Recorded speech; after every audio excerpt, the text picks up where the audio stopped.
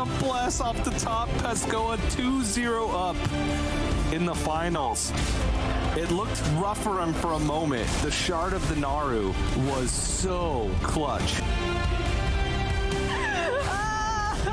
He tried so hard. He set up a lethal himself with the Void Shard and Shadow Form on the next turn, even if his Sethek got cleared. It was as good a plan as any.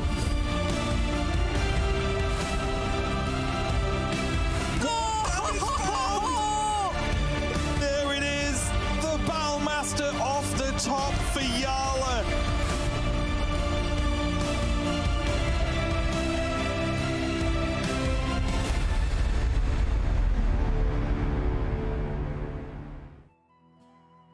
Hello everybody and welcome to day 3 of the first week of Hearthstone Grandmasters Last Call. We're kicking off the show once again, Gia and Amy here to bring you the first couple matches action as we figure out who will be the champion earning 5 points and putting themselves in the best position to make it through to playoffs. Amy, it's been such a great weekend so far. What are you most looking forward to seeing today? Well, of course, I'm looking forward to any potential mirror matches. We see some potential Mind Rogue shenanigans in our match coming up next. But then again, we also saw yesterday and the day before some big spell mage potential where, you know, the rune could give and take away. That's right. We did see quite a lot of rune action yesterday, like you said. Whether it was very strong or very weak remains to be seen, but we are, of course, playing the Conquest format where every player needs to get a win with all of their decks after one of them is banned away. And that mage has been repeatedly played because it kind of got bullied in, at least for the likes of Chonsu. But we are, of course, now down to only half the field. Our top 8 players will be battling it out. And Amy, can you take us a little bit through how the dual tournament system works? For sure. So yesterday we saw some matches between, oh gosh, sorry. The prize pool. Of course, the winner of week 1 will have the last call prize pool is basically 22.5 thousand in first place. Of course, second place is 15,000, and it goes on. Because these are our top 16 players, they also get 6,000 just for being here and climbing to the top, and it has been quite a journey for all of them.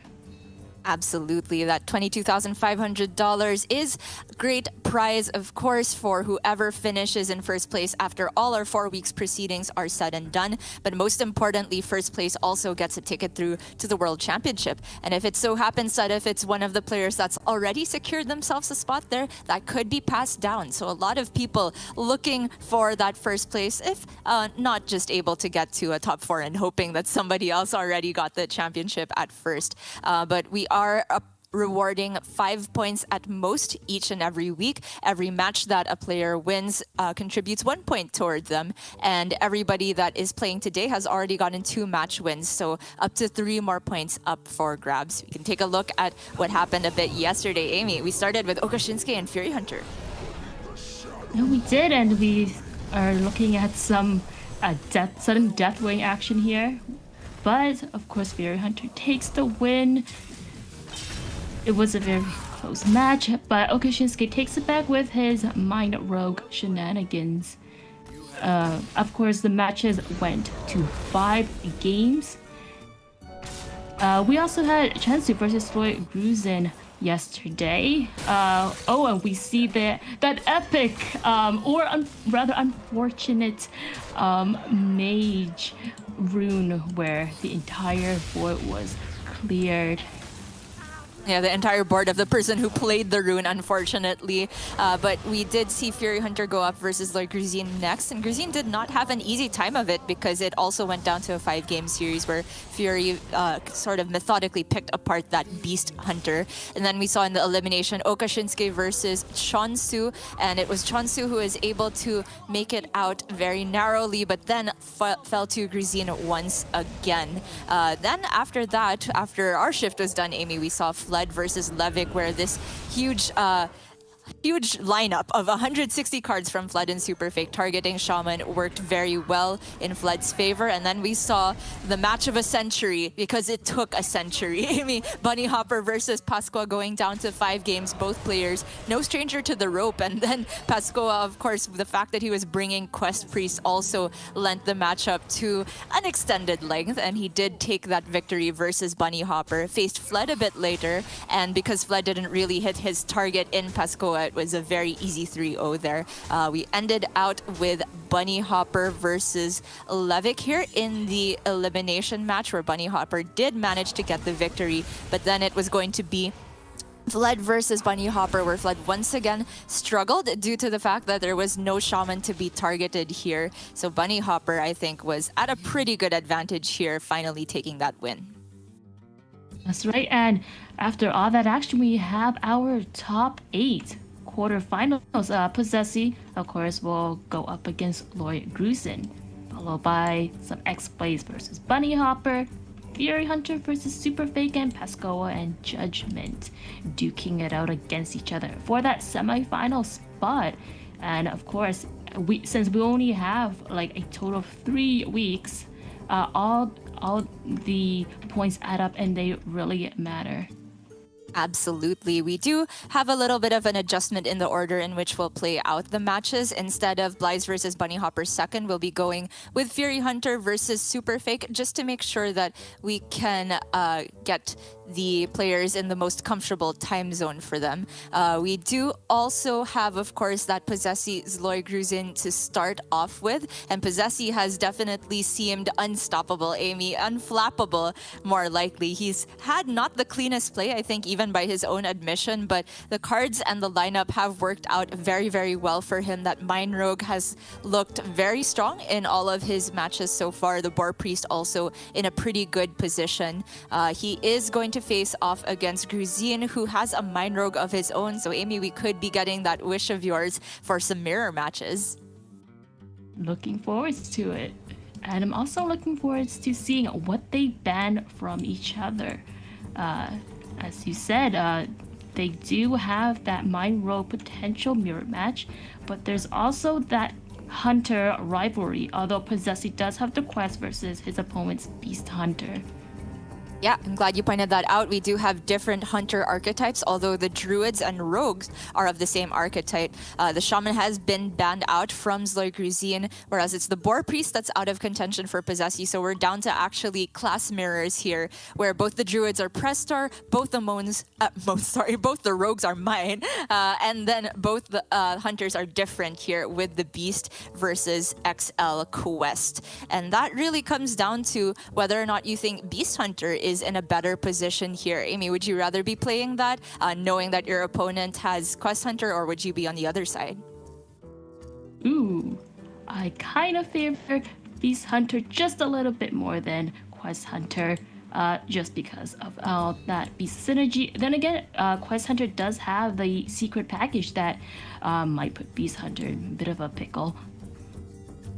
Yeah, and we of course have Possessi's updated record now here. He actually has slid a little bit from his previous record of 61% in the previous season, but including everything all together, now he's still at 59.3, which is still very, very impressive. He's qualified through to World Championship this year, which means he has a shot at repeating his huge feat from last year. He could be the first back-to-back World Champion in Hearthstone history, but he still has quite a lot of work cut out for him. He's going to start off with that Quest Hunter here, which I think is just a very powerful deck in the meta. It has so many resources now that it's able to run 40 cards, doesn't die so quickly because it has 40 health, and I think it is in a decent spot versus Gruzin's lineup, except maybe for the Rogue.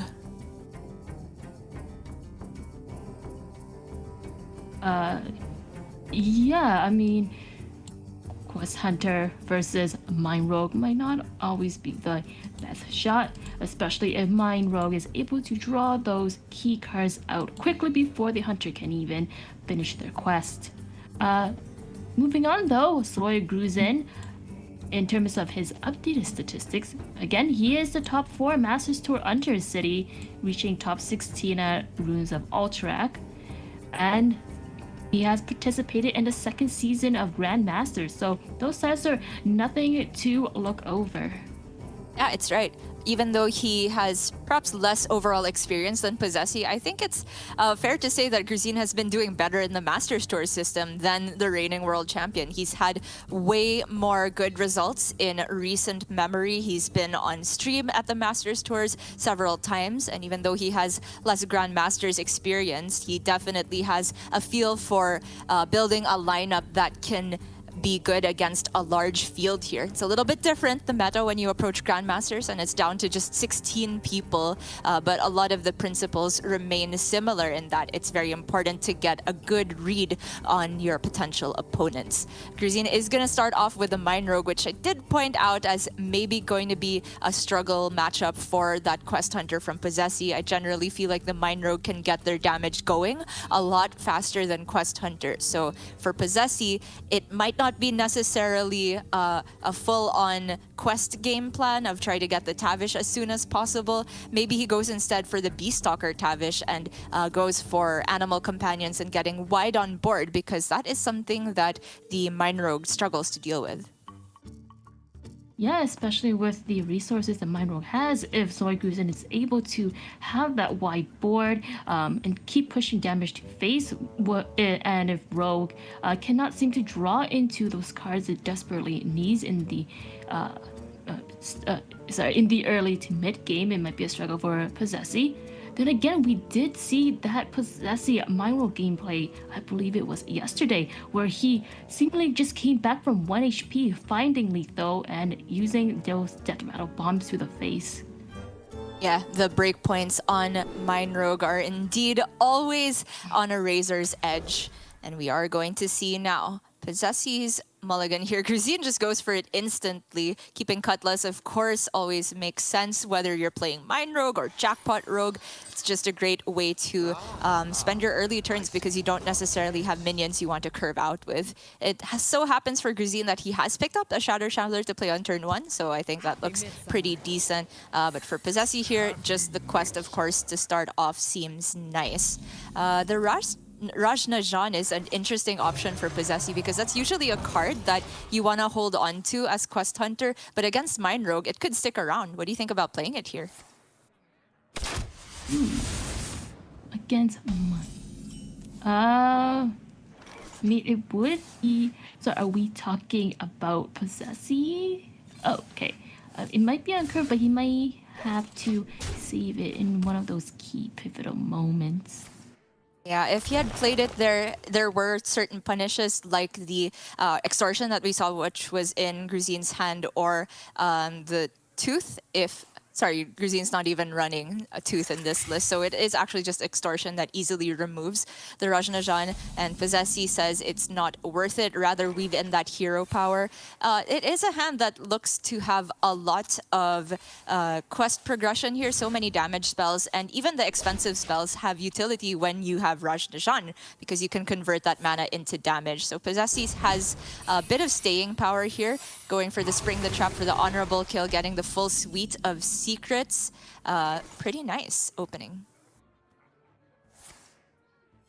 Yeah, definitely, and just continuing to weave in that hero power for some damage to the face. So Gruzin here trying to figure out what his next play would be. It looks like he is considering preparation. Because he saw that the coin went off safely without triggering Ice Trap, he knows he can just play any more spells here. Going to prep out that sketchy information and get that Counterfeit Blade active now that he has a Naval Mine in hand. It does look a bit unintuitive to go for the sketchy before you play Snowfall Graveyard, essentially missing out on 4 damage, but because Gruzin really wanted to play Counterfeit Blade this turn, he needed to get the activation of Naval Mine from the sketchy right away.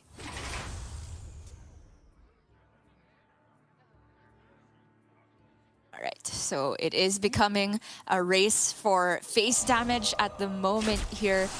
Do you think that Possessi's gonna have time here to play Rajnajan?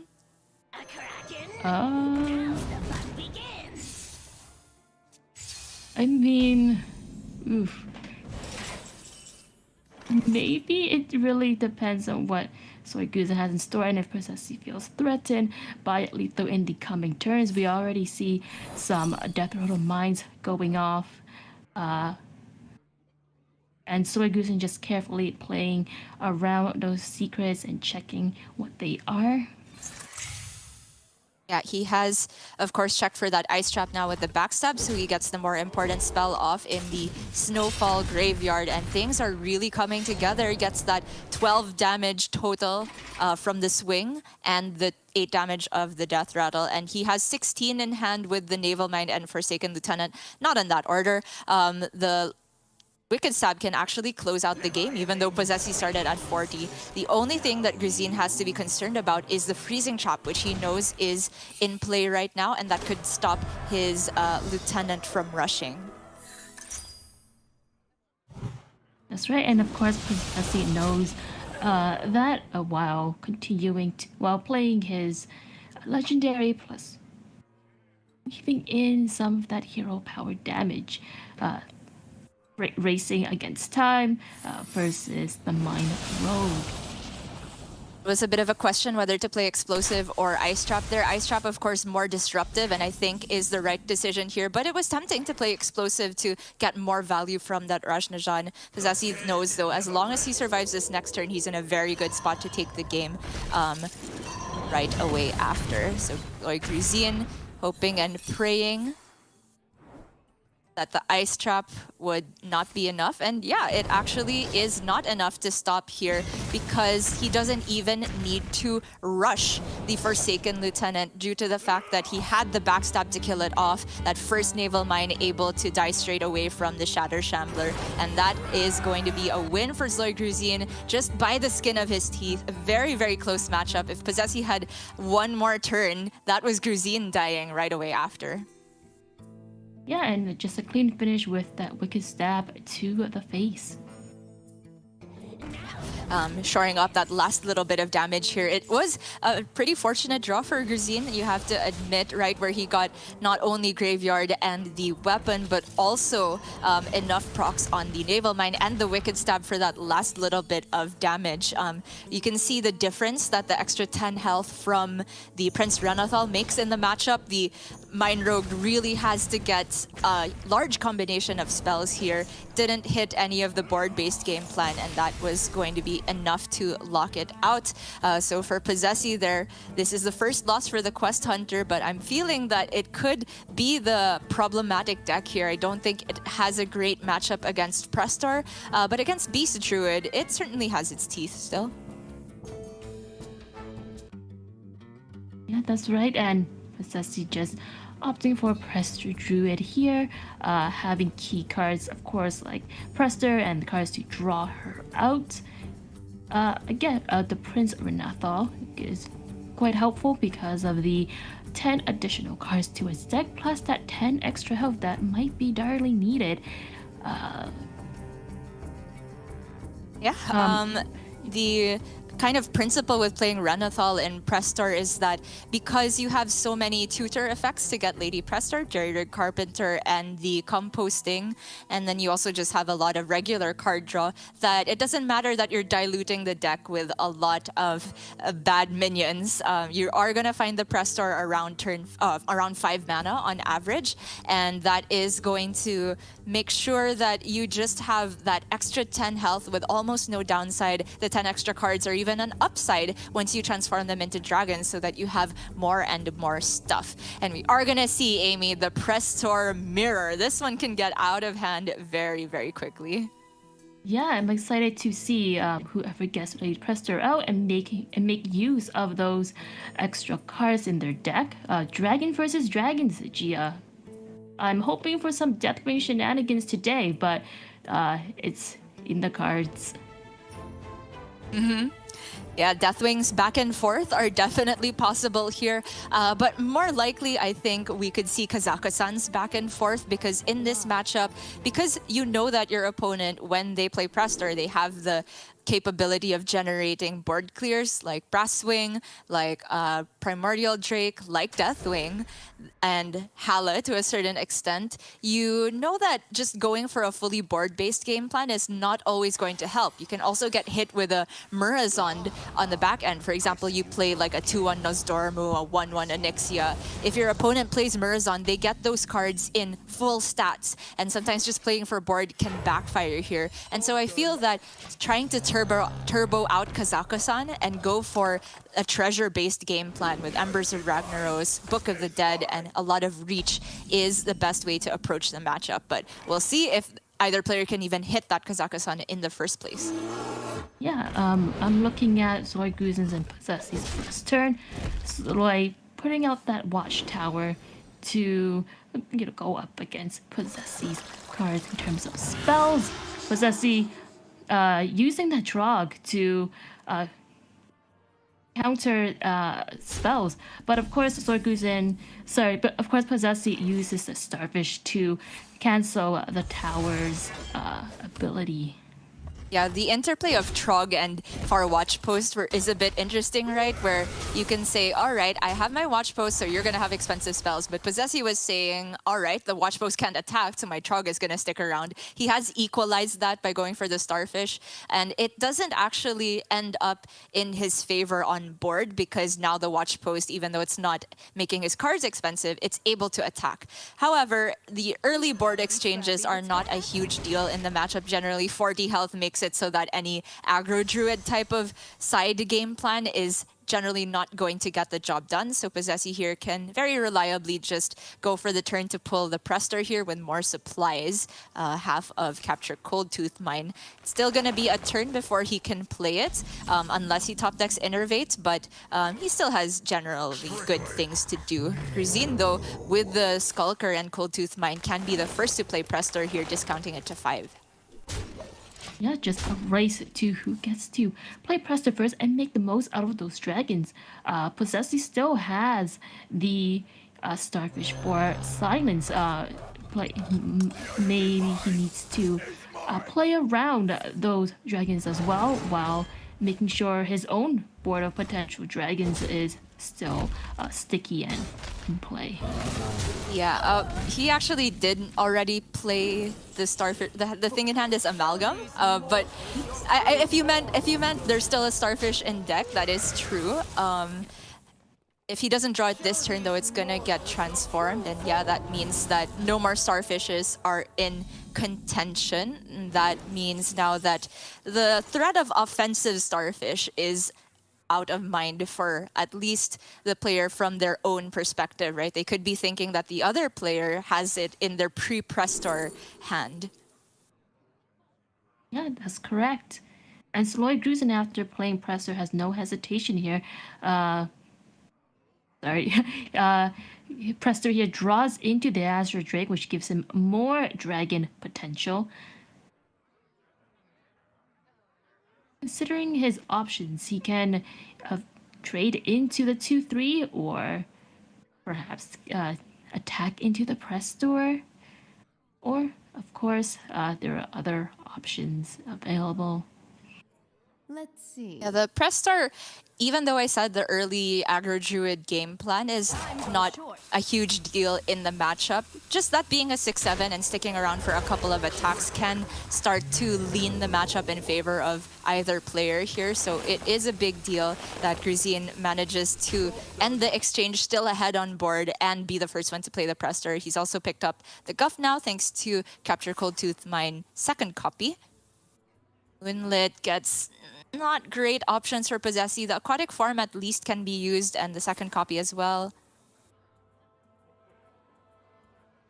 Ooh. Urazond is very interesting. Maybe not for this turn, but to hold on for it, that can allow Possessi to copy Gruzin's Guff without playing his own Guff, naturally. Yeah, and having that armor and hero and advantage may be what Possessi needs to not only control the board, but continuing to have all those dragons in play. Of course, no hesitation in terms of trying to discover something to answer Gruzin's play. This is from Moonlit, so it's a bit unfortunate for Possessi that most of these are quite expensive. The Spawn of Deathwing, you can take it, but I think there's some very valuable cards he doesn't want to discard. I do favor the composting pick, even though Guff is a very good card, because he didn't have the mana to actually draw the Guff from the from playing the first copy here. And so composting just for 2 Death Rattles is decent enough here. And we'll see how Gruzin responds. The turn probably starts with Guff and then proceeds to see what his draw is. Ooh. Oh, Ysera. That's pretty great here because it allows him to dream back the Prestor, removing the pressure and making sure that Possessi doesn't get that Death Rattle. That's right, and there, of course, her dream cards give Grusin a lot of value and flexibility in terms of what he wants to do with those nightmare cards and dream. And by using dream on Possessi's Prestor, he denies him of that compost death rattle, lessening the card draw from his opponent. However, Possessi does have a pretty good response, especially with this Primordial Drake. Now he can sweep up most of this board and then play Murazon, which is going to get him a full-statted Ysera, full-statted Sleepy Dragon, Guff in play. I was just wondering if he was going to Hero Power before playing the Murazon, so that you still have that one attack to go along with the Bubbler trade to kill off the Prestar. But I think Possessi is just thinking, oh yeah, sorry, he even gets the Dream as well, my bad. So there's no reason to even trade off the Prestar here. This is absolutely huge. Possessi swung back the board in his favor. A couple of these minions don't even die till Ysera awakens, so Gruzin back to the drawing board. That's right, we can see a bit of despair in his face when he saw Possessi playing it, that card just mirroring his different decks. And of course, Possessi wastes no time using composting for those death rattle and card draw. I think it's pretty clever that he goes composting here, even though it looks like there's the potential to overdraw. He knows that 2 of these dragons are high health beyond the range of Ysera Awakens, so he actually goes to, I think, just 10 cards here. Still not ideal because he's going to overdraw 1, but he was in a position where the composting was not going to get much better than that, so he's just kind of saying, all right, I'll overdraw 1 to make sure I can still get the Death Rattle going while he has all these small minions. Ooh, Finleaf for the hand reset and the Mali to draw the spells back. Seems you need another lesson.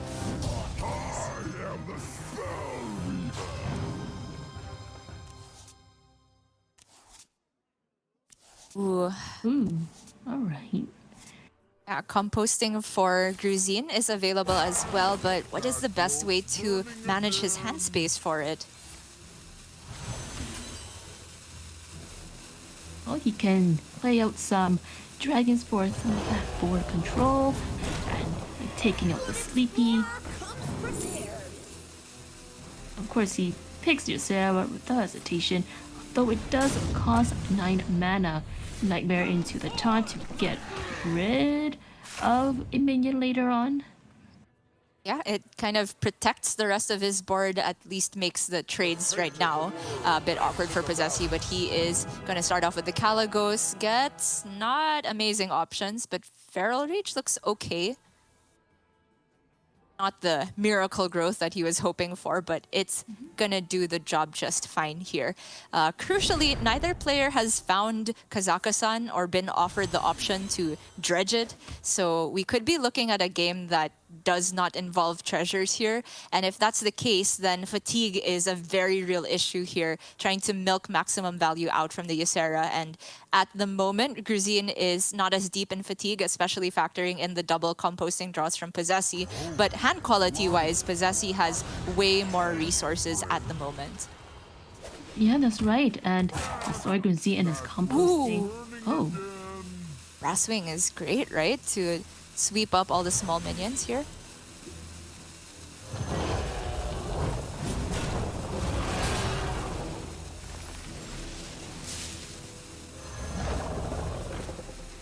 Done from Possessi gets to clear up this entire board except the Finley, which is not a big deal, and continue pushing damage here. There's a health differential of 12 here. Yeah, and just Possessi using that armor to get rid of the taunt before having his dragon deal 2 damage to all the minions on Soygu's inside of the board. Of course, Soyguzen popping down that Primordial Drake for the almost reverse board clear, trying for some answers. He does get Alexstrasza. Yeah, and this looks like a good setup for composting here. He is discovering full cost dragons from his amalgam, which at the moment looks inefficient, but I actually think will be very relevant later on. Again, this is looking like it's not going to be a Kazakhstan game. It's not confirmed yet, but if that's the case, then actually playing vanilla statted full cost dragons in the late game can be a way to sort of close out and be game-ending threats. Yeah, definitely. Especially as you said earlier, without the Starfish in play as a threat, having those big stat minions, although it costs a lot of mana, can really help with board control in the late game versus Possessi's lower cost dragons. Got some pretty low-cost spells once again from the Kalagos. I feel like Wrath has the most value here. The Wild Growth is technically the biggest discount from the Kalagos, but he really doesn't need the ramp so much. I do like the Wrath being used alongside Hale to get these little pings off and maybe kill off the smaller minions. Possessi's in a position where he has seen 2 Amalgam Discovers, knows that the hand is, maybe a bit clunky for Gruzin, so it could be the signal for him to be as aggressive as possible on board and push the damage, because he knows that he is deeper into fatigue than Gruzin, and the long game would not necessarily favor him. Yeah, that's right. Trying to take down as much health as possible against Gruzin, especially with that fatigue timer. 11 cards left in his deck, Gia, versus Gruzin's 15. Though Possessi does have that armor. That's a lot of composting as well, which means that even if Gruzin goes Ysera Awakens on this board, Possessi will get so many card draw. I feel like the 2 dragons on the left are double stacked with composting, right? So we actually got 6 draws from this board blowing up. Time may pass, but the dream is eternal. I'm a bit worried because of that, Gia. Don't want too many draws this moment, but again, he needs those cards to answer whatever Soy Gruzin puts on the board, especially with his full mana dragons and full stats, I mean. Doesn't actually end up overdrawing. Oh, Gruzin actually dreams the Ysera back so he doesn't take that damage, and that is, to be fair, a very safe play around what would have killed him, which is Alexstrasza plus that 7 damage. It feels a bit sad, though, to give Possessi long-term value, but it was just necessary for Gruzin here. Possessi's draws are pretty low-value dragons. Actually, it's just such a relief for him that he has this armor from the discovered spells a while ago to actually get more value from the Onyxian Drakes, but has the option to discover yet another natural Alexstrasza, which means that over 2 turns, he can deal 18 damage to Gruzin's face, and barring any healing, that's a lethal setup. That's right. I did enjoy Gruzin's disciplined play of just dreaming the Ysera back into Possessi's hand, knowing that the possibility of, again, that Alexstrasza, which Possessi discovers. Draws one here. I definitely like playing one Alex out here, plus a Nixian Drake. The mana works out very nicely. He gets the lethal setup, he's ahead on board, and now he's asking Grzin to not only clear this board, which has a natural statted Alexstrasza, but also heal up. The Murazon gets Grzin the potential to swing the board back in his favor, and he can play a taunt. But at the moment, there's not a way to kill the Alexstrasza other than using his own Alexstrasza, which I think needs to go on his own face. Yeah, and he's playing Draconid Operative to hopefully dig for answers. Going to make Considering it. his options here. Murazon's going to give him a huge board. Every dragon that Possessi played last turn is going to come back in full stats for Grzin. He's going to see what's in the draw first. Ooh, Amber Watcher now means that he can both kill that Alex and heal back up, but it means he doesn't have the mana to play Murazon if he goes for both of those. I wonder if he thinks it's worth it. Okay, he does. Safe plays, safe plays. He's alive for now. As he's down to his last 3 cards. I think he should know what they are because he's been dredging at some point, but I can't quite remember. There's not another Alex, then it's not lethal, so better look what's in the Kalagos first.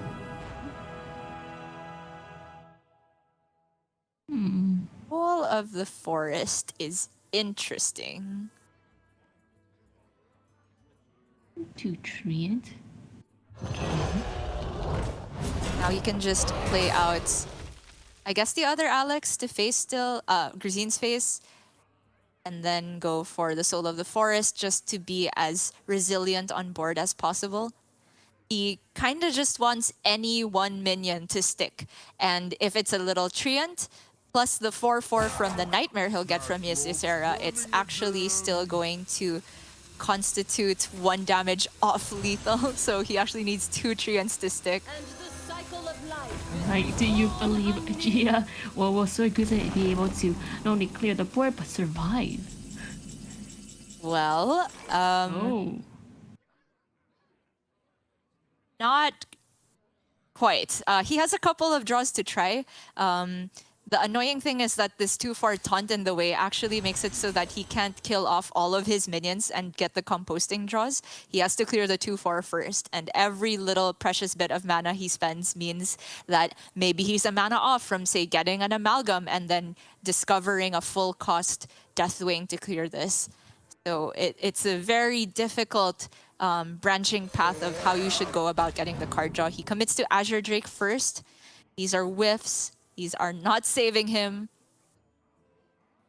And the Murazon is also not helping him out here. It does give him like a full stats Kalagos, full stats Onyxian Drake, and a full stats Alexstrasza, but it's not helping clear the board. Yeah, forcing him to use those earlier Ysera cards to get rid of Possessi's boards. But again, as you said, those trees are sticking around. Yeah. A good spot from Grzin, though, to go for all of this, to get the first layer of minions through, but we can see the Soul of the Forest potentially clutches this out for Possessi, and I think it is 100% as long as he has the hand space to play the Ysera, because Ysera and then you play Nightmare on a 2/2, the Awakens. Oh wait, no, that's actually 1 damage off, right? And he won't get the Awakens because... Oh, sorry, yeah, he does get the Awakens, he doesn't get the Nightmare Drake. The other taunt in the way is still a problem here. Oh, okay, he has Brasswing. That's going to be enough. Oh, just barely though.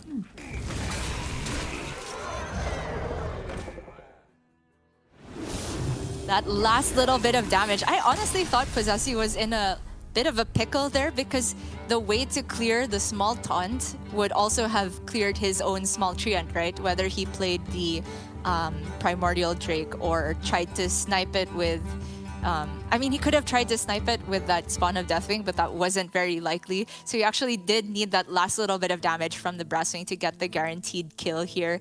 It was a nicely navigated game plan from Possessi, where he did realize he was going to lose the long run and value, but then just leveraged those Alexstrasza's, even the Hala in the early game, to get as much face damage as possible and make sure that fatigue never even came into play.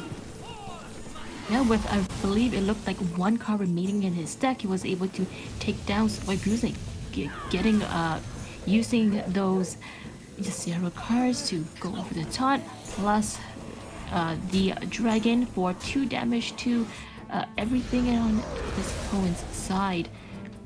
Just that little bit of damage that pushed Soy Bruising to the edge, and Possessi claiming the win and tying up the score.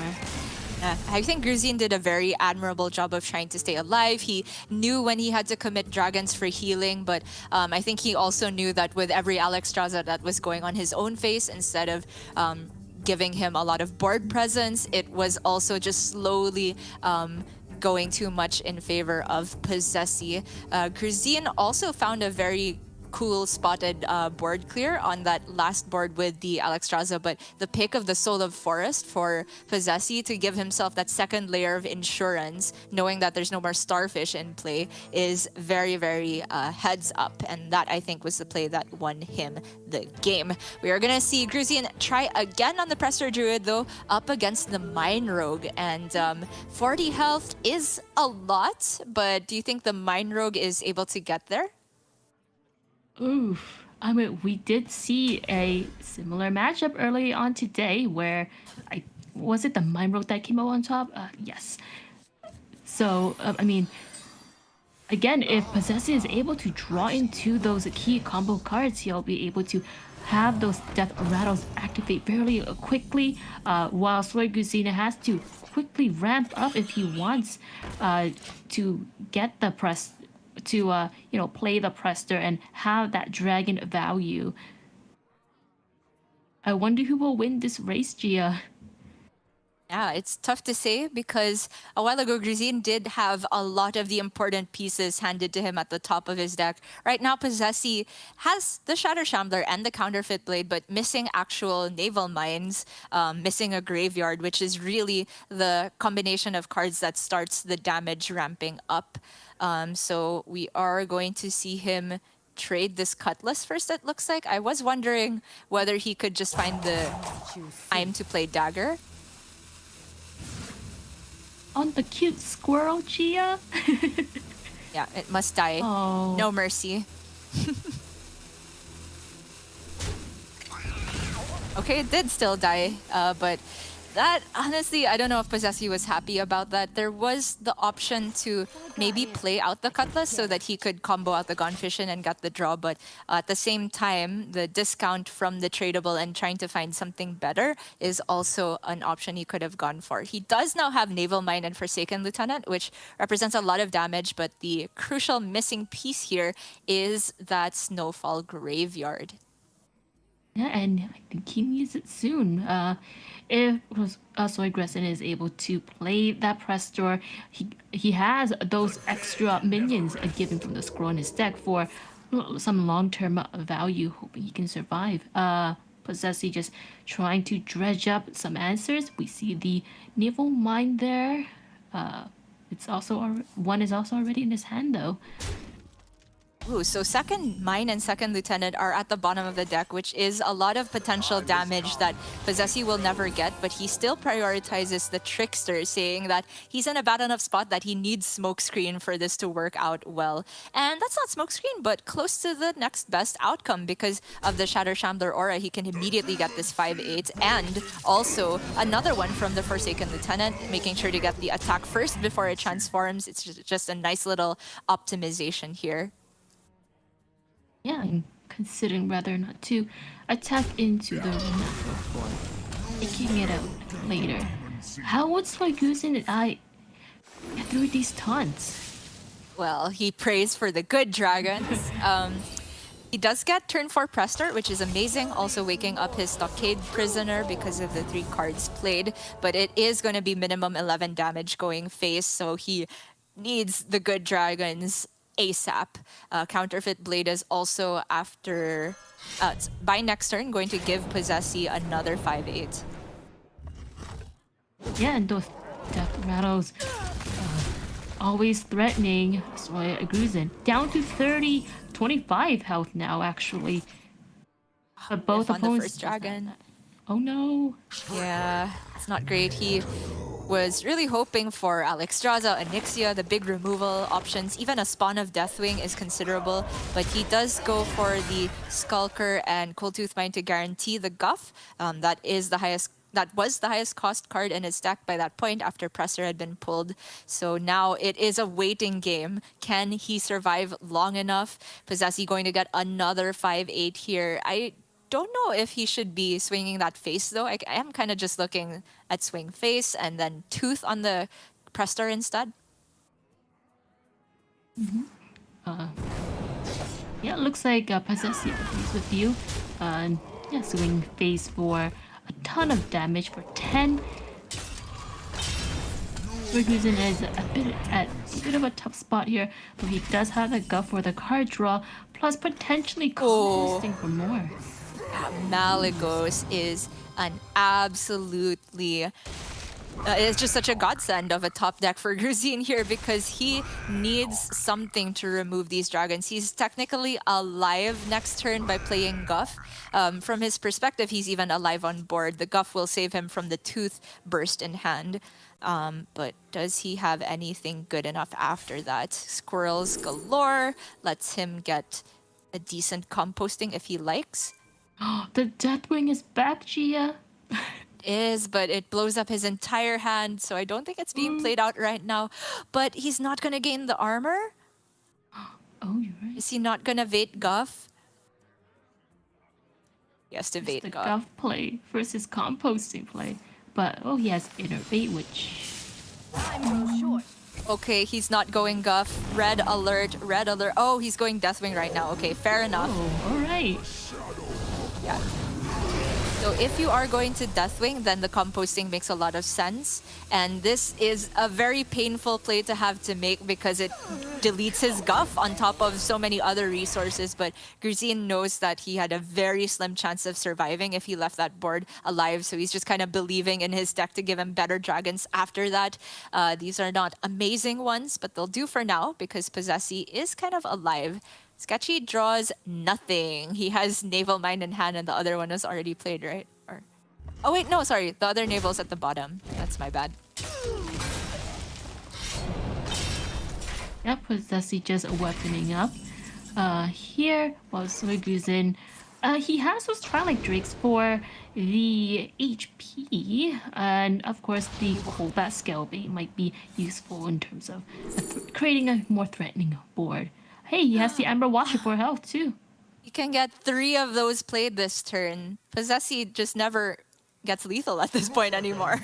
No. Amber, Amber, Amber, or sure, he doesn't need to play all of it. Because even if he just goes to 31, Possessi hardly ever kills from that position. It's slipping out of Possessi's grasp, and he knows that because one of those came from Moonlit Guidance, that there is still another Amber Watcher in hand. Yeah, judging by Possessi's reaction, he's just saying, "Oh no, this is not good. Please stop healing up." Farsight. He was really hoping for like a game warping spell generation, like a Drakefire Amulet of his own. These are all very middling outcomes. It doesn't actually give him much that didn't start in his deck.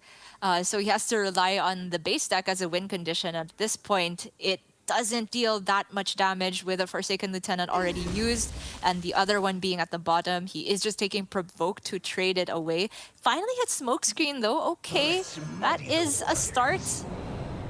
Right. Now it's all in the card draw. Choose soon. Okay. You can dagger away the 2-1 and trade his Cutlass. By the way, the Tooth target on a 4-3 instead of Cobalt Scalebane, which is technically a 2-3, but it is going to provide more attack over time, I'm not sure about.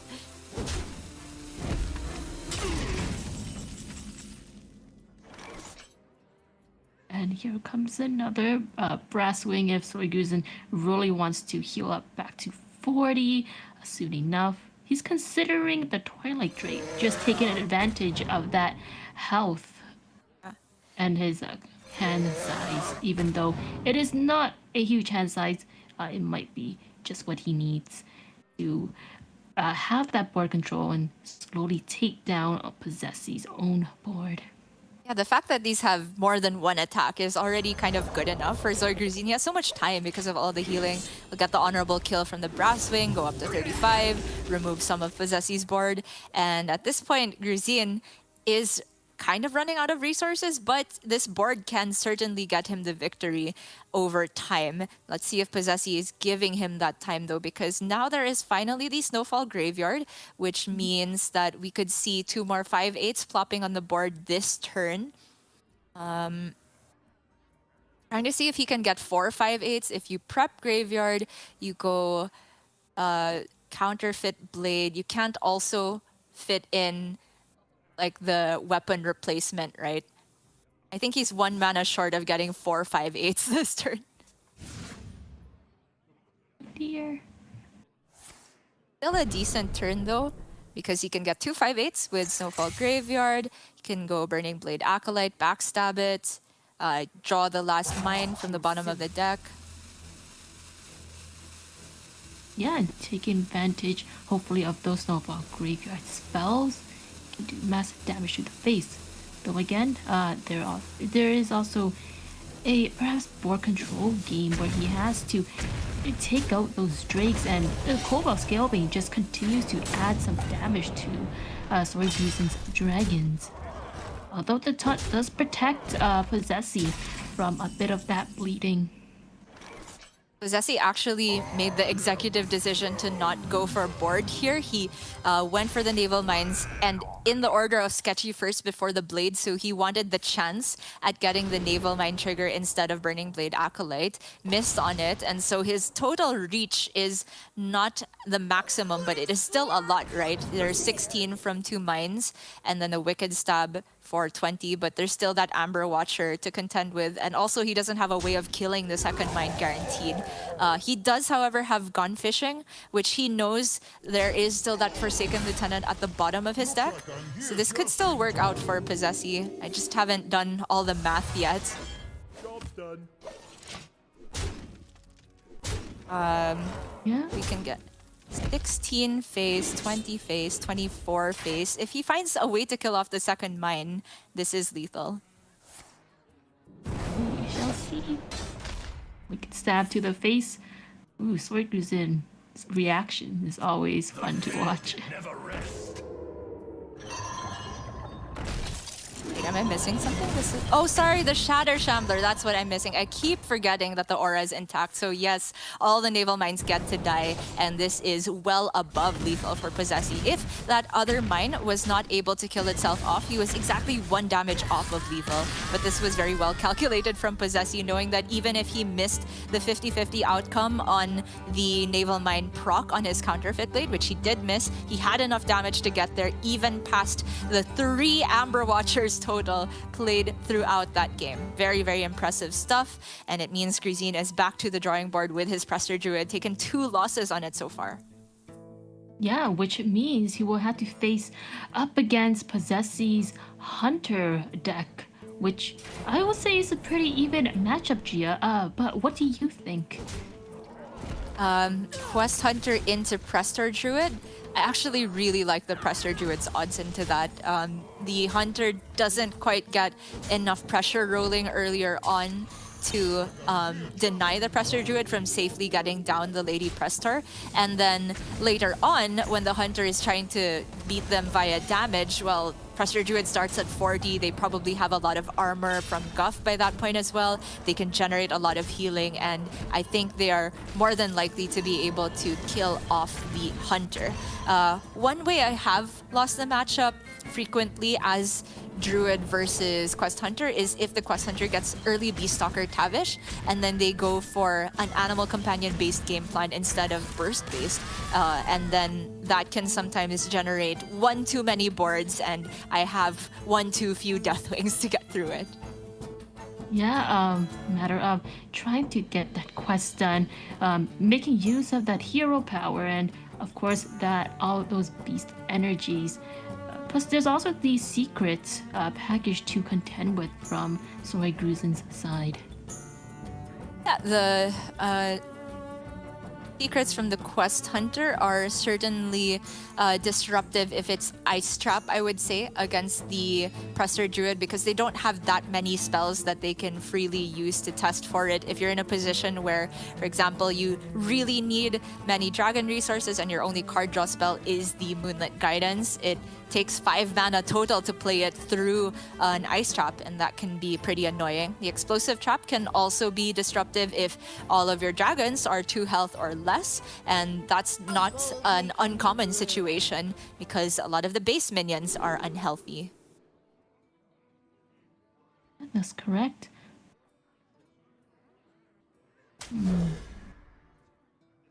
Alright, Soy Gruzin opting to keep the peasant for that extra card draw. I'm actually shocked at the peasant keep here because he's going second, so he knows Possessy plays Quest on turn 1. Gruzin presumably plays his present on turn 1, and it takes any damage spell for Possessy to remove that right away. And small damage spells are what Possessy wants to play to progress his quest. However, Gruzin is in a situation where Possessy has no cheap damage spell. In fact, he's drawn double Ice Trap, which is terrible. Oh no. I wonder if that is a calculated risk from Soy Gruzin, knowing that there are a bunch of spells, but there is still that slight chance of not having an answer to his 1 mana minion. Turn 1 peasant ends it, man. Hunter Race was right. Possessy is just going to get soloed by this 2-1 until turn 4, it looks like, when he can finally kill it off. At the very least, he plays a secret, so he's... Okay, I was gonna say he was bluffing Gruzin to not attack with the peasant because explosive and freezing would both neuter the card draw, but Gruzin is fearless here, and with that attack he now knows it's guaranteed Ice Trap, and he can remove the Ice Trap very easily with just a coin or Aquatic Form or Innervate. Yeah, that's right, and yeah, just continuing to pepper Possessy's face, knowing what that secret is. The constant damage and that peasant value from all the way from turn 1, Gia. Yeah, he's gonna get so much card draw, which is amazing given that he still doesn't have a way to find Prester at the moment. Going to cash in actually on coin and Innervate here to make sure that he wakes up the Stockade's Prisoner immediately and also gets the Farwatch Post down, which is a pretty big deal. He is playing Aggro Druid essentially against Possessy here, and Possessy finally picks up a damage spell, can remove that Watch Post, but the peasant is still alive and kicking and making up for the fact that Gruzin used so many resources already. Yeah, that's right. And if he wants to continue with the aggro route, there's that Claw Fury Adept card for it. That's amazing. Composting on 4 targets is also great. Possessy doesn't have room for a Starfish or anything like that in the deck, so Gruzin will almost inevitably be getting these 4 draws at some point. Finally, Peasant has bit the dust. Goodbye, Peasant. You've been here for 3 turns.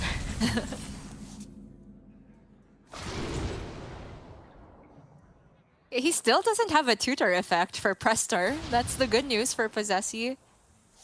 Yeah, a bit slow on that Prester draw. Possessi, on the other hand, even if he does get that explosive trap secret, does not look very good because Soigusin can just take advantage of that composting spell and draw into more answers and potentially that Prester and dragons later on. Actually crazy that he's gotten Possessi down to 19 just by playing aggro druid, essentially, to the point where Possessi's forced off of Barak Kodobane here, trying to stem the bleeding. Okay, Moonlit to find. Finally, the Prester has appeared. Now, the downside is that he cannot play it immediately this turn and just draw the original copy, but that's okay. What that's gonna do is transform the Prester in the deck into a 6-mana, 6/7 dragon of some sort. Yeah, we always want to see more of that dragon value. Oh, Possessi having the card draw. Hopefully he gets what he needs for the quest progression, but he may also have to worry a bit about the board. The smallest amount of damage adding up. Because Gruzin has gotten so far ahead in the early game, he's in a position now where it just takes like an Alexstrasza or Alexstrasza plus Halle, little bits of dragon damage to actually kill Possessi. And he's found the Guff now as well, so he won't be running out of card draw anytime soon. Possessi finally, though, is able to get the hero power down to 0 this turn. So if he wants, there's a full board clear with the aim shot, mark shot, and hero power. Yeah, that's true. He can get rid of the 2/1 with the 3/5. Sorry, 2/2 with the 3/5, or of course deal with the Lady Prestor and discover a spell for other answers. Windpray's nice. It's a cheap spell that means that he's able to get Tavish in hand next turn. I do like this order of mark shot on the Prestor, and then the hero power goes down to 0, and then he can hero power the 2/2 and then aim shot. Okay, I don't like this order anymore. He just missed, like, he could have left the 4 damage hero power for next turn, right? If you go mark shot on Prestor, 0 cost 2 damage hero power on the 2/2, and then end with aim shot on the Prestor to kill it, then you have 4 damage aim shot for something later on. I thought he was gonna do the right order, but just fumbled a bit at the end.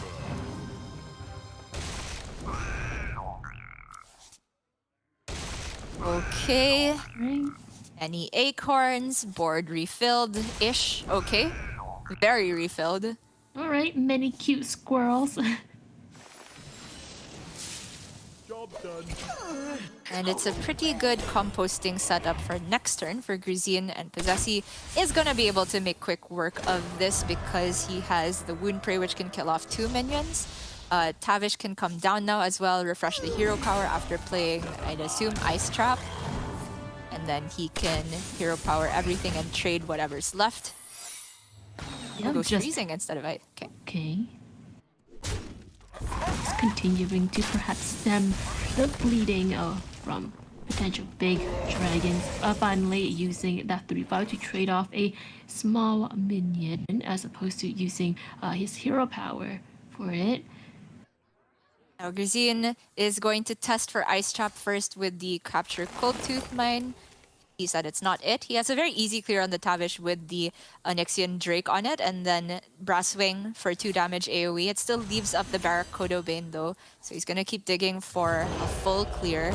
Doesn't find it, and at the moment, outside of the Brasswing, none of these dragons are pushing immediate face damage. So Possessi has hope here, even though he's gonna go down to 10 health, and he is still going to contend with so many resources from Gruzin. He can at least keep up with the board removal and still have mana to keep drawing here.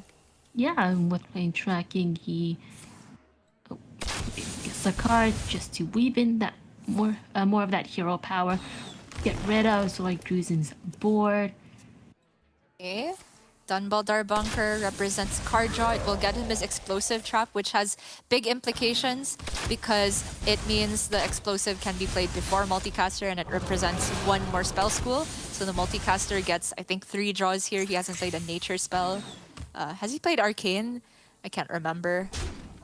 I don't quite recall either. Yeah. So I actually think the multicaster only gets 2 draws, which is really unfortunate for turn 9, right? He hasn't played it this whole time because prior to the explosive, it only got him 1 draw.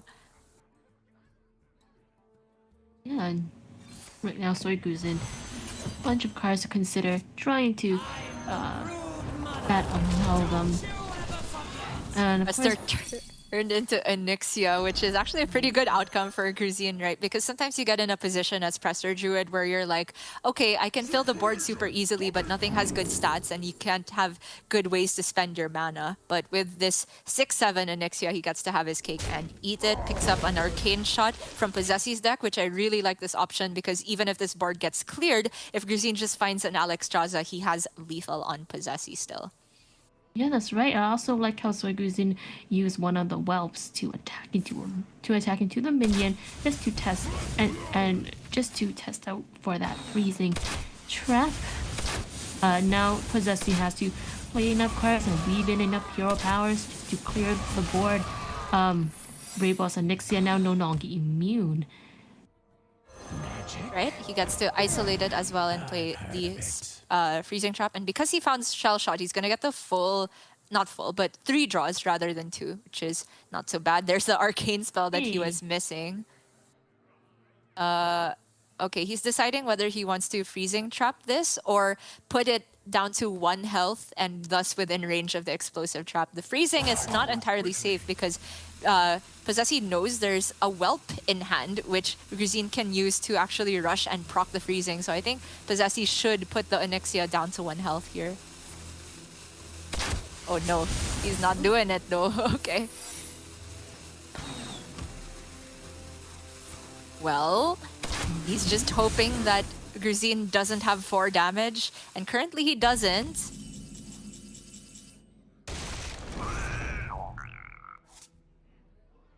Just fishing for Alexstrasza from the Amalgam first. I think that makes a lot of sense. This is... Okay, the Twilight Drake in gray. Interesting pick because of his huge hand size. Now tests Ice Trap with the Arcane Shot. And now he's free to go for Moonlit Guidance and look for Alexstrasza again. This must be the way. Misses, but Amber Watcher's fine. Means he almost never dies next turn. The Whelp to test for freezing makes a lot of sense here. And he'll get the good news that it wasn't even there. Yeah, we see a nod from him as well, seeing that news.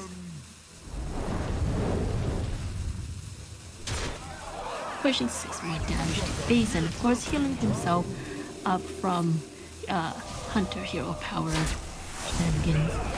Yes, of course, the other Amber Watcher. So Possessi is a long ways off from being to kill Gruzin. It is once again an awkward situation where because the Broodmother Onyxia restores whelps that gives the raid boss Onyxia immune, Possessi can't just hide behind explosive trap here. He has to go explosive and then freezing in that order, I believe, to make sure that the Onyxia doesn't actually get to connect face. Or alternatively, kill off all the whelps and get through the Onyxia the hard way.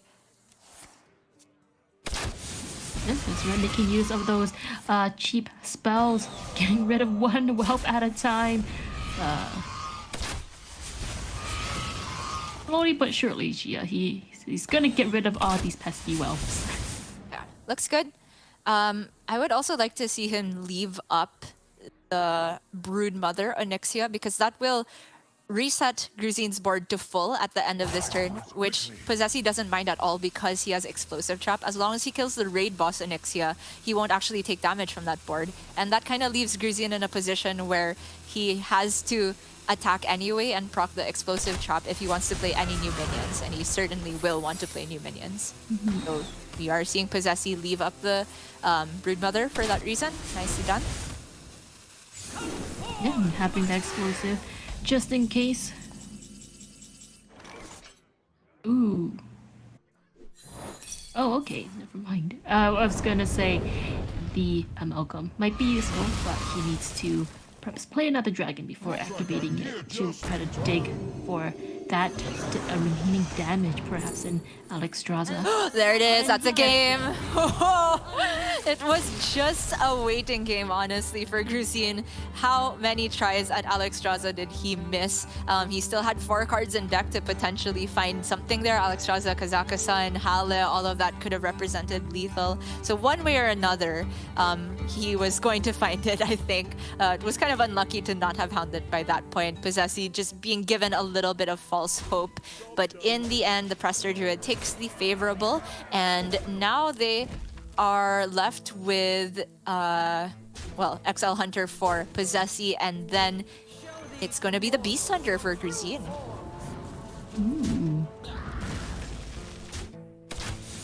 Very exciting. I love these mirror matches, as you already know.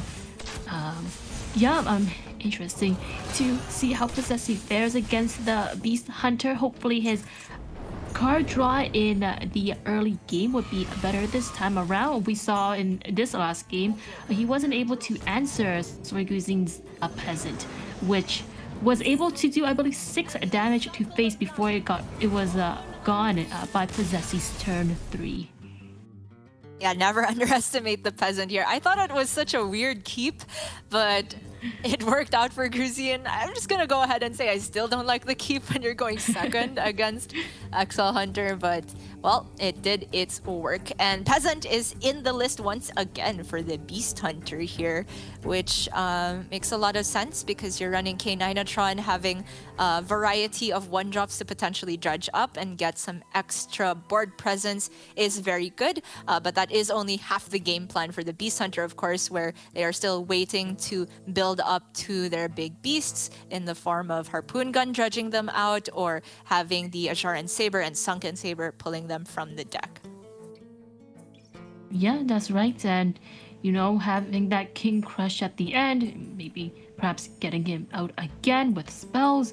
Possessi has a lot of scary beasts to contend with, though he does have all of those secrets that might help him with freezing traps, etc. Yeah, Freezing Trap in particular is a really good one against Beast Hunter, especially if you're able to isolate Mountain Bear on their board. They really don't want to attack and have that go back into their hand. And in the early game, the small minions are generally dealt with pretty easily by the small spells from Quest Hunter. So I do like Possessi's chances here. But if Gruzin gets off to one of those amazing quick starts where he gets multiple beasts out early, that can be a little bit too much for Possessi to deal with. That first tracking already was an interesting decision point for Gruzin, though, because he had the option to guarantee Beastalker Tavish on turn 6 and shift to a bit of a hero power oriented game plan, but it is generally not as efficient as the Tavish for Possessi would be, because Possessi gets that 0-cost hero power later on. Yeah, that's right. He plays his 1/1 with Divine Shield, although no mechs in hand for that buff. And the Click Clocker is actually a pretty problematic minion for Possessi because the Hunter quest doesn't interact particularly well with Divine Shield. The condition is that you need to deal damage with your spells. And if you play a spell into the Divine Shield, it's not actually dealing damage. So if Possessi wants to remove this, he has to give up one spell without actually progressing his quest. Except if it's Shell Shot, because this deals damage on the Divine Shield and then on the regular body. However, it deals the 3 damage first, so the Click Clocker will survive here. So he's gonna coin out the Barb Nuts to finish it off. Yeah, using a total of 4 spells, with, of course, the addition of the coin. May not be super great in terms of taking out other earlier minions, but again, some quest progression on Possessi's part. Yeah, bit unfortunate for Gruzin that he's picked up Hydralodon and Mountain Bear, but as long as he doesn't draw other Mountain Bear and King Crush early on, then he still has some options to draw good cards. Possessi Insta Spring the Trap looks really great. You don't have that many targets for honorable kill here, so I like that he takes the opportunity while it was presented to him. Gruzin is going to get his Sunken Saber up now for 1 mana next turn. We don't even see it, but I know that's what he picked.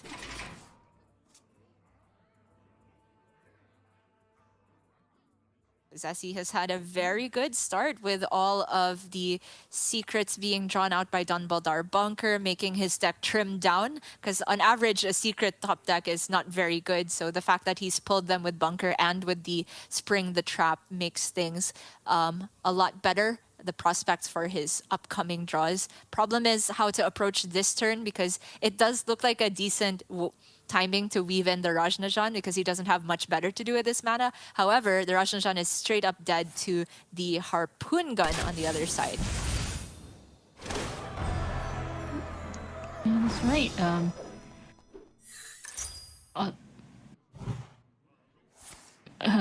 Although he does continue with some progression in his quest, even going as far as destroying his own rush minion, just to help weave in that hero power. So we ping getting that 2 damage to Soyguzin's face. A bit rough for Possessi that he didn't have the mana to play explosive as well since he prioritized getting Mark Shot while there was a target.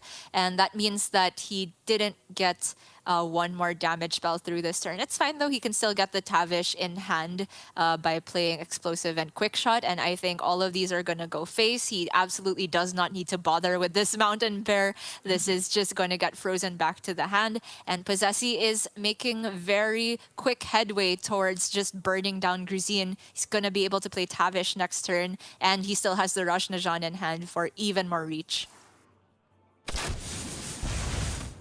Yeah, that's right, and especially against a board minions against Soyguzi. Soyguzi may look a bit in hot water here, especially with potentially the 2 explosive traps coming up.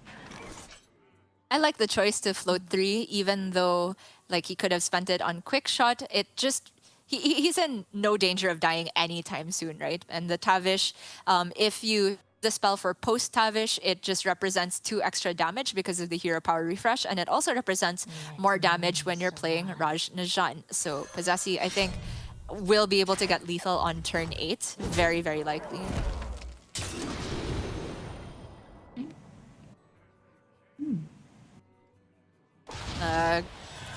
I was gonna say, is it ever Phelan? Because Gruzin's in a desperate enough position where I felt like he needed some amazing colossal, like a Kolak, to give him some breathing room. I don't know. First time I've ever called Kolak amazing. Okay, it does put Possessi in a slightly awkward position now where if he wants to play Tavish, it means Gruzin can kill off his Ajaran Saber into that and potentially get a King Crush going face. I think Possessi will quickly realize though that's not enough damage to be afraid of, especially since he has to freeze back the bear before any of that can even happen. In fact, it is a guaranteed King Crush, right? Because the other Mountain Bear is in hand now as well. Oh yes, Soyguzi there pondering his options. Will he use quick shot to the face and weave in more of that hero power damage? Yes. Hey, Possessi just saying it's fine if you get King Crush. I completely agree. He doesn't. Gruzin doesn't have enough damage, and he has to. Okay, he can trigger the freezing trap with the Hydra head instead. Sure. Yeah, that works out. And this actually means that Gruzin is going to be a little bit off of lethal, like 6 damage off of lethal. Yeah, not nearly enough to threaten Possessi, and that means that Possessi gets very well above 13 damage next turn to close out the game and take the series. Amazing. Great gameplay from both players here, just knowing the secrets from Soyguzin's side, try to play around that. But of course, Possessi does continue weaving in his hero power, having that early game cheap spells to get rid of Soyguzin's minions while doing his quest progression. These secrets really coming in clutch for him as well. Right, the freezing trap really showing why it's so good against Beast Hunter. It's exactly what we talked about, right? An isolated Mountain Bear. It stopped what? 10 damage, 15 damage over the course of that game from one secret, and really taking advantage of the nature of Beast Hunter. Possessi knew the game plan of getting the damage through to face, didn't bother dealing with the Sunken Saber. He knew it was bait. He knew that even if a King Crush were to be pulled from that, there was no way he was dying that turn. So just set up his own lethal, and nothing could stop that game plan. Very nicely done. And that means that Possessi gets to move on. And Amy, today is Sunday, which means that there's no dual tournament action. It is just single elimination from here on out. So unfortunately for Grzin, he has been knocked out of the tournament. He will be walking away with 2 points this week though, and has a chance to accumulate even more in the next coming weeks as well. Yeah, that's right. And with Possessi win, he does head into the semifinals. Next, we do have some more quarterfinal matches coming up. Right, we do have Fury Hunter Super Fake coming up next. It's just a little bit different from the graphic on screen. Apologies for that. We just had to adjust some of the players to be more comfortable in their time zones. And then after that, we will have Bly's Bunny Hopper and then Pasqua versus Judgment. A great variety of lineups here. I think a lot of people are looking forward to seeing Super Fake once again with that 160 card lineup. Unfortunately, his practice partner in Fled has already been knocked out, so Super Fake is flying the flag for the Ranathal stands here. Only one left. Also a lot to look forward to from Pascua's lineup. I think he is already well known for that extremely long series versus Bunny Hopper yesterday, care of the Quest Priest, and we could see some more of that Purified Shard action a bit later on. But for now, we are just going to go to a quick break while we wait for our players to get set up. Don't go anywhere. Right after this, the quarterfinals of day 3 of week 1 continue.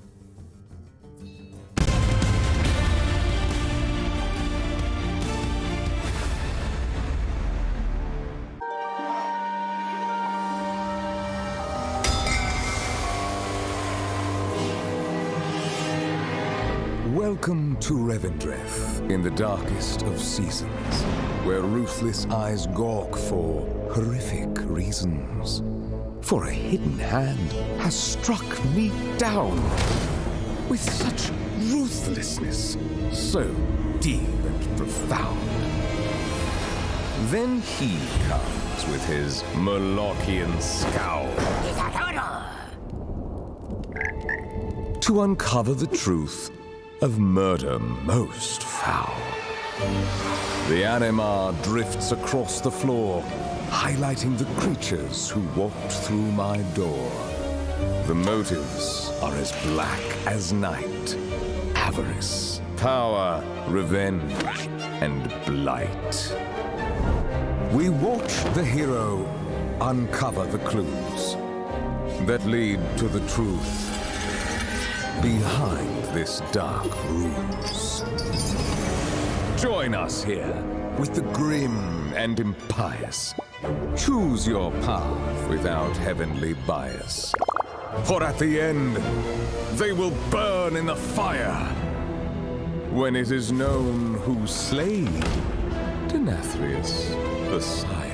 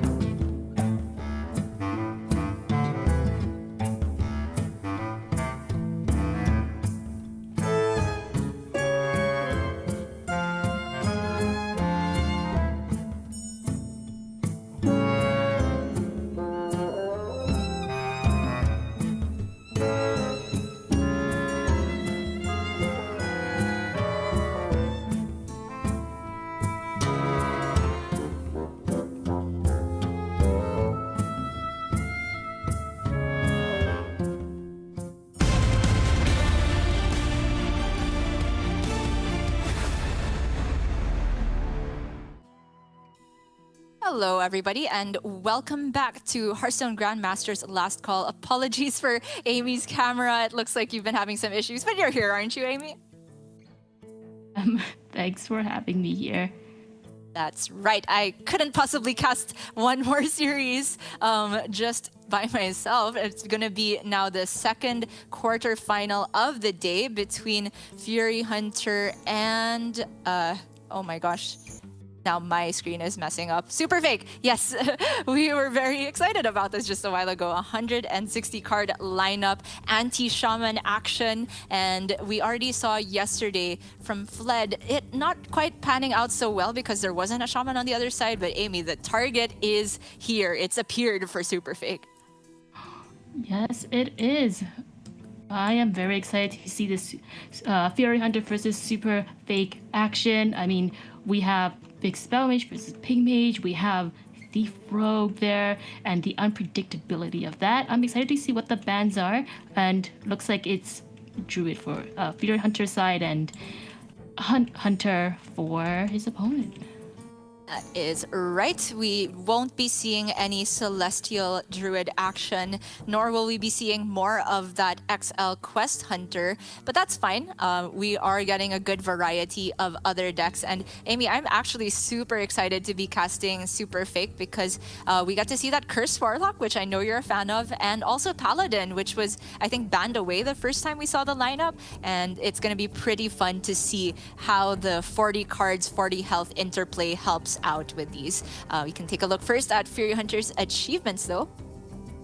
Yeah, for sure. Again, he played in the second season of Grandmasters and reached a very top position in those Masters tours. But moving right on over, he has opted for his Big Spell Mage deck against whatever it is that Super Fake would play. Let's see. Of course, we have the Room of the Archmage shenanigans potentially happening that can work in his favor or against. We've seen Chansu with that card and not getting the best of the best outcomes, but maybe Fury Hunter will have a great outcome with Rune. Of course, there's also Magister Gongraphs for the extra spell shenanigans. Yeah, and we have seen quite a few runes played already this weekend. Fury Hunter has gotten a bit more fortunate with them than Chansu has. I think it's fair to say. I wonder if it will continue to pan out well for him, but taking a look over at Super Fake's records here, it's just pretty fun to see that clean across the board XL lineup. And we also know that it is his second season of Grandmasters, one of the relatively newer players here. And he's had a pretty good record so far, not the biggest sample size, but certainly the willingness to go for risks and off-the-wall lineups has been panning out well for him here. It's one thing to build wacky lineups, it's another to have them actually hit their mark. Yeah, that's right, and just getting to see all this action in play, I'm very excited about that. Looks like from Super Fake, moving on, he has opted for the XL Ping Mage, taking advantage of that 10 extra, those extra cards from Prince Renato, plus that 10 extra health. Bit more favoring a Big Spell Mage against Ping, just because of the records, but we've seen Super Fakes always rise to the occasion, and being familiar with his deck and all these moves. He might be a great contender for Fury Hunter's Big Spell Mage. It's pretty rare, honestly, that I see this Ping Mage on a ladder, let alone a 40-card version. But boy, has it been putting in the work. We saw Super Fake and Fled proving that they're not just flat earthers with their lineup. They have a real reason for why they go for these types of decks. That additional health gives them a lot more staying power against board-oriented decks, just like the Boat Rogue and the Fell Demon Hunter.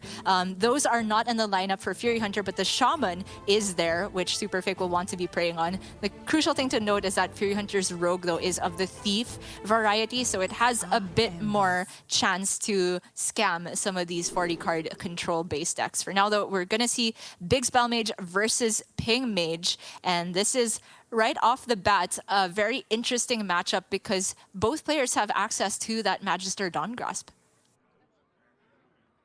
Yeah, that's correct.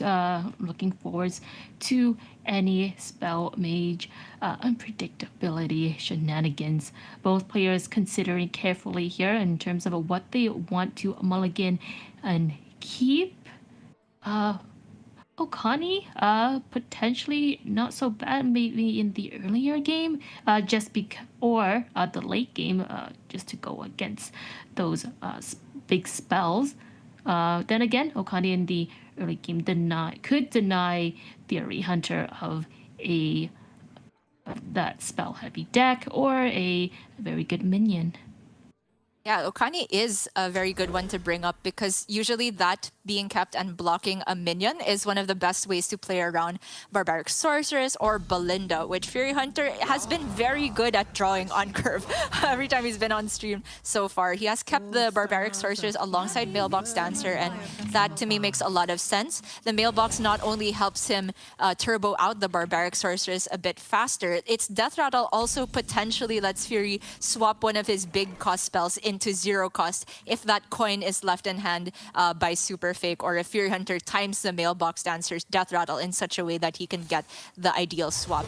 Barbaric Sorceress is a card that I think you don't keep in the Big Spell Mage mirror, but because this is Ping Mage that doesn't run those expensive spells, they just have Flurry, Wildfire, Ice Barrier, things that are pretty cheap, the Barbaric can get a lot of work done. Yes, correct. And Fury Hunter going second and using that Mailbox Dancer to potentially give himself and Fury Hunter more coins. Super Fake there, he has that 3 mana minion play, but there's also the possibility of playing Finley to just reset his hand. Or, of course, just taking down that Mailbox to give himself more options. Now, he could have taken down the Mailbox just with the ping, but I really like the option to use First Flame and Ping Face for a couple of reasons. Pinging Face is part of his game plan later on, even though it's a small ping for now. He is going to have to burn down Fury Hunter one way or another. And also using the First Flame gets him closer to that active Queen Ajara, which is something he wants to get down as soon as possible. The Okani being played out here to prevent a potential 6-drop coming down is huge. He knows that this is a possibility because Fury Hunter started going second, and he has seen the Mailbox Dancer giving Fury Hunter the double coins. So Fury Hunter here is just going to sacrifice his Amplified Snow Flurry into the Okani proc, knows that there's not an easy way around it, and just accepting that that minion will disappear into the void. The good news for Super Fake is that Barbaric Sorceress currently doesn't have a high cost spell in hand to swap, but come turn 6, that will be available because Fury Hunter can pull one of them with Deep Water Evoker. Yeah, that's right. Sorry, Gia, I wasn't able to fully focus on the board just because of some camera issues, but it looks like we're back online. But yeah, we are heading into the mid game now with Fury Hunter trading off the Amulet and Super Fake with Okani on board.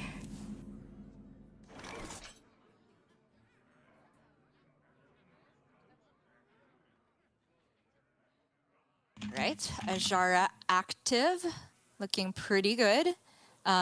Whether or not Super Fake takes Colossal or Ring is up for debate, though generally the Ring is a good option to copy Wildfire, just get even more stacking on the hero power, but he's in a situation where he doesn't really have any spells he wants to copy. And also, there's the Finley that I feel like he wants to use sooner rather than later. And if you Finley with that Ring in hand, it's just kind of a waste. So maybe you could go Ajara for the Colossal and then play the Colossal and then play Finley afterward.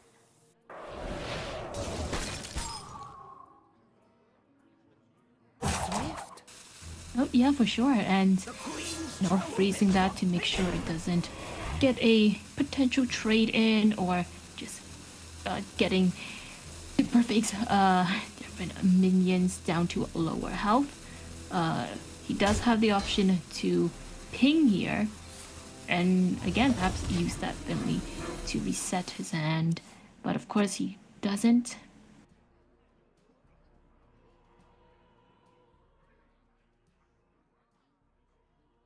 Okay. Barbaric Sorceress is not a particularly good option for Fury because he has seen the second flame used as well. Seen a flurry, so not high odds that it actually swaps one of his spells into something cheap. So probably just gonna hold on to the coins to naturally play out either Rune or Amulet a little bit later on.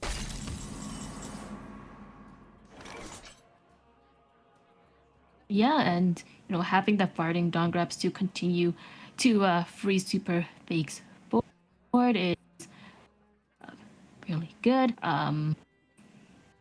Just denying that board control.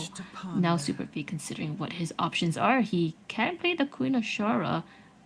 There is the, of course, Reckless Apprentice as an option, or the Multicaster. The Apprentice does allow for a full board clear if he also pings the Varden, but it does get a lot more value later on after he has played his own Magister Dawn Grasp. So I do like the option for Multicaster. It only gets 2 draws here, if I'm not mistaken, from the Fire and Frost spell schools. Not amazing, but Super Fake really needs a reroll on this hand. He's just trying to get to his own hero card as soon as possible. Really like the option of taking down the Mailbox Dancer and immediately using the coin so that he doesn't leave Fury Hunter the option of killing it off on his own turn and then immediately swapping with the Barbaric Sorceress. Yeah, very intricate and insightful gameplay from Super Fake here. Taking advantage of the coin just to deny a Fury Hunter. Alright, first Amulet is played out. That is a Kaligos, which means potential 0-cost rune next turn. And then Onyxia to fill out the board. Not bad whatsoever. Yeah, Oh, Dawn Grasp! Oh. There it is. Do you believe Gia, or will he take a more disciplined play? Dawn Grasp is just too good here. It will upgrade the hero power to 3 damage, I think. So he can get an honorable kill on the Onyxia after trading a 2 damage and a Multicaster into it. It feels terrible to have to leave Kaligos on board. I am not going to deny that. But I think Super Fake is meant to accept the rune and pray it's not too disruptive of him. Have that scaling hero power and then get the huge Reckless Apprentice next turn. Yeah, the Reckless Apprentice will be great against any minions that Fury Hunter might trade. Oh, it's Wildfire as well now. So the hero power deals 4. Does that mean he can't get an honorable kill anymore? I'm trying to look for one. A Fury Hunter reacting. Oh, sorry, it deals 5.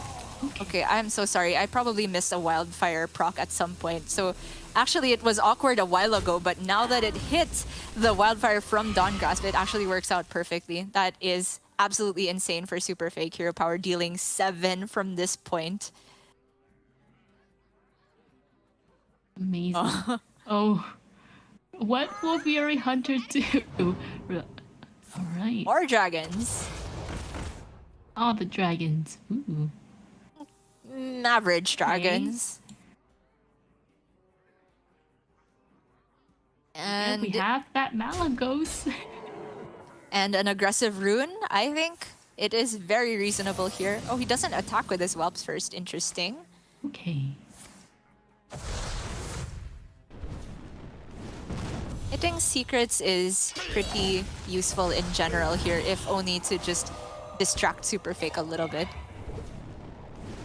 Super Fake also has knowledge that the only spells in hand right now are 2 second flames because he saw from the deep breath that it only dealt 1 damage.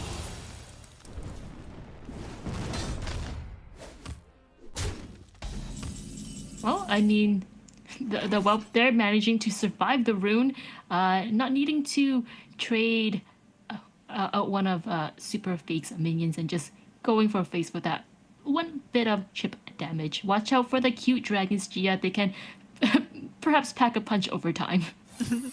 Yeah, perhaps. Perhaps. Okay. Queen Ajara is active, but I feel like Super Fake wants to be able to ping every single turn from here. This is his win condition, right? Just clocking 7 every single turn. It looks like a decent Reckless Apprentice as well. The problem is if he pings face, he's leaving the Caligos on board. I say it's a problem, but it might not actually be, because Super Fake knows right now the only spells in hand are just Second Flames, not huge discounts to be had from the Caligos. So ping face and Reckless looks okay to me. If he wants to get greedy, he can hold the Reckless a little bit longer. The next turn, he could also just think about weaving in or finding time to play the Talon. It's a very important card to draw him his Mordresh and get that game-ending damage. Yeah, that's right. Sun sets. Just very excited and curious to see where he uses his hero power. Considering that Reckless Apprentice.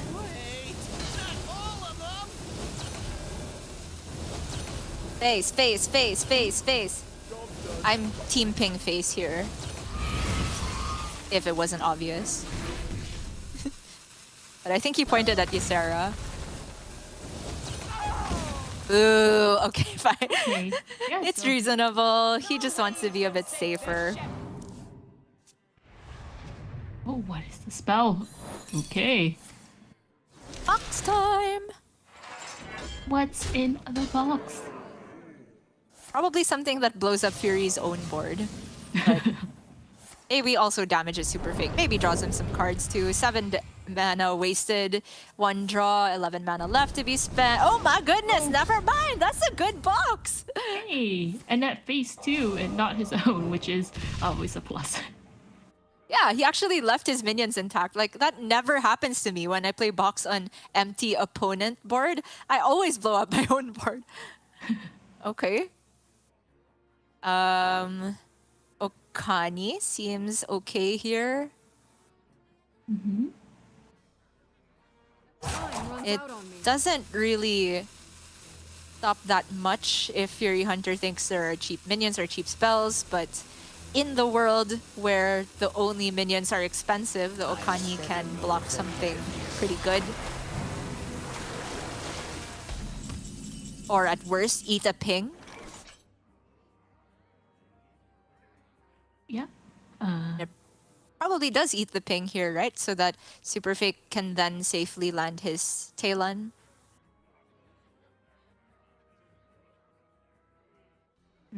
There's also the Predictable. Starfish Okay. option.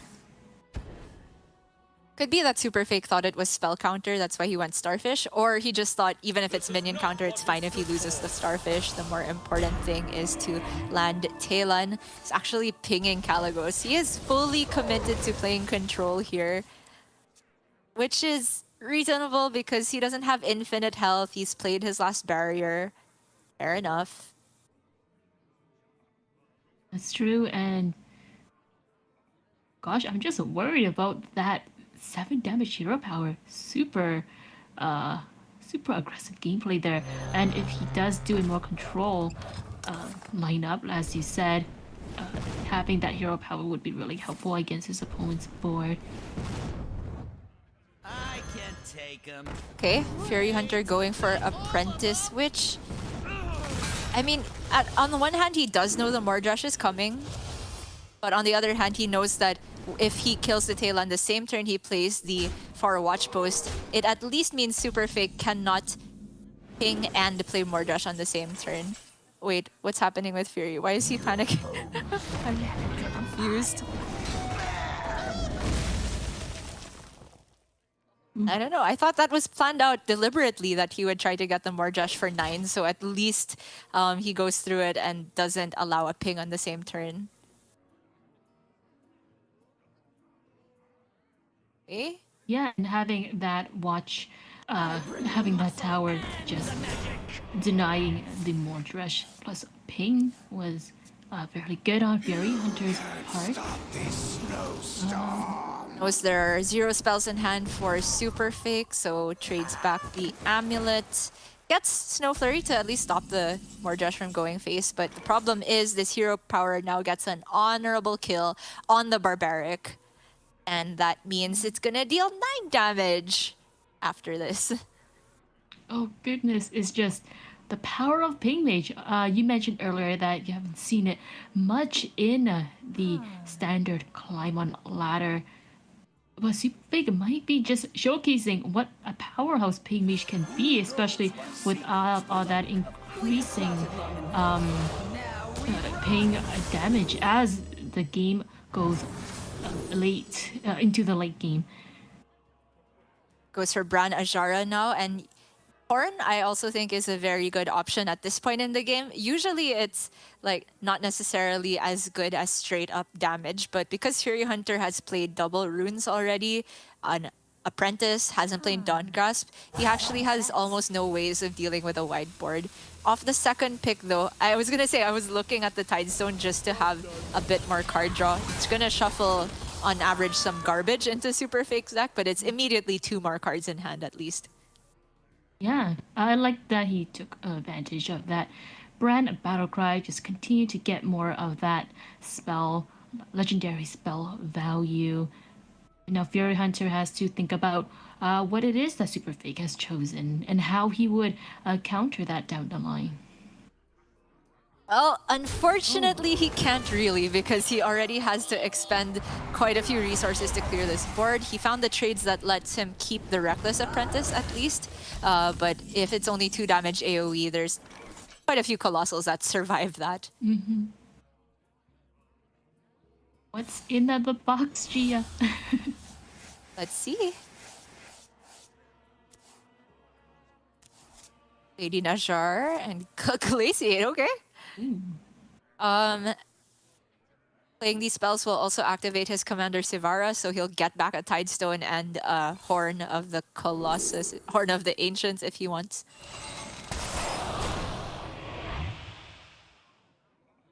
So now the Najar gains him 8 armor, okay. Big face. Setting up the lethal train. Slowly but surely. Yeah. Not even worrying about the Magister and the minion. And with that, Fury Hunter bows out. Super Fake taking the first win.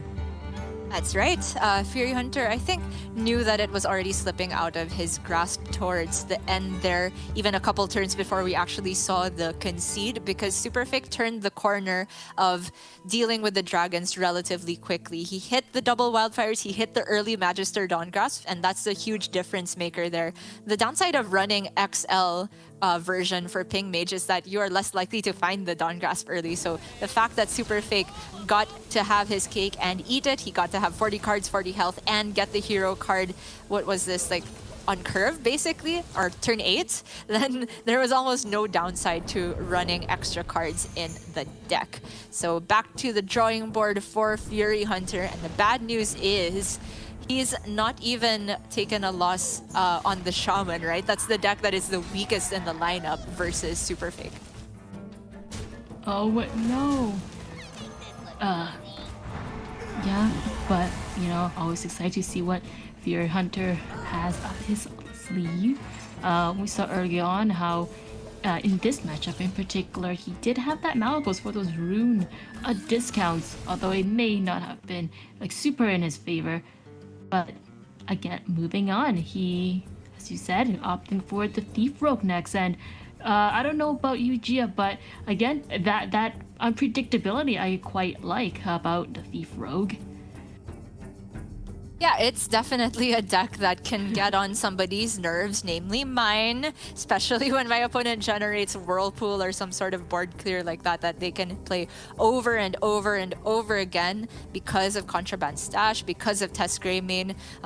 They can definitely adopt different game plans depending on what comes off of that jackpot, what comes off of Ajara, generally for the Colossal, and then what comes off of the Reconnaissance. Like, they can play aggressive, they can play control.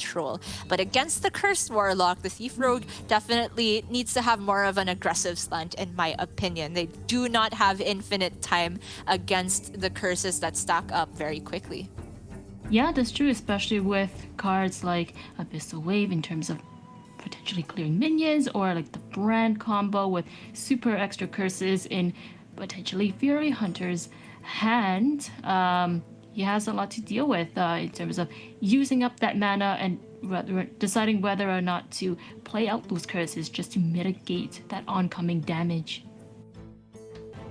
True. The Abyssal Wave that you highlighted is a very important one to get rid of a lot of the card generations from the Rogue. However, 4 damage breakpoint can sometimes come a little bit short against the Wild Paw Knoll and against the 5/5 Sharks from Blood in the Water. It's also a little bit short of clearing Queen Ajara. So actually for the Warlock, Abyssal Wave tends to need to be accompanied by some other things. Their 4 damage breakpoint also comes from Dragged Below, and that doesn't interact that well with the Thief Rogue toolkit.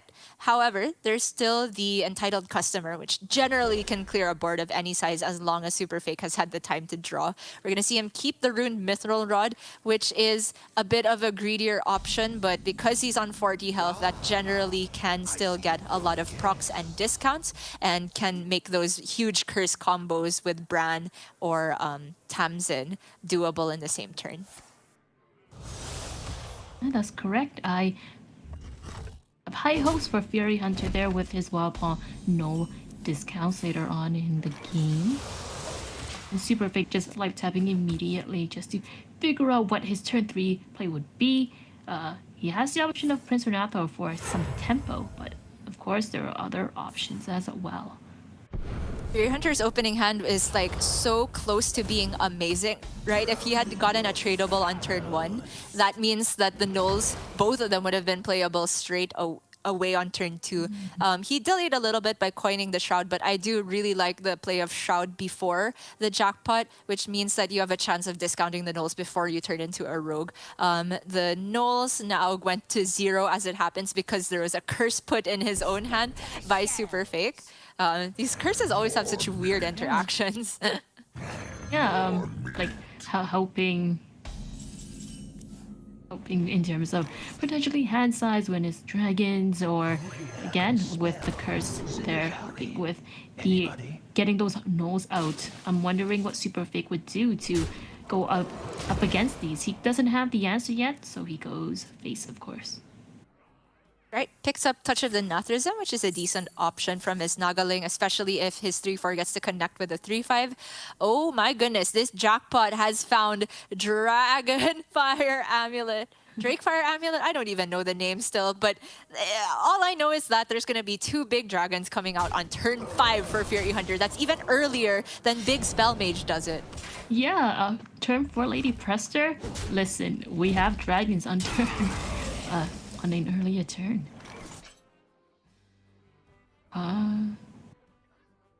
So a bit rough for Fury Hunter that, for Super Fake that he'll have to leave these Knolls on board, but I do think he needs to play the Rune Mithril Rod now. This is such a fickle card in the sense that if you miss it out on playing on curve, it just becomes progressively more and more terrible because it means you're playing other cards and discounting less of them. But here we go. That's a Deathwing. Cobalt Scalebane, fine. Yeah, lots of things to contend with here, especially with the Cobalt Scalping buffing up other minions that may go face depending if Super Fake is able to clear that board. He had the other customer in hand already, but playing the top deck one, sure. I don't think Fury Hunter can get salty about that. He rolled Deathwing. He rolled Drakefire in the first place. So that means that Super Fake sets up for clear on the following turn with the second Entitled Customer, but not before he takes a solid 16 damage this turn. Oof. That must hurt.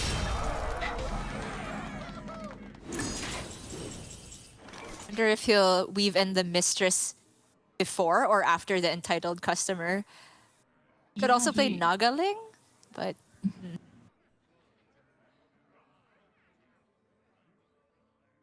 What are you thinking? Nagaling or Mistress? Mistress stems the pudding just a little bit though. But what is the spell on the Nagaling again? Do you recall? It's Touch of the Nathrism, so it actually does also stem the bleeding, but a little bit less than the Mistress. And there's the line of playing the customer and then Mistress after, saying you eventually still get the Death Rattle, and you have that 2/2 board presence. But oh my goodness, Fury Hunter just has Stab, Stab, Tooth, and Swing. He is 1 off lethal, I believe. How is he 1 off already? Crazy.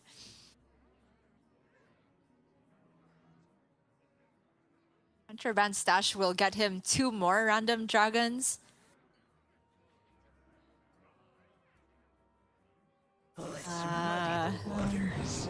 Okay, going to go for the Command of Neptulon instead, which is another amazing outcome here. Even though it's half the cost of Drakefire Amulet, it's still a ton of stats to contend with. That's right, just clearing the board, just in case.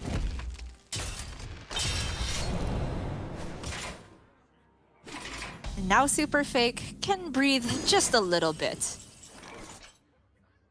So tapping here will discount the entire hand, so he's able to play Touch before Abyssal Wave if he likes. He doesn't even actually have to play Abyssal Wave. After tapping, he can go Touch on Nagaling to clear both the 5 attack minions. Still gonna leave the Swift Scale Trickster, but at the very least he could play Knoll before all that, or Drag Below. Yeah, and now he even has some life steal for this turn or later on if he wants to get up some of that very precious health. Oh, looks like the Ajara is still on 0 spells played. So I was thinking Drag Below, Touch, Nagaling, and Ajara makes sense, like playing more spells to activate Ajara. But because she cannot be activated with all of that this turn, it probably ends up being Knoll instead. He could also just play Abyssal Wave, but I favor holding on to that because he's had to use both of the customers already and he hasn't seen a single stash. So maybe Knoll, Renathal, Touch, Nagaling. And even play Drag Below.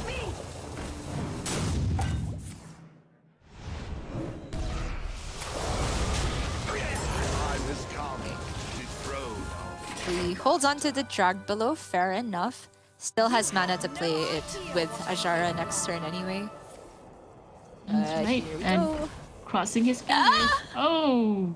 Double 8/8 without the option to even choose.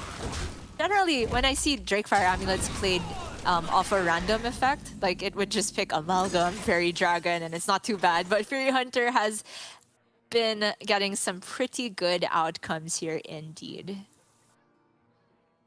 Yeah, that's right. Going into the long game can work out for Warlock, just stacking up some more curses, of course, with Ren and Tamsin combos. But of course, Fury Hunter is still in the same boat, having played all those spells and minions from other classes, making his test Greymon stronger. And as we already saw, those 2/8/8 dragons are powerful stuff. Yeah. And now Stormu's gonna stick around here because the best Super Fake can do to clear this board is Abyssal Wave, Drag Below on the Onyxia, and Drain Soul on the Test. Would still leave an 8/4 Nosdormu, which is terrible.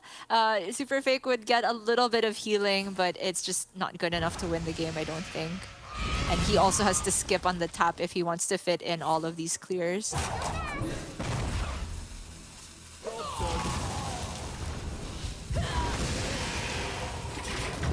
8/8 on board. All right. At least Norastormo, at least this one doesn't have the 15-second timer. True. Fury Hunter, because of that Drain Soul, is actually a bit off of lethal once again. 16... Yeah, he has 20, including the Dagger Swing and the 3 burst spells in hand. So I think he can delay a little bit longer here. There is a bit of a fear of dying to curses. So he can take Xalatath from this Ajara and play the bigger curse this turn. Oh, he takes Ring. Okay. Sure, yeah. Ring just represents more than Xalatath, I think. As he gets to copy a rank 3 Wicked Stab, so he is just hoping to not die here. It's very unlikely with 3 cards. I'm going to go ahead and say probably even impossible. So Super Fake is going to go down with a loss here. Oh dear. Life Tower answers? Thinking about it. But as you said, the odds do not look very good. Fury Hunter is just hit by his reaction. He knows. Okay. Tidestone time or Colossal? Like, Colossal can get him a board clear, but it's just not safe against the amount of burst. So it's Tidestone for more boxes. Bad box. Hot box. Finley, Swapperoo can get those random spells. Recoils first, okay. Why? That's one less spell. I mean, it's free and you get 1 damage, but I think I'd rather have an additional card in hand. Okay, doesn't get there. Couldn't even clear the board, and Fury had so much burst from hand, even if the board had gotten removed there. Very nicely set up. Thief Rogue showing that when you hit the jackpot, you really do hit the jackpot, huh?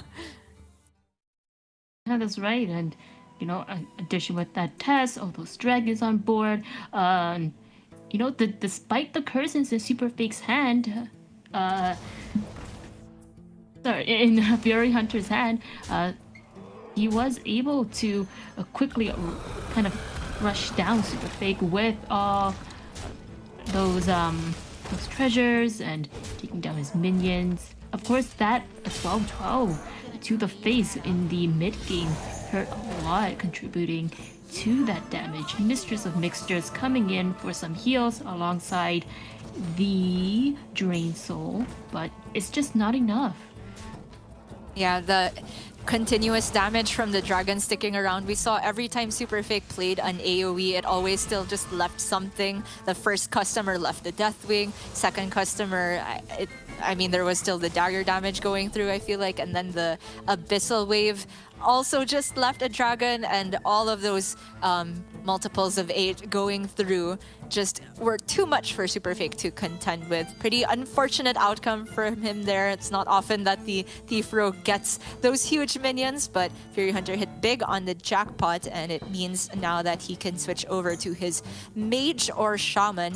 For Super Fake, going to stay on the Warlock still. I was going to say I was looking forward to seeing Paladin because I haven't cast it all weekend, but looks like I'll have to wait a little bit longer. Right. And with big Spell Mage in hand, again, just like the unpredictability of that Thief Rogue we saw in last game, it might work very well for him. Both players trying to get into the long game with Super Fake ramping up curses, Super Fake ramping up curses, and Fury Hunter just waiting for those runes, those discounts, Dawn Grab's synergy to take down Super Fake, and of course summoning minions along the way if the cards are right. So in this matchup, we see Fury Hunter toss the Barbaric Sorceress, which I do agree with. There's quite a few hefty spells in the Warlock list, Abyssal Wave most notably.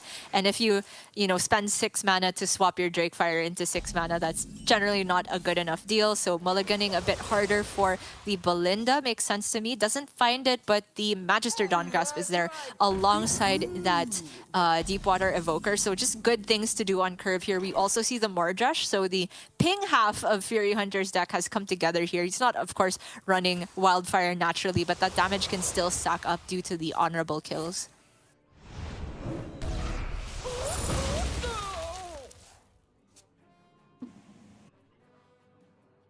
That's right, and with some coins in Fury Hunter's hand now, thanks for that mailbox answer earlier in the turn, he has options. He opts for a Starfish. Yeah, just a curve play makes a lot of sense here because there's nothing that he particularly wants to silence from from Super Fake's side. And Fury Hunter also has a very clean curve of turn 4 Deepwater Evoker after this, and then turn 5 double coin the Dawngrasp. So turn 5 hero card is one of the ways to try and beat the train of curses here. Super Fake It's a pretty good hand, though. We're looking at double Drag Below and the Syracuse Cultist. That's a lot of the curse effects. Abyssal Wave as well. So he can get to the 4 damage curses pretty soon and start to pressure Fury Hunter. Yeah, that's correct. Though with the Okani there, Super Fake has something to think about. Will he start using Curse? Or first playing a minion, Renato for tempo plus light tapping in search of answers next turn. Yeah, Renathal just being sacrificed into Okani's board. It does feel a little bit bad to do that, but I agree it's the least useful card for Super Fake at the moment. But here we go. Turn 5 Dawn Grasp. You can see from Super Fake's expression that that is completely filthy, and it means that Fury Hunter will begin to get honorable kill pings if the damage works out in his favor. No 2 health minions available at the moment, but it's not too hard to set that up in general. Yeah, Super Fake hovering over the 4 mana spell there, considering if he wants more Voidwalkers on his hand and just dealing some damage to the Okani. And I am thinking about Drag Below plus Syracuse Cultist, and then he can trade the 1/1 into the Okani to finish it off. Problem with using the Cultist here is that he actually gives up on his best Battlecry minion that he potentially wants to use with the Bran later on. So we could see a different line here. Okay, you could just go Bran Cultist now, actually. yeah, so many options to consider here. And of course, Brian Cultist giving his opponent 2 curse cards. So it begins. Yeah, those Voidwalkers protecting the Bran a bit.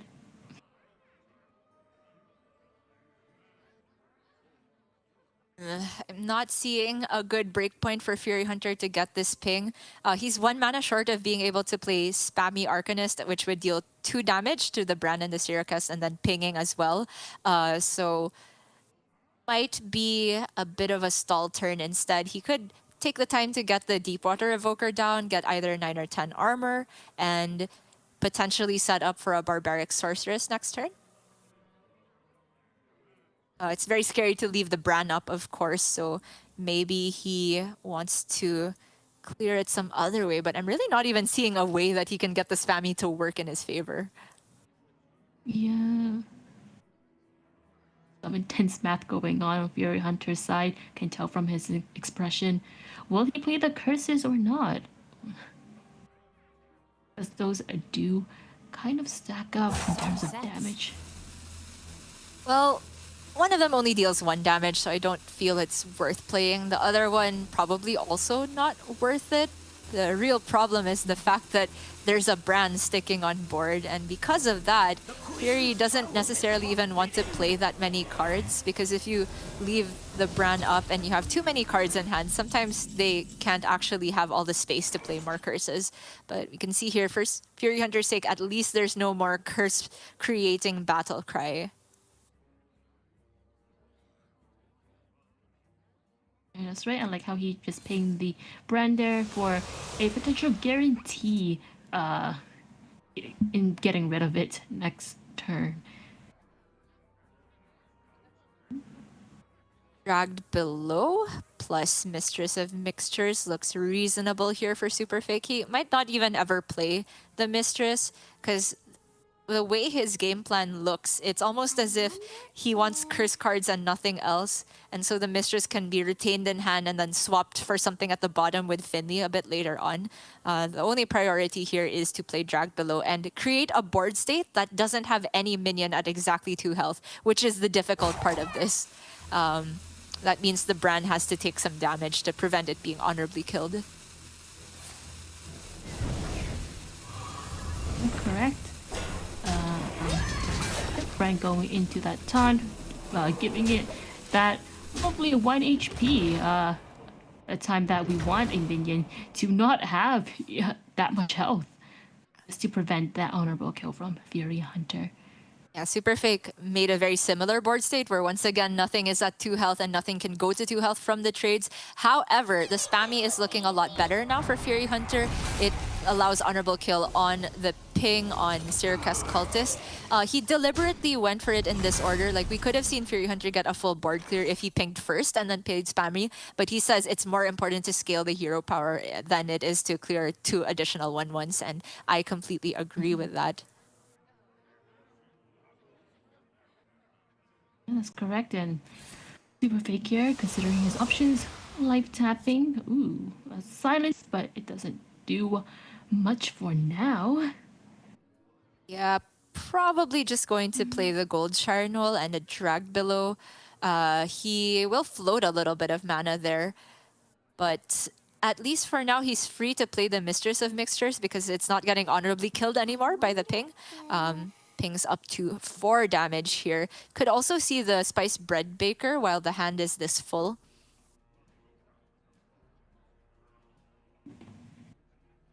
Kinda like weaving in the drag belows here.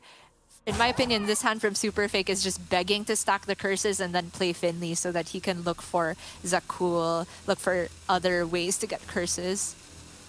More bones to gnaw on. That's right. As you said, drag below for that extra curse damage and rush to just clear out his minions, and of course denying Fury Hunter of that honorable kill. Fury Hunter is getting a bit unhealthy now, down to 15. He can, of course, gain armor from the Deepwater Evoker, which is first order of business here. Even if the turn just ends with ping and play away the curse, I think that's very decent. I just don't know if he's going to get greedy and ping his own minion for honorable kill. Okay, I like this. He's getting rid of the Knoll instead. Yeah. Instead of like trading into his minion or going face. Although the risky gameplay of ping his own minion, it sounds great in theory as well.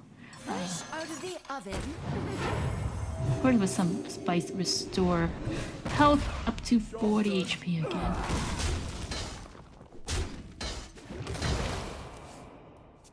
Curse is up to 4 now. That Abyssal Curse will go up to 5, and then the Finley can potentially find the 6th curse as well. It's getting really scary here. And now Fury has to figure out if he wants to take the risk with Barbaric Sorceress or just straight up play the Rune. Okay. He's taking the risk, going to remove the curse first, of course. And he knows he gets a small discount. Not too bad. Play down the Pelican Diver. Oh, doesn't even bother with the Diver. Okay. Tamsin's amazing here. Let Super Fake make sure he never runs out of resources. I'm honestly thinking that he plays the Starfish just to remove this taunt and push 5 damage face because it's really looking like a very solid curse game plan for Lethal over a couple more turns. Yeah, and despite that arm from Fury Hunter turn from a couple of turns before, if Super Fake is able to continuously push that extra damage, Fury Hunter will continue to lose health and be in trouble.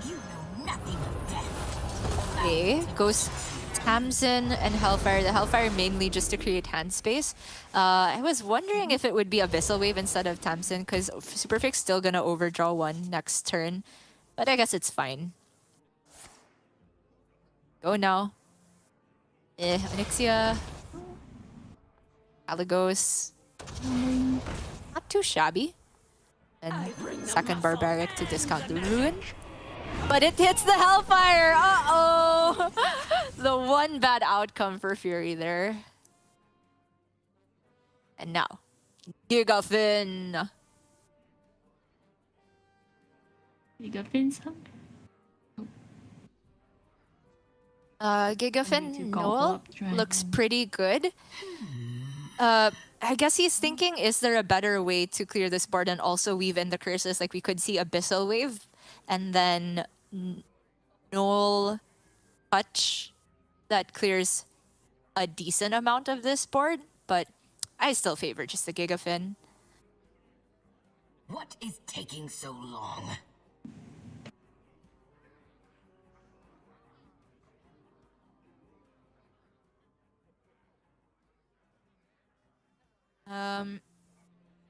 If we look at the alternative clear, right, which is Abyssal Wave into Null and Touch, it actually only clears one additional minion because the Barbaric goes down to 3. It's a little bit too much health for the Touch to actually get rid of, and it doesn't feel particularly safe, so I do prefer Gigafin and then play the Null afterward.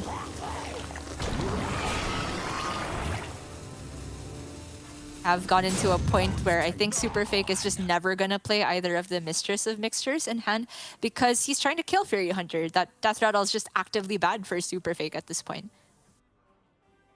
Yeah, for sure. And, you know, just having the Mistress there in case he wants to use that penalty for the hand reset might be useful. Now Fury Hunter has to contend with that Gigafin and hopefully get some of his minions back, Gia. Yeah, all it takes is a ping on the 7-4, which is why Super Fake was hesitant about it. But it's fine for it's fine for Super Fake, even if Fury Hunter's board returns. And he goes for Mordresh instead, and because the Mordresh simultaneously kills, it still is able to get the minions back. Oh yeah, sorry, he had to go it in this order if he wanted the Mordresh played. Otherwise, he had no board space, so nicely done from Fury. Looks like we're spinning the hand around. Oh, do you believe, Gia? Will there be believe. an answer to these dragons? Or there's just curses, maybe, because Super Fake's not actually dead on board. He's close to it, so it's scary, but the Zakul and the Syracuse, oh my goodness, that's a lot of damage. Probably just gonna go customer to be safer for now. Alright, that Tamsin hero power coming into play with just a bit of board control. Useless board, I should say, because he has the customer here. Oh no, the Malagos is still up. Okay. Onyxia for Rush. Not too shabby, but not enough, I don't think.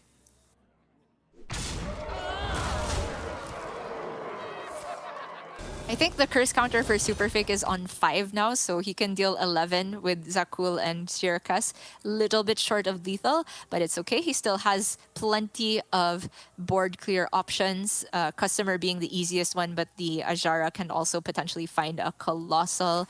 Don't think she's active yet, but okay, we're opening the box. Fury hit a Pyro earlier on today. What is he gonna hit this time? Mass Poly, uh-oh! Not the sheep! Oh no! Like, double sheep! Ay, ay, ay. Well. Perfect held on to his Mortal Coil last turn as well, which is great for him because he can test Counterspell very easily now. Just Coil, when he sees the outcome, he can Abyssal Wave and Syracuse Cultist. What is taking so long? Or Tamsin Coil Coil, Abyssal, which is getting value out of Tamsin Abyssal Wave, which is, I think, the last curse spell that's available. So, nice spot. Shuffle off. Drawing some cards thanks to that Tamsin and spell synergy.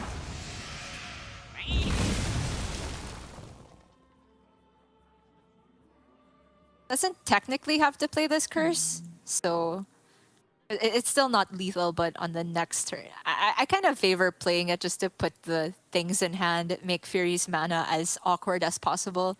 And then he has the setup for next turn anyway with Zakul and Syracuse Cultist.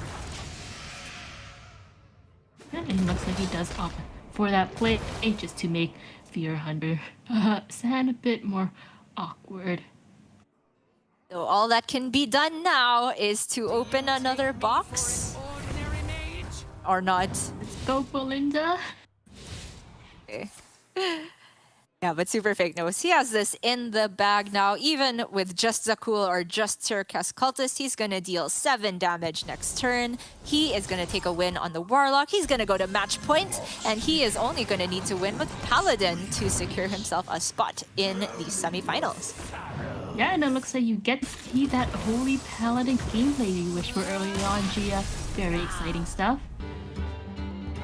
And Fury needs to win versus that using that big spell mage and that shaman, which has forever been the sticking point of the lineup once it faces against the likes of Superfake and Fled.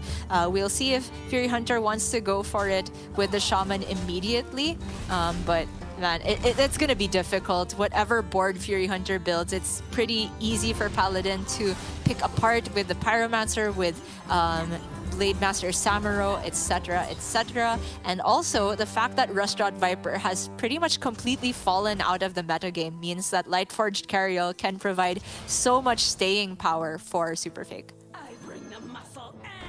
Yeah, that's right. I'm also excited to see another kind of long matchup with the control cards that the shaman can have against the Holy Paladin that again has strong minions but also some staying power.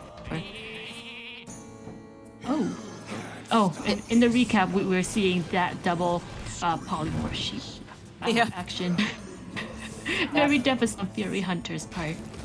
Yeah, I think he kind of had it coming. He's had a couple good boxes so far. He needed a Chunsu quality box at some point. If Fury decides to go for the mage again, it's also, in my opinion, not a great matchup into the Paladin because Paladin has answers for big minions. Equality, and if it's a singular big Belinda, for example, just Righteous Defense that, and straight away she's down to 1-1 and buffing something in the Paladin's hand. Superfake here with the 40 card list has also made room for the double Immortalized in Stone and the Garden's Grace, which are both expensive spells, right? And that potentially makes the Barbaric Sorceress from Fury not the easiest play either. It's just not a great matchup into Paladin, is it? Yeah, you're right. And if Fury Hunter managed to get that mage synergy, summon some big dragons, of course, as you said before, Holy Paladin has the option of equality, and it even has the Pyromancer there. And with all those spells, it's just a full board clear from there. True. The one downside I would say for Paladin is that they do have a very specific set of card, or like you need specific cards to answer specific situations. Like if you hit on equality but you're only faced with one big minion on the other side, you feel bad about playing it instead of Righteous Defense because later on maybe you need the equality for a bigger board. And so the requirement for Paladin to have the particular answer they need at any one particular time is harder to achieve when you're running that 40 card list. So for Superfake, he is also going to need to make sure he hits a lot of card draw, for which there's 2 Myrmidons in the deck for that purpose. We'll decide this. That's right. It looks like we are getting the Mage versus Holy Paladin matchup, Gia.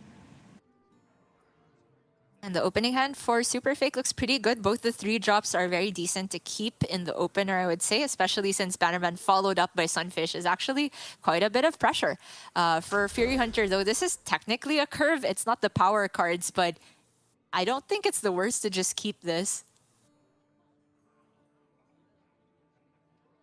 He also, if he doesn't draw into the ones he needs, he also has the Treasure Guard, potentially on turn 3 for card draw after the Death Rattle activation.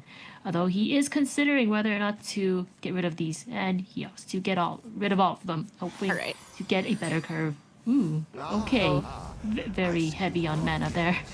I think the 2 ways Fury could have gone about that mulligan is either full keep or full toss. If you keep it, you're saying you have a decent game plan in the early game, making sure you spend all your mana, but you have lesser chance of finding the power cards, the Belinda, the Barbaric Sources, and the Dawn Grasp. Fury says decent curve is not good enough on average versus Paladin, which is a very fair assessment. And he's gotten, a heavier outcome here, but it's the more high impact cards. The Barbaric with Amulet can potentially swap something nice and then immediately follow it up with Dawn Grasp. Job done. Really? It's not too heavy. Right. Ooh, Alliance Bannerman just buffing the Paladin, buffing up that fish as well. Big fish in a small pond here. Cute big fish in a small pond. And yeah, the Divine Shield being a bit annoying. Although Yeah. there is the silence if he wants to get rid of that buff and everything else. It's worth considering, but painful to have to give up on the card draw. So there is a world where Fury even trades his treasure card and then goes Starfish, if ever. But the Starfish certainly has better targets later on, because we can see so many buff minions from Righteous Defense, from the Carriel Hero Power, from Garden's Grace. So I think it makes sense for Fury Hunter to hold onto it. For now, Super Fake has double Knight of Anointment to keep cycling, and that looks pretty good. He can even trade the fish and then Flash of Light it after to get it completely healthy again. Light, grant you peace. Okay. Deciding between Vitality Surge or Flash of Light. I think he doesn't... Oh, okay. Going to go Myrmidon here. Alright. Actually, that's really smart. At 5 health, it just doesn't die to anything this early from Mage. Yeah, and just continually getting that card draw can be helpful in terms of continuing to build a board or find answers against Fury Hunter. Of course, finally, the Starfish goes down now that it is more worth it versus one fish, a big fish minion. Right.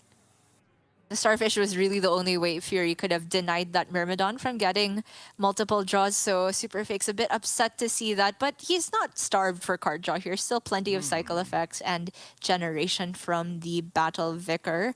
So I think that Vicar is pretty decent to start the turn off with.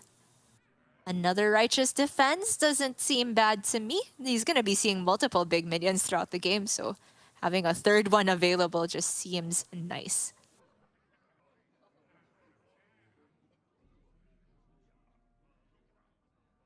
What is up? Could consider Judgment of Justice because it has a very similar outcome to Righteous Defense where you negate a threat into just a 1/1, but it's a little bit harder to maneuver, of course, because you need to isolate the appropriate minion from your opponent to get that down, and I'm not really sure that conditionality is worth the 2 mana that you save by picking it, so yes, I do like that Righteous Defense pick from Super Fake. Yep. Another Knight of Anointment going down for some extra coverage draw. Lots of cycling happening on Super Fake's side. Did he miss an attack from Knight of Anointment? A little bit of a rope out. Okay, so Fury Hunter now can point out the Dawn Grasp if he wants. It doesn't replay anything, but having that in play sooner rather than later means more and more chances at getting your hero power to stack. Alternatively, he could try to get the Barbaric Sorceress. He's seen a discovered spell, and generally those tend to be cheaper, so maybe he can swap something good, but he would have to coin before playing Barbaric and waste that mana, so I'm not a huge fan of that play. But also just spammy to clear. Not a full clear though, right? Like if he trades the 2/4 into 3/4, you only deal 4 damage AoE and leave up the fish. If you trade the Starfish into the Shimmering... Oh, okay, yeah, it's a full clear if you trade Starfish into Shimmering Starfish. Sunfish. I'm sorry. I don't know the names of all the fish. It's okay. The fishers are cute. That's all that matters. Yep. Okay. Dawn Grasp instead, which I like. He's not under too much pressure. Can start scaling this ping. And Super Fake is going to draw a minion.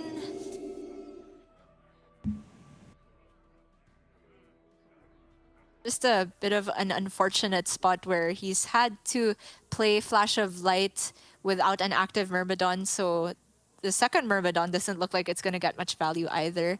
Can play Light Ray to continue pressuring though. I wonder.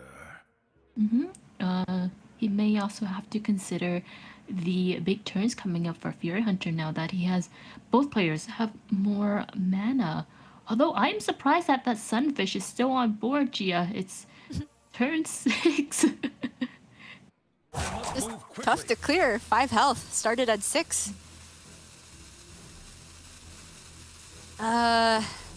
Even though it feels like a tiny minion, I was gonna say Righteous Defense seems reasonable here, so that Super Fake can actually trade off the small minions and make himself a bit more resilient to spammy Arcanist. Yeah, that's right. Just denying that board clear and having some board presence might help him in the long run, especially against any big spells or minions Fury Hunter might have in store for Super Fake. Now, Fury can't get an honorable kill here, but he can set it up if he wants to just ping the 3-4 and freeze with Varden so that he can ping again the next turn.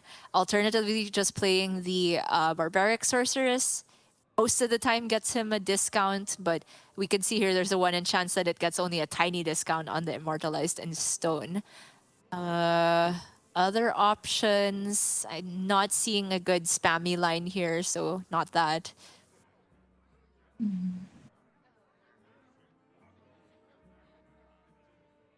I mean, he could spammy just to put 1 damage on the Battle Vicar and then ping it for honorable kill, but it feels like he needs to save the spammy for a board clear. Does hit the best outcome from the Barbaric Sorceress though, so a little bit of good karma after swapping with the 10 cost Hellfire last game. Yeah. Oh, with Colossal Minions going down. Ooh, okay. Oh, the Garden's at the bottom. Okay. Now Super Fake is just sitting on this Mr. Smite as well. His Garden's Grace has to be very cheap at this point. I don't know if 0, but even if Fury clears this board, and he can with Rune of the Archmage, Super Fake has the follow-up pressure. Right, ooh, a Pyroblast. Alright. Uh-oh. Uh-oh, it's not a clear. Okay, just gonna freeze. Alright, just kind of denying any damage to face.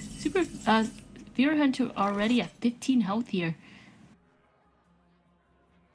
And close within range of Mr. Smite and Garden's Grace. However, Super Fake still doesn't know what this secret is, so probably gonna test Counterspell first.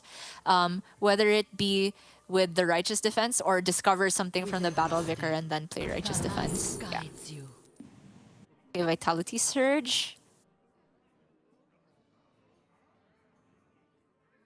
Now, back in the day when Mr. Smite cost 6, I would say, oh, sign me up for that Blessing of Kings, but it is simply not playable on the same turn as Mr. Smite anymore, so a bit too ambitious. Gotta stop those pirates somehow, Gia.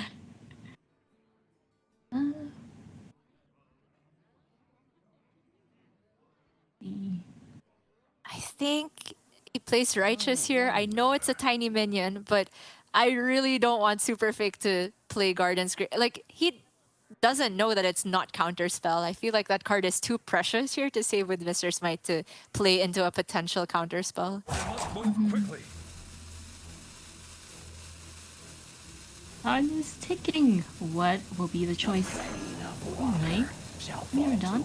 Ah, okay. And hey, not a counterspell. They look super happy about that. A brave move to potentially lose your last card draw option in the Myrmidon. But yeah, he didn't have the Maki roll until after seeing the draw, so fair enough. So the Mordresh is still not active, and Fury Hunter cannot ping the Divine Shield and then Mordresh because, well, the ping would not deal any damage in that instance. Yeah, those paladin synergies coming to bother the mage once more, especially with that Divine Shield and the super big minion. There is Starfish into trade into the Sunfish and then Spammy, which I believe will be a full clear. It means Super Fake doesn't get pinged this turn, which is a big deal. But he's still very much in the lead, I would say. Lots of resources left. Now, if this Ajara had not been drawn, he was in a position to play both minions and isolate the Smite in hand so that the Righteous Defense always buffs the Smite. Now that's a little bit nebulous of a game plan, so... yeah. Well, time to taunt. Making use of that 3 token hero power. Oh, there's Runa Genji, but There is... Right, did that Mordresh say 7 left? I didn't realize it was so far off, so yeah, not playable yet, but he can just ping to get honorable kill here. yeah, and with that armor gain, he is less away from lethal with the Smite charging into him with other cards. Oh, I'm surprised he didn't go Okani here.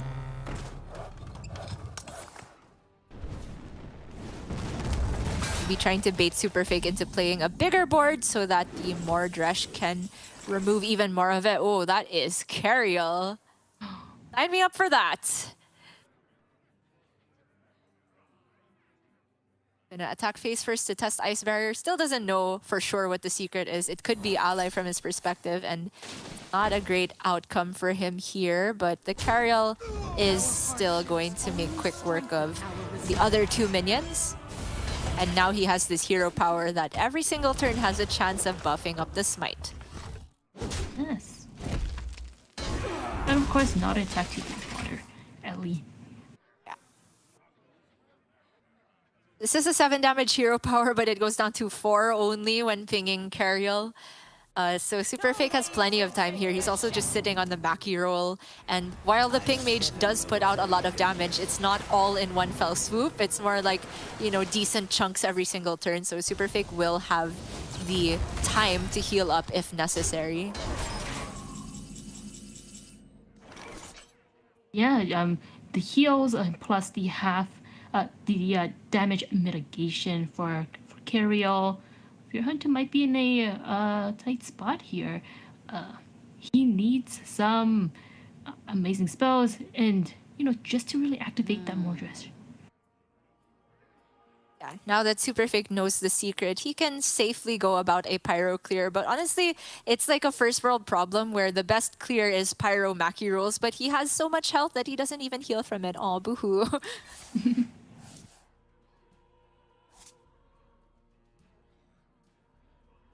If he wants, he can go Pyro, City Tax, Righteous Defense. That's actually one spell short of clearing most of this, right? And there's also the Okani to contend with. Doesn't know if it's spell or minion, but he can test for minion counter by, spell counter by playing City Tasks. Now he knows it's minion, and he can throw a Pyro into the void if he wants to.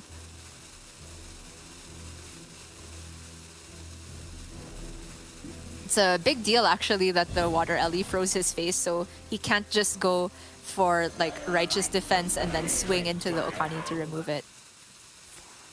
Yeah, that the Oasis secret really coming in clutch there, just preventing that weapon from doing any damage to minions. And now there's a Ooh. taunt in the way too. Yeah, and it swaps the Righteous Defense, which is a pretty important piece of the puzzle for Super Fake to actually get the Smite to a big enough health total. So slowly but surely, Fury Hunter is pulling this back a little bit. He still has so much damage to account for because of this Cariel, but he's made Super Fake's clear options quite awkward indeed.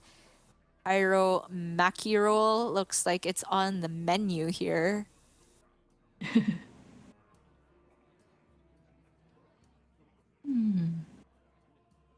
That is also a very wild pyromancer I see in his hand, Gia. Right. Buff from the Cariel. Now the Maki roll once again doesn't look ideal because he only gets to heal 4 face, but he has to clear this board at some point, right? And with 5 activations of Maki plus the 2 mana spent on Pyromancer, he still has mana left to press the hero power button, which at that point has a 50-50 shot of hitting the Mr. Smite. That will be his last Pyro, however. Looks like he is going for the line. Still has the mana to go for it. Running out of time. Okay, And gets he the good. Like,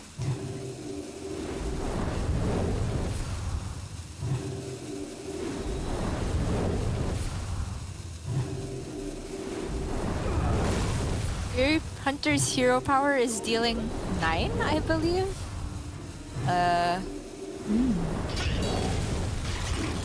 So yeah, it's either 7 or 9. I'm sorry, but if it were at 7, Super Fake could never get the Pyro to a total where it's honorably killed because the last spell will always damage it at least once. Let me remind you who you're Okay, dealing box. with. Barrier's a big deal. and free. Goodbye, Pyromancer. We miss you. The Ignite is pretty interesting because I really doubt that this was ever going to go to Fatigue, but if there were some weird outcome where Super Fake is forced to play the Smite for not lethal, it means that it could get into a Fatigue situation, and now that's not an option because, or it's not a realistic game plan for Super Fake because now Fury Hunter has Ignite in his deck. I am staring at Xalatath, but man, these spells are expensive.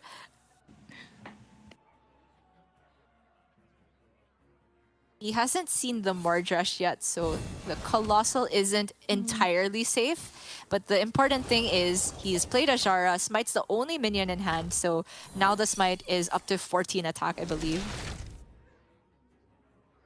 And just pops the secret. That does mean Fury Hunter has more health to play with.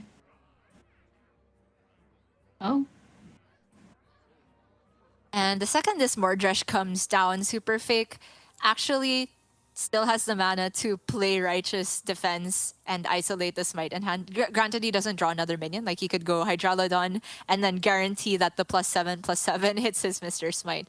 So we'll see if Fury Hunter wants to be aggressive with that card or just try and go for another rune here. the options are endless. Ooh, more trash. Great. He does play the Mordresh, and now Super Fake is like, oh man, I could get the biggest Righteous Defense, except he's drawn another minion. Oh. So, can delay the Righteous a little bit. Like, he could just see... I don't know. I mean, like, if he doesn't Righteous this turn, then he's not killing the Mordresh, right? Unless he wants the equality. Maybe you just Righteous and hope to hit the 50-50, Hydralodon, then Righteous. Yeah. And like he has the 2 mana equality, way better than the 9 mana one, which is unfortunate, and it was hit earlier on by Fury Hunter. The 2 mana equality certainly makes for a more efficient clear, but I do like using the Righteous while a good target is available. It's just a 50-50, which he hits, but I was gonna say even if he missed, like, that's still a good follow-up on the next turn with the big Bannerman, and then the Smite was still at 14 base. Oh man. Having some there, weaving in the weapon attack, just because, hey, durability is never... A lot of Recklesses. It's dealing 9, right? So it's gonna deal 5 face? Yeah. The damage is chunking away. Super Fake is not immortal. It only feels that way when he's Cariel.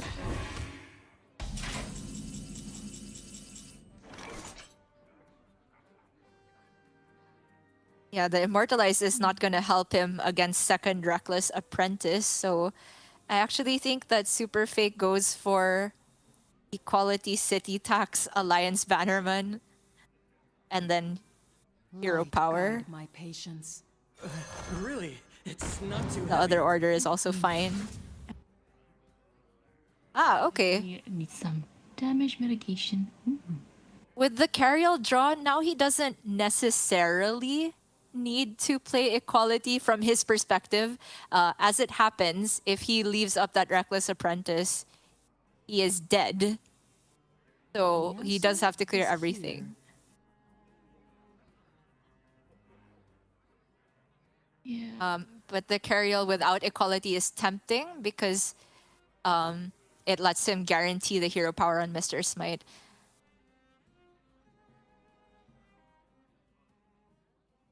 Have a mana left in play. What would be the right move? Also have to consider the Fury Hunter's Rune of the Archmage. And he, again, as you said, many Reckless Apprentices being played here. He has one more in his hand. Oh my gosh, he's leaving the minion up. So I think Superfake's exactly dead here because Reckless deals 5, Ping deals 5, and the Reckless on board deals 2 because of the rounding up of the factor of Cariel's weapon. And that means we are going down to game 5. Oh, it all comes down to this. Yeah, who will advance? It's really close, tough to say, but even though Fury Hunter just narrowly got out of that one, Superfake's still in a fine spot, right? The lineup is built to tech against Shaman, and that's exactly what Fury Hunter's last deck is. Yeah, just seeing more of that control gameplay and having those tech cards against Shaman will be really interesting. Yeah, in terms of the replay, we see here Spammy Arc doing its work for those board clears. Maki roll, of course, putting those board clears back to Fury Hunter. It was honestly a very weird outcome to this matchup where the Barbaric Sorceress actually did so much in that it forced Superfake to use a Maki roll to get an efficient board clear. Like that other equality costing 9 meant that the only good way to deal with that board from a few turns ago was to use the Maki roll when Superfake wasn't even healing for very much. Like he only gained 4 heal out of that when it could have dealt 20 healing at a later point in the game. And that awkward sort of pan out meant that Fury Hunter got the damage there with the pings, with the Reckless Apprentices. It has to be said though that like Superfake could have played around that. He could have stayed alive on board at least and against one apprentice in hand by using the Equality City tax, but he could have still died to that Rune of the Archmage on the other side. Who's to say? Yeah, that's right. Now with Control, Murloc Shaman versus the Paladin. Very excited to see what's up, especially with Fury Hunter's side. Will he be able to build a board, and will that Bloodlust come through eventually? Of course, we have Glug to contend with in the late game. Yeah, the Glug is a pretty interesting one. I'm gonna say not too consequential against Paladin. In fact, they can use the Glug to their advantage. For example, leaving it alive while killing other things deliberately, and then playing Righteous Defense on the Glug when it's enormous. That can work out in Paladin's favor, but first and foremost, what Fury Hunter needs to prioritize is curving out very aggressively in the turns where the Paladin doesn't necessarily have the answers to the board just yet.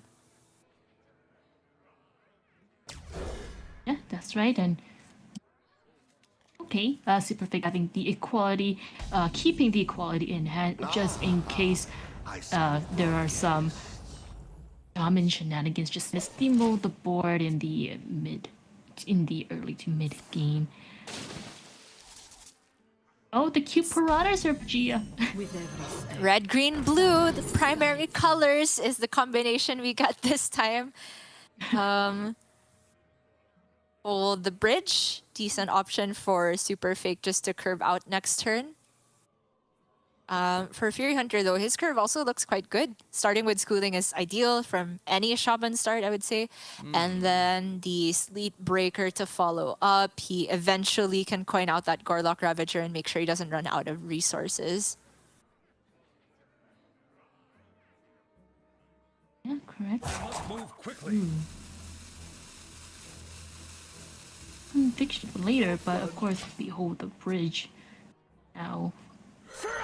Bites sharper than fang. Yeah, the Hold the Bridge interacts very nicely to get the nice kill on that Sleep Breaker rather than his Battle Vicar being value traded itself.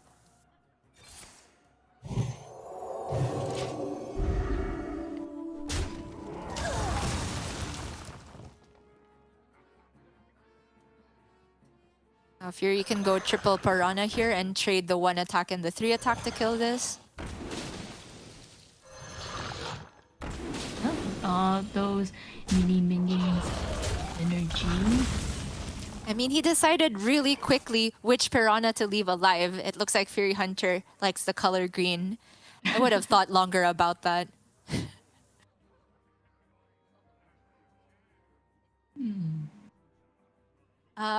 What's So that? Kani for minion looks very decent here for super fake. I'm 7. Knows there's coin in hand, so spell is not particularly valuable, but he could shut off on curve school teacher for minion counter here.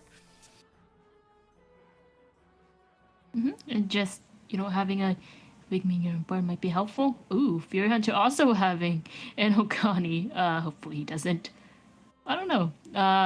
Yeah, but he probably knows what's up with super fake. I do think he'll start with Wind Chill.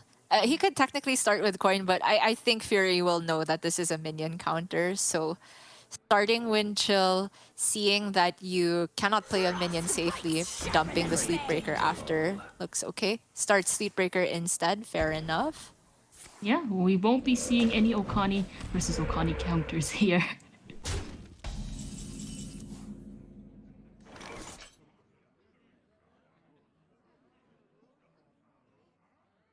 So with the draw of Myrmidon, Superfake already knows he has plenty of resources in the long run. He has Maki Roll to continuously draw cards with that. The question is, will he have the leisure to do so? Going to start with the Flash of Light on it. Okay, if he trades into the Piranha, it's actually not the easiest to kill the Myrmidon, but the fact that Fury Hunter rolled the 1/1 totem is actually a big deal. If he has Frostbite, he can get the honorable kill, or the top deck Command of Neptulon, which is the best answer to this situation.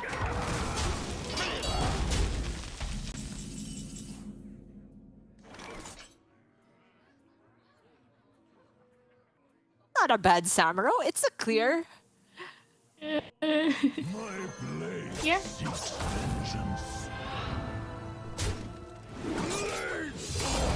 Moving along very slowly is super fake, but he knows that inevitability is on his side, right? The longer the game goes, the better of a win condition he can put together, because this is not the bioluminescence shaman from Fury Hunter. It's just the regular mid-range one that relies on board sticking to get damage through Care of this Bloodlust, the one of copy that Fury Hunter has now found. This turn can be dedicated to the Gorlock Ravager if he wants, but he has to coin first to not overdraw. Maybe we see School Teacher instead.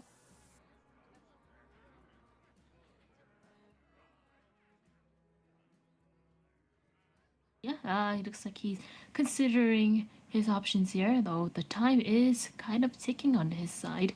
He really needs a board to stick, and especially soon, and not like drag on the game for a long time. As you said before, Super Fake having that long game means that he can get out the carry-all and continue buffing his hand, and of course the damage mitigation. It does go Gorlock Ravager, so coin out Wind Chill here to not overdraw makes sense. One way that Fury Hunter can potentially fight back is to set up a big mutinous combo. You need Bolner and the Clownfish aura set up to get the multiple chomps, but that can be devastating to Paladin if they have a Mr. Smite in hand or a Myrmidon, something that represents a lot of resources in the long run. Oh yeah, we don't want any of those like, big minions or above to get chomped at all. Very game here. Kind of an awkward spot for Super Fake where he would like to play the Righteous Defense, but it doesn't actually allow him to spend mana on that much else efficiently. And the Righteous Defense can get a lot better later on like Snowfall Guardian and Glug, etc. Yeah, we don't want to see those super high attack minions on Fury Hunter's side if we're super fake. Ooh. And Malcolm activated if he wants to discover something. Then again, we have options here. Ooh, the Glug coming in. Yeah, here's the thing. Oh man, is Super Fake gonna play with the Glug in such a way where he kills everything and then Righteous? You can do it, right, with some Pyro play. Yeah. It involves using a Maki roll to actually kill the Glug at the end of it, Let me but I think it's fine. So if he trades 1-1 into 2-2, 1-1 into 2-2, 5-1 into... I mean, it doesn't... he doesn't even have to trade. If you go like Pyro, Maki, Maki, and then Righteous Defense... Oh, I see what the line is. Like, if you Pyro, then Maki roll the Light Ray, it stays alive, right? And then you can Righteous Defense after all the 2-2s are dead. That immediately shrinks the Glug and then gives all the stats to something in your hand, the Ajara, and then you can go face with the Light Ray. Super Fake is going for something different, interesting. Yeah, though he does have those taunts up to prevent any super high Glug damage. Ooh. Yeah, my play looked pretty fun, but I recognize that it is using a lot of resources. It's minus 3 cards in hand and minus your activator for equality. So Super Fake is trying to get a little bit more value from the Pyro later on. I think that's super reasonable. Yeah, especially since Fury Hunter still has some fuel in terms of minions and, of course, the impending Blood Plus.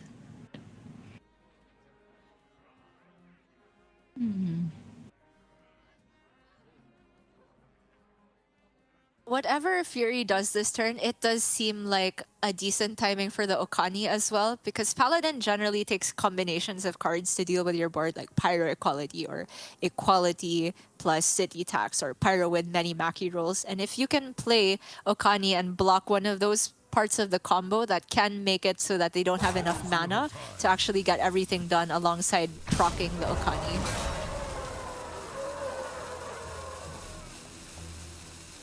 Yeah, and it looks like he agrees with you. The spell counter, I like that.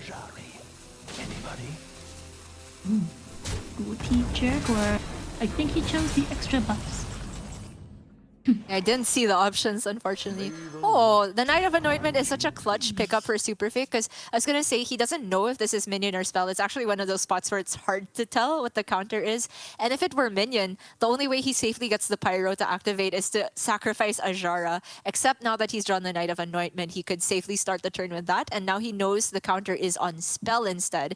And that's actually still kind of awkward for him, because it means, like, what, throwing away either a Maki roll or a Garden's Grace? Yeah, true. Oh gosh, what spells does he think is worth the keep? That is the question. Okay, the Maki roll. And now it's in a position once again where the Glug can be Righteous Defense, but it's more difficult to actually get everything else to die before the Glug to maximize your buffs. So Super Fake might delay once more here, like go Garden's Grace, and I think Ajara is active by that point, but I might be wrong.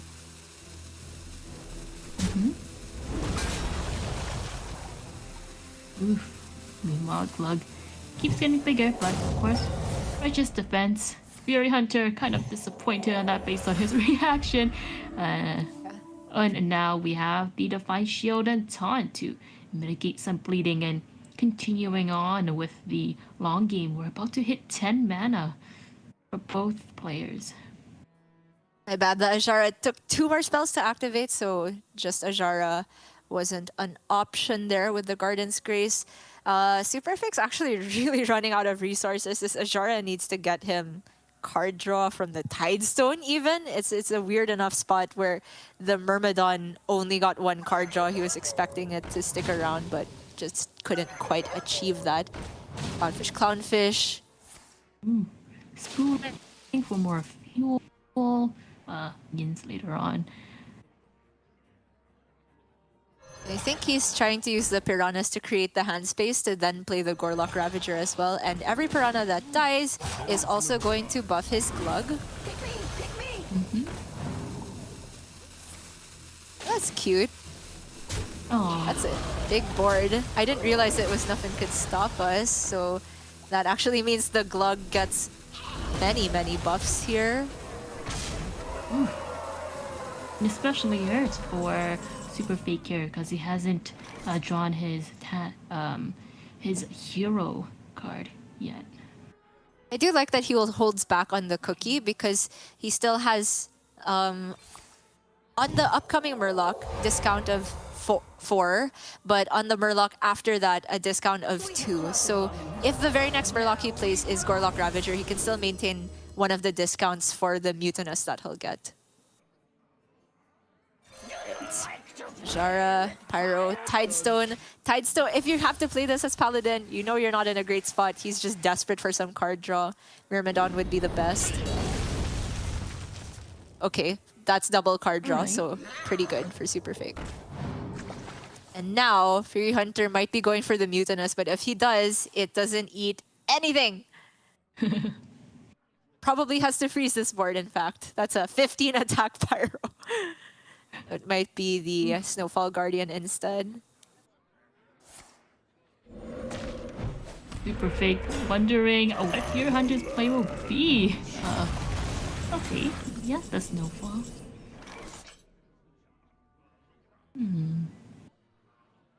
So Vitality Surge to start seems alright. If he wants, he could just straight up play 7 Maki rolls also, and that kills the Snowfall Guardian. I think there's a way that he can maintain most of his minions' health as well if he does that, but it does seem like a bit of a waste of Maki roll. Oh my god, Cariel, that's insane. Yes.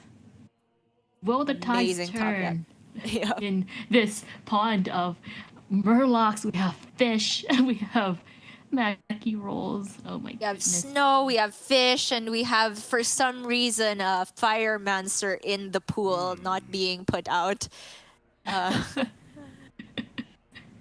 You know, Ugly can be, you know, water minions versus and one whole Pyromancer.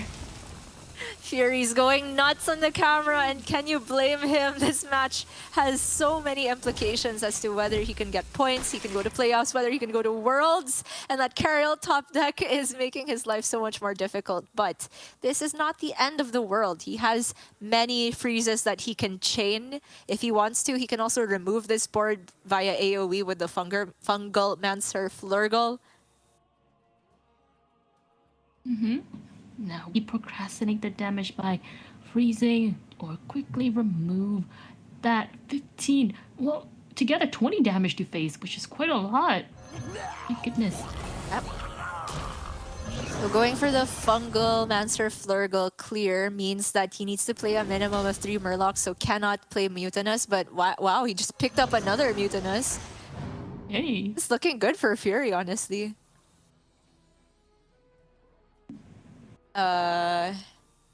Chieftain? I think Chieftain lets him kill the Pyro without having to sink his Guardian into it because he can use Frostbite. Or is it a little bit of damage off?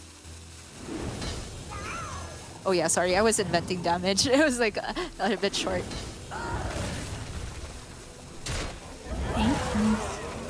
Clear notes. Ay.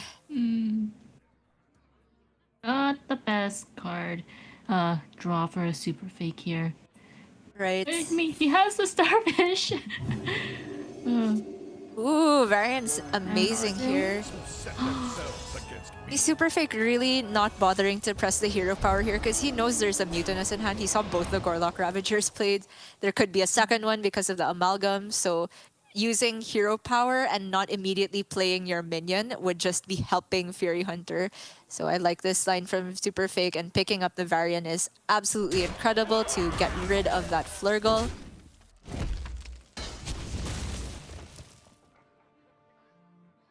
Putting down Light Ray seems pretty good, just deny the best Mutinous target.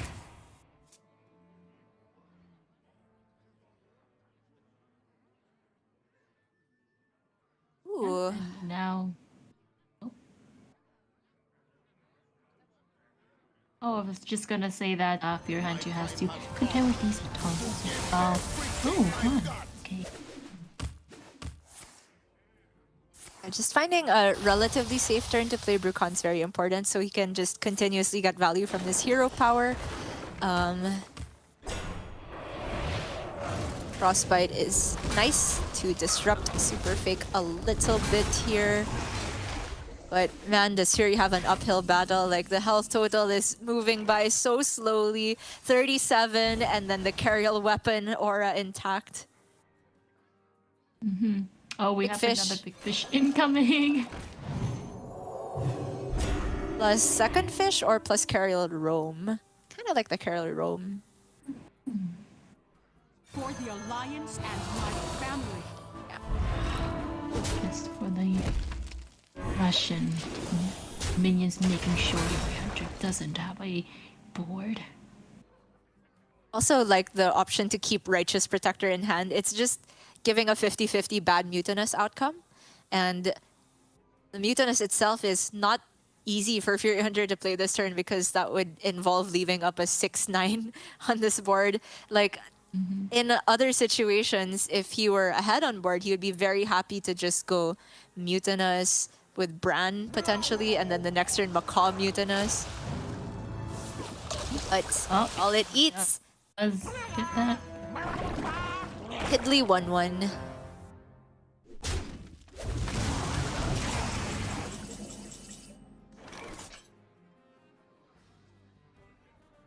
Not a bad city tax, all things considered. He can use that and then kill off the cookie with his weapon charge. Then also hero power and play down the big sunfish.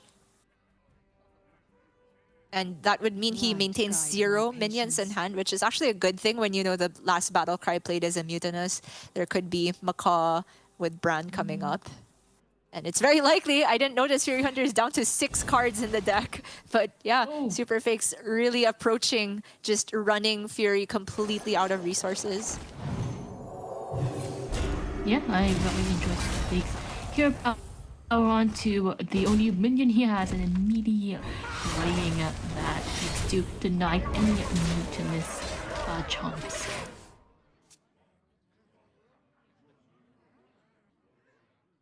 All the macaws. Hey, look, Brad Macaw. Oh, he's gonna eat nothing. Super Fake's like, yup, let's go. Fury Hunter had to try. There was no real other direction to victory, right? I mean, he could try to chain freezes, but does that even get there, knowing that Super Fake has equality in the deck and righteous defense? Now he has Myrmidon Mackerel, so he has all the resources in the world. There is just no way that Super Fake can lose this one, I think. Yeah, and with the 17 cards left in hand, while Fury Hunter is just losing on resources and approaching fatigue, doesn't spell well for Fury Hunter. Right. Oh no, Up and to the heals too. Up to 6 draws from this Myrmidon. 7 draws.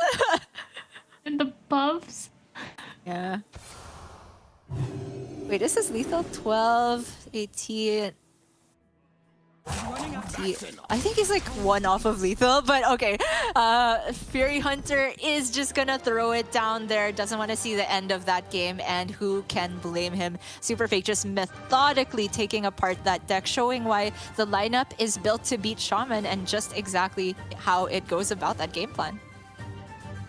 yeah, we see Fairy Hunter Shaman just getting out those minions, trying to create a sticky board, but it did not work out for him in the end. Just because of super fakes, he has he has that Pyromancer, he had those spells, the card draw, and then since it went into the super late game, he had Cario for that damage mitigation and buff minions, just playing the minion, using that hero power to create a solid board against Fury Hunter. Eventually helped him win that game. Yeah, it's crazy that Fury Hunter looked like he had so many resources. He had more cards in hand for like 90% of that game.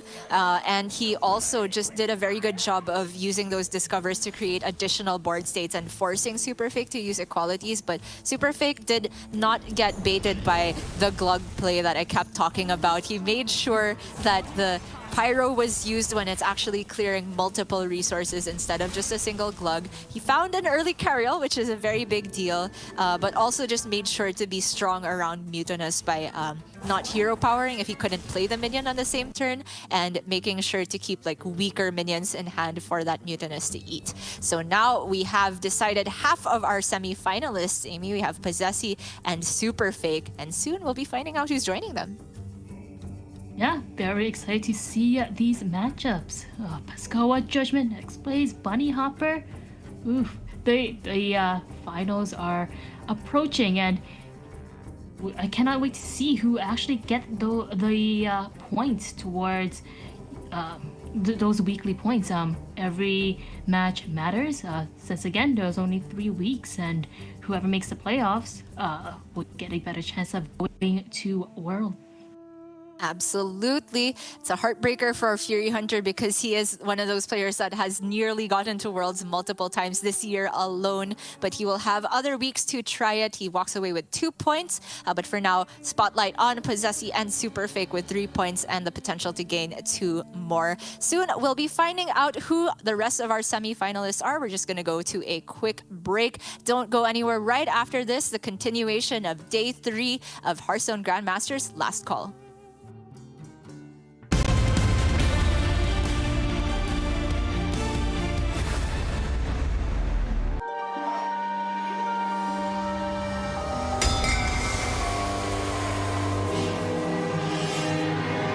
Welcome to Revendreth, in the darkest of seasons, where ruthless eyes gawk for horrific reasons. For a hidden hand has struck me down with such ruthlessness, so deep and profound. Then he comes with his Molochian scowl to uncover the truth of murder most foul. The anima drifts across the floor, highlighting the creatures who walked through my door. The motives are as black as night: avarice, power, revenge, and blight. We watch the hero uncover the clues that lead to the truth behind this dark ruse. Join us here with the grim and impious. Choose your path without heavenly bias. For at the end, they will burn in the fire when it is known who slayed Denathrius the Sire.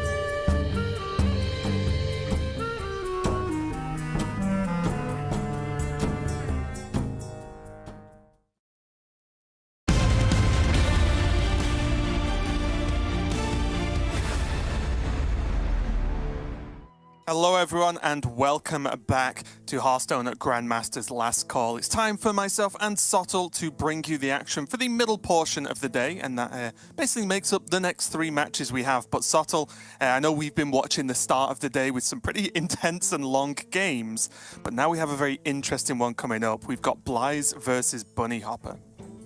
We do indeed, yeah. There's a couple of different lineups in general that are starting to show they're doing well. Obviously, Superfake's lineup seems fairly successful. Fled narrowly missing out on making it here as well with the same lineup. Really preying on those players who have Shaman in their lineup. But then on the other side, you can kind of bucket everything together, and the Shamanless players are also being quite successful. And that's what we're looking at here with both Blyze and Bunny Hopper running a lineup which does not feature Shaman in it. Other similarities between the lineup, both players running the Celestial Druid form of the Renathal deck, which has been showing decent success so far. But I think a good one to keep an eye on here is the Boar Priest, because tiny sample, yes, but as of right now, Boar Priest is the highest win rate deck in the tournament. However, it has only played 5 games up until this point because it is a low represented deck. But of course, Blyze is a player who can put a lot of work into these combo-heavy type of decks, and Boar Priest is very much in his wheelhouse, and he's shown great success with it so far, and really shown great success in most things that he's done in Hearthstone so far. Yeah, it's annoying, isn't it? He's just good. That's about as much as you need to know about things.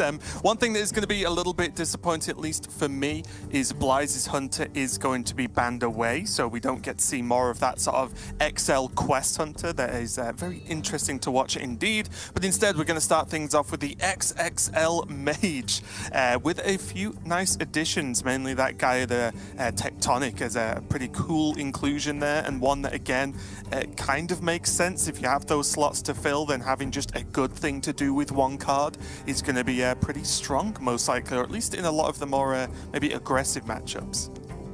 Yeah, there was a moment of confusion, I think maybe yesterday, maybe the day before, where Blyze played out the Gaia, and then there was like, wait, where did this come from? Wait, this is in his deck? What's going on? It's just a strange card to add in. Normally, obviously, early days of the expansion, Mech Mage was making a lot of waves, and we saw a ton of that card.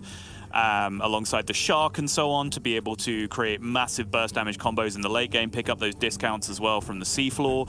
But just throwing it in there as a Colossal, I think people do forget how much value the Colossals themselves individually represent. And we see cards like Krakatoa, for example, just been thrown into a deck. It is just an efficient, good card for the amount of mana that it costs. I don't think Gaia is quite on that level, but yes, when you are scrambling for card number 37, 38, 39 and 40 to put in your deck, then yeah, maybe Gaia makes that list just in terms of raw card quality.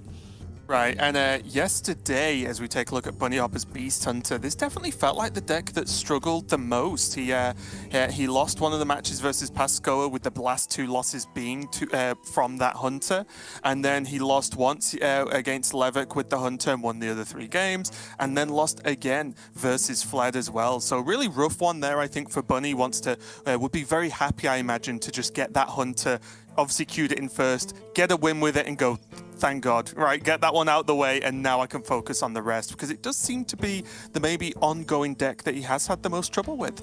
Yeah, not just for Bunny Hopper, the overall stats reflect that as well. Beast Hunter currently 39% win rate in this tournament, 7 and 11 overall, but unfortunately not open all hours. In fact, I think the only thing open all hours has been Bunny Hopper's hand to Mountain Bears, because that seems to be all he has drawn for this entire tournament so far. Had some frustrating draws on the deck so far, but 18 games in a small tournament is a relatively high sample, just contextually in terms of how many games total are going to be played in the tournament.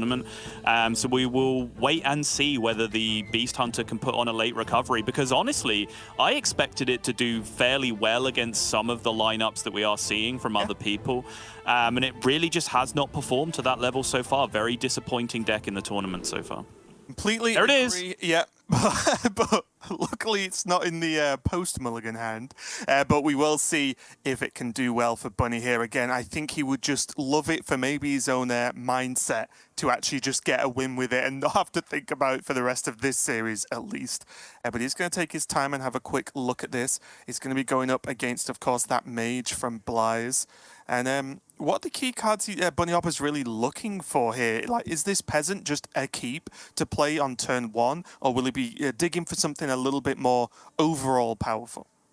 Yeah, obviously a little awkward overall, right? The decision on the peasant, because you know you do always give mage the option of dealing with it as and when they want to, but generally their coin is a valuable resource overall that they're not super interested in using that early. So if you can play it on 1, get 1 card draw off it, and then tie up turn 2 in terms of pinging it, that can be a very nice deal. And if you pick up a second one to go alongside it, suddenly things start to get very interesting, because that's several turns now that the mage is going to be behind the play in dealing with those peasants, even though they do have that ping available.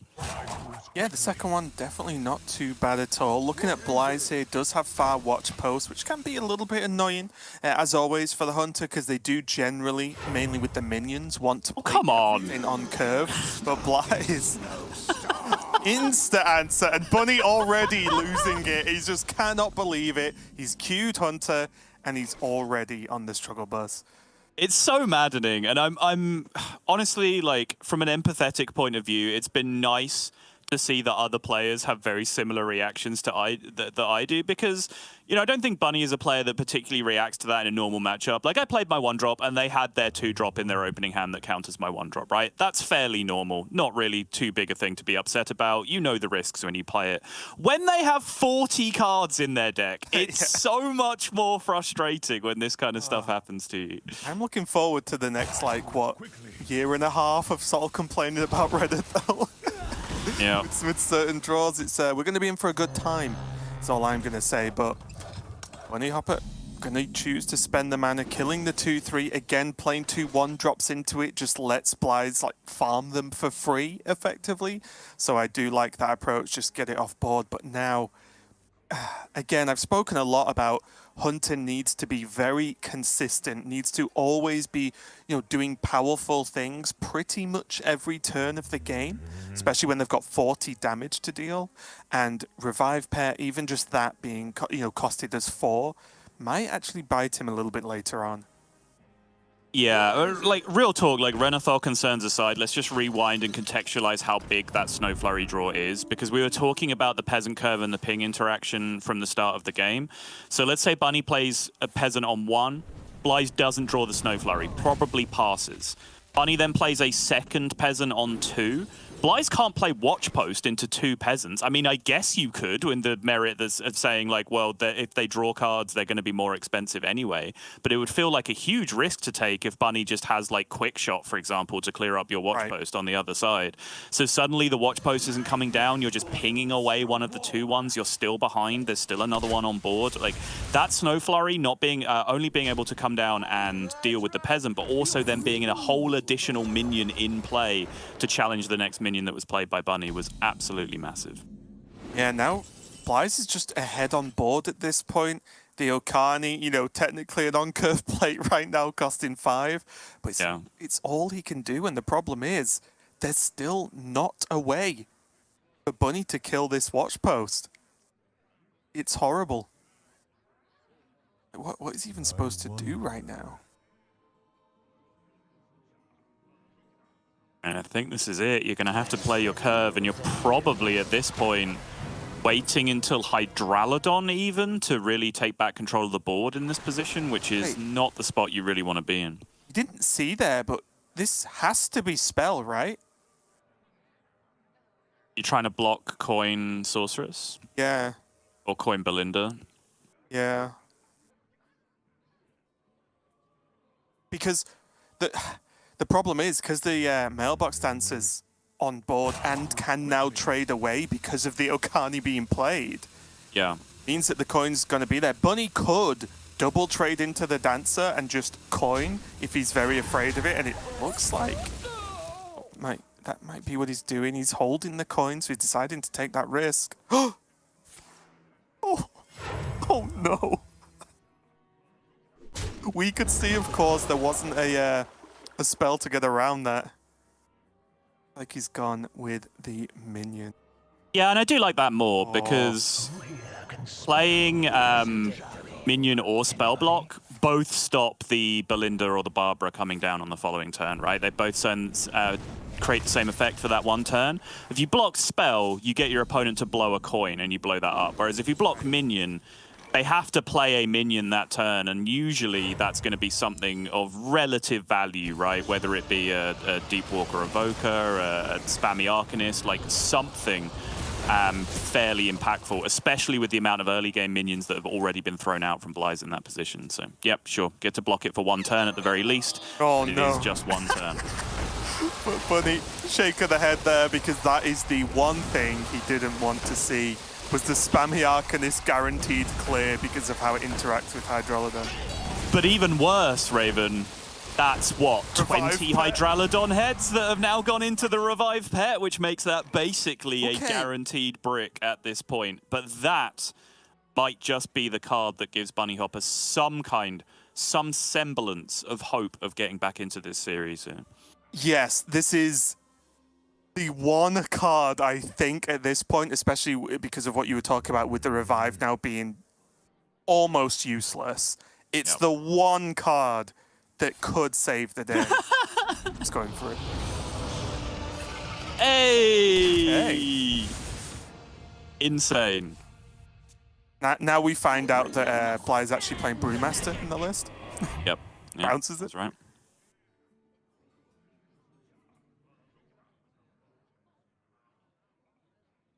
The big problem is now... okay, never mind. I was just going to say, if Bunny Hopper's only really reliant on this Tavish for the next couple of turns, and the Hydralodon, of course, will Bly's be able to just overpower him once he starts getting to this late game stage now, right? He has Rune in hand, he has another Barbara, he has Draw as well with the 4-drop. Like, is that going to be a big problem? But maybe with Kodo Bane and Tavish, and start looking at making something work here. Yeah, really good couple of draws here from Bunny for sure. Making sure that those resources can refill, which is a big deal because he was extremely light. Right. Hasn't really set up any of that kind of early beast scamming that he's needed to do. Has been disrupted by the watch post as well. So he's really just been playing not only on curve, but behind curve because he's paying too much mana for the majority of his cards now at this point. The fact that he now actually gets to dig through a large portion of his deck with the Barrack Kodo Bane and also just now has consistent minion pressure with the Beastalker Tavish. Going to be a really, really big deal here. Not to mention, of course, the potential power of Ice Trap in this deck. But second Barbara is now going to make a huge mess of this board state, you would presume. Yeah, and because of the, of course, the Barrack being played, 3 cards drawn, Bly's knew exactly that there was a 1 and 2 cost in hand, so looking good overall. Going to be a mass polymorph, some secrets, but I think most importantly, Sottle, the board clear happened. Indeed, yeah. Mass polymorph obviously was a huge deal there because once again, Hydralodon can really mess with those random spells if they just keep hitting on their heads without clearing up the main body of the Hydralodon. You can end up really not having a significant impact on the board, so the mass polymorph, big deal there straight away. I wonder. Also puts a sheep in the pool for the other Revive Pet. Yay! Many sheep. You better watch your step and as well. Got to be Tavish at this point.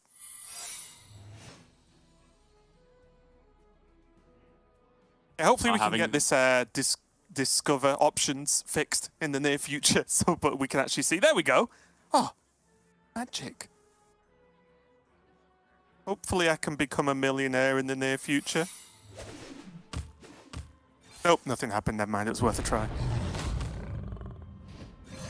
Wow, you checked your bank account that quickly. Oh yeah. There's a chance that millions just appears in it. For sure, I will check it quick. The time has come to dethrone our former master. Yeah, as I was saying before, the second Barbara came down for the 1 mana Rune of the Archmage immediately. Because Blythe had not scammed out too many spells in the early game, he will now have the fear of that ice trap in the future, which can be an absolute disaster, of course, if it does ever land on one of those full-costed spells, the likes of which Blythe does have now in hand with Rune of the Archmage. Bunny, of course, now has that information as well from the Deepwater Evoker. Yeah, the next couple of draws for Blythe are going to be pretty huge if he can actually gain the board enough to make the, to be able to almost waste a turn, right? Depending on what he draws. I think the best, of course, would be Belinda because it would at least only spend 5 mana on testing the secret instead of like 9, 10. Sure. Do you even want to press that, Bunny? You know what? Throw that revive pet into the counter spell.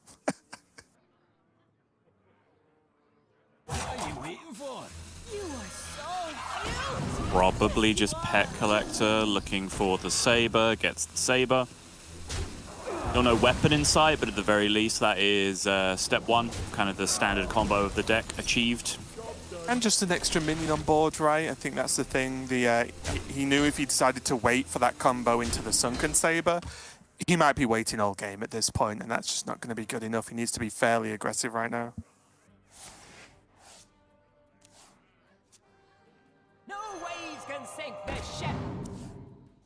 Although Blythe gets to stack a lot of armor here. Yep. Which is at least Recycling, the armor. coin. Fantastic. Coin's huge. Yeah, can play the coin into the ice trap and then have his Rune of the Archmage free.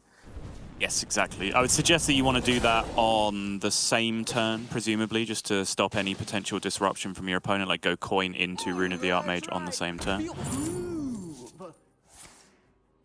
All right, let's go throw it out right now. Okay, fine. Yeah, I think that's okay because this isn't the Quest Hunter, right? That's true. The secret package isn't there, so there's no natural ice trap going to cause any trouble. So I don't think there's anything I can think of, at least, that actually will stop this happening for Blythe now. That's fair.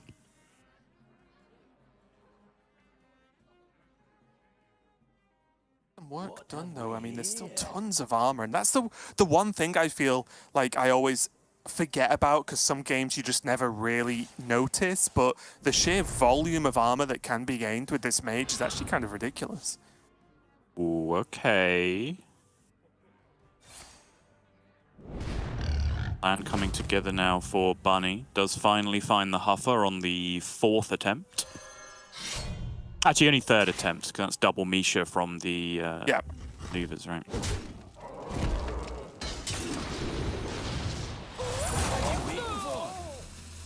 That pick, of course. It's the coin to counter Blythe's disruption, so both players gaining from that mailbox dancer, I suppose. Yeah, I still think, obviously Blythe is happy with that plan because he's the one that initiated it, but I still think Blythe is the one coming out ahead because... Oh, yeah. Sure, Bunny being able to play a ramming mount or a revive pet or a doggy biscuit or whatever else, versus Blythe being able to play Rune of the Archmage. I think I know who's coming out ahead in that exchange. Yeah, now he gets to play it with the parrot as well. That's bad. That's very bad. That's so much mana chewed up on an incredibly ineffective spell on that board state. That's actually a pretty miserable box. Oh, okay. That freeze. Maybe would have preferred it frozen just instead of dead, actually. Because that's just added a little bit more damage to the board that Bunny wouldn't have had this turn. Yep. Now with the Saber, can actually trade this off. Now it's just the 2 bears and the King Crush, right? Yes.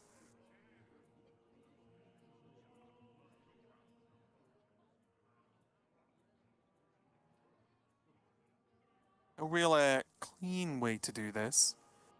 No, obviously can't, or I mean can, but doesn't really want to do it with the Saber, which is obviously the most efficient way to use the rush minion that you have coming out now to deal with the taunt, because you would like the taunt, you would like the Sunken Saber to die this turn and pull you out a King Crush.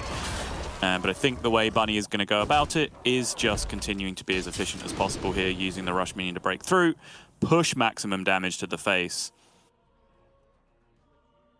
I really like second Harpoon Gun here.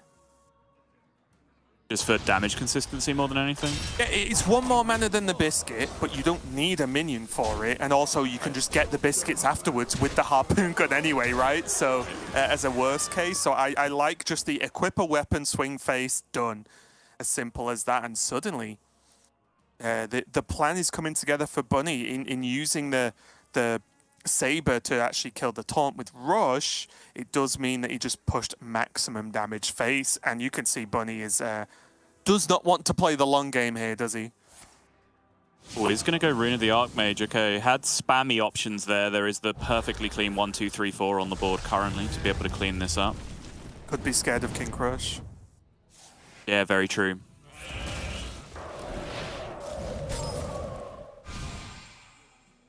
They'll have the attacking minions available. Oh, okay. This is the scary one. That is the King Crush. How much mana do we have left on spells? Okay. Is the Leok left to deal with, and the Leok can be dealt with the existing minions as long as they both survive this, and it looks like from the way these attacks are being queued that they have. So there's still, I'm guessing Bunny did pick the weapon, there's still a Huffer roll for this. Yep. Or a Huffer Resurrect. So 2 shots for Bunny at just winning the game, and I'll be honest, I don't think there's much. Oh! Wait, there's still only 7, right? Yeah, sorry, yeah, he needs something. Now there's a Leok. Yeah, Okay, that'll do it. He needed something else. Yeah, there we go. And let's be honest, I was just going to say, no other play. He isn't playing tracking, right? So Bunny gets it done. And I think you can see, just from his reaction, no real pop-off, but more just a bit of relief. And he's just like, yeah, okay, that could have gone very wrong, especially with how Bly's opened. That was like the open against Hunter in that scenario. But Bunny did a good job of keeping his cool, keeping the pressure up, and he was rewarded for it as well, and actually gets a win with the Hunter. I think that is so big for this series. Yeah, I mean, it absolutely is. I mentioned it right at the start. Hunter has been struggling so far in this tournament. That win now takes it up probably to, what, 8 and 11? I'm not sure if we've seen any Beast Hunter in the previous games before we joined today, but I'm using stats that were accurate from the start of day at the very least.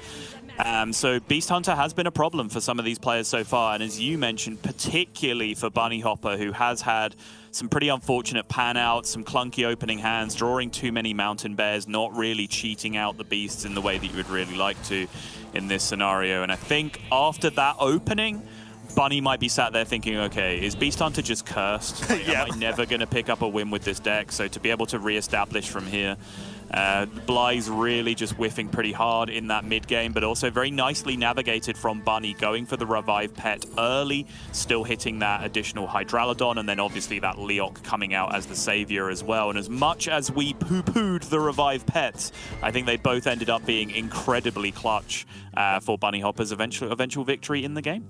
100%. Like I said, I think the turn the Tavish and then the Kodobane turned up were key. Without those, Bunny was going to just limp to a loss, I imagine.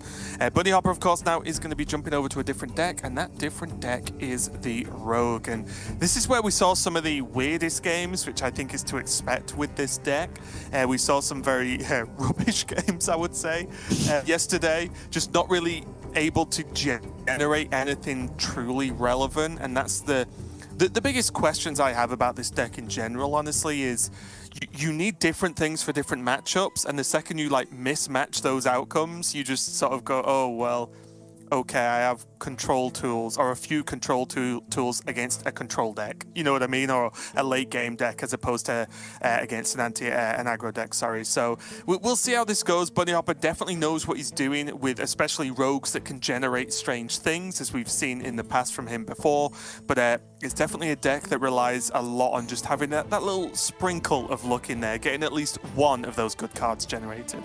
Yeah, it's interesting, right? Because quite often on ladder, you'll see the matchup of like Thief Rogue going up like against like a Demon Hunter or a Prestor Druid or a Boat Rogue, for example, where if you play Jackpot, and you end up with like whirlpools or flame strikes or whatever else, and you just get to play those every single turn for the rest of the game. That's usually pretty good for a lot of the matchups that you play against on ladder.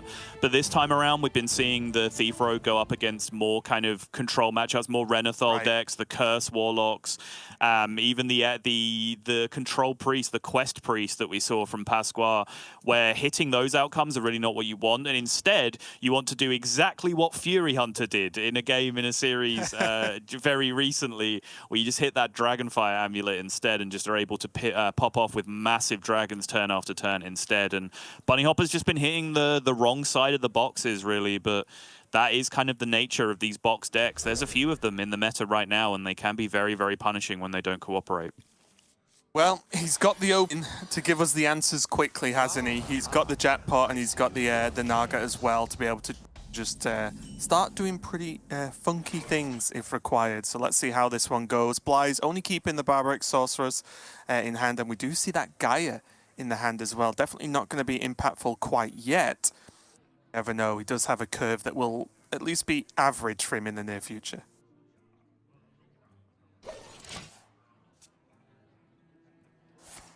I'm just tense waiting to see what's come off this jackpot.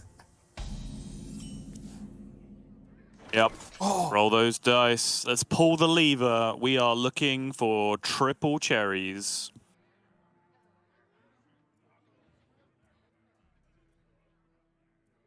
Let's have or right one. Which one has the better spells in it? Me. That one. Let's go. I'll tell you what. We've known Bunny for a long time now, right?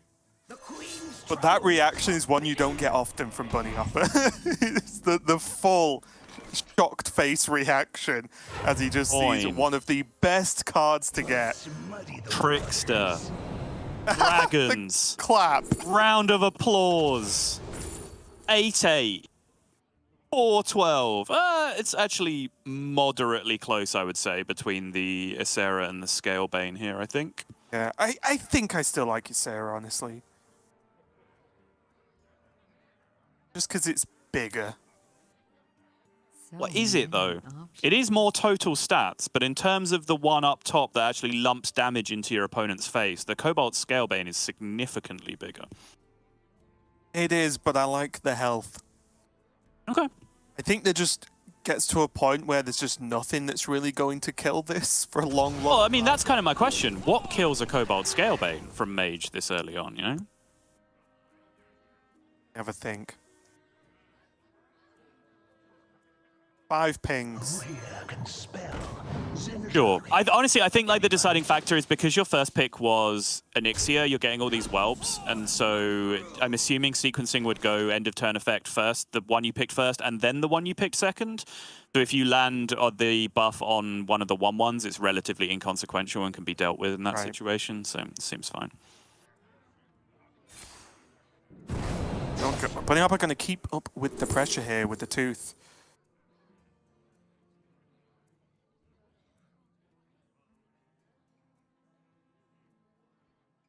I like the look of Frostbite, actually. Paying for those coins, right, is relevant in itself right now. I know Blythe doesn't have any coins at this moment in time, but you know what I mean, right? It feels like the most immediate great pick, right? Just defense is interesting because obviously in this mage deck from Blythe, he wants to play big minions, especially if the Barber is going to come down in the near future, but just think the biggest problem you're going to get is those spells being played. And why not Frostbite? You can also play it this turn, right? And just use the whelps to alter the number on the treasure guard.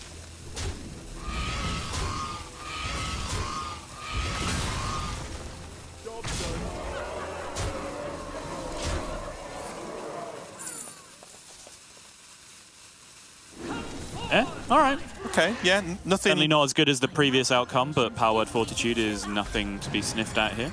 Yeah, no, excuse me. And although they, that's great.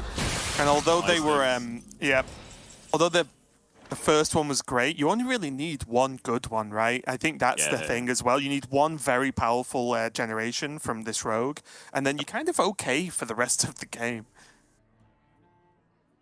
Does find the contraband stash now as well, which is obviously key to being able to respam these dragons as many times as humanly possible. What are the good reasons not to contraband this turn? If any. There's a small board on the other side, right? When contraband stash happens, your dragons are chosen randomly as opposed to you discovering, which means you do get a lot of like 5/5 size-ish things coming off them. Sometimes you just hit amalgams. So the fact there's just a board on the other side that could immediately challenge you is perhaps a little bit worrying. But yeah, I think this is good enough at this point, especially if you roll the big 8/8s. There's a flurry though available for Blythe, so that's something at least. Yeah. Only rank 1, of course, though, when it comes off a Nargaling. Not going to get the double freeze here. There will be a good chunk of damage still being able to go through. But now the cleanup phase is available for Bunny Hopper with this Krakatoa if he wants it, which is going to be really nice. Both claws can clean up the 2 minions whilst pushing 4 to face from the weapon, sort of between that, of course. There's other options of getting Power Word down, but I think I'm just a fan of just playing Krakatoa because it's turn 6, Sol. It's never really a bad play, is it? Agreed.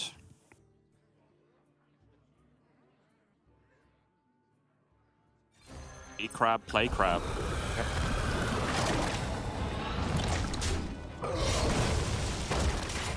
Chunk this damage through, refresh the weapon, swing in. The Nargalings can chill. You don't have to worry about those right now. You're just trying to be as aggressive as humanly possible here. Oh, wow, just like that. Bunny Hopper goes up 2-0. And again, look at the difference, right, with these generations. Some of the sort of lackluster ones we saw in other matchups are a problem, but when you hit, oh my, you just get so far ahead, and there was just nothing Blythe could do. He didn't have the sort of Barbara coin interaction, right, so he couldn't have even tried to catch up or even anything out. And we all know Blythe subtle. If he feels like the game's all over, he will just say it's over and get out. So I completely respect the decision there from Blythe. Did try to fight back with this cool Varden shattering blast that Bunny took great pleasure in watching by the looks of things, but it just wasn't enough. Like I said, the 2 big dragons came out, so Bunny dodged that issue you were talking about from contraband. Backed up by Krakatoa, it starts to get ridiculous at that point, doesn't it, for Blythe?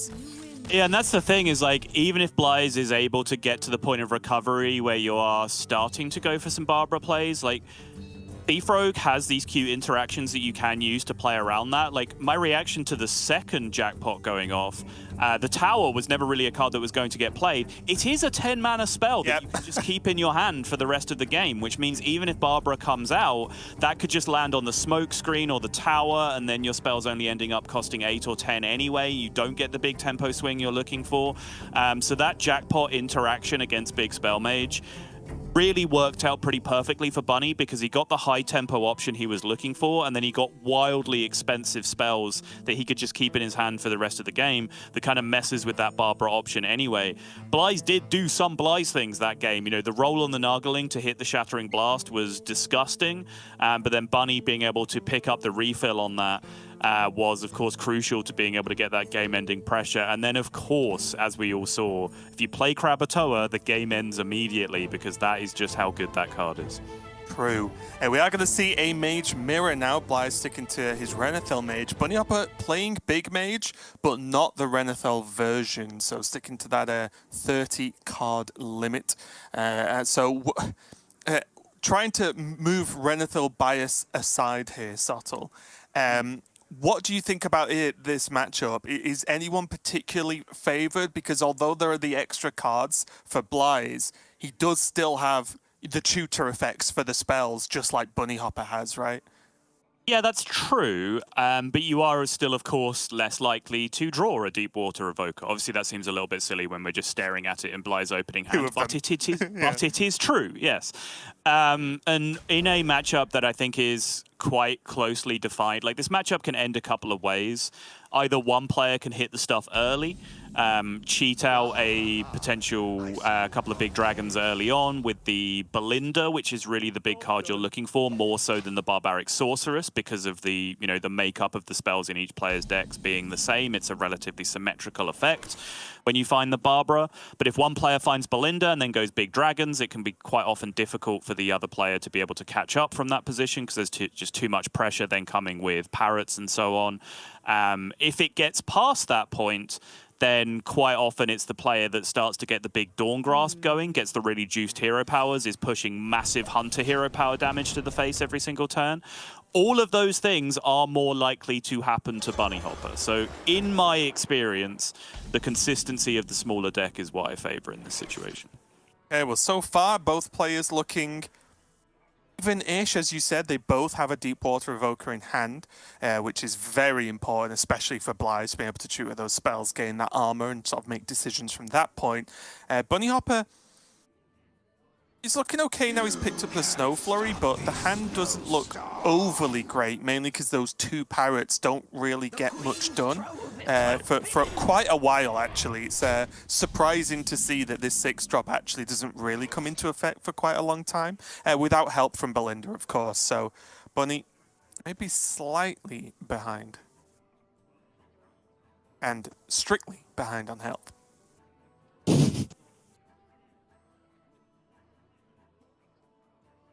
What to do? I mean, even on ratio he is, right? 1/40th of the health lost compared to 1/15th of the health lost. Like, yeah, just losing. Going full fractions now.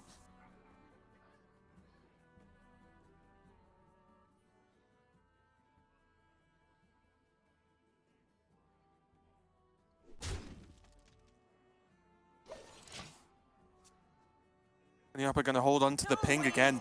Going back to what you were saying, if something big does come down, the deck does struggle to deal with them, and a freeze ping, it's actually very, very powerful to buy a little bit of time, right?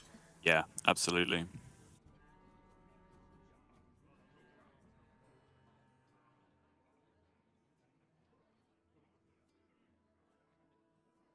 Some clearing options here with the spammy Arcanist, but it doesn't look particularly attractive. We might just see the Drakefire being traded back in here. Again, I do think you want to maximize card draw for those key hits as much as you can. Yeah, and honestly, the Pelican, if Bunny can fit that in this turn, just doesn't look so bad. It's actually pretty powerful to just push 4 damage, again, even as a removal tool on the next turn. So looks like he actually is going to go for the Okani, picking the minion counter, and dropping the Pelican, I imagine. Seems a bit too good to pass up for just the amulet cycle at that point. Yeah, I think I was always playing Akani this turn. I was just perhaps looking more at trading away the Drakefire Amulet, looking for those big draws for Belinda or Varden.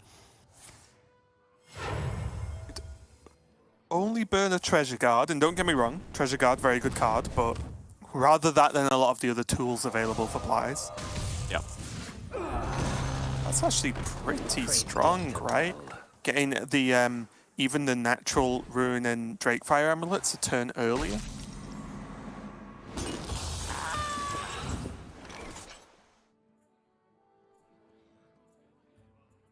What I was saying about the parrots, right? They're so far away.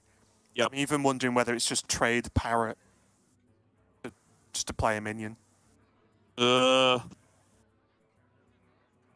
mean, it does spend all your mana. And I've heard... Let's have that going for it. Yeah, spending your mana is good for now. We're back in the Pheno era, okay? Pheno's winning tournaments again, so we have to spend all our mana. Go for the cycle on the amulet. Does have the follow-up of Snow Flurry, like, regardless, and doesn't even have to use the ping, of course, but... Oh, fine. You can't stop this snowstorm.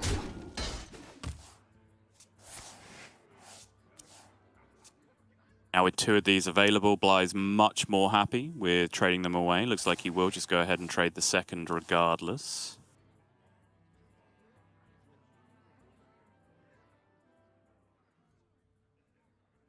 Again, Pelican now for Blythe is going to be really strong. I didn't really respect this card, but the more I see it, the more I think, wow, just 4 damage for 1 mana. It's pretty good. Yeah, it just slaps. And it's the fact that your opponent never gets to choose, right? You always choose. Right, It's yeah. pretty strong. Bunny now with a second evoker. Now imagine if this was a 4/4 that was also only ever dormant for 1 turn, because you could spend 5 mana on spells super easily. That's not even being played. Nerf glove.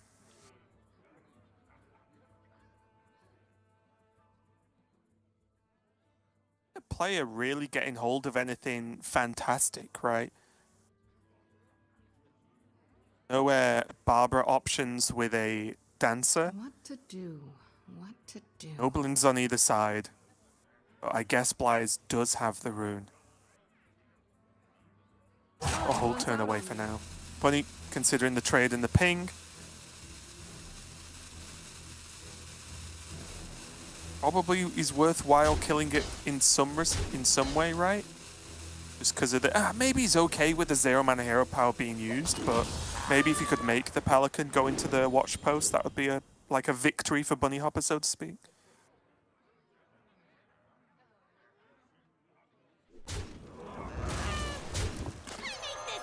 Like this is a spammy line from Blythe, is able to clear all of this up quite effectively.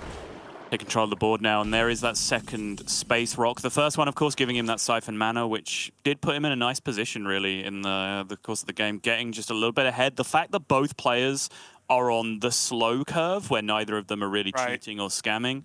The fact that Blythe does just get a turn ahead with those amulets, if he's able to draw them back.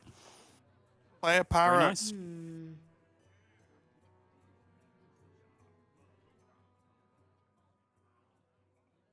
Can Bunny afford to not play a bird right now?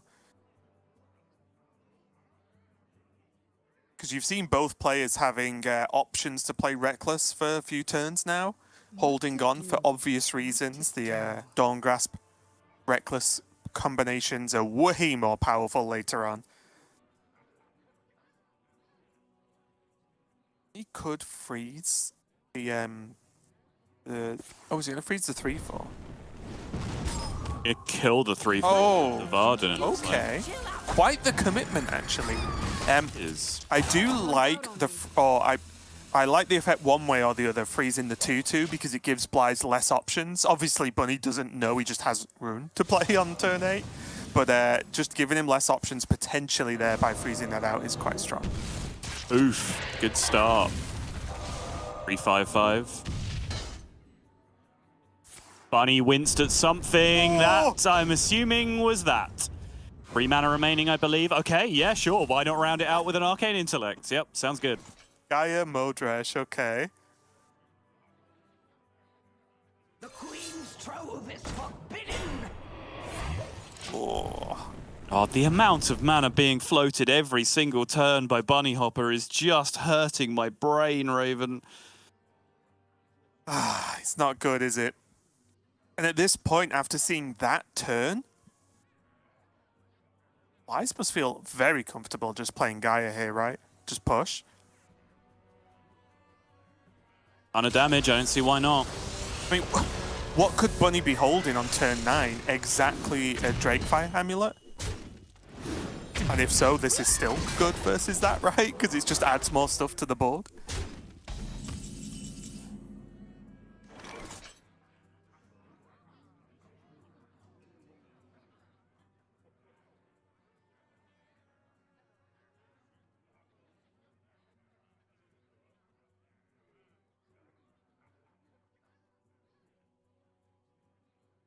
What to do? What to do? Weird spot, because you know from the Runed Orb going off from the box that there is a spell in the opponent's hand right now, so one of the only real opportunities you have to be able to deal with this. But no spell in your own hand right now to be able to take advantage of it, which is very awkward. Obviously, both players choosing to trade away the Rune of the Archmage at various points over the course of the game.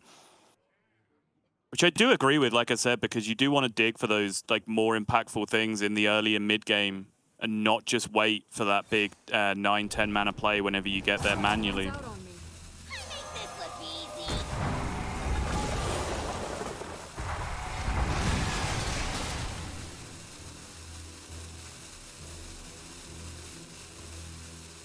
Bunny doing the best he can here, just to reduce some of this down a little bit, but now the health difference is really starting to stack up.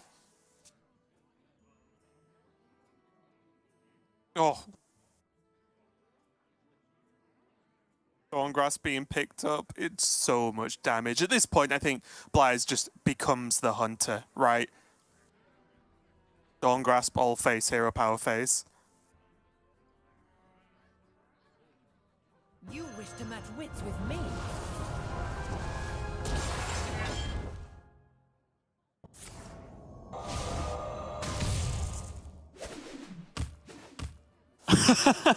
Nice.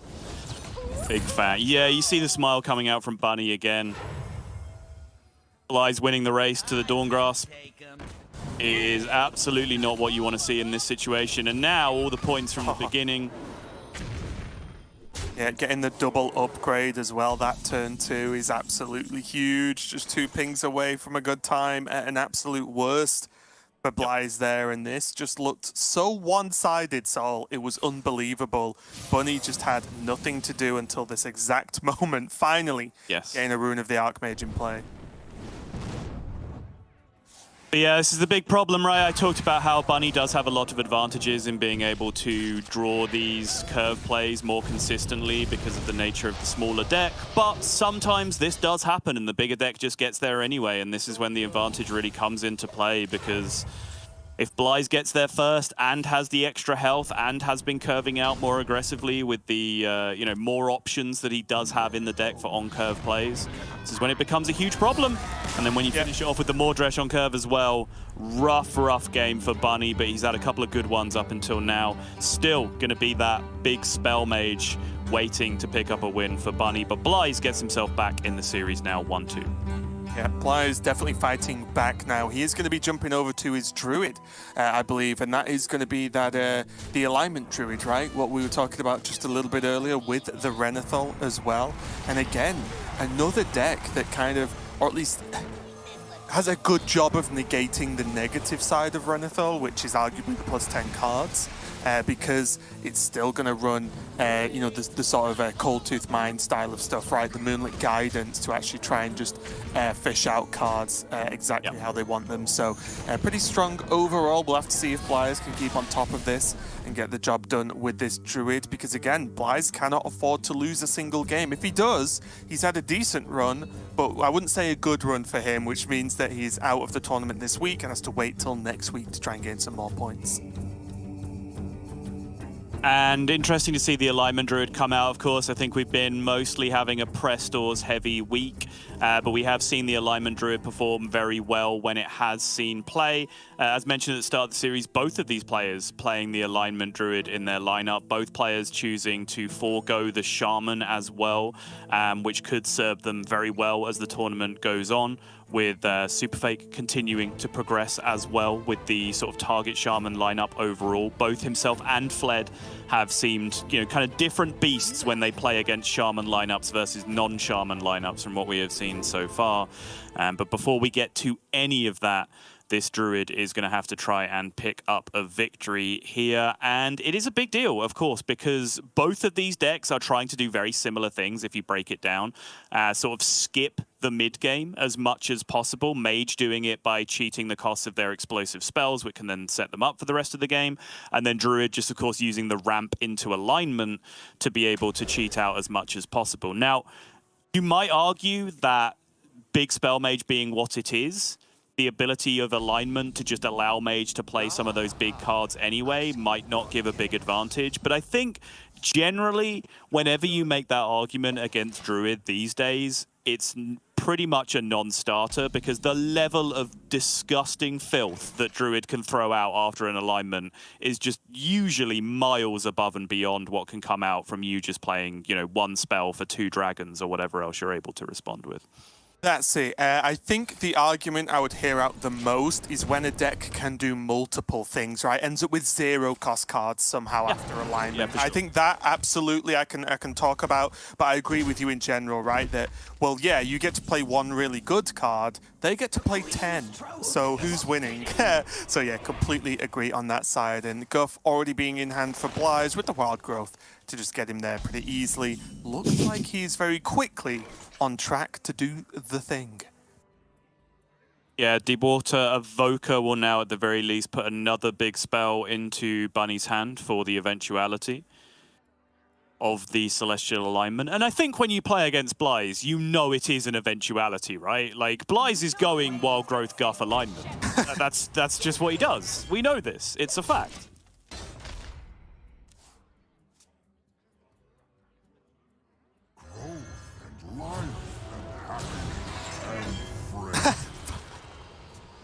Bunny looks like he's playing some kind of an updated Hearthstone in like the year 3000, where you feel every good draw from your opponent, and he's like, "Oh, guff," and he's just like, "Oh." Coming in our next update, we're revealing a new feature: emotional haptic feedback. Yeah. Wire yourself into the game and be emotionally crushed every time your opponent draws the nuts.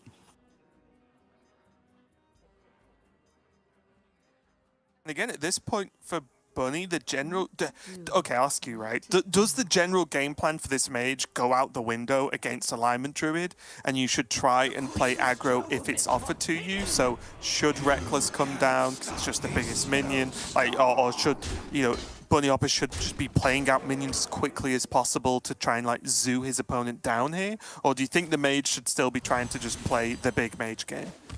Yeah, I mean, I think what Bunny is doing makes sense, right? Like, ideally, you do want to just go, like, Pelican into Mailbox Dancer, into whatever. Like, play aggressively statted Bloodfen Raptor type cards on curve so that you can try and push 12 to 14 damage in the early game and actually be threatening. Because if the alignment happens, you at least want to be in that position where you can't... You push damage, right? You push 12 damage or so in the early game. They play alignment. You have that whole board still, so you just push a whole bunch of damage again and play Drakefire Amulet, right? And get 2 huge dragons off that. Then their turn can't just be play all my massive things. It has to be clear the board as well, which is a little bit trickier to do in some spots, or gain 1 million armor, which is, of course, another option as well. I'm not saying it's a good plan if they hit the nuts, but it at least gives you outs in some positions to be able to compete. Suddenly, Bran, really the best draw. And I don't really see anything outside of just a reckless go.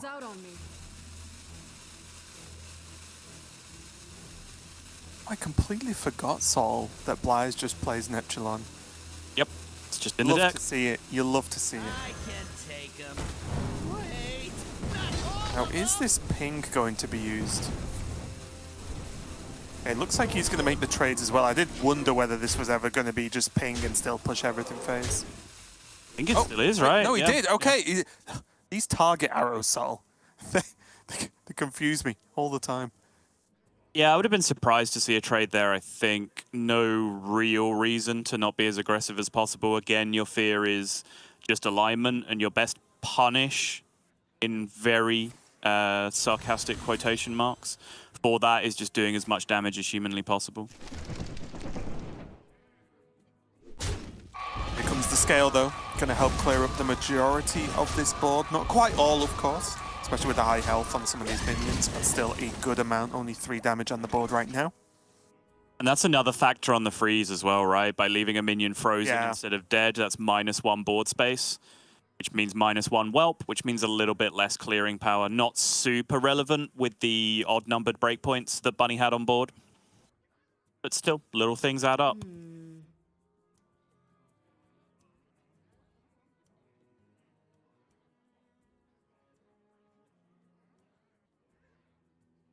But this is just a bit of a mess now, isn't it, for Bunny?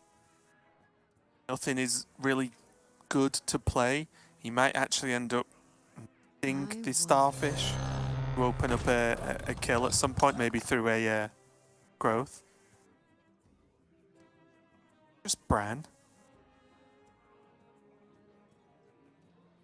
Because again, I don't think Bunny Hopper's going to be, oh, it's okay, I'll save Bran for this great combo. Like, I just don't think that's really realistic, so just Bran ping this turn seems fine. Can trade in the Treasure Guard. Yeah, I mean, it can be. Again, this is getting optimistic in alignment worlds, but you know, a Bran Mordresh combo, for example, can happen on the second turn after the alignment. You know, it doesn't take that much for it to be able to happen. You do, of course, have to have gotten your Mordresh to the point that it's active before that point, which is still some way off. But Bran combos are still very possible because you normally will get up to 2 or 3 mana if you're at least able to survive before your opponent really thinks about hitting you with the second alignment to lock you out of the game. That's fair.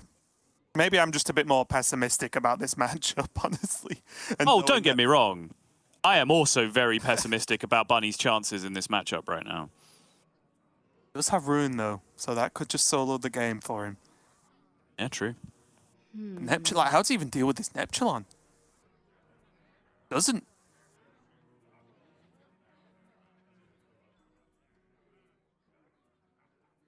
No.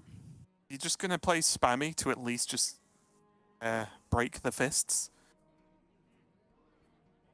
I wonder. Sounds like Lorinda after he's had a bad day casting. Or playing. Or anything, really. Yeah, sounds like Lorinda. Yeah, this makes sense. At least take care of the Wind Fury. The biggest problem dealt with at the very least. But now Blyze has found himself in a position where he's actually relatively comfortable on board. He's been waiting a long time at this point for the alignment, and it looks like he might just continue to do so here. Of course, with Guff on curve, you do open up various options. For example, just looking for Anaconda and doing everything in the same turn. That's a very realistic possibility if you get the mana up high enough and are able to pop off and not give your opponent a chance to react.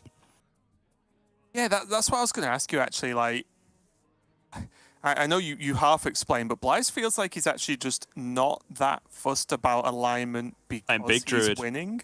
Yeah. Right? Because he's fine. So you don't. And again, there is that slight worry that if you do alignment, you actually offer Bunny Hopper good plays that he didn't have.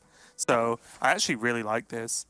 Yeah, he's going to go ahead and do it now, and I think this makes sense. Yeah, right? yeah. The reason why it wasn't played on curve is because there was still a fairly significant board state on the other side, right? So if that scenario then happens where Blyze played alignment and then Bunny was able to push whatever, the 8 damage that he had on board at that time, slammed Drakefire Amulet in response, okay, and then was able to get, you know, a couple of 12-12s off that, right? Suddenly that's Blyze in a losing position that is otherwise seems very unlikely. So Blyze waited into, oh my goodness, that Volcanomancy is absolutely revolting. But just to finish the point, Blyze waited until a point until he was pretty much actually ahead on board by using the bigger, more efficient cards that he had available and with the Guff mana, and now got himself into a position where he's able to clear this board up. But yes, Rune of the Archmage, unfortunately, the text that sometimes is a fairly universal upside can be a downside in the specific instance of Volcanomancy because of it giving all control over to the opponent and how that happens. Just leaving that 1 minion alive on board and being able to clear all this up perfectly. Yeah, the follow-up with Geddon, absolutely huge. And now Bunny, again, not having access to enough damage for the Mordresh to be active means Bran Mordresh isn't live. So he goes again. The Rune of the Archmage. Reckless Apprentice, though.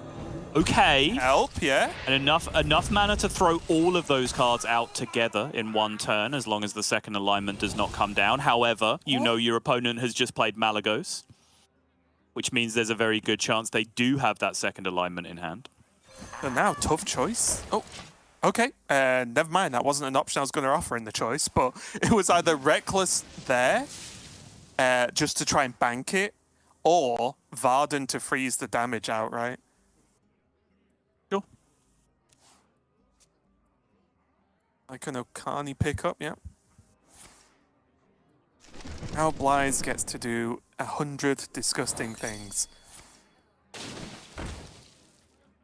You go in, 3 go in. There's still a 1-1 surviving at the end of all this. Bully for you, Bunny Hopper.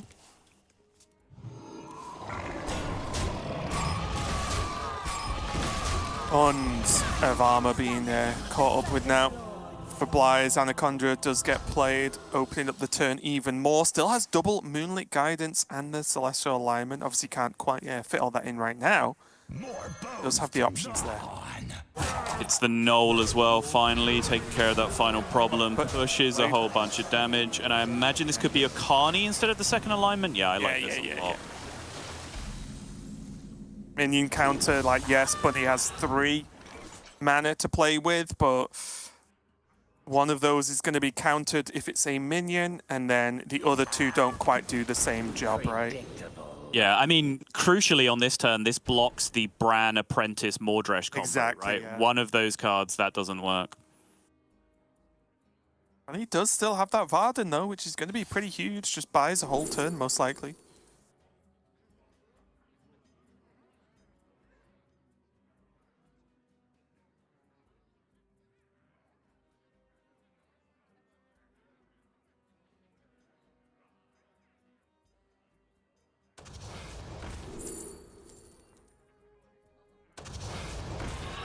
By my calculations, you need to chill out. Oh god, both minions would have to go into the 11-11. Oof. Don't want to do that.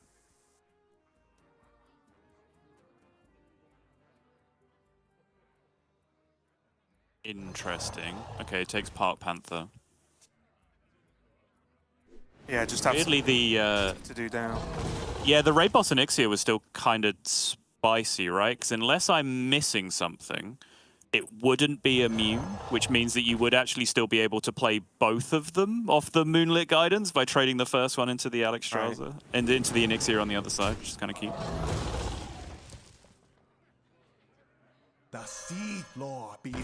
Also weirdly surprised at this point in the game that Kazakhstan isn't active.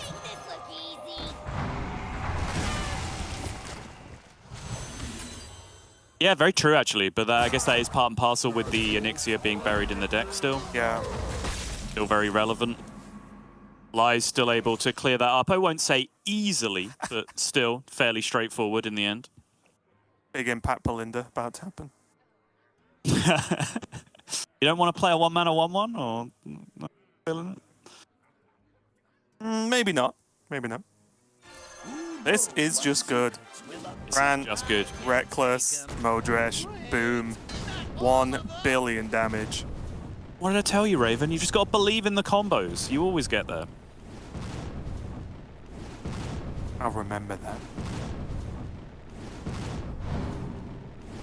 Okay, I think it might be juiced. I'm just going to go on a limb and say this is enough. Next time we practice it, I'm going to like turn 2. You're like, oh, use that to remove this key minion. I'll be like, nope, I believe in the combo. And I'll die turn 4. Yeah, basically maximum damage Bunny Hopper's going to be able to put out this turn. Brings Blythe all the way down to 14. Belinda, go! Push the 1. Do you take me for an ordinary man? I mean, you may as well, right? At the very least, it's card draw. And the card's playable next turn if the alignment doesn't come out. This must be the way.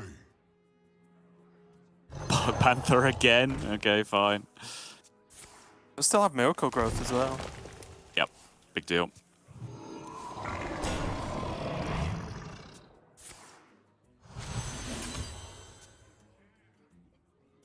A little bit more awkward than he may have hoped. Blythe actually goes beast fishing here. A Life Drinker. What a great card. I miss Shudderwalk. Oof, I mean, oof, that's a take right there, Raven. It was fun. You just played stuff and won. Sounds a lot like Celestial Druid. No, yeah, I think you have to think a little bit more with Celestial Druid. Oh, okay, fine. Blythe now is going to be able to get the Kazakhstan down with the help of the Amalgam, of course. And suddenly this game is actually still quite close. It is, yeah.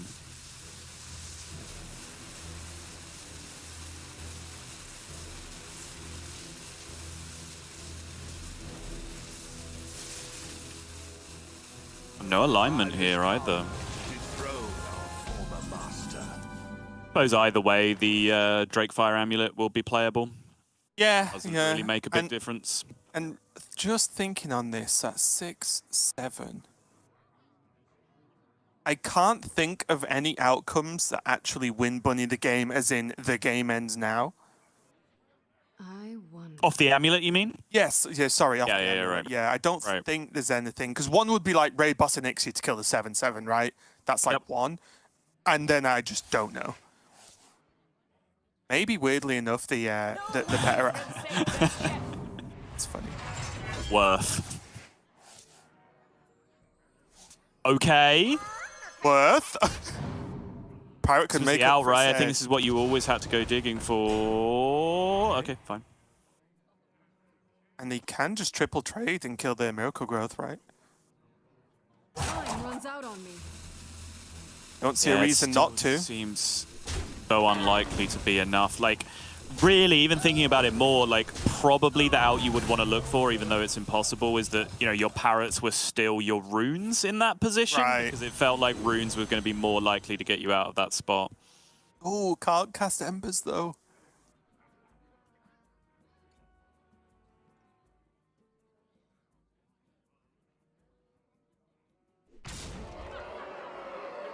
We'll probably have to play the doggo. Fun note as well, Sol. I know you'll appreciate this maybe more than most. Bagel's birthday today. Is it? Nice. How old is she? The big 4. The big 4. Yeah, no 0 after that. Just 4. Yeah, her cake came a little bit earlier today. Wait, she actually got a cake. That's great. You'll see pictures later, don't worry. Yeah, no, of course. I would expect no less. That rope's burning again. Hey, Bly's going to be ending on the alignment finally. We are all connected. Putting Bunny Hopper in another awkward position, though. There is, what, 7 damage? Wait a minute. These interactions are all so dumb. Well, does Bunny have to just aid? Right? At least kill the Kazaka-san? Won't really matter because we can see the embers, but I'm just thinking it from his point of view, of course. Yeah.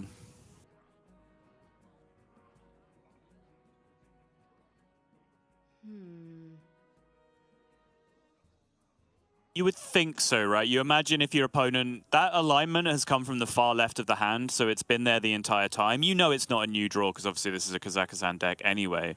But if they've chosen this exact moment to set this up, you have to believe it's because of a lethal setup based on one of the other cards that they have in their hand, right? Yeah. It's painful. It's right on the cusp where if you imagine while the 8/8 goes into the 3/7, it's not actually lethal. So maybe Bunny just says, let's go, pushes 4 to the face and hopes. I think now there should be enough cleared to make this 100%. Also, there was the life drinker to help out if needed.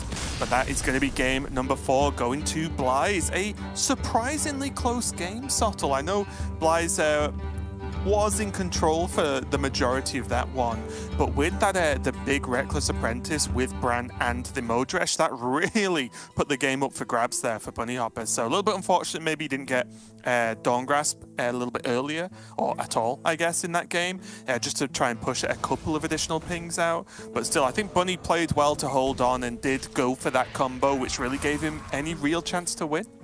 Yeah, and I think Bly's navigated it very well. I liked the delayed alignment timing a lot, just waiting until he felt comfortable in his position. I really liked the Akani turn he played, which the Akani kind of functioned as his second alignment on that particular turn, because normally you will alignment to lock your opponent out when you're going for a lethal setup or prevent them from playing multiple card combos that you're scared of in any instance.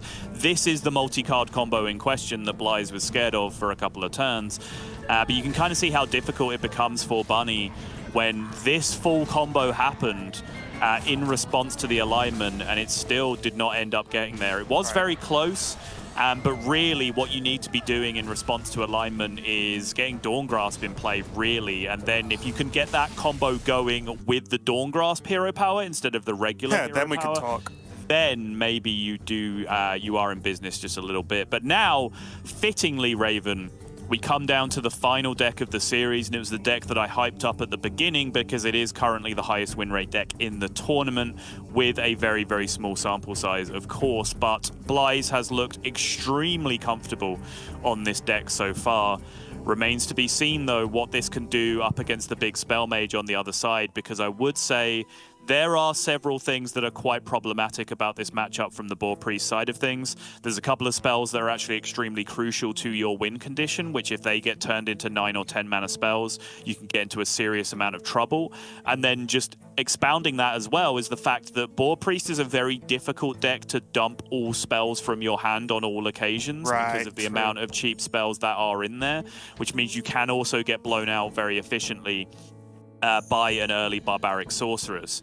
And Boar Priest, again, compounding that even further, it just stacks and stacks and stacks, Raven, is the fact that if they get 2 12 health minions off that Drakefire Amulet when they get down to it, you're really looking at like some insane Xyrella combo or bust to be able to deal with that at that point. Yeah. Having said that, I have spoken to a couple of Boar Priest players who, who can explain and understand and really played this matchup enough to be able to navigate their way through all of those tricky spots, who do still consider this to be a fine matchup for the Boar Priest. And I know Blaze himself has put a ton of time into this deck in particular. So I think a very fitting and very exciting end to our series coming up. Yeah, that's the thing, right? If anyone can do it, it will be Blaze. So I'm never going to count Blaze out even in a tough matchup. But I do agree, and it was something I was going to talk about, where we've seen players already, especially in, for example, like Warlock, just throw cards away, right? The Mortal Coils, Touch, anything like that. And you just simply can't realistically do that with this Boar Priest to try and dodge the Barbara. So we'll see if Blaze has any tricks up his sleeve. But for now, we've already seen the mulligans kick in. Blaze, I imagine, kept the switcheroos, yep. Bunny, though, getting off to a good start with a Pelican on 1.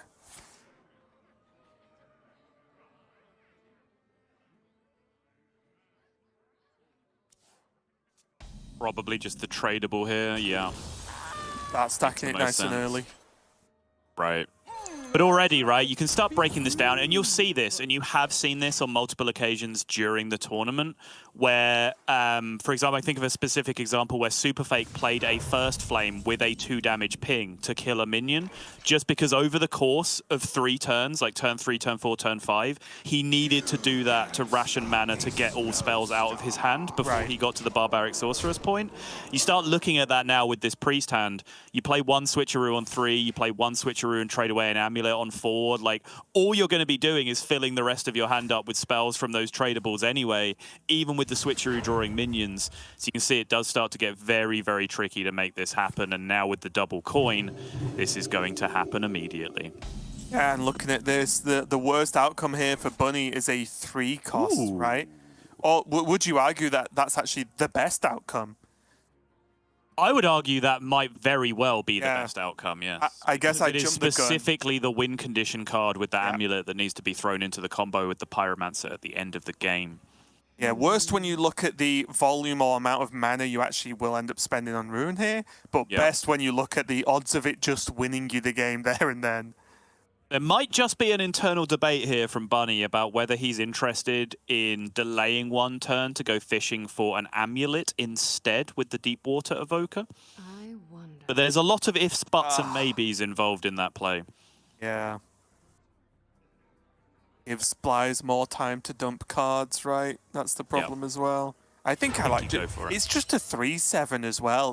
That's the thing I feel like we always bring up. It's like, oh, did you know this card's actually got stats? No way. What do you mean cards have numbers on them? Shut up. Oh, okay, hit the shard. Blaze is kind of safe for now. Fabrics fit for Her Majesty.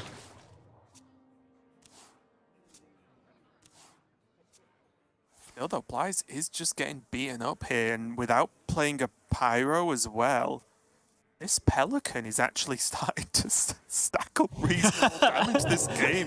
Just been there from the beginning. Yeah.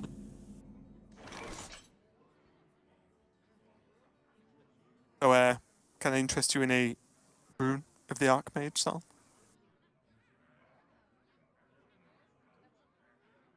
I've just noticed you started saying ruin a lot less. All right. Was this a conscious effort? Yeah. I'm not sure, maybe. Oh. I have noticed I can I sort of jump between them both at different times, but for no real reason. You know what I mean? It's not like, it's just, I don't know.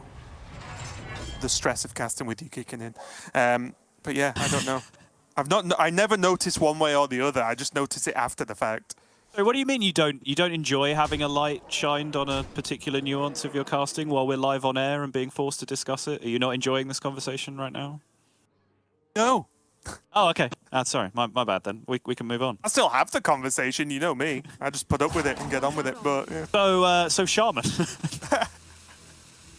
Not yet. Gonna have to wait. Or have I already said it? Honestly, if you already said it, I'll be livid, because I've definitely missed it by this point. Bunny is going to take the slightly slower approach, though. Not going to be playing the rune out.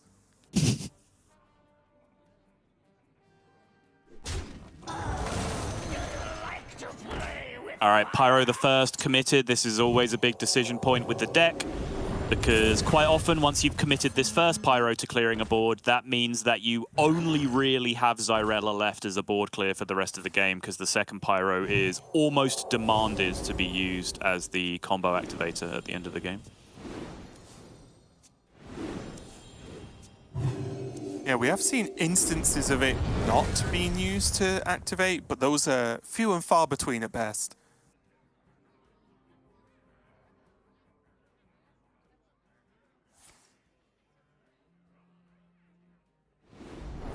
And here for Bunny, do you think he was just waiting till the board gets cleared to play the rune? Or do you think it's a little bit too dangerous when he was ahead on board? Is that the reason for not just jamming it ASAP and trying to just snowball?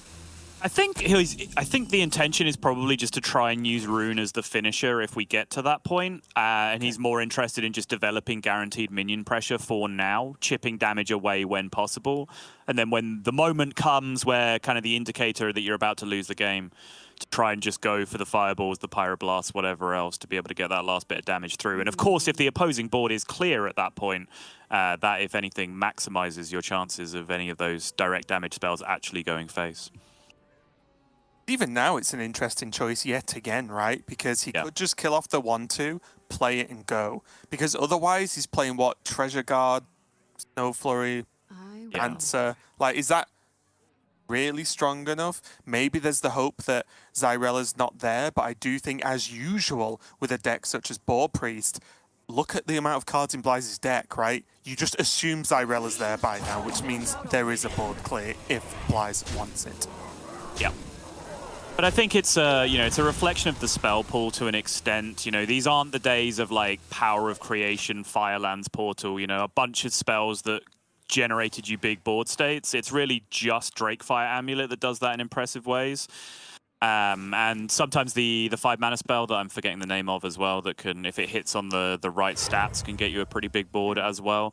But I think Bunny just more focused right now on playing, guaranteed stats where possible. Maya's going to be able to get the second pig dead. And then with this Handmaiden, actually, I believe the Valish is still in the deck, yeah. Lots of possibilities here, actually. There was a very good chance, probably not on this turn, but maybe in one turn away, where there could have been a very surprised, scammy ending to this game, using the Priestess with the amount of spells that were being played to kind of find a lethal in a spot that wasn't necessarily obvious.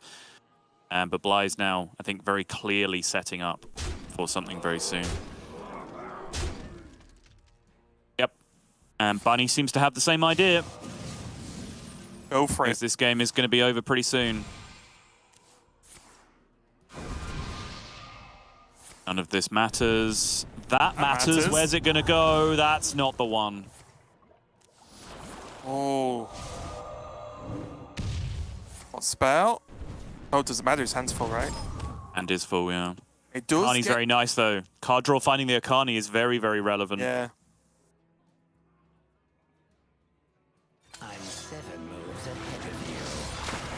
to be minion, no doubt. Minion counter, yeah. Time runs out on me. I would expect. Every time you say Looking that, at the deck list right now.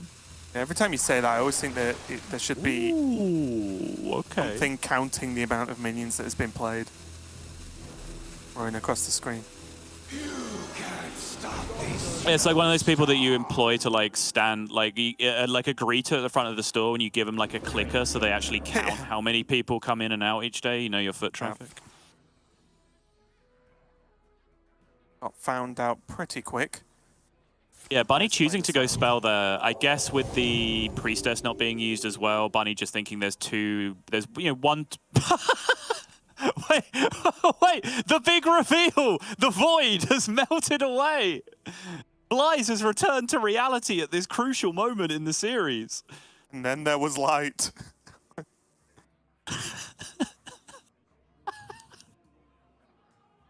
Oh, my eyes! It burns.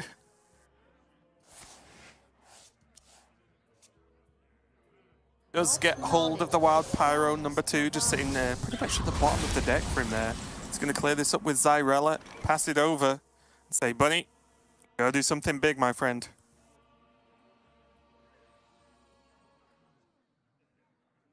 Never has the phrase "pulling back the curtain" been more literal and more appropriate, Raven. I'm very upset that Blythe's void has just melted away behind him. I know this is a very crucial moment of a very crucial series. This is far more important. All right, let's open some more boxes.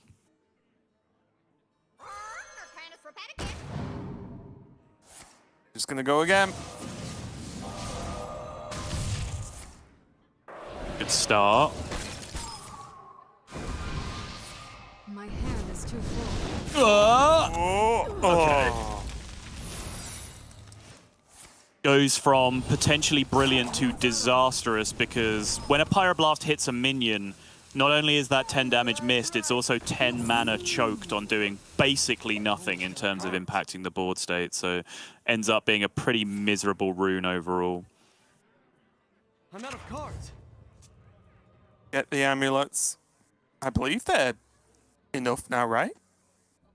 Yes, but there is not enough mana currently, and that is an explosive runes in play.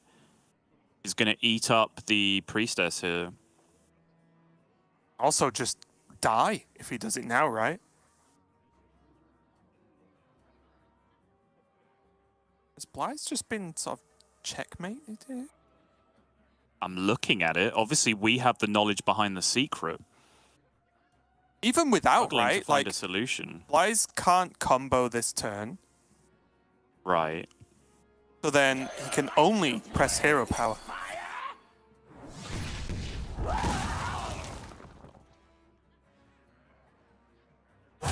Quickly. Which doesn't give you a lot of confidence health-wise, right? If you can't clear these minions.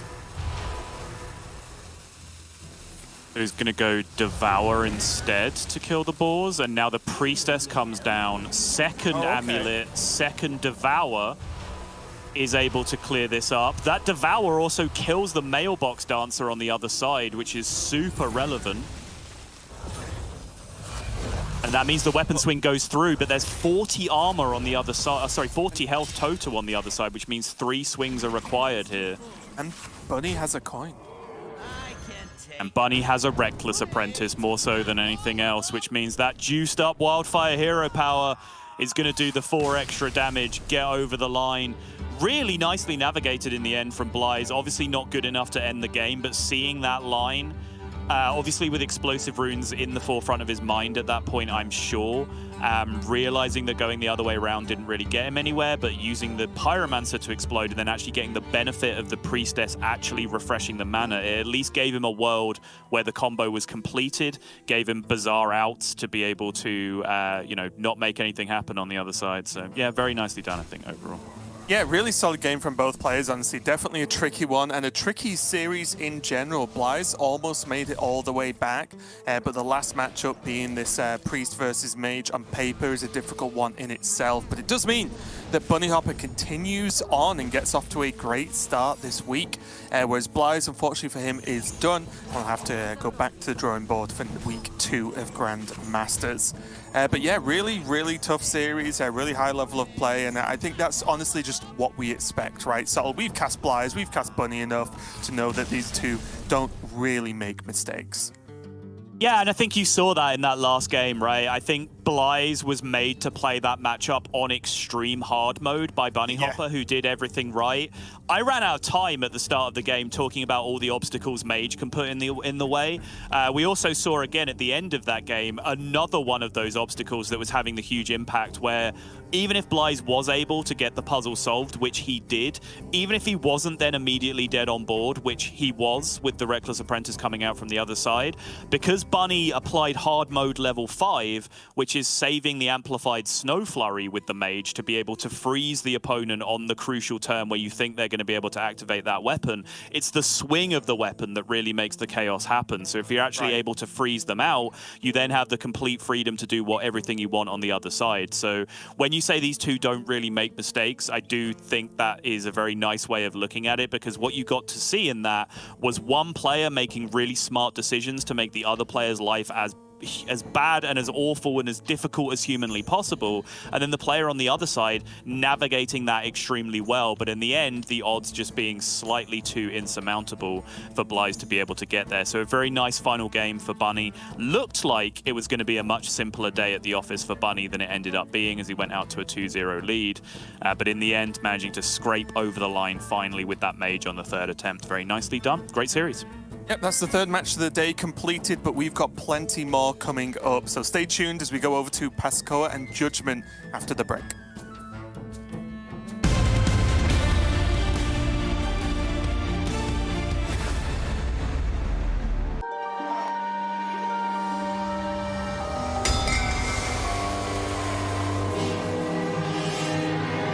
Welcome to Revendreth, in the darkest of seasons, where ruthless eyes gawk for horrific reasons.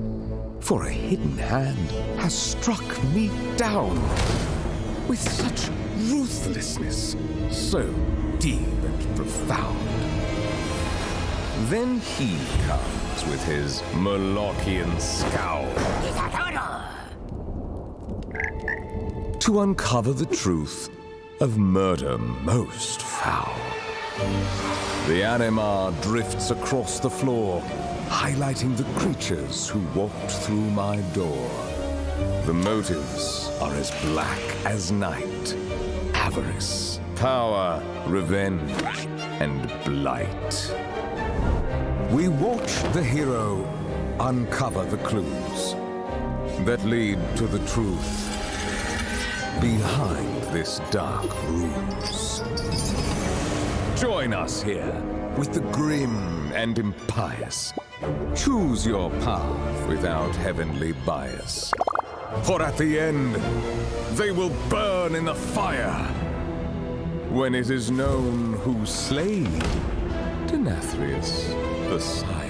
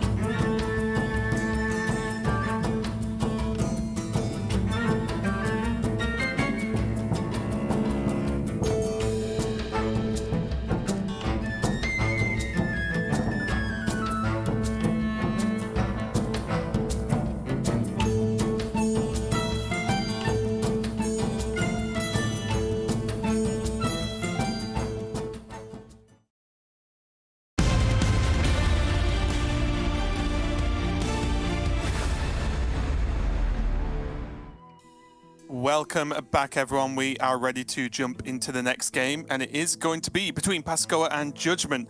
Salt and myself have the pleasure of casting Pascoa yesterday. We're going to do so again against one of the UK players. What's wrong, Salt? You don't want to try and curse Pascoa again? Yeah, I mean, when you say we had the pleasure of casting Pasquale yesterday, I think pleasure is doing a lot of unnecessary work in that sentence is all. But carry on. No, you carry on. What's going on between these two players? All right, fair enough. So, of course, Pasquale does have the Renathal heavy deck, particularly the Quest Priest, which was the deck that, again, if we want to do a sentence where a word's doing a lot of unnecessary work, the star of the show yesterday. It was unsuccessful on multiple occasions in the series against Bunny Hopper, which made that series an absolute marathon. But it was then a lot more successful once the Americas casters stepped in. I don't know how much of that you caught, but Pasquale later on had a lot more success with that Quest Priest, hitting the smoother curves, getting the early stages of Quest completed a lot more smoothly, which was really the big problem that he was running into with this deck in the early game that we saw against him, against Bunny Hopper. So remains to be seen, I guess, what will happen with the XL Quest Mage this time around, but we can take a look at some of Pasquale's information here. Really a very successful first season in Grandmasters. We talked yesterday about his kind of pre-Grandmasters career, how I met him very early on in his Hearthstone career, very early on in my Hearthstone career as well. He kind of bubbled just under the top level for quite some time, then leading up to his eventual promotion into Grandmasters. And just that final point there of him being the spreadsheet god, you know, that is the kind of thing that leads you to come up with some of these off-the-wall picks like an XL Quest Priest, for example. And I know in the practice group, in Master Tony Ufen group, he does a lot of the work on spreadsheets for a lot of the players. I think even Pocket Train, in his winners interview at the end of the Masters Tour, gave credit to Pasquale specifically for the work that he did on spreadsheeting for a lot of their lineups coming into this. So, you know, clearly that is a good skill. You don't all have to be good at it, but having one of you that's good at manipulating spreadsheets, collating and interpreting data, having at least one of those in your practice group is definitely very beneficial. 100%. But then we go on to his opponent, Judgment, who seems to be having a great first week of Grandmasters so far. Making it out of groups is definitely job one. It does mean you're banking at least a couple of points to start stacking for the next 3 weeks. And again, just glancing at the record, seemingly coming out of nowhere, having a top 4 at Silver Moon and then runner-up at next year's Layer, and doing enough to make it into Grandmasters is absolutely fantastic to see. And Judgment is going to be also running Hunter in game number 1, but it is going to be the Beast Hunter. So we do get to see the sort of two extremes of Hunter right now, which is the Beast package that we see here, going up against the XL Quest Hunter, which again, as I mentioned in the first match, I am excited to see more of today. Yeah, for sure. And obviously, Bunny making a small recovery with his version of the Beast Hunter. Judgment now stepping up the plate to be able to do so. But the Quest Hunter, particularly the XL version, has looked pretty good so far. And actually, when we were talking previously about Boar Priest being the highest win rate deck in the tournament, I believe now that will have been usurped, just sort of updating the stats in my head as I go along, as our particular spreadsheet wizard, Lorinda, not myself, currently only has stats from the beginning of the day for us. But with the Boar Priest picking up a loss for Blythe in that previous series, Quest Priest picking up wins for Possessi, I know, early on, and it was already sitting at 70% to Boar Priest 80 with a tiny sample size going into this. So we might well end up now with Blythe picking up a loss and being out of the tournament, with Quest Hunter perhaps being the dominant deck in the tournament if things continue as they're going at the moment. Yeah, I can see it, honestly, because the deck, it feels like so many gaps have been filled with the ability to not only gain additional health, but the sort of inevitable amount of damage that you do have. And we have seen players with this Quest Hunter able to just slot in a few extra tokens of card draw in there, mainly the multicaster being probably the biggest one. So being able to just draw more cards, because that is the one fault sort of factor with Hunter that can get you into trouble, is just that lack of card draw. But I do think with the Dumbledore Bunker and then the additional card draw from Multicaster, that it is going to be pretty strong. Insta Mountain Bear in the opening hand as well, as has been the style for this deck in this tournament. But still pretty nice to be looking at a Trog Biscuit opening against Quest Hunter specifically. However, unfortunately for Judgment, there is just the Arcane Shot in hand on the other side for Pasqua. Quickly. Yeah, and it looks like the only realistic play, right? There's nothing that can really make Pasqua think about doing anything weird, right, with the quest and then generating another Trog. The fear of Biscuit is probably just way, way too high, because the second that gets Biscuit on it, it starts to snowball out of control. Judgment now going to have to make the call between a hero power and a trade, using the mana and the time to actually cycle and go for a 3-drop, because currently he'd be skipping on his turn 3 as well. So I do actually like to see this, just give him a slightly higher chance of getting something active to do.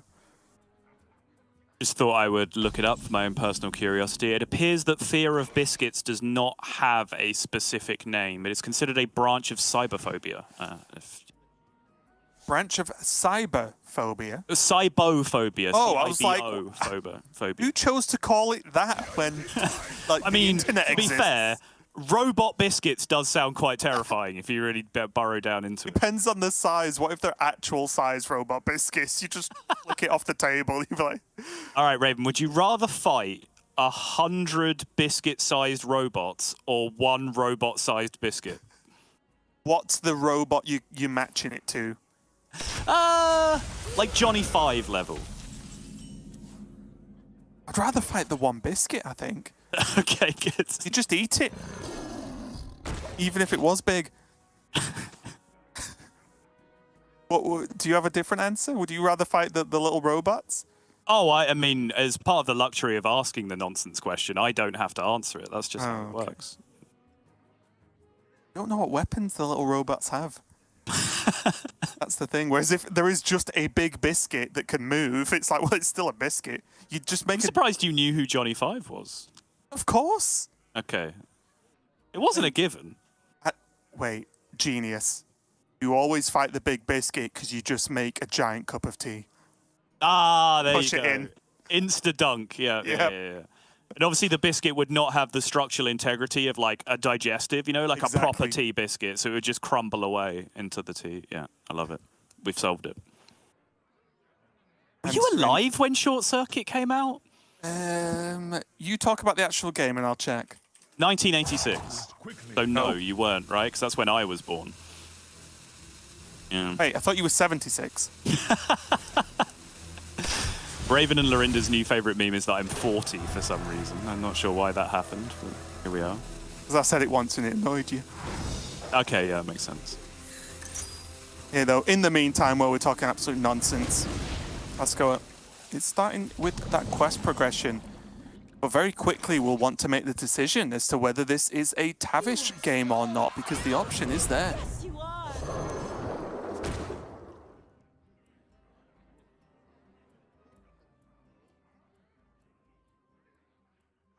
And it is one of those decisions that I've heard people really have different opinions on, right? Like which matchups require the Tavish being sort of melded with the hero power as opposed to which ones you use Tavish if you have to at the sort of end game state, or, you know, if the secrets are going to do insane work, then sure, you just play Tavish. But it's definitely a tricky decision to make.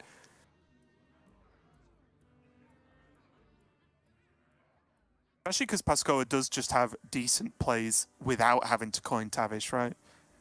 Yeah, and I think in particular this is a tricky matchup to evaluate it in because there's different routes that the Beast Hunter can go, right? They can either go sticky death rattles and colossals and constant revivals of mountain bears and so on, at which point fighting for board with Mishas and trying to push damage with charge damage with Huffers just doesn't really work out that well because of the sheer amount of taunts that will come out on the other side if that's the route that goes down. Whereas if they don't do that and they try and just race you in a position with Revival of King Crushers, then sometimes the board dominance and even the Mishas themselves coming out on your side can actually end up being very crucial with emergency maneuvers and so on. So I think even, you know, you're right to say that different matchups, is this right, is this wrong? Even in an individual game state in some matchups, it can be hard to evaluate whether it's right or wrong. And that option's still up for grabs, I guess, for Pascoa to an extent, right? Because he's isolated the Saber, which means now, depending on what's offered, he could look at the potential of a sort of explosive freezing kind of combination, right?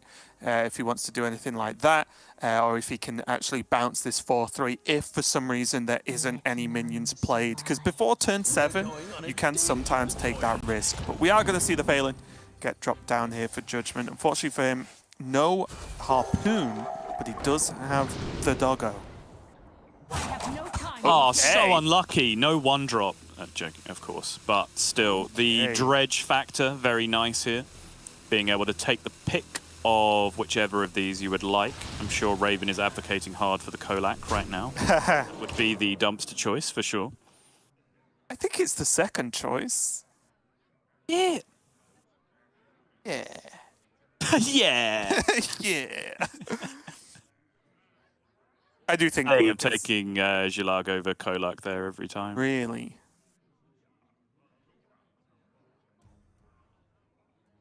Of course, I think we're both agreeing that Glug was probably Yes. just the pick, right? We can agree on that one. We split the other two. Okay.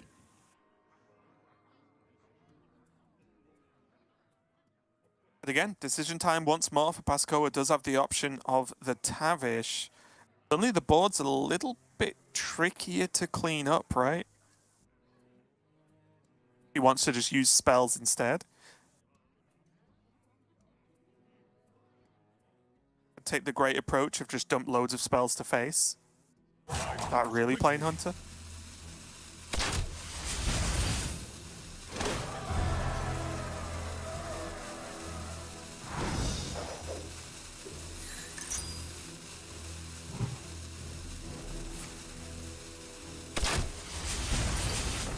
Yeah, I really like this. I like this a lot. Just ignore it. Don't let the Saber go off again unless Judgment can force it somehow. Right. And just start pushing damage. And this is a nice luxury that the Renathal version of the deck has that perhaps regular Quest Hunter wouldn't, is that when you have 30 health, you probably can't afford to just tank a 4-3 against Hunter every single turn to not allow it to go off. Whereas when you have that extra buffer, when you're starting at 40, Pascal probably feels a lot more comfortable in just taking the damage from this a few times, just to deny the threat of a King Crusher or a Mountain Bear coming out the other side. Judgment, of course. To be honest, even Hydralodon, which is usually the low roll, still represents a lot of stats in this position. Judgment having a little bit of a think, because again, at this point, he's always got to factor in 5 mana is almost certainly being played on the Tavish. Victory is in Knows there's a coin knocking about as well, but what's the follow-up that's the big punish? And honestly, isn't that much. I think here, the unfortunate thing is there's nothing to immediately trade into, because the Glug is very killable, even at even with 5 mana on the Tavish, because of the refreshing hero powers. And I think that is one of the big factors of the matchup from Pasquale's side. Obviously, it's easy to do because you're an extremely board presence and minion light deck in general. But leaving minions on board is very dangerous in this matchup because of all the immediate tempo and scam potential that you get from being able to rush into opposing minions. So keeping board clear is good for a variety of reasons. Glug being found from Phelan and then dredged is probably not top of the list, but it is certainly a factor as well.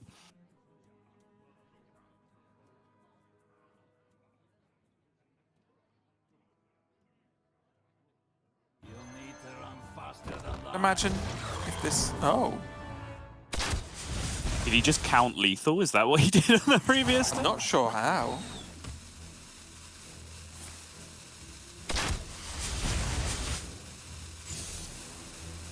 I think it's kind of hard to count the lethal by playing Tavish, because you know that Judgment can choose to trade whatever he wants into the Tavish first.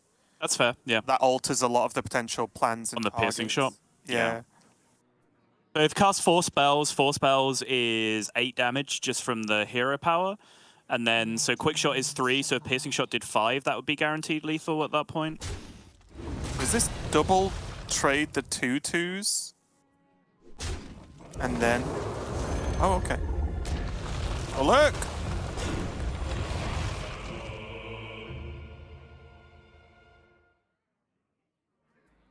But crucially, there's not enough health, even with the giant minion of the Tavish on the other side of the board, for Judgment to be able to trade off all of the small minions, right? Which leaves that 2-2 hanging around on board. Right. Which means with the hero power at the start of the turn factored in as well, that starts off the turn. The 4 spells do 8 extra damage with the hero powers. The piercing shot does 4, the quick shot does 3. Yep. Going in there to Boom. help out, and I think Pasco is very happy with this outcome. Yep, love to see it. Really nice play there, just taking the approach from very early on, saying, nope, I'm not going to interact that well with this board. I don't want to mess around with the Saber until I literally have to, and guess what? It's when the Tavish comes down, he has to. So I'm just going to start pushing for damage and getting myself ahead in that fashion, and I think it's the right thing to do in this matchup, in general, of course. Pasquale, moments pause because of the draw on the end of the previous turn, giving himself more options for being able to make this happen.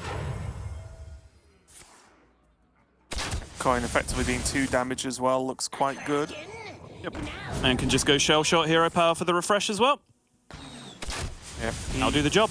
Easy there for Pasco, a game 1. Going to him and winner of the Hunter Mirror. Great start, and again, I think this was an expected outcome, not necessarily because of what the matchup is, but because of how the 2 decks have been performing this weekend, right?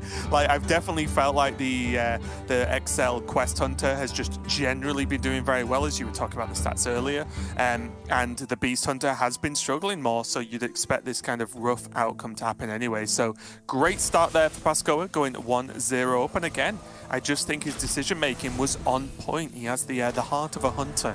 I've got 2 decisions. One goes face and one doesn't. What's correct? Guess what? Go face.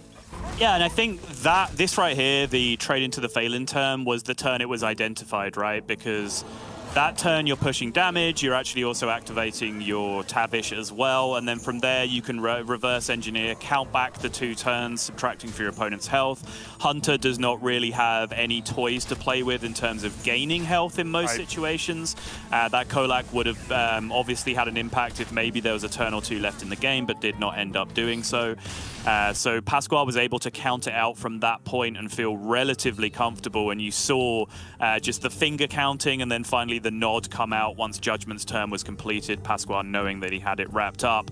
But now, Raven, into the breach once more. Hold my hand and we can do it. The Quest Priest is coming back out to play once more. Fingers crossed. Obviously, you might have got the impression from yesterday that I don't like this deck, but I'm here to set the record straight. I'm actually a big fan of Quest Priest, and I want it to perform as well as possible. I think it's an incredibly strong deck, and if it comes into this series now and it only gets played once and then wins, I think we can all agree that's a pretty fantastic scenario for everyone involved, no? Okay, for halfway through that, until you finished that sentence, I was about to say subtle. Blink twice if you're in trouble. Who's behind you, threatening you here?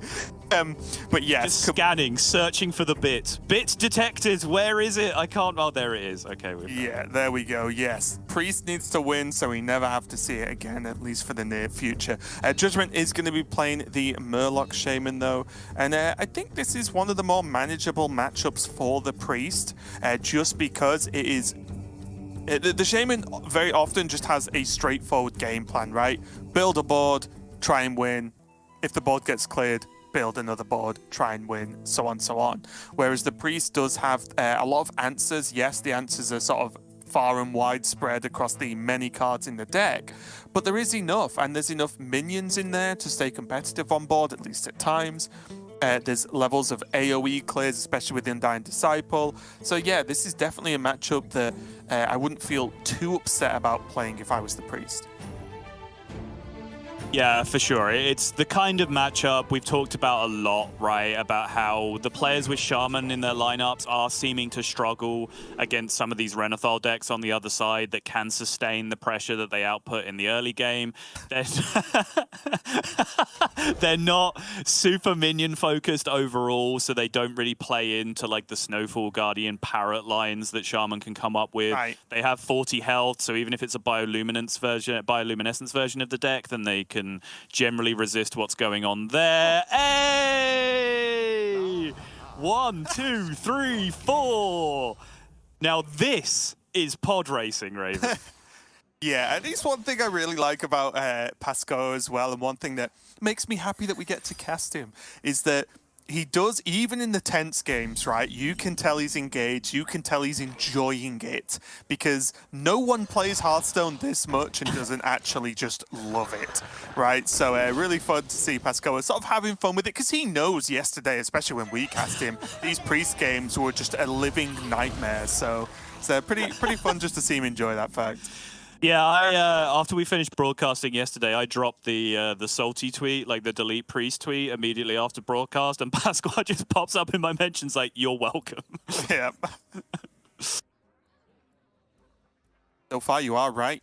Having the 1, 2, 3, 4, especially with 3 being the sorceress as well. Probably, or would you agree that the best 3 drop to actually get as your 3 drop activation?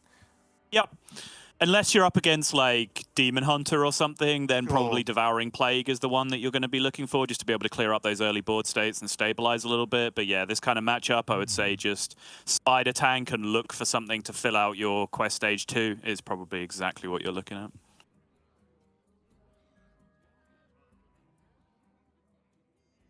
Whirlpool as well in the hand is a card well worth talking about in this matchup. Because it can be super impactful in general. You know, lots of turns end, for example, with a Snowfall Guardian or a Parrot in play, and then if you're able to delete the second one by going along with that, then that can be a big deal. Even something like a school teacher hanging around on board, right, can have a big impact in terms of setting up weird late game win conditions. If there's late game Murlocs played as well, normally a lot of them are played outright, so that can be the half of it that you actually get to clear up too. So yeah, pretty interesting overall. Pascoa's got a choice now where he wants to go with this. Nothing. Does anyone else find the card Drown a bit severe for the Hearthstone vibe? You know, like, drowning is terrifying. I don't know whether it's just me, but like I'm not scared of water. I can swim. I'm fairly happy with it. But I am terrified of drowning. Like, I think that would be a really, really horrible way to go out. So just the fact there's just a card called Drown, where thematically you just grab a minion and drown it, and the picture is just a guy drowning. I don't know. It seems a bit much. Yeah, so think about how you feel about it, Sartle, and then know that I'm terrified of deep water. I do not swim, and it terrifies me every time I'm even near relevantly deep water. So yes, I agree, even more so.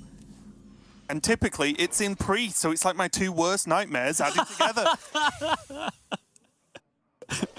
So yeah, what's the worst way to die? Drowning. No, I can go you one better. Drowning, and Anduin is also there. Yeah, laughing at you. Yeah.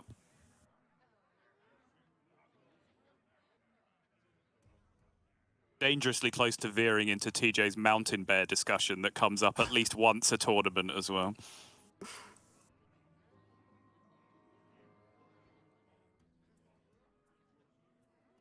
Or could just play the Drown now if he wants to.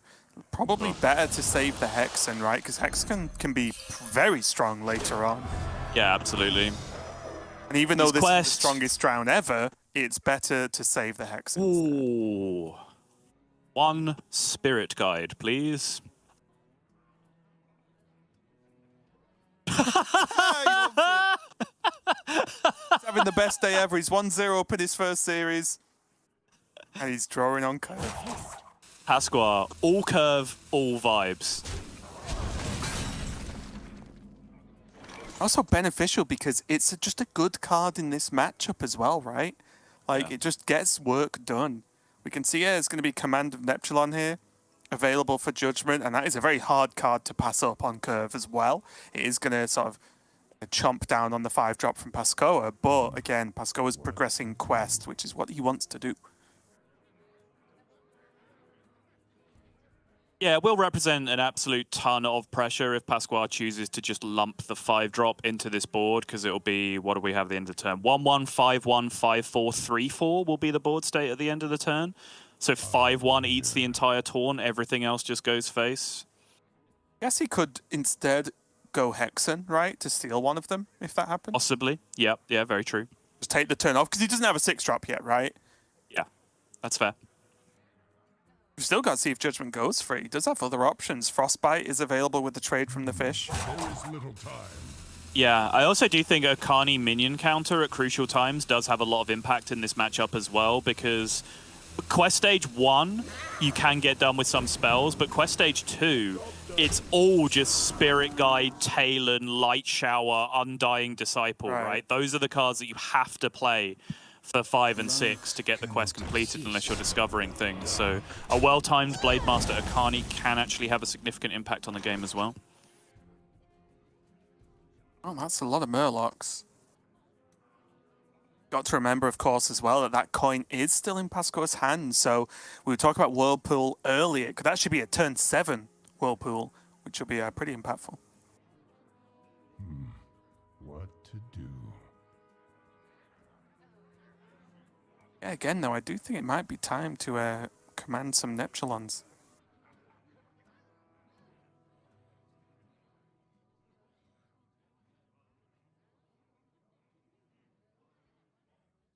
I wonder. Yeah, Confessor was a little surprised not to see it come out on the previous turn.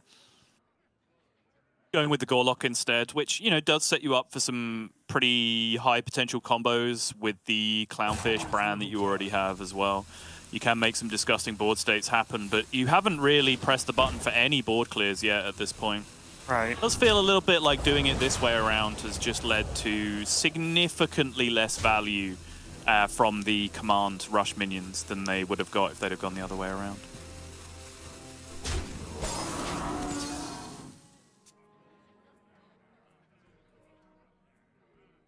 Pasquale, you suck. Where's your 6 drop? Come on.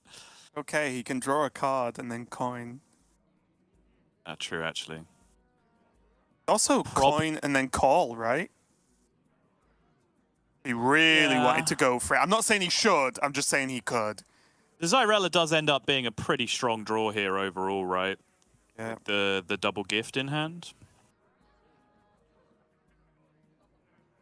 Like Pasquale's just going to stall. Okay, no, it looked like it was played there for a second, but this makes more sense. Hey! You did it! It actually looks fine as well, right? Taunt. And then brings everything low, so he doesn't even necessarily have to double gift next turn with Zyrella. Sure. I've got Playing off curve. Illegal. It is forbidden. Yeah, did not prog his quest.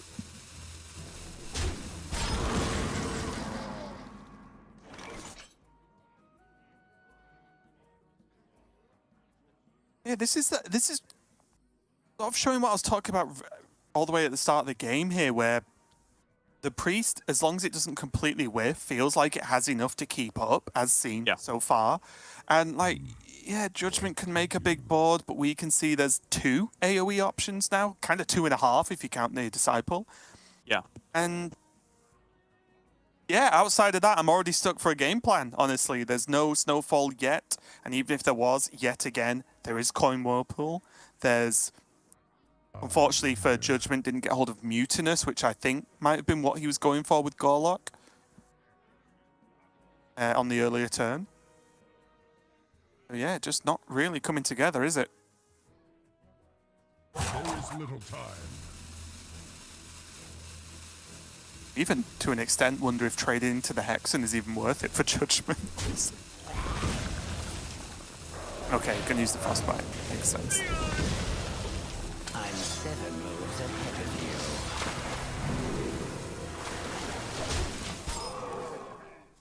you. Frostbite and spell counter here, really trying to dig deep to disrupt some of these clearing options.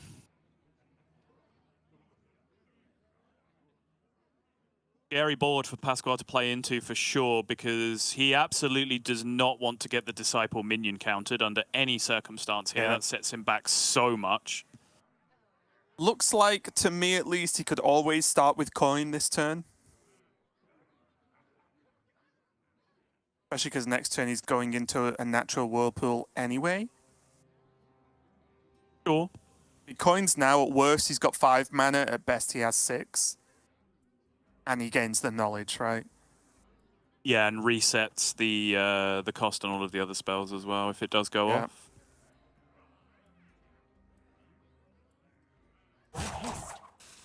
I'm 7 moves ahead of you. Sacrifice the Okani into the potential block. Turns out it is in fact a spell. Okay. Ooh, some nice options. Thrive is obviously a big winner once you do get to the quest completion stage. So you're able to go digging.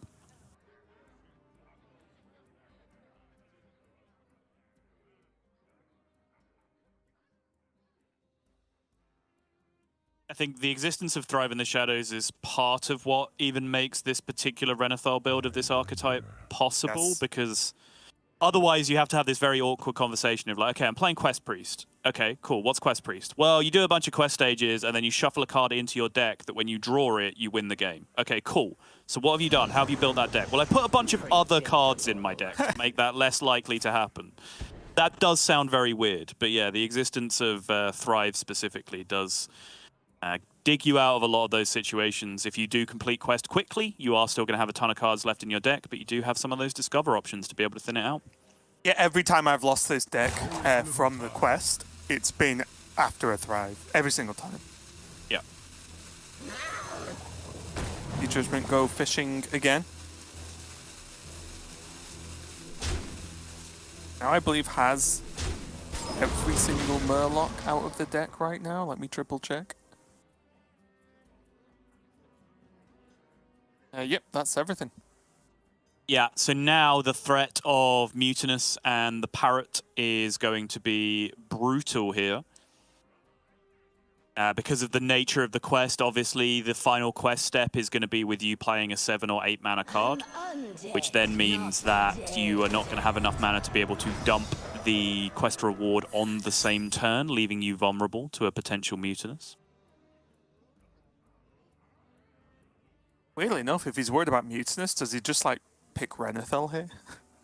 Just to hold an extra minion in the hand? Just put it there, yeah. Predictable. Coin just to start working through this Okani. Can't guarantee it will be dead by the time next turn comes around. Yeah, and of course, because the coin is countered, the Frostbite Aura is still in effect. So Judgment really having done a lot of work on the previous couple of turns in terms of slowing down the spell development from the opponent. Which is quite cute in a way, because it also encourages the opponent to play minions, which is a thing that you really want them to do, so they don't have minions in their hand.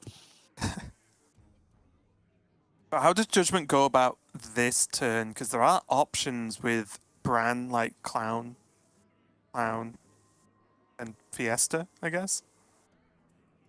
Bran, Clown, Fiesta. Yeah, I'm familiar with that play intimately.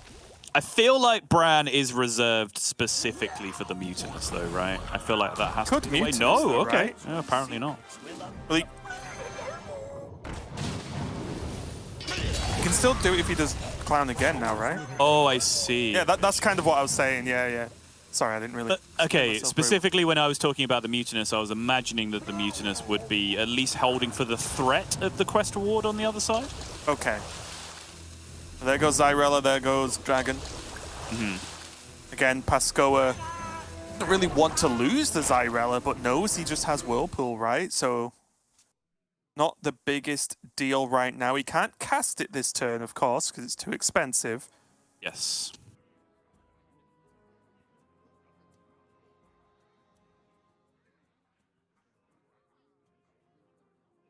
Zyrellas, he does get the Disciple, which clears up the majority of this, right? Yeah, that's very fair. Takes the 8 box as well on stage 3 of the quest. Very nice. Draws more stuff. Yeah, continuing to thin out the deck. Now has 2 options for the Thrive. Does always amuse me just seeing Najak just go off for no reason. Hello, everyone. Hey. I am also here. I had Death Rattle.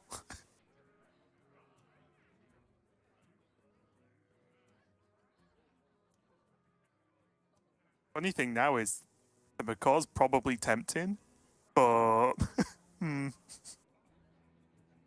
not quite get the work done.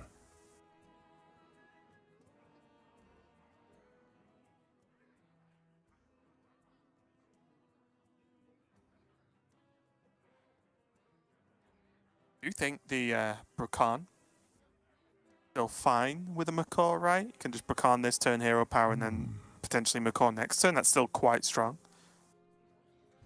Because you've... does he get locked into holding this Macaw, right, for the quest? That's the big question to ask. Agree, yeah. I mean, playing the Mutinous on the previous turn has sort of kind of put him in this position where he has to be very considerate of whether he wants this Macaw to be functioning as a Mutinous, but now obviously with the Brukan Battlecry played, that is not going to be a factor. Looks like Judgment is all in on the pressure plan from here. It's a lot of back pressure. up this extra damage, and I'm going to predict this rolled damage. Yes, it did. There was a very subtle nod that came out from Judgment as he would have seen his hero power reveal a few seconds before us. I think that's certainly the outcome he's looking for here. Pascoa does have Prayer and then Whirlpool if he wants it as well. Or t'other way round, Raven. This battle is far from over. This battle is far from over.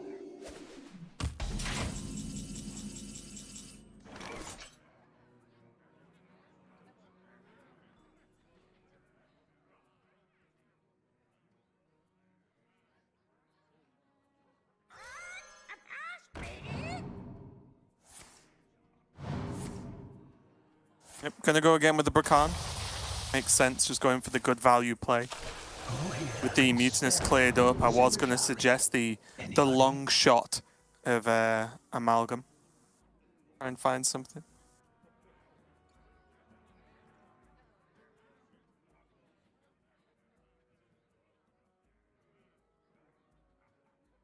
Weird at this point as well, right? Because Judgment, what does the Dredge actually get him that he wants? Maybe Wild Paw? Maybe Bloodlust? I'm coming.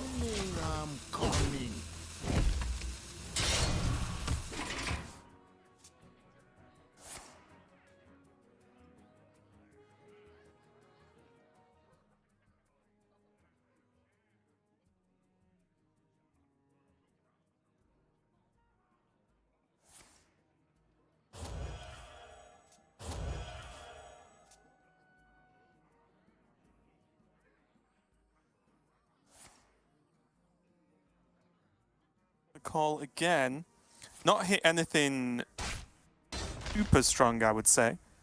No heal, for example, would have been absolutely huge for him there. I've still plenty with a couple of heal spells in hand. Still has that double thrive. Probably will try to save at least one for the post-quest world. Yeah, the Humongous Owl is a really big deal, though, because we talked about this a little bit yesterday. We talked about many things during the Quest Priest games yesterday. But 7 is a problematic slot because it's only Mutinous and Blackwater Behemoth, and obviously he whirlpooled a Mutinous a few turns ago, which means he was down to just one card in his deck that could proc the 7 slot. He's not done 7. Yeah, that's my bad. I thought he'd already done 7. Yeah, that's huge then. I take it all back. You're completely right. I'm glad one of us is paying attention to the quest counter. He did 8 with the Zyrella, but he hasn't done 7, and blowing up the Mutinous is symmetrical, so he would lose the Mutinous from the own deck. So finding the Owl there is actually a really, really big deal. Oh, wait. Sal's favorite cards in hand.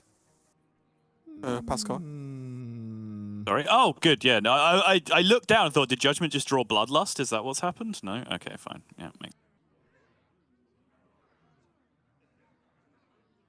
slight issue now where, like, on average, Pascal will out-heal the Brukan's damage hero power, right? So many choices. Or maybe slightly not, but still. Having the reliable 5 health every other turn is going to make this plan quite difficult. Yep. I'm coming.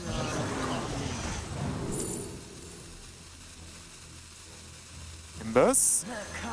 Before the storm.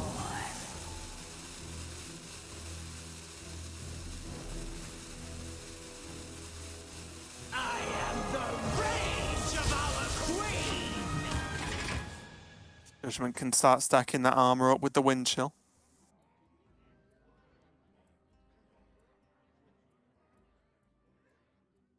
I wonder at this point, Pascoa just Whirlpool again?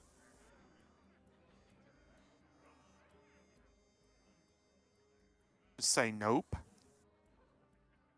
Yeah, that's the question here, right? Is when, like, Pasquale is weirdly in a weird, like, phylactery warlock position, right? Where he's just trying to find the turn where he can safely play Owl and get away with it without dying. It's a question of whether you'd see more pressure coming back the next turn. Does drop the other Thrive. That's got to be considered a pretty big win for Judgment at the very least. But this Condemn is going to do a lot of work in terms of clearing this board up. And now, with Judgment running so low on resources, he's in serious danger of just losing this to Res Priest at this point with these minions that are coming down. So this is going to start to get very problematic very quickly. Yeah, this is what I was saying, right? Just about the hero power now from Pascoa with the Zyrella. Just drawn Light Shower as well. There is a silence in hand for Judgment, but still, like, overall, the hero power being a little bit more consistent for Pascoa is going to help him out a lot. And will, you'd imagine, still just win on fatigue as well if it really came down to it. And this was the debate from earlier, right? When I was initially surprised to see the Mutinous coming down when it did because of, as I described before that, like the quest reward does get stuck in hand. You have to pay at minimum 7 on a 10 mana turn to complete the quest and get that quest in hand, which means it is almost certainly guaranteed to sit in your hand for at least one turn. But it doesn't necessarily make this mistake because Judgment could easily be evaluating like, well, if I sit around here and do nothing with this Bran and all these cards in my hand for several turns, aren't I just going to lose to Control Priest anyway at that point? Like, surely I have to do something. Went for the big Mutinous to win the game, but right now this is looking like a disaster on all fronts from Judgment. And that's the thing, right? The Mutinous was really big. It was winning the game. It just got whirlpooled, right? Yeah. Which is the risk Judgment decided to take. But also, by doing that, he could have made it less likely the quest ever gets completed, right? So, yeah, it's definitely a tough decision to make, but his hand wasn't going anywhere else, so I respect it. Yeah, and there's also the factor that, you know, by munching the handful of minions, I believe, if my recollection is correct, we were at the point of the game where it was like Light Shower Elementals and Undying Disciples and things that you needed to play at that point, so you can theoretically slow the quest down by doing that, by eating those minions anyway. I still don't love it. I'm still surprised to see the Mutinous being used in that way. But I don't think, you know, Judgment just doesn't understand what's going on. I think he just had a different plan of attack. Just had to make a call, right? Yeah. You see, of course, though, quest completion with the Owl coming down. Zyrella's ready to go. Does not mean Pascoa necessarily even has to play it this turn, right? It's definitely good, and it almost certainly is. But again, I think Pascoa could still win by taking that control approach, right? And it just turns out this turn he gets to do both. Yeah, I mean, clear the board and play a 5-mana 7/7. Yeah, exactly. That's probably the best play that Control Priest could make here as well, right? So yeah. Seems fairly straightforward in that regard. And this is what I mean, okay, it helped that Pascoa did have a good opening for once, right? Or at least for once when we're casting. Don't get me wrong. But this is sort of the way I expect the matchup to go, right? Is that Shaman just never really gets ahead and doesn't quite get the job done. Judgment did a good job pushing damage with the Mutinous, but the second that's answered and there's a bit of heal, Shaman just slows down again, right? And that's the problem.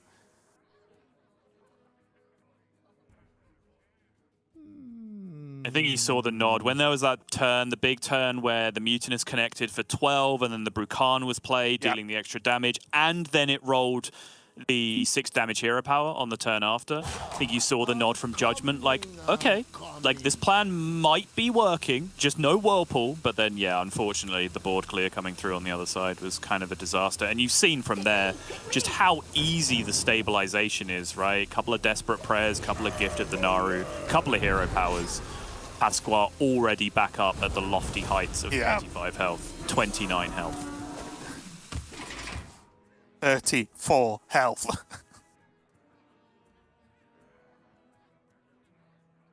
Again, even with this board, Pascoa could Whirlpool here. It would get rid of the other Snowfall, because the other's still in the deck.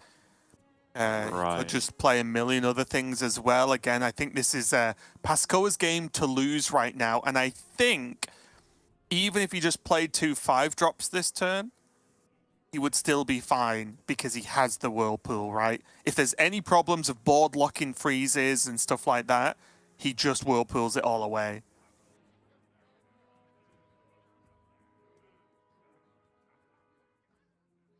Yeah, I think at this point it's very much pick your poison for Pascoa. Get those engineers played. Let's open some boxes. Come on, that's what we're all got here the time.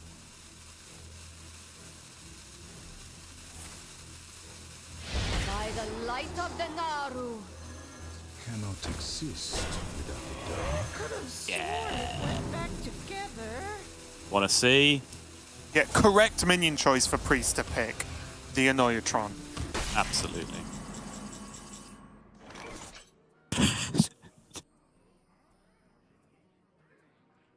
Never been good in the history of Hearthstone on any turn. Ever. It could push 18. Seems good. If only I had some warm soup. That's the problem, right? 3 cards left. Those 3 cards are Schooling, School Teacher, and Snowfall Guardian for Judgment. So it has to be the best School Teacher ever for anything to realistically happen here. There is the Bolner as well. Again, Judgment, especially with only 8 cards left for Pascoa, it's getting progressively more likely the second Whirlpool is going to be in hand in the very near future, if not already. And that means even the plan to go, okay, what if I go Snowfall Guardian with Bolner and then still have a Macaw? Like, what happens there? Can I make something big enough? Well, no, because Whirlpool exists. And that's just the #1 problem right now for Judgment.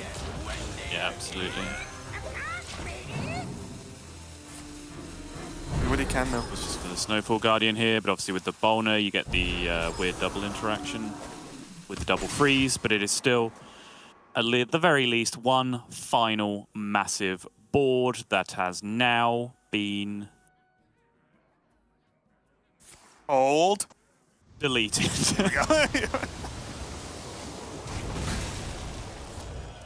It's a very excessive animation on the decks, isn't it? Oh, look, a card.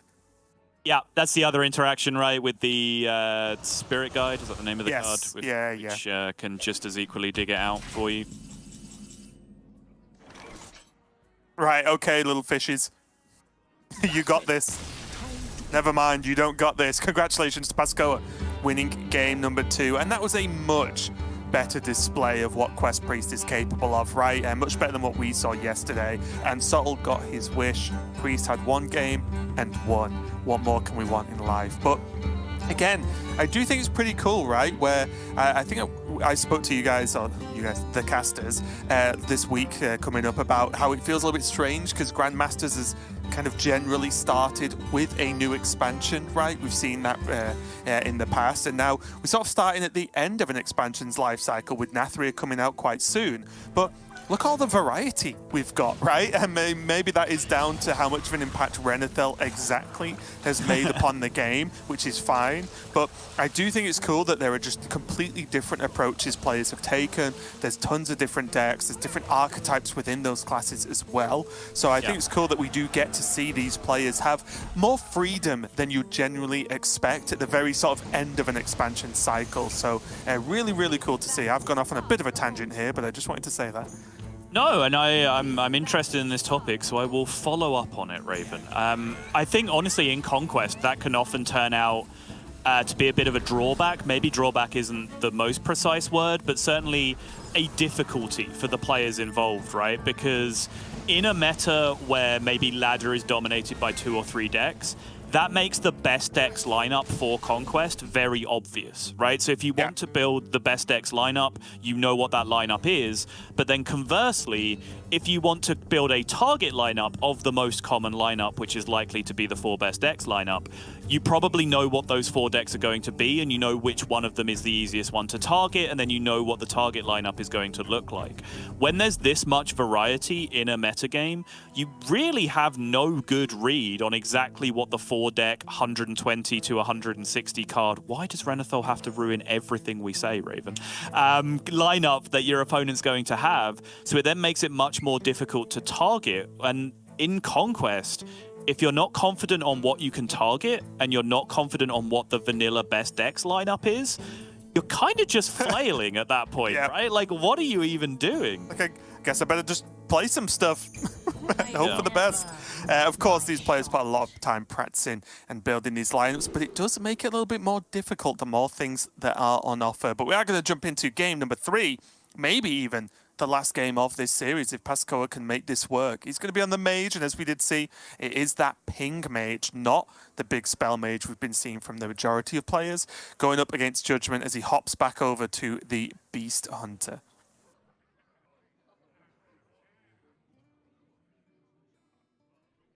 Runed Orb being held for Pasqua, which I imagine is his Trog counter of choice in this situation.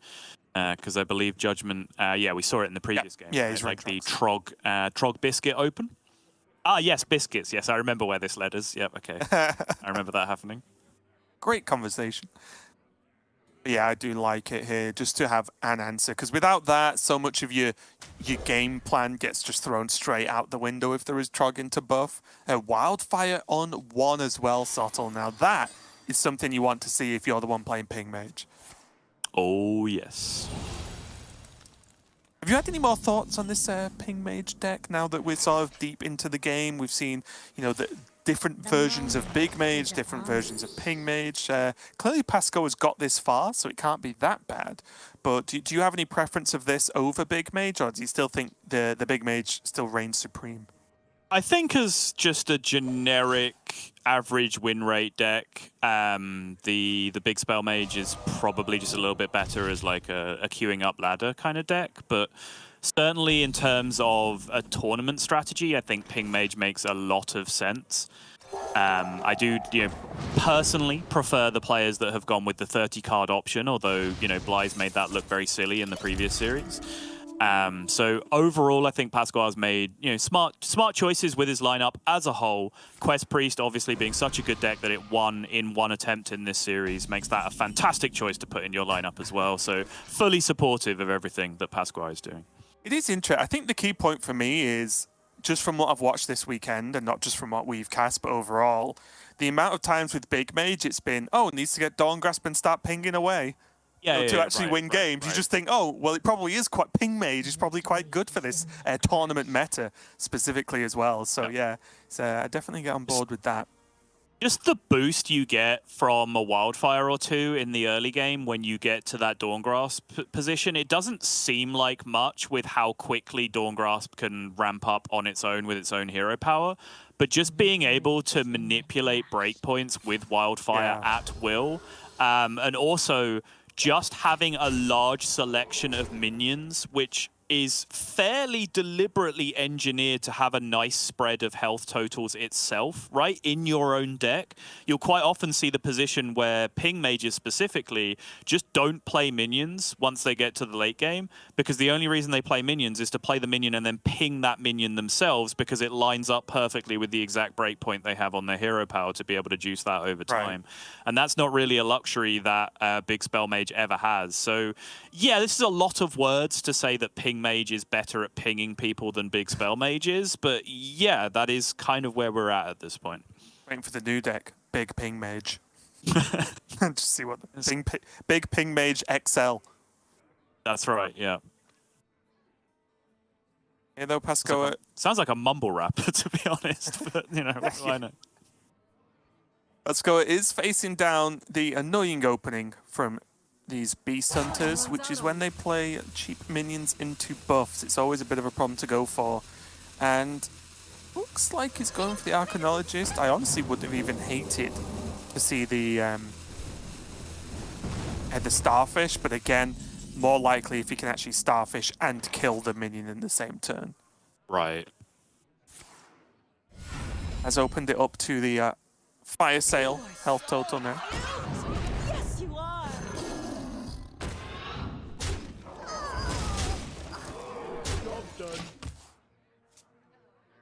Yeah, awkward turn now if the expectation is Fire Sale, which I think it probably is for Judgment at this point.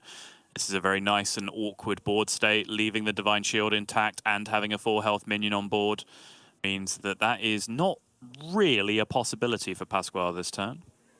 Yeah, again, even looking at potentially Starfish Ping, right? Can negate the Saber, remove the shield, put a 2-4 on board that might get traded by the 4-4, then you can Fire Sale. Yeah, having the luxury of the extra mana for Fire Sale plus Ping on the following turn is obviously a very, very big deal. Really changes the breakpoints you're able to hit because of that upgraded hero power.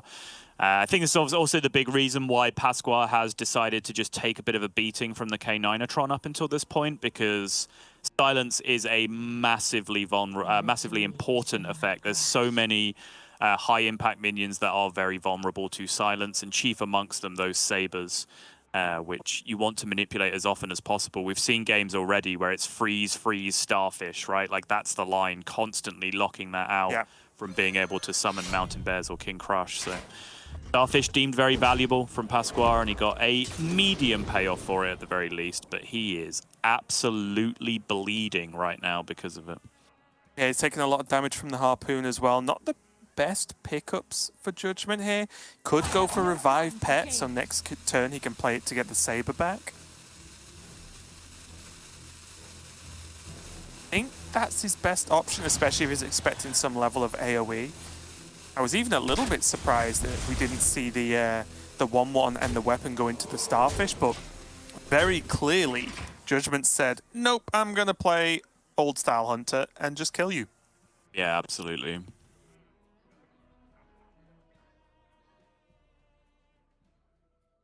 Awkward as well, slightly off mana for, say, like Barrier Reckless, right?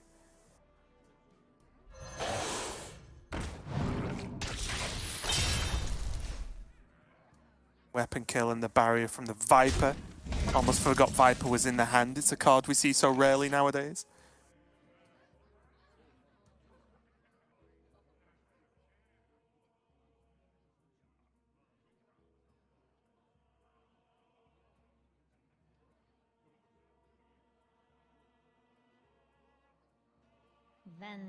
Still not a great position though. The 8 health from the ice barrier almost immediately wiped out. I mean, if you factor in the hero power, it is immediately wiped out by the damage that is showing. Does, of course, cut off the 3 damage from the weapon with the Viper, which is, in this spot, probably more relevant than the additional dredge effect. Victory is in my grasp. Yeah, I was just trying to stare at the board and work out whether Judgment needs to proc the barrier. Okay, sure. Could just trade the minions off in hero power. Yeah. And then if he gets sunken and it pops a King Crush, great. If he doesn't, fine. You know, like either way. Yeah, nets, I suppose, 2 damage in total. You do 8 anyway and remove the ice barrier entirely, but the hero power would have done the 2 anyway. So you do net 2 extra damage by doing it that way. But you are locking yourself in hard to the hero power game plan at that point. And I suppose if, I don't know, Dawn Grasp then comes down, that's 5 extra armor straight up that you do have to deal with at that point. Yeah, that's... Going through it is fine. Yeah, that's probably the big fear, because just as much as the second ice barrier could hit, Dawn Grasp could, right? And then that really changes your clock. I think with the board that you're developing as well, it does come down to the spells that are being replayed from the Dawn Grasp, right? Because it's just Wildfire at this point. You're not necessarily going to have your board taken away. Not to mention, of course, Dawn Grasp itself can replay the ice barrier if you proc that first ice barrier. So there's certainly arguments on both sides.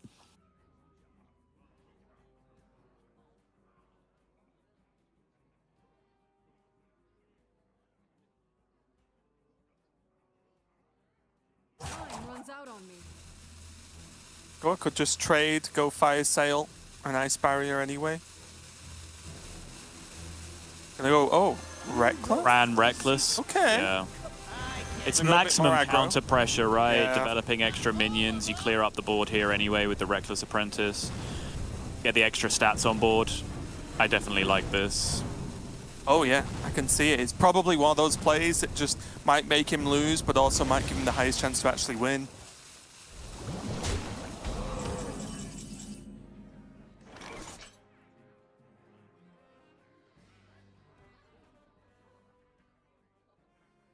And trade off a Saber, yeah.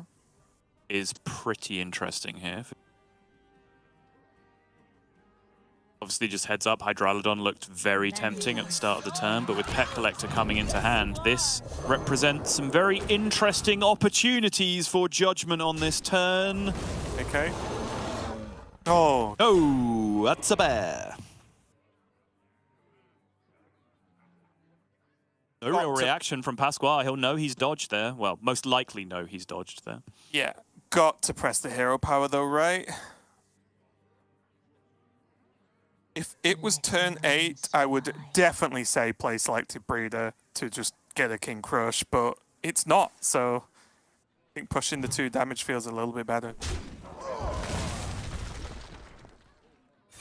Bottom of the deck is not brilliant either, right? As we've seen from the previous dredges when he ended up picking up the Revive Pet, I think it was. It was like tracking and something else. But still, despite this Mountain Bear not being immediately lethal, it's still a veritable nightmare here for Pasquale to deal with. Does have the freeze effect. And can Ice Barrier to just let the 4-2 potentially attack, right? So that's still a +4 from the Ice Barrier? Yeah.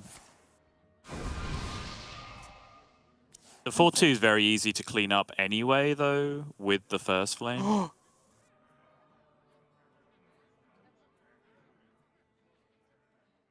That changes the clock significantly.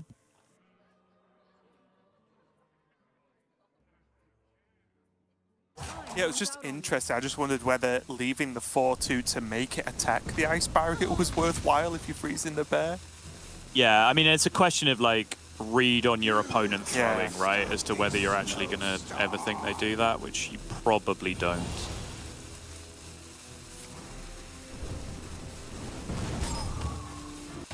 Not going to be going in. Whoa!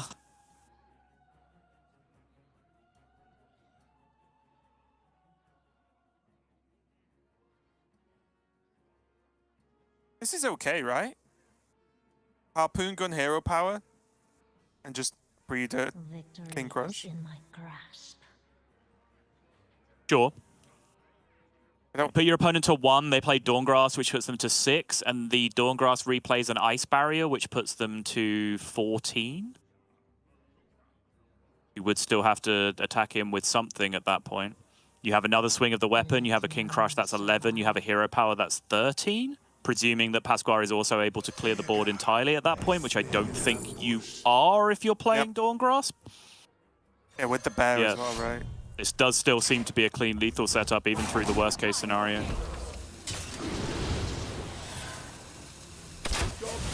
And we got to see what that was.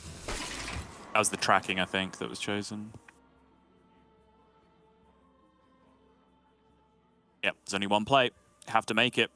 But as long as I've counted this correctly, I think Pasquale's still dead.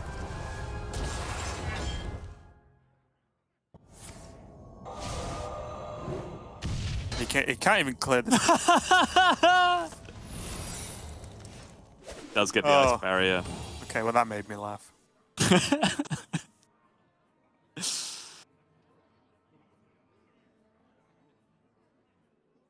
But yeah, if this play had been made and the Runed Orb had not hit Pasquale in the face and the board was able to be fully cleared on the other side, this would have prevented lethal.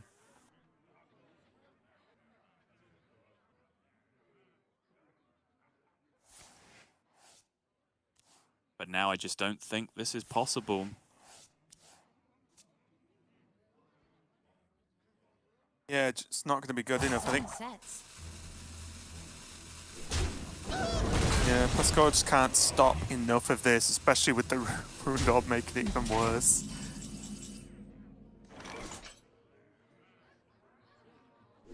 That's what, 16 available here?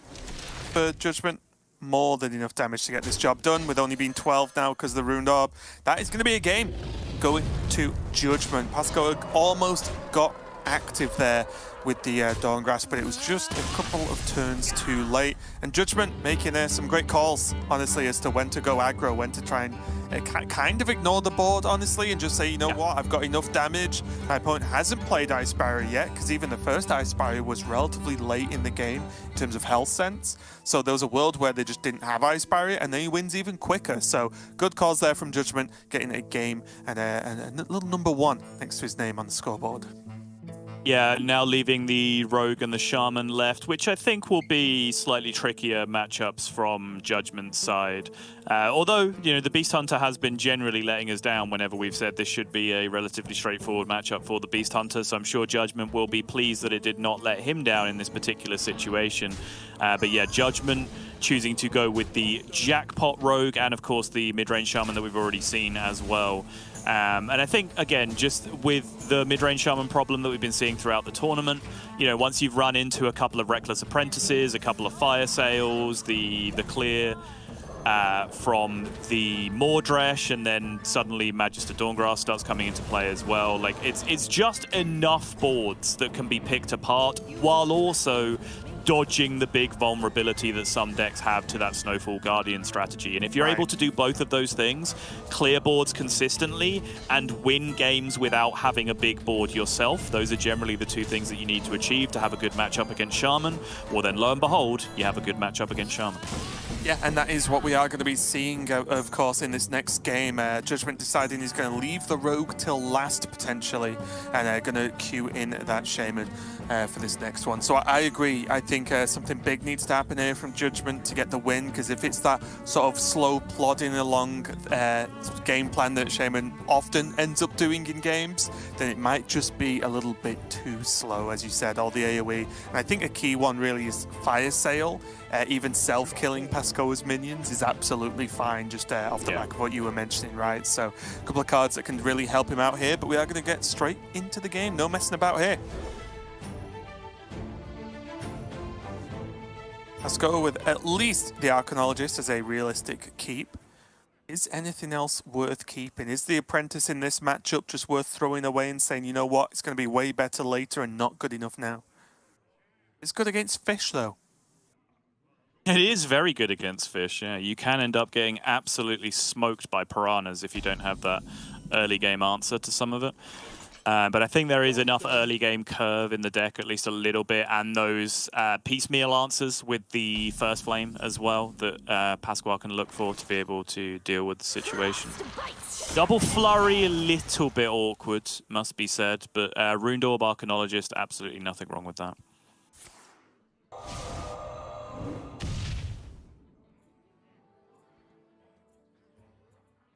Deep breath looks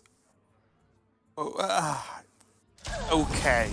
Not quite as strong as you may think, because there are a lot of minions in this deck.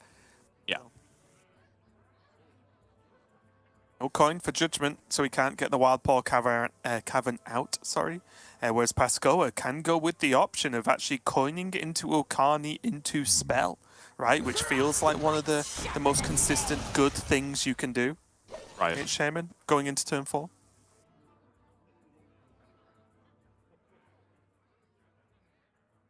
Could even throw out a Flurry to defend the Okani even more. Ice Barrier being found on curve here is relatively appealing, though, I'm sure. Just spend the mana, gain the health while you can. No real need to react to this board state just yet.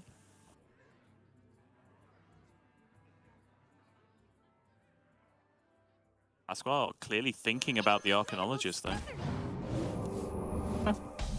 End up going for it. A little bit inefficient, but make sure he's drawing that other Ice Barrier out of the deck before he finds it naturally now. Yeah, he's just drawn one, right? So if he draws the other one soon before he plays the Arcanologist, that's a big disappointment. Yep. There is, of course, only one Arcanologist in the deck for this exact reason. Playing two Secrets and two Arcanologist is a little bit nonsense, because you'll end up with one of them being dead way too often. Bottle promoting one-offs in decks, where we are. I mean, that is a rare occurrence indeed. Mark the calendar. It happened. Is a justifiable reason to play a 1-of in your deck. So could wait and just fill out this turn with Ice Barrier and Wildfire. The only slight issue, it's not even that much of an issue, but it does affect the damage from Deep Breath, right? But it is just a solid turn, right? Get the barrier down, start improving that hero power. But looks like hovering. Okay. And I think that was more so the merit of the Arcanologist on the previous turn, right? He chose to improve his Deep Breath as an AoE rather than decrease the power of his Deep Breath as an AoE, playing a minion, gaining a spell instead of just playing out a spell. A little bit mana efficient, had the small upside of just removing the brick of drawing the other ice barrier as we talked about. Does make sense. Making sure this Deep Breath is still nice and juicy, is able to deal with these full stag boards on any occasion. Yeah, picking spell there, I imagine, to do his best to stop Command of Neptulon or a Frostbite with a trade.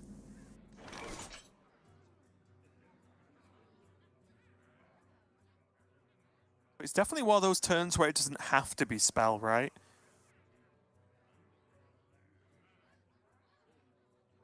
The Judgment will potentially have to see what happens. He does have the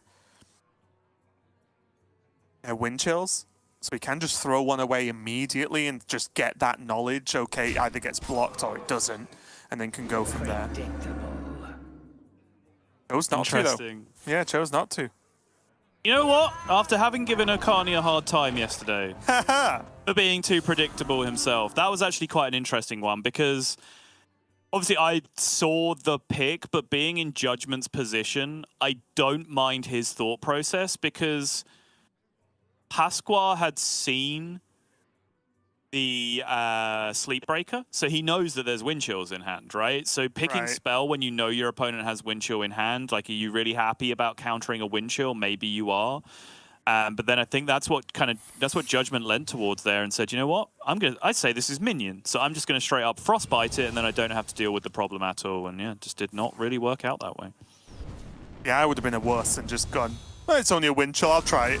Just to see what happens. I would have done it for potentially all the wrong reasons. He's buried down now, though, and Pascoa in a much better position than he was against Judgment's Hunter, because he's just not been beaten up yet. So definitely a better start overall. Here comes the Murloc army, finally found. Double Clownfish with one Amalgam and the other Amalgam in hand. Is a lot of very immediate tempo, but if the Discovers are not kind and you're not hitting like Cold Light Seers, for example, it's very, very straightforward for this mage to clear that up in a couple of different methods. Pascoa has played the 3 types of spells, right? Which means that this multicaster will draw him a relevant amount of cards. Yep. But also, likely can do something with Deep Breath, Second Flame, and Flurry if needed.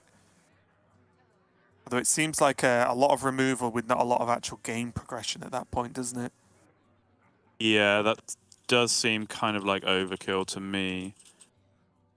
I don't think there's any real reason to panic about this board state just yet. Maybe multicast is just worth, honestly. It could just be a multicaster. I can see it. Yeah, I can see it. And then either ping or even coin barrier as a potential. Yep. See what comes out. Ooh, okay. First Flame's kind of nice.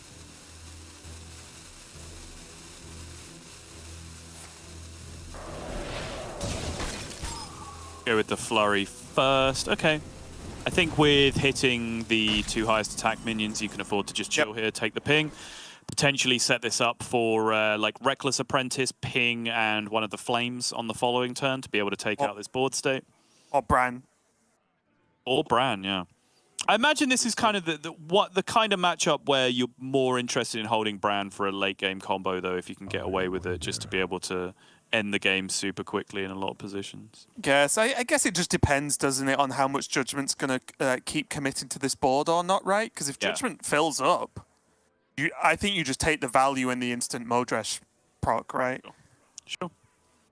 Yeah, but just keep in mind, coin still in hand for Pasqua right now. Always relevant when we are talking about brand combos with this deck.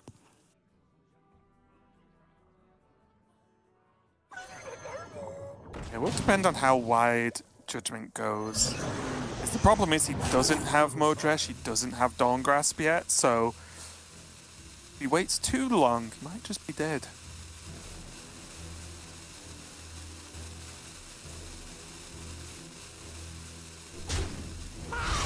Definitely like the Mutinous Discover here. I think this is one of the better matchups in the game for Mutinous Disruption. Yep, good Wild Paw as well, just get that played so it just starts ticking away over turns. Maybe forces Pascoa to use removal. He might necessarily not want to.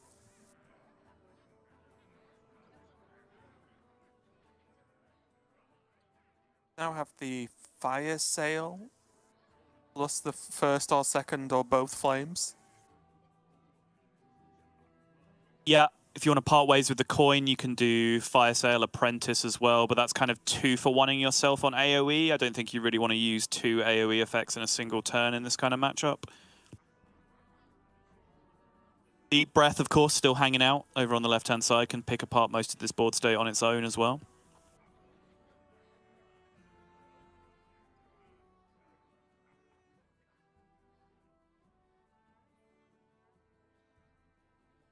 And maybe it is time for that Deep Breath, actually. Nope, gonna go with the fire Sail instead. Does get a little scary, right? The more you start using the other spells first to remove the board, the less effective the Deep Breath ends up being. Yeah. I think we're gonna get the Chompy Chomp now. I think so. This sucks either way. Pasqua will not That's be the good pleased. news. Yep.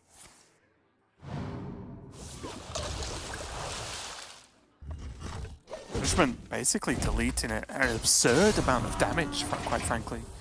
Yep.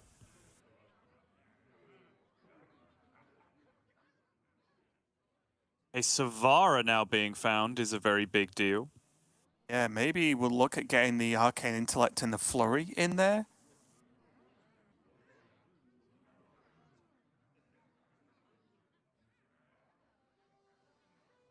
Annoyingly, Deep Breath currently doing 7, I believe. Starts at 1, is improved by other spells. So 1 + 6. Slightly irritating. Yeah, it'd still have the double second flame as well. Yeah. Yeah, I see the 7. Yep.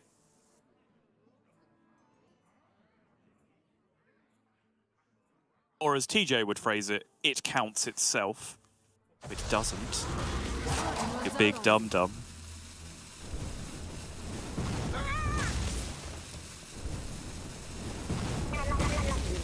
End up going with the ping, of course, not having to use both. Still got the mana spare. Richmond. Oh, The brand pickup. ever so slightly late to the party. As it turns out, there was no extra value to be had with the Mutinous, but still. You didn't know that. Although, I think Brand School Teacher looks pretty solid. Could even go Amalgam if the Nagaling spells aren't relevant, right? Yeah. Discover 2 more Naga. I mean, looks good to me. Is this another bioluminescence angle, Raven? Is that what you're telling me? It's always a bioluminescence angle. Okay. What to do? I mean, other than that, it's Tempo Snowfall, which I'm not sure how I feel about that. Go Murlocs instead. It looks like going for the double discover on the Amalgam. Those aren't it. Finley, get that Hunter Hero power. Start pressing the button.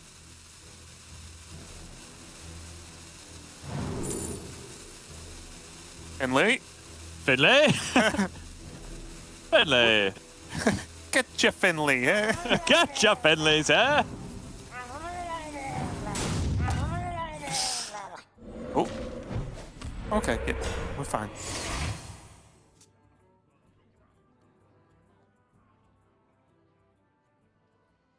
Got to be Arcane Intellect, right? There's still a lot of good stuff left for Pascoa in the deck that can actually help him deal with this board as well.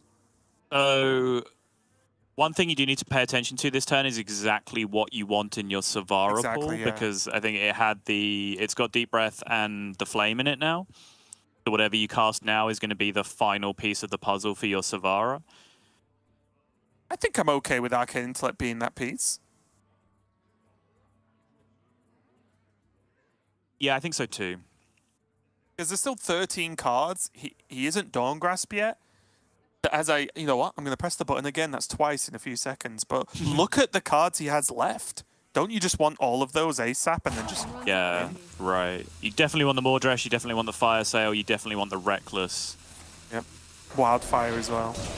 Yeah, Flurry is the choice for the finals. What do we know, Subtle, I guess? What do we know? Very little. And you can just take the Deep Breath middle on the Bran. Yeah, this makes a lot of sense. Like the guaranteed kill there. Yeah, so what you have to keep in mind there from Pasquale's perspective is fear of Bloodlust. Believe it or not, some people are scared of Bloodlust for some reason. I'll never understand it. I've never been scared of Bloodlust in my life.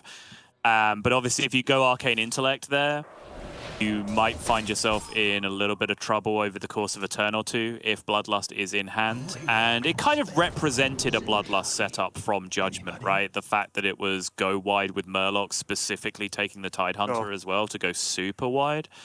So I think the extra security of the flurries might just be something that Pasquale is interested in. But you could argue this the other way, right? Because additional AoE and additional clearing and additional freezes gives him extra time to find a Fire Sale or a Reckless Apprentice or whatever else to clear this up. Arcane Intellect just does that quicker anyway, but at the cost of having less freeze to be able to maybe be vulnerable to Bloodlust Lethal for maybe one turn in the middle. Yeah. So I think it's a pretty tricky one to navigate for sure. Yeah, I mean, the way I saw it was the one Flurry and the Deep Breath and other Flame were enough, right, to just get him there if the Arcane Intellect was put in there. So we'll have to see how it pans out. Still, wasn't like one was a disastrous choice and the other one was perfect. Hello. Probably still going to Arcane Intellect first, looking for other options, because that Reckless Apprentice is, of course, the juice, if you can do it later with the Magister Dawn Grasp. The option as well of going with the Viper this turn too, right? Just get rid of the weapon. It's not a lot, but it's still something. Maybe just trade it for more value in general anyway. Go for the Dawn Grasp.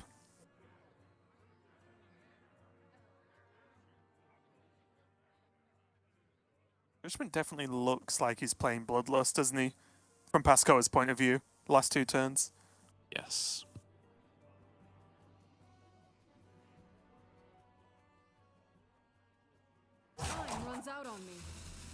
You can start to see now the hand resolving down to those awkward cards that just aren't good in the matchup, right? Few more Murlocs to play out, a little bit more damage to be made, and then we're into Snowfall Guardian territory, which really ends up doing very, very little in this kind of matchup. I like this. I respect this greed. I was just going to say there's still a couple of second flames in the hand, which Pasquale can afford to get rid of now. They've been hanging around buffing Deep Breath for quite some time, right? First the initial Deep Breath, and then Pasquale had the foresight to know he would be getting another Deep Breath back to hand at some point. So having all those cheap spells hanging around was very beneficial. But this seemed like a good turn to get rid of them, because this is plenty secure, right? 35 health, only 5 showing, plus a weapon. No real reason to be worried about this, I think. Hey, you know why I've decided that play was very good? Because it's a play I think Yarla would have made. Yeah, no, precisely. Like, yeah. You know what? I don't need to use this. I'll do it this way instead. I'm still fine. It's like, yes. Command of Neptulon, probably one of the juiciest draws that Judgment could find at this point, though. Single threat, low resource allocation, but really turns this board into another Bloodlust bluff, I suppose.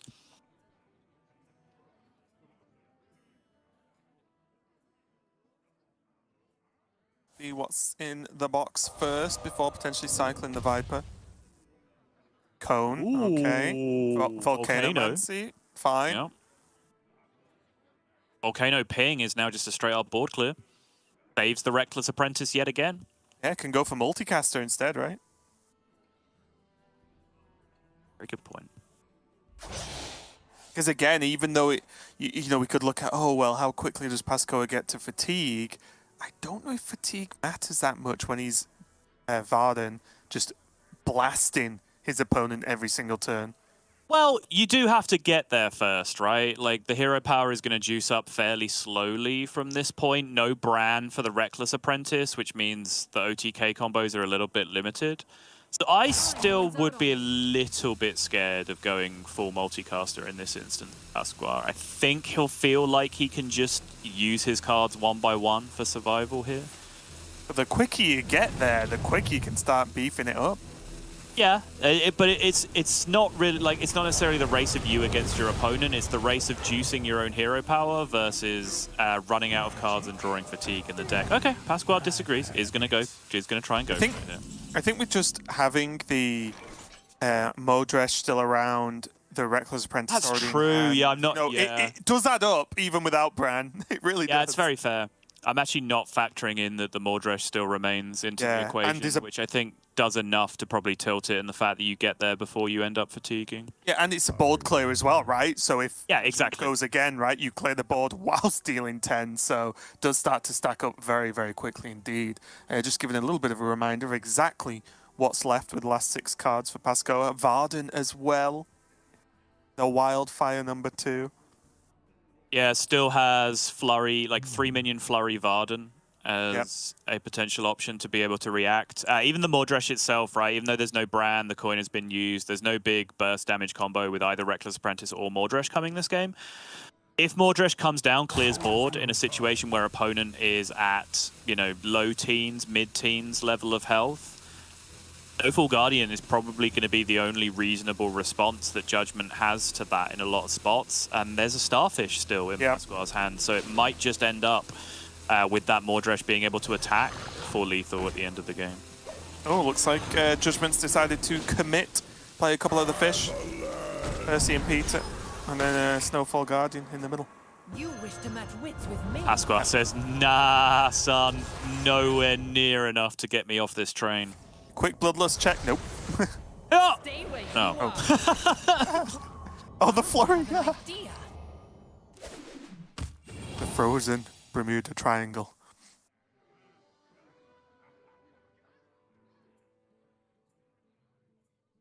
It was a Snowfall Guardian in the middle of it all along.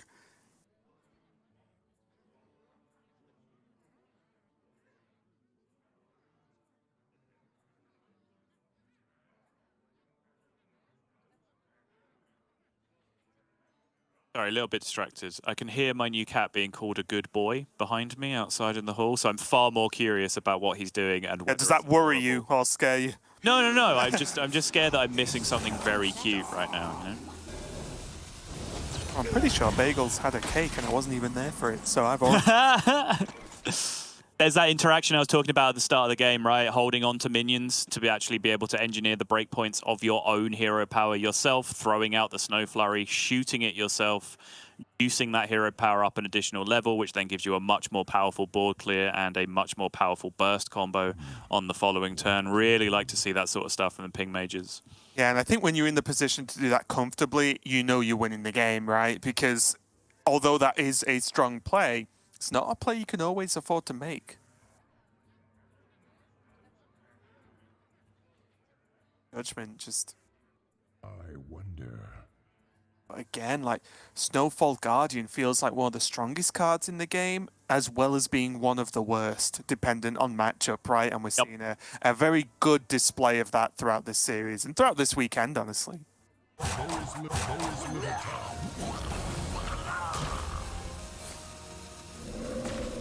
I'm just going to say, you know what? We go again. Still has the Bloodlust in the deck somewhere, so he may as well threaten it, right? But I think this is the time for the big boy. I guess, actually... Well, wants to max greed, he could Varden, but I'm not sure what else he'd do with the mana that makes Varden even worthwhile. Yeah, it's just like getting the 8/8 on the board's worth it as an 8/8, honestly. Right. It's kind of +1 turn, which is +1 ping to face in this scenario, right? Which is something, I suppose. But yeah, I think probably creating a bigger swing turn, being more threatening here is in Pascual's interest. Again, like, even though I concede that this is probably right to accelerate the game this aggressively towards the end of your deck, Pascual still does not have infinite time by any regard here. Like, he absolutely does have to get on with it and end this game. Yeah. No Brakan for Judgment as well, which is something that can mess with numbers a lot, actually. Yes. So that's going to be a big deal here. Judgment probably, I'm not 100% sure what's in that Nargaling, but probably has to freeze this turn. Knowing that there's likely, or almost certainly, Reckless. Okay, Tidal Surge gets is the kill. a really big deal. Yeah, gets to use the Frostbite as well. Tidal Surge is actually huge there. Yeah, not only that was heals, just but kills that. That was just frozen instead of killed. I think Judgment just straight up loses the game on that turn. Running out of cards. There's the other Wildfire.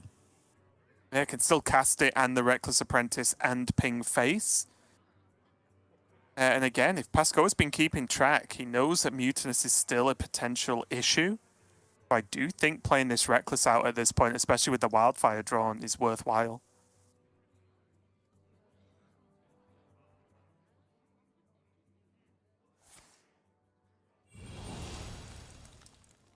And this could be the hand dump this turn, and then potentially ending on the Finley once the resources that have all been wanted to be used have been used. Yeah. This is exactly what we're going to see. Yep, this is smart. A few more cards. Pascual now exchanging 5 cards for 1 card. Feels like a terrible exchange rate. It does, doesn't it?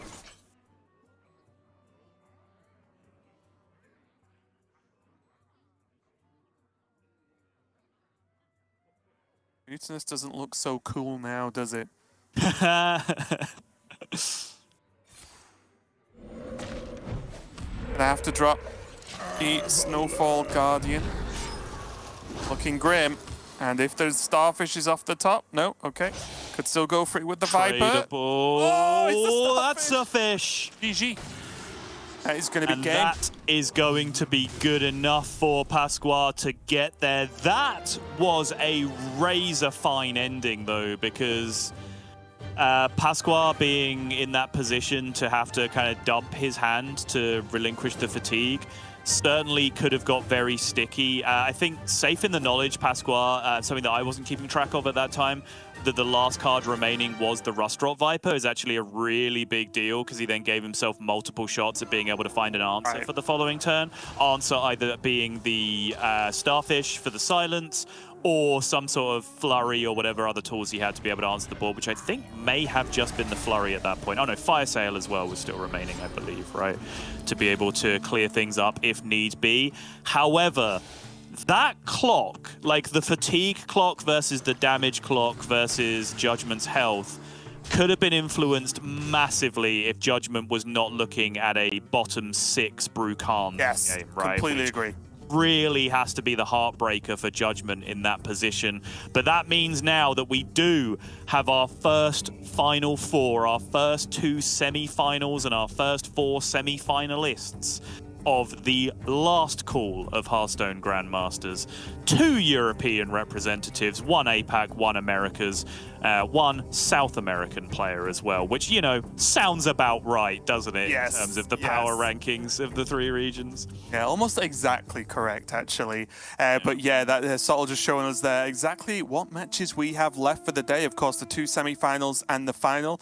We are going to join you shortly to do the first semi-final, which is going to be Possessi versus Bunny Hopper, and then TJ and Edelweiss are going to take over to finish out the day just a little bit later on. But for now, we're going to go to a quick break while we set up the first 2 players for the semi-final. We'll be right back.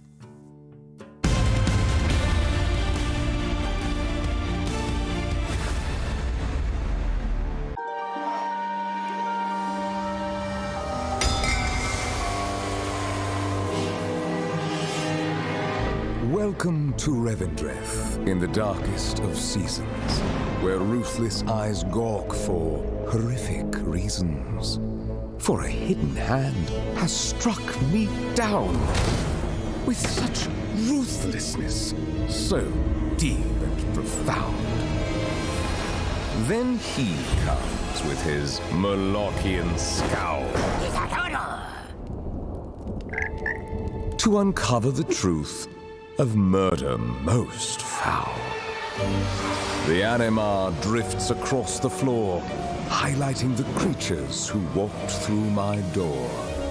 The motives are as black as night: avarice, power, revenge, and blight. We watch the hero uncover the clues that lead to the truth behind this dark ruse. Join us here with the grim and impious. Choose your path without heavenly bias. For at the end, they will burn in the fire when it is known who slayed Denathrius the Sire.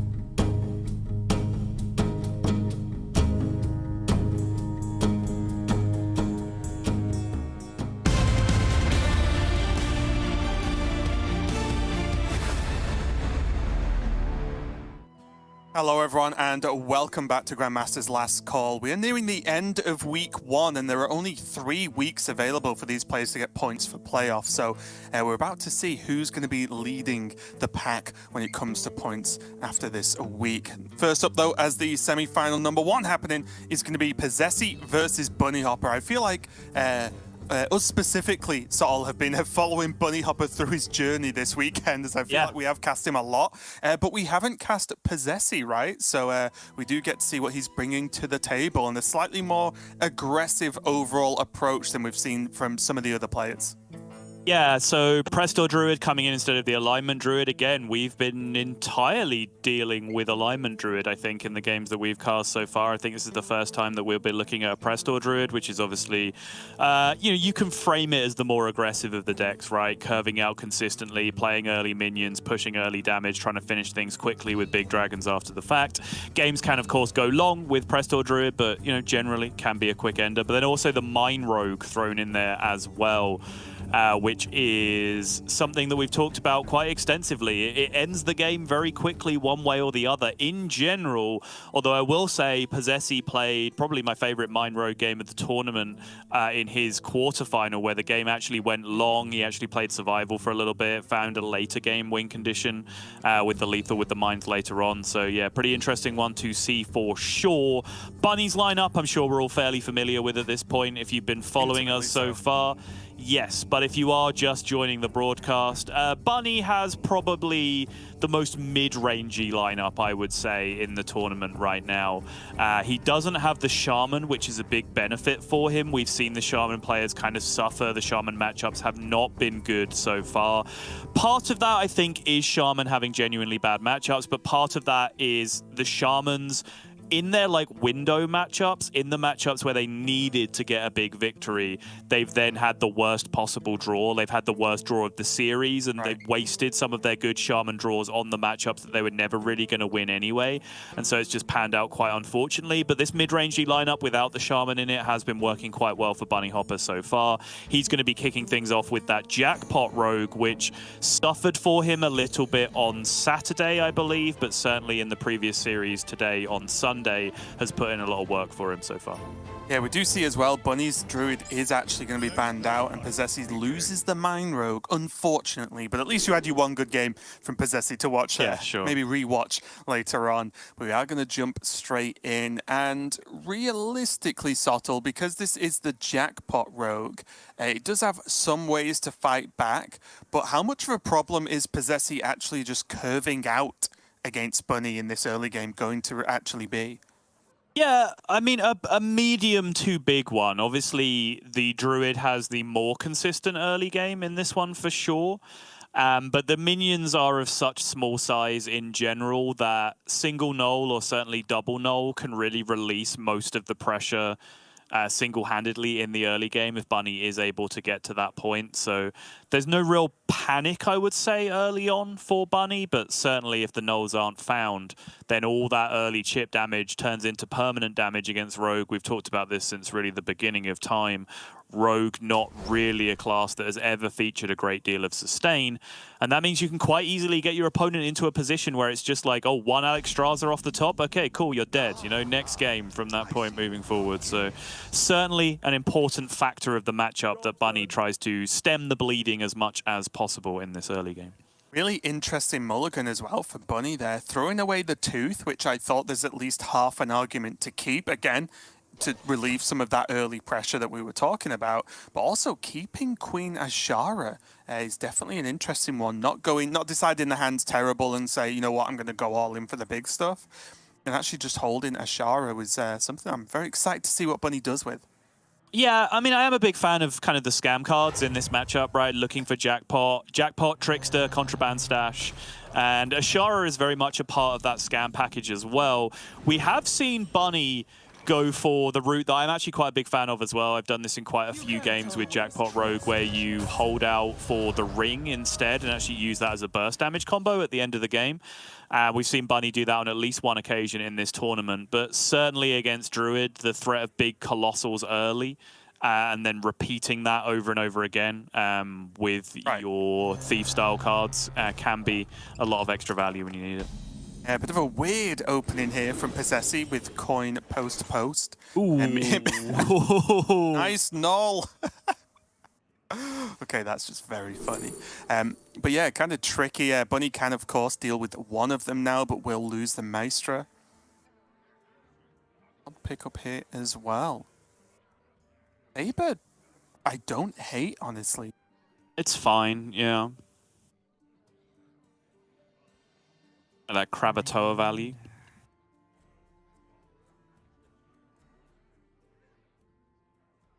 It's just because it's rush for me, right? It's just a good enough card to get the job done. Especially with this opening for Bunny, with that null being full mana cost because of the 2 watch posts. It's a little bit of a tough one. Needs something at least half defensive to get going, I think. One thing we can agree on is it's not Void Gale. Unless...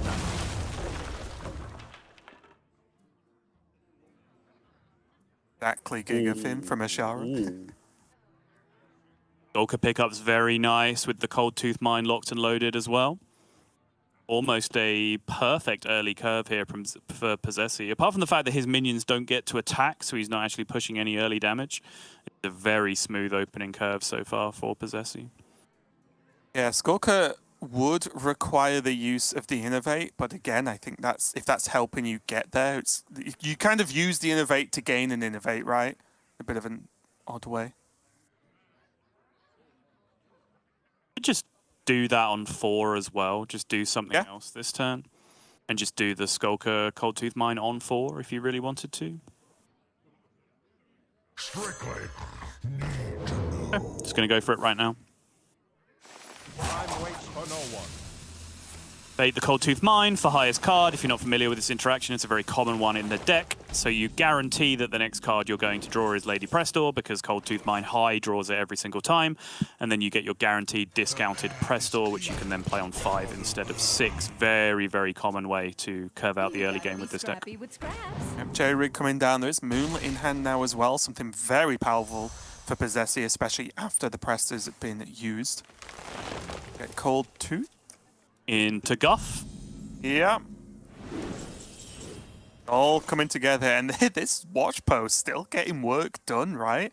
Like, it might not seem like much, but when you're adding the +1 mana to multiple cards, you do just make the turns that little bit more clunky for Bunny.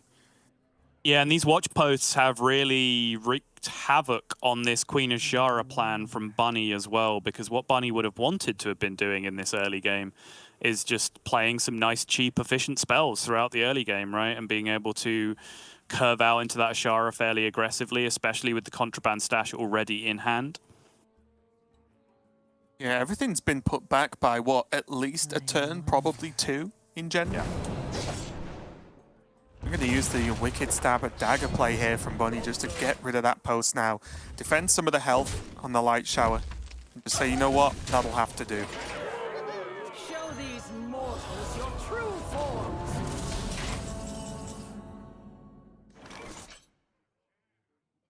Now the time to trade in this Light Shower?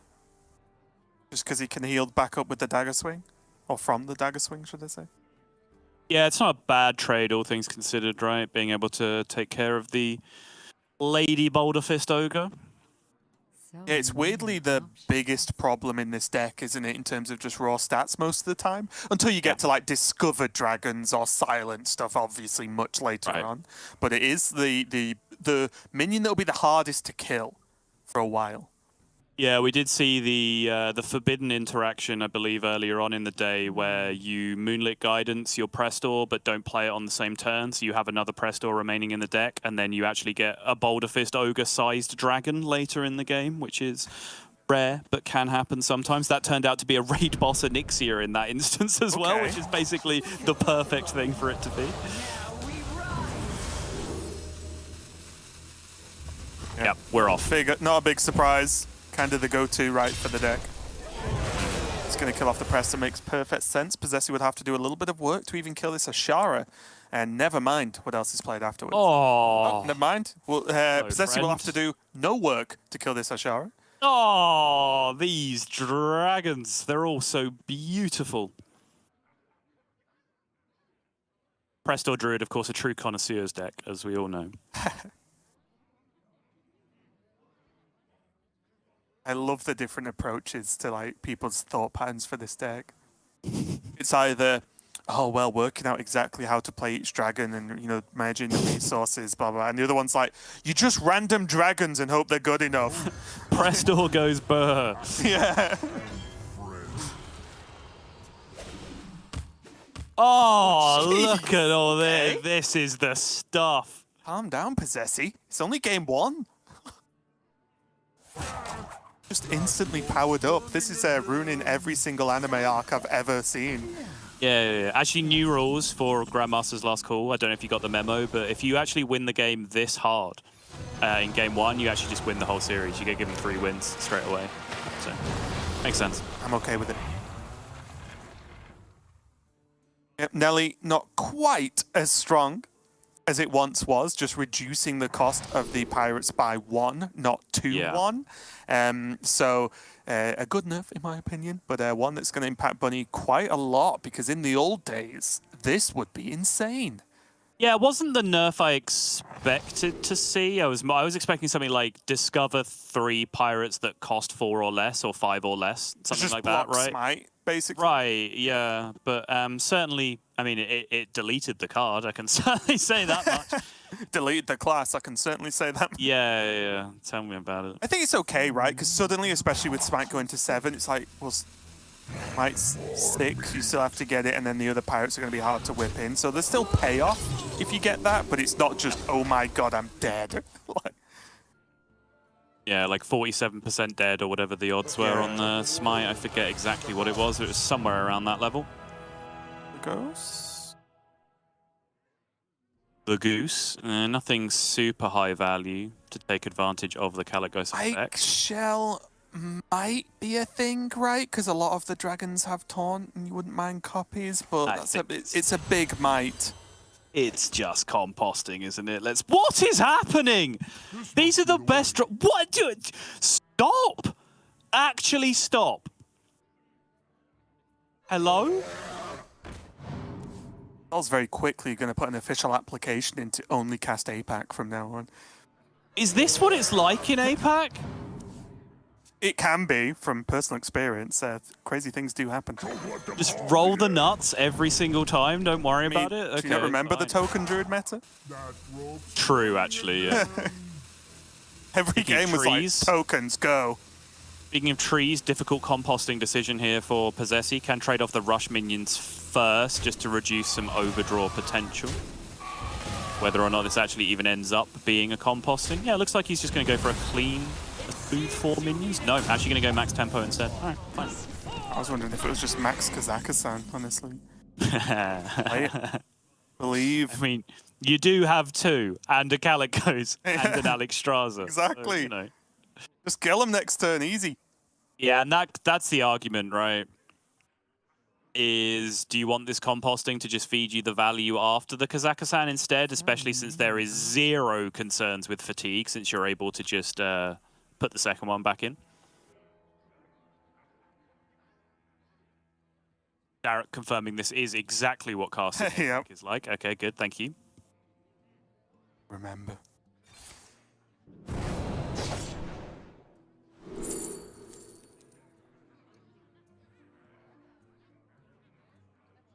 Odds?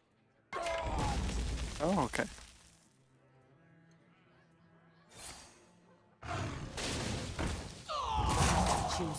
Bunny just going to do his best to clean up as much as possible, and at the same time, push damage with the minions he has. Not going to bother with any trades, and you know what? I'm okay with it. Okay, minimal trades. Oh, yeah, get that Kazaka-san played. It's just a recipe to win the game. What do you actually mean, Moonlit Guidance off the top this turn? Like, what?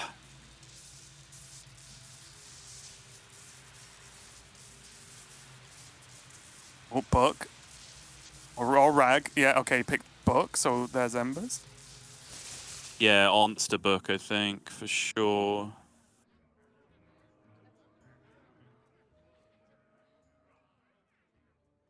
Maybe even trade a 1-1 first. He's gonna compost into the thing. Wait, what? Oh, okay, so he's not gonna. Okay, I was just thinking like if he still has the draw. he still has. Shouldn't he use Moonlit first? Before drawing off composting? Yeah.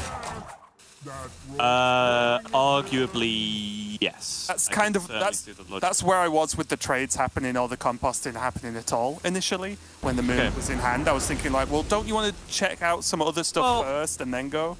So you can draw one. You can always draw one, right? Because you only remove one option from the deck. That option is still then there to be discovered from the Moonlit Guidance after the fact anyway. It's not like you ever delete an option from the Guidance.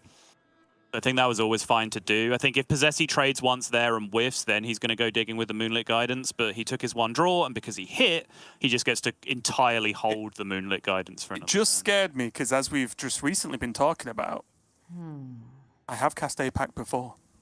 Yes, true. This is no ordinary APAC player, Raven. This is our world champion we're dealing with. The champ. Now. What is Bunny really supposed to do right now? Suddenly Scabs isn't looking so cool, is it? No. Probably still better than 2 immediate card draws for the opponent into a Kazakus treasure deck, though. When you've already seen a Book of the Dead. Let's be honest, there's no good play.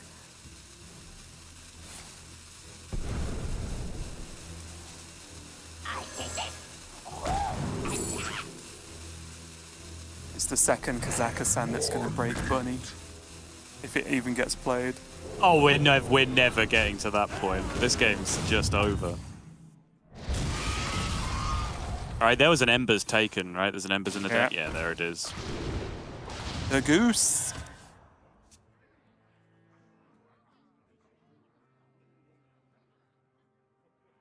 Where we get to play the game of what combination of cards actually loses Possessi this game. I mean, it's just Moonlit, Book. No, it's still only first turn. I was thinking you could like discount the Embers with the Caligos, but you'd have to end up doing that first anyway. Yeah, you go Caligos Embers, then do the book. You do this, and then you just it's fine. It doesn't matter anyway. Yeah, it doesn't matter. Yep. Bunny Hopper cannot believe what just happened to him. One of the strongest sort of 1, 2, 3, 4, 5 punches from this Presto Druid I have ever seen, actually. I think, although we know how strong the deck is or can be, I think that was close to, like, or at least from the Presto point, perfect, right? The draws were insane. No. Even before that, it was with perfect. the double. Okay, yeah. That was the best Prestor's draw I've ever seen in my life. It was watch post, and then the Skulker Innovate Tooth to get the Prestor for 5, and then Jerry split Tooth, split Mine, play the Mine, and then just get out the Guff, right? That's the perfect 1, 2, 3, 4. And then Prestor on 5 was perfect. And then we didn't see a dragon of lower quality than Azure Drake the entire game. And the Azure Drake was only taken because it was taken over a Caligos from a Discover. That's how good the hand was. I think it's fair even to say we didn't really see a dragon of lower quality than legendary at that point. Yeah. Because the choice for the Azure Drake was, as you said, over a legendary option just because of how good it was. So great start for Possessi. If you ever want to start a series off, you do it like that in one of the most overpowering fashions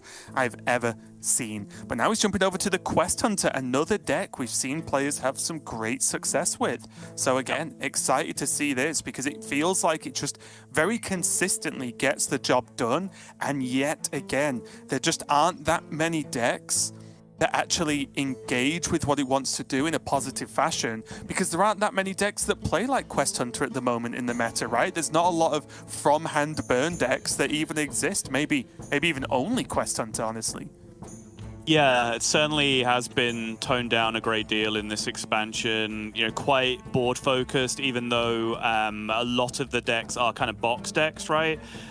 Generally, even with Big Spell Mage and with Jackpot Rogue, like the cards that you get from those huge spells either generate boards or they clear boards, right? So the board is still the focus of a lot of the matchups. And for Quest Hunter to come along and say, "What did you all forget that the goal of the game is to blow up the opponent's face? You're all way too busy just slapping minions into each other on this little useless space in front of us. Forget about that. Point stuff at your opponent's face, you dummies." The only defense, Sol, is soon you'll be able to throw minions at each other, which I think is viable and fun. I don't think that card's good. But I don't care. Yeah, okay, fine. I will be throwing minions at people. I'll be throwing a King Crush at someone and see what happens. Yeah. It's that, but it's kind of been a meme for a long time, right? Like even like when Reckless Apprentice was came into the game, and people were like, "What happens if you get this in another class? Do you just throw a Silverhand recruit at someone if you're a paladin?" No, that's not how it works. Or just slaps into their face and dies. Yeah. Like putting someone into a catapult and just firing them at a wall. To battle! Oh, brilliant. If only there was an animation for that. Here, though, as we get into the game, Possessi, of course, getting that quest equipped, and now has an option of secrets, but it's not generally what you're looking for with this hunter. You want all your secrets to come off the bunker and not from natural draws. So a little bit unfortunate for Possessi, but he does have a tracking in hand to help him out if he really needs it going forward. Yeah, an explosive trap is the one that you're never super sad about seeing as long as your opponent's going to play minions at some point, because it is a quest proc when it happens. Yeah, it's the one people played without playing the secret package, right? So it's worth it. Bunny just testing, seeing if it's the old ice trap. Gets the news that it is not, so it's safe to play. Sorry, refreshing spring water this turn. So, Raven, Celestial alignment. Thoughts? Oh yeah, it's got one in hand. I thought you were asking me about the Druid deck. It's like a bit of a weird time to ask, Sol. What are you on about?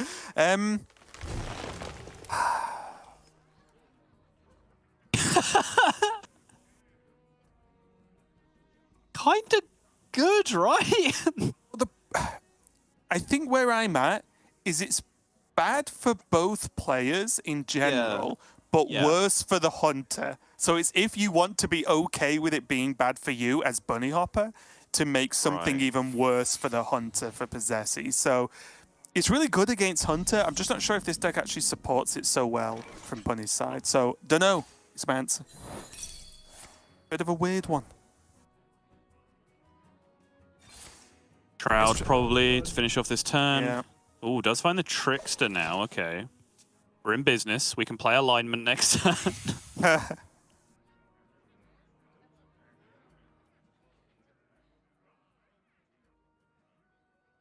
Use the coin, Possessi, while you still can. Doesn't know.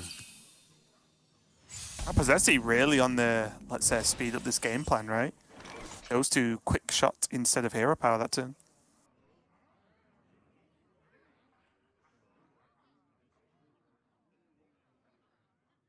Yeah, is this ever a line? Like, if you go Queen into Horn, play the Horn, play the Colossal, play alignment, and then just start hoping to play Tess and Contraband Stash for 1 mana every single turn for the rest of the game? Is that a play? Does that win? I think it is. I was worried you're going to actually start suggesting Celestial. Well, would you Celestial now in that plan? I didn't quite catch it. No, I don't think so. I think you play Queen, Horn, and the first, because you'd be spending 4 mana this turn to just do a play that you can spend 5 mana on this turn anyway with the Queen, right? And then the Horn and the thing only cost 4 mana anyway, so you don't actually end up saving that much at that point. Yeah, because I think Celestial's going to be so much better when you hit like turn 6 or 7 against the Hunter, right? While still allowing Bunny to do whatever he wants anyway. So I definitely like to see that being held on to for now. This game's silly, isn't it? The game of Hearthstone is quite silly, yes, and that's why I love it. Indeed. I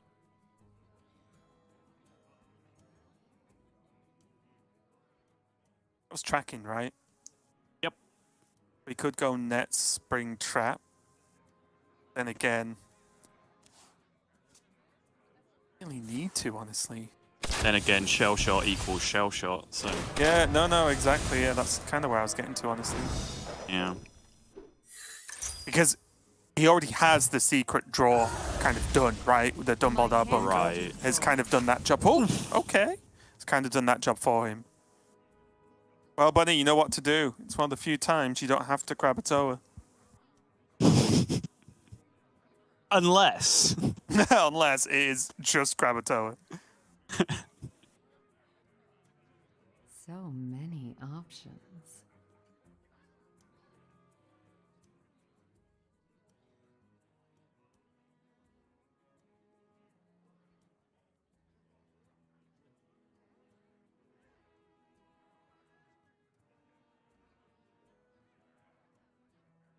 I only really see those two options at least, right? Either go Colossus or go for the Krakatoa. Oh.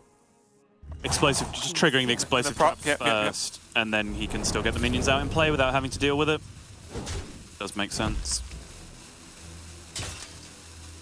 Yep, let's do it. Big impact, what kind of minion he gets here.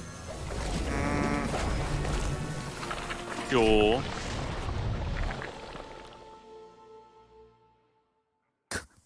Zessie needs to look at Ozma at a different angle to judge whether it's or not. Admiring the art from all different perspectives.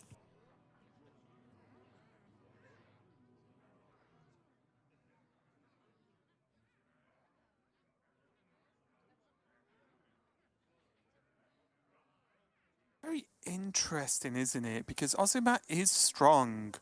It's also a board nearly full of just one attack minions, right? Yeah. So like, does Zessie just start jamming damage phase? Obviously, Well, from kill the Possessi's Ozma if he perspective, wants to. From Possessi's perspective, this is okay. He feels like he will win this race, guaranteed, right? It's just the celestial alignment that becomes the problem from that point. Right.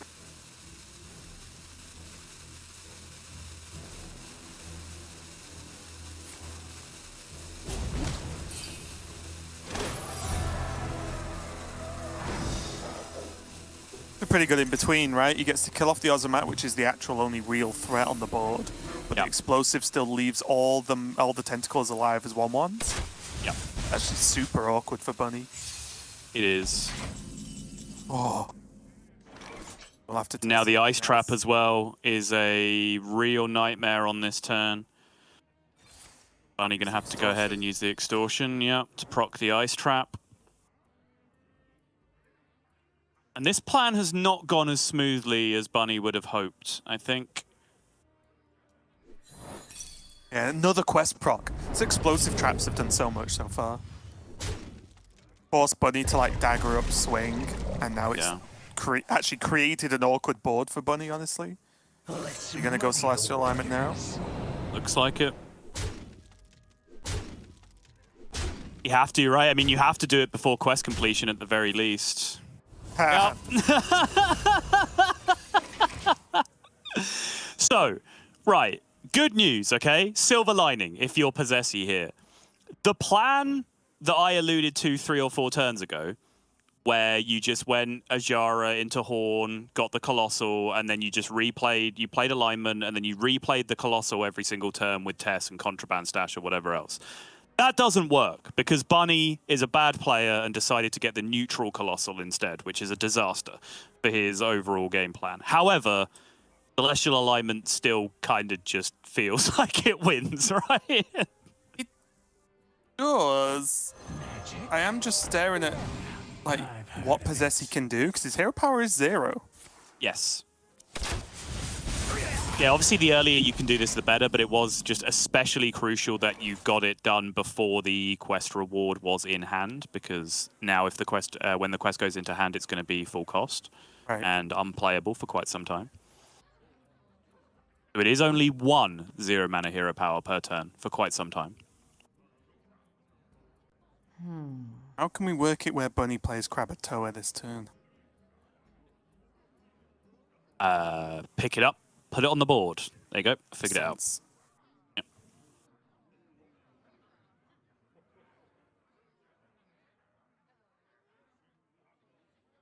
think the only real question is how many trades you make first. Any number between 2 and 4 is reasonable, I think. It's tricky, isn't it? I'm actually even just staring at just do the 4 trades, because then board space can be used for other things, right? I think keeping these 1/1s on board does not feel that great. Yeah, so the merit of doing it this way, of course, is that you get to push immediate damage with the big weapon going face. Okay. I think I'm okay with. Yeah, this is fine. This is what jumped out to me, because you are trying to race your opponent, right? You can't just defend your own health total. You do have to try and aggressively push damage to the opponent as well. Because once they start getting back up towards 5, you're in trouble again. You piercing shots. That's so much damage. It is. It is a disgusting amount of damage, actually. But does Possessi have to respect the Krakatoa? I don't want to. You don't even need to ask me for my answer, Sol. You know. Oh, I know. But I know you're not going to offer any rational discourse in this discussion. Your contribution to this is me hunter, me go face. Yep. Seriously though, does he have to kill the crab? 6 is a lot. So let's count. Double piercing shot does 10 plus the hero power is 12 to the opponent. Opponent at 9. That would leave 13, 14, 15 damage showing on the other side. Opponent has 2 mana, 1 wicked stab already used, or was that the previous game? No, that was the Prestor Druid game, right? Yes, it was. So 15 to 25 is a hard gap to bridge, but then you yourself with 3 mana on the following turn. You have the lethal setup? Quick shot and the Naga, right? You have the Ancient, yeah. Yeah. It looks to me like you can go for it. Oh. Krakatoa. Taking your hunter license off you. Revoked. I mean, he's still close. Yep. Even as it is right now. But he would have it, right? Quick shot, ancient hero power? It would have done 4 extra damage, yeah. The opponent would be at 9. So many options.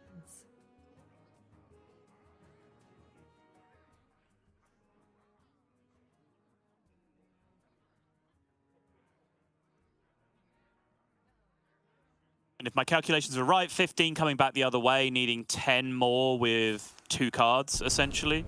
Double Wicked Stab only being 8. Nothing that I can recall in a Tess or Contraband stash that would contribute direct damage. Krakatoas obviously need something to trade into to turn into direct damage. And there was no generated cards, right, sitting in the hand either. So it's not like Possessi was scared of like a Pyro or, you know, like something. Yeah, I mean, I guess this is the real fear, right? Is that you know any replay card just replays alignment, and then you don't have lethal because you're only able to play 1 card. Reasonable. The Possessi was trying to survive the extra turn instead. To get, like, spell plus hero power into minion plus hero power out over the course of 2 turns, which could then end up being lethal. And now he's in trouble.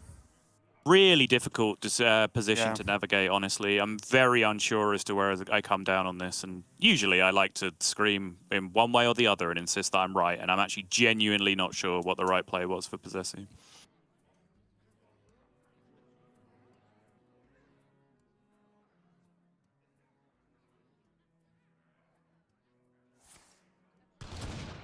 Quick shot hero power gives him a 3 health window to play around with, right? If I've counted correctly. On board, yes, but in reality. Yes, yeah, from Possessi's point of view, of course. Yep. But yeah, we've been talking about Wicked Stab for most of the game. Gets the tooth anyway, so it doesn't matter. And what an odd game, Sottle. I think it's safe to say. Bunny, yes, you could replace that with any other card and we would have to have a completely alternate world-style conversation.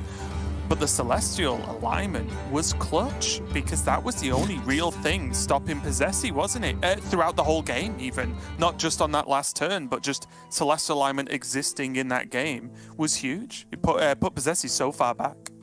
Yeah, I still think Bunny navigated it particularly well. Obviously, I'm going to say that because he played the curve that I outlined like 3 turns before he started doing it. So, of course, I'm going to agree with it and say that he played well. But, yeah, even after that point, just a little micro decisions like dagger up, attack phase, play your 4-mana turn with the Horn and the Colossal, right? And even then, with rolling Ozumat, which was probably the worst outcome overall, just because it was not going to keep coming back with the repeated plays, just the alignment being able to be replayed with the Thief cards was really going to end up being enough, because Possessi never got to the point where it was combos of cards doing repeated chunks of damage, which is really how Quest Hunter likes to operate. Of course, we could probably go back and look several times over at that 2-turn lethal setup option for Possessi, but it is a 2-turn lethal setup that falls apart as soon as you get hit by Tess or Contraband Stash replaying the Celestial Alignment,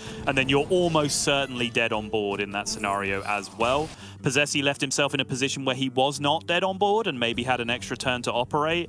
However, we did see just how fragile the not dead on board part of that equation was. Right. An incredibly minimal amount of damage that Bunny needed to be able to follow that up. But certainly a lot more layers, a lot more factors than were immediately considered in that sort of 2-turn setup possibility for Possessi.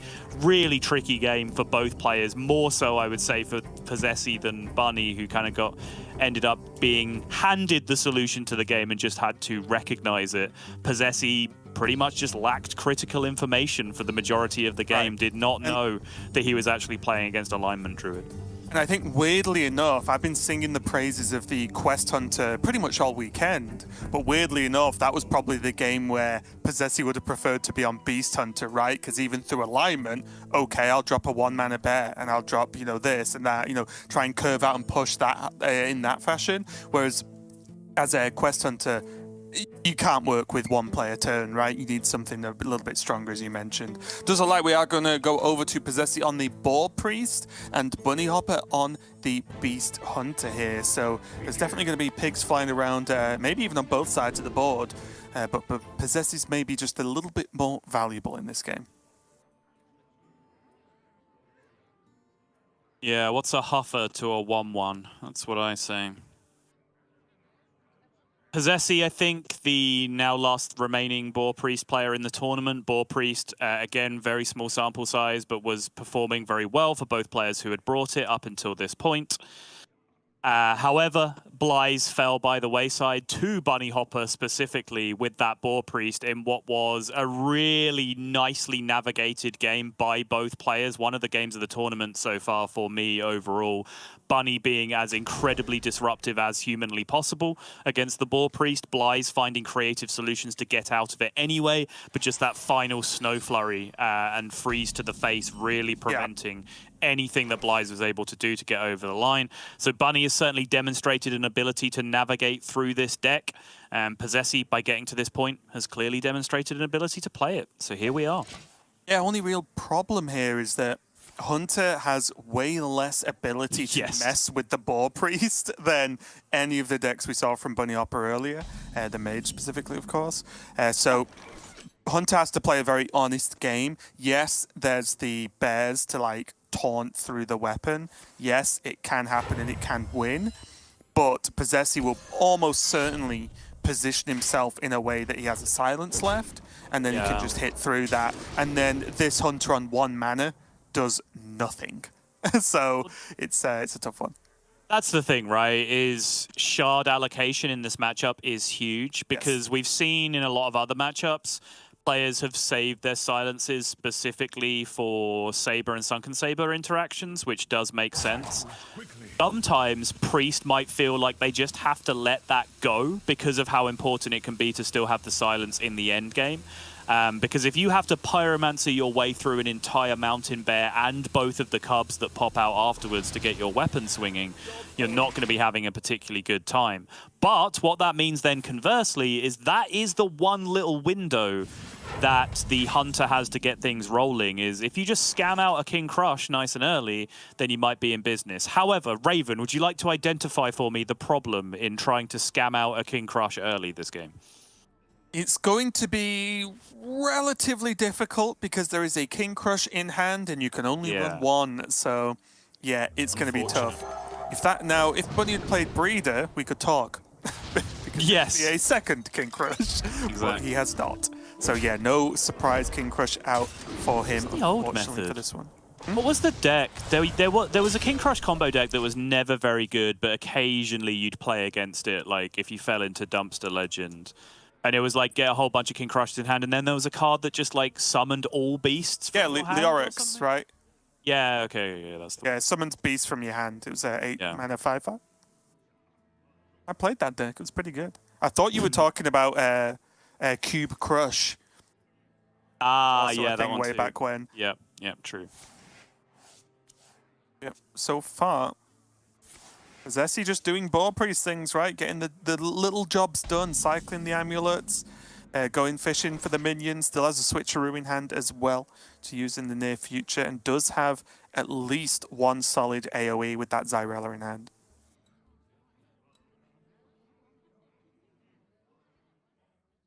And now we do get to the crux of the matchup, because Shard in hand for Possessi, high-value silenceable minion in hand for Bunny. These are often some of the more crucial decisions in the matchup as to if and when the silences come out, if and when the Hunter player decides to play around or force a silence from the opponent.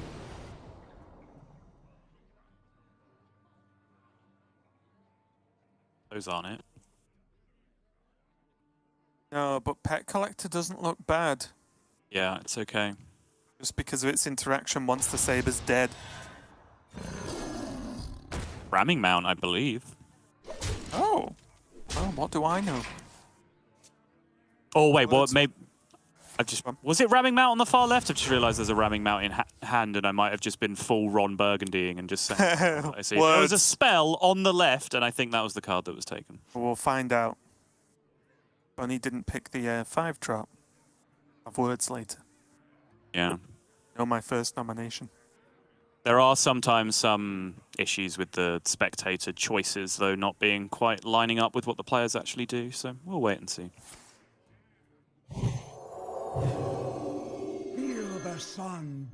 Leslie taking his time. He offered the second shard.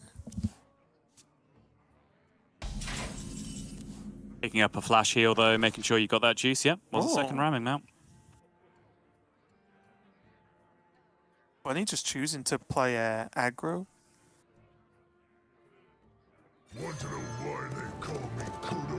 I mean, it's still fine picking Ramming Mount because he has the second charge, right? So he can always just swing again. Yeah, for sure. So I might let him off.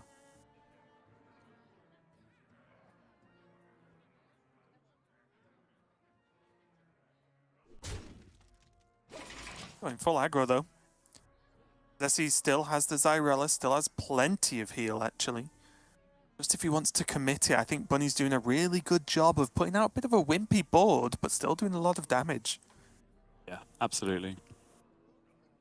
And again, you know, against Boar Priest, you kind of have to do this damage 2 or 3 times over, because even without the AoEs, it's the AoE in combination with the cards that activate Zyrella just being a ton of healing to begin with, right? Like, this work can quite easily be undone by Flash Heal, Desperate Prayer, Gift of the Naru, and so on.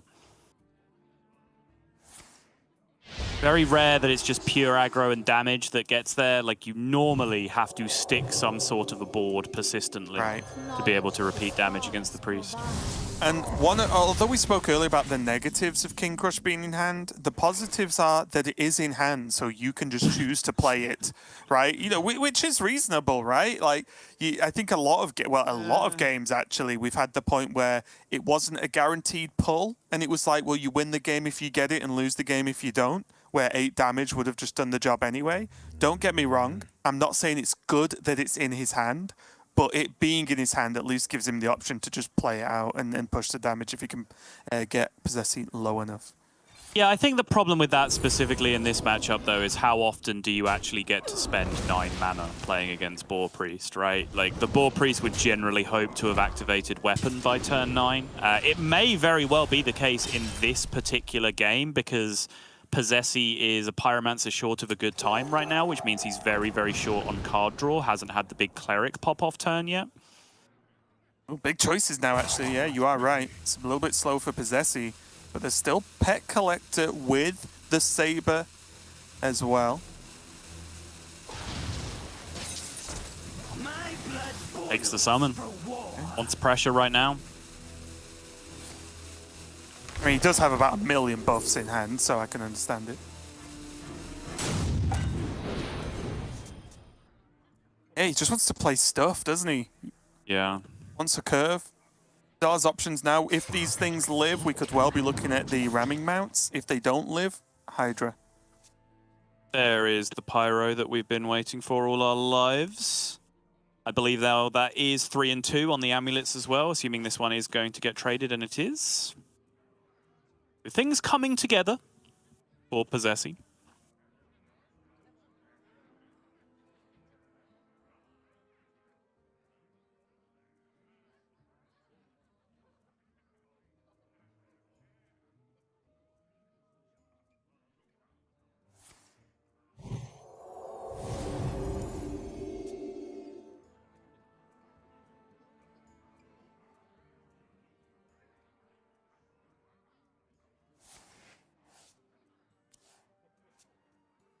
Yeah, and that's the thing, right? Again, just looking at the deck size, the Boar Priest, even when it stutters a little bit, does come together very, very quickly with just the help of a couple of cards. Yep.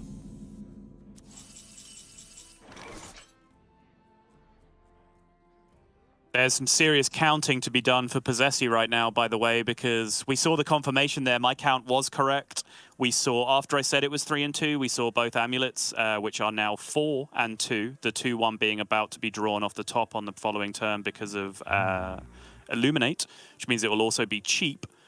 So therefore, through some combination of Pyro, Cleric, Gift, Illuminate, Desperate Prayer, on the following turn, and the Priestess, he might be able to draw enough cards and cheat enough mana back out just to make it all happen next turn. However, there's a Mountain Bear. Yep, gets the bear, and I would actually love to see double ramming mount this turn and just push. Because then there's still Doggy Biscuit, Quick Shot, Hero Power the turn after, and then King Crush the turn after that. Oh, the boars themselves that need to be thrown into this mess as well before the amulets can happen, though, which makes things extremely awkward. Pocket Train? Pocket Train. Is this lethal? Still possible, right? To same turn it with Devour. Possessi has one off in hand and one in the deck. Yeah. You can still do it all in the same turn. And there is still the 1 shard remaining as well to be able to bust through the bear and reduce the vast majority of damage from the Slither Spear as well. Relevant.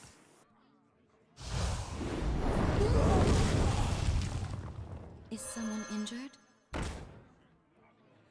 you go. Cleric, Desperate Prayer, Gift, draw 5. Or draw 4 here, actually, because you're going to kill the K9 Tron. Okay.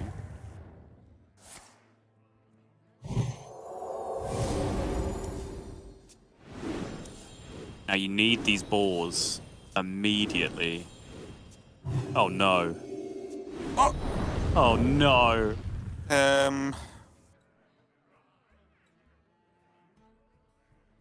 Shard, boar, second Pyro at the bottom 3.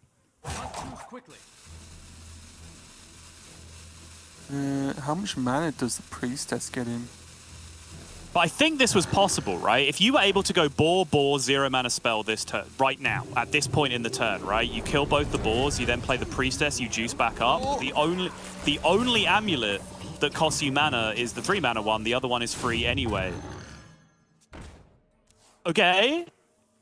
Okay. Shard, yes. A job kind of done.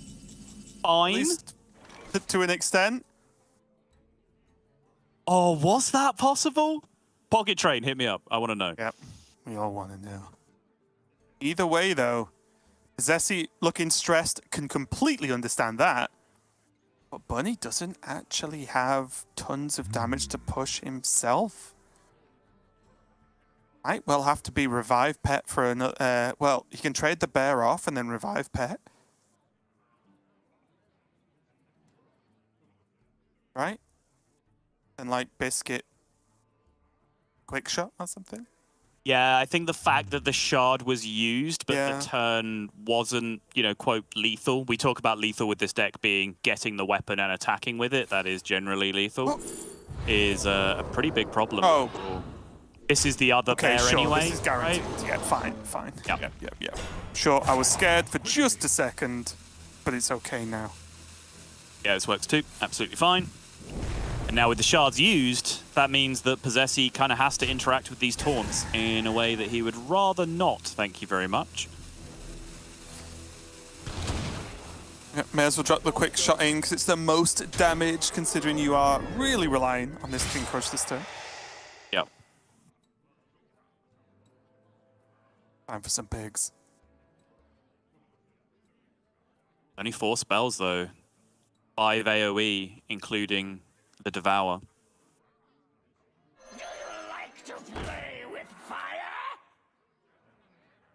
Gets the hit with the Cleric though, to make 6 for at least one of them. Yeah, it's the 7/6 on the other side. That's a big problem though. Obviously, the taunts are also a big problem. There is also the significant problem of counter-lethal coming back the other way, which is a big issue right now.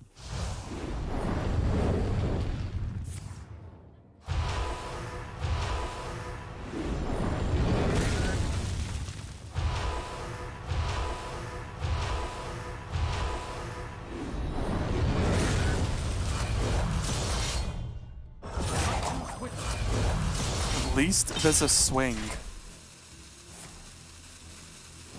There is, yep. Which means...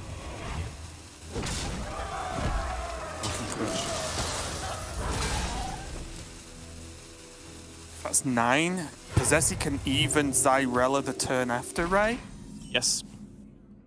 Because there's also no... there's also no fear of...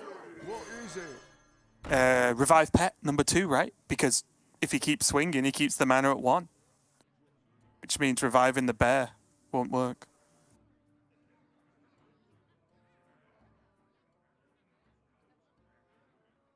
So...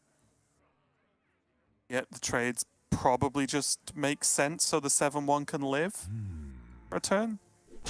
Well, there's Zyrella hero power to factor into this as well.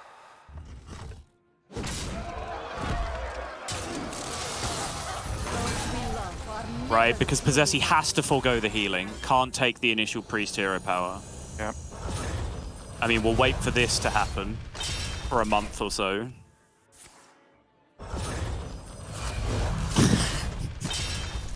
Honestly, how happy I was that we found out very quickly in the Theorycraft test was that the Nathrius does its damage instantly. Oh, yes. Very, very happy about things like that. Low-key, though, this Peasant was actually the best drawer in the deck for Bunny Hopper, right? Yeah. Like, actually just gets to stick a 2/1. The problem is the fatigue.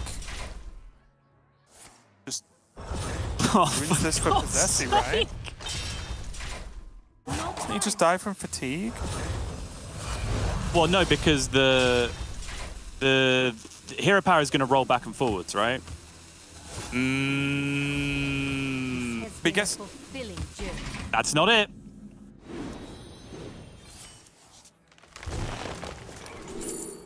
Yeah, I'm just thinking, wouldn't died either way? Not if you don't take 7 here, right? Not immediately. It's possible that the clock still beats you, but yeah, I'm not sure. Yeah, I guess. He takes 2 and then is on what, 6? 6 fatigue, was it? Oh, wait, 3? Oh, I'm an idiot. I just can't count. Oh, yeah, he's not fatigued that much. No. Yeah, so I thought he was way more in fatigue. I don't even know why I thought that.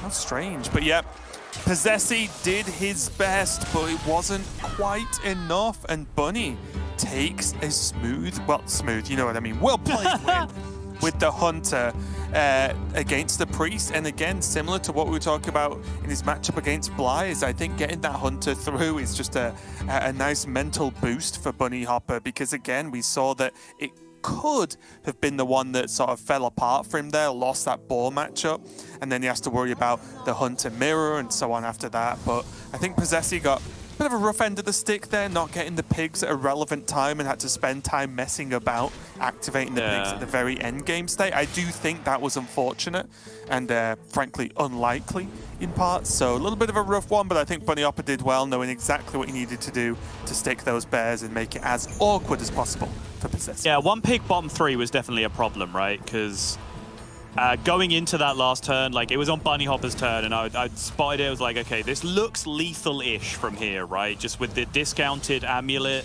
the fact that you can draw a million cards, you do still have to draw the boar, but as long as your initial burst of the cleric draws the boars, you can probably throw them out on board, play 0 mana spells, play priestess, get back the mana that you need.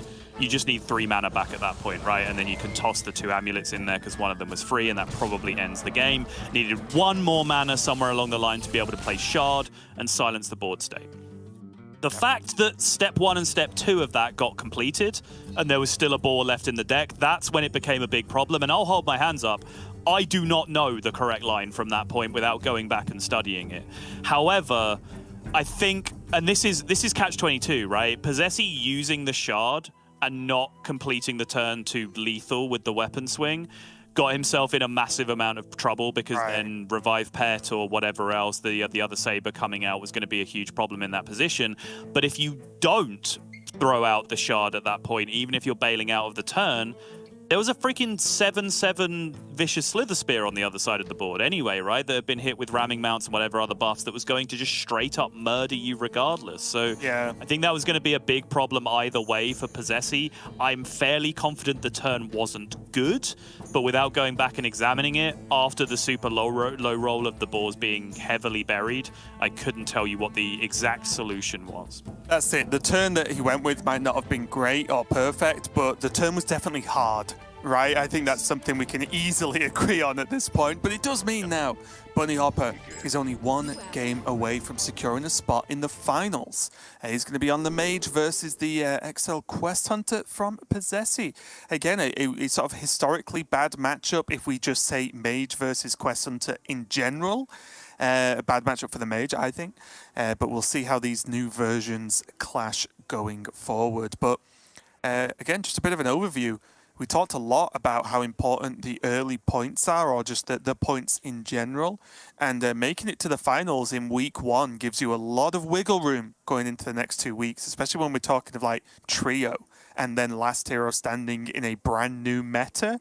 This might be the week to bank as many points as possible. Ooh, 3 keep from Bunny. Keeping the curve alongside the Belinda. I was curious whether he might dig more aggressively for like mailbox dancers, for example. Obviously, a dangerous card in general in this matchup because of the extra coin going to the opponent, which can be a lot of value. But when you have the Belinda in your hand guaranteed, it still can be somewhat enticing.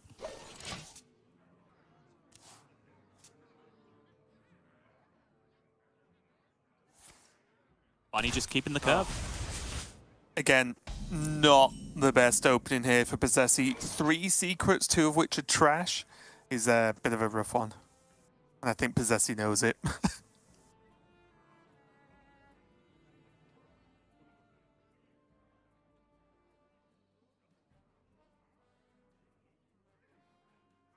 What to do? You can't stop this snowstorm. Yeah, I mean, if you're going to keep this curve, you play this curve, right? 2 on 2, 3 on 3. Something, coin Belinda. Yep, just play some stuff and then try to just snowball the game very hard. And again, if these minions stick around, it is going to heavily negate those freezing traps, right? Because that's the only hope Possessy has, is freezing trap into Belinda to buy time. Yes. But even still, if Belinda hits 10-10, that is a huge amount of damage to try and do as Quest Hunter to a minion. It doesn't really happen often. Yeah, it is. Bunny does choose to divert to the Mailbox Dancer now, so things are coming out a turn sooner. However, there is a nice trap picked up for Possessy that could have something to say about it. Just ice trap and freeze, and it's like, I will freeze and cool you out, like no matter what.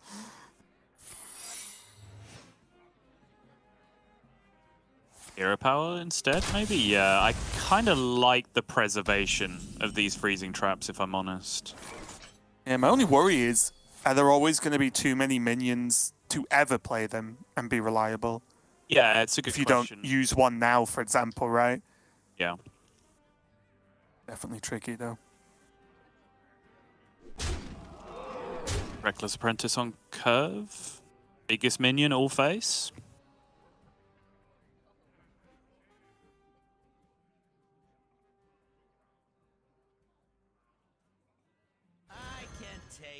I like it. Attaboy. Again, I think what Bunny wants is just stuff on board that won't just die.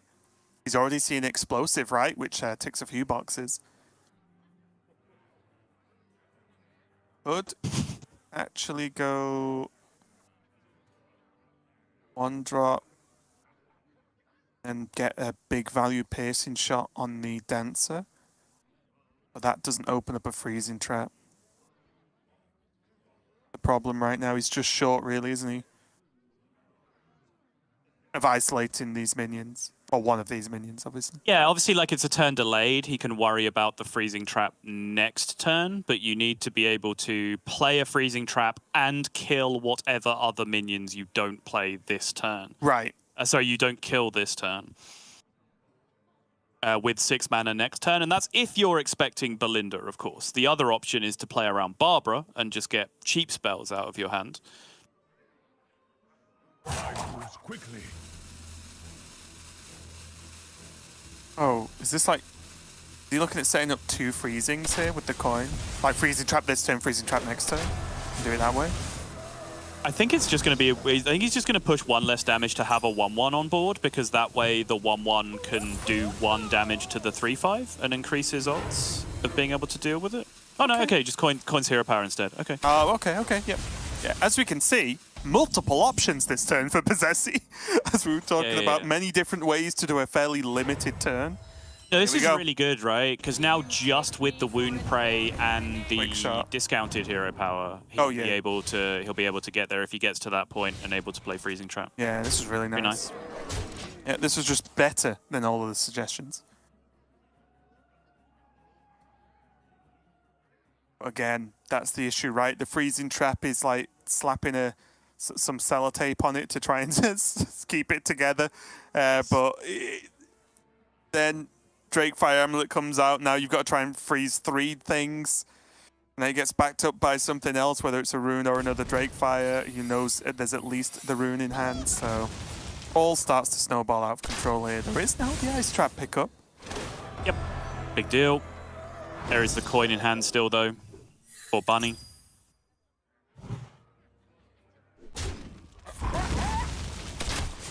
Make sure these minions trade off board, get the hero power to go face. Board is clear, Freezing Trap is not now played.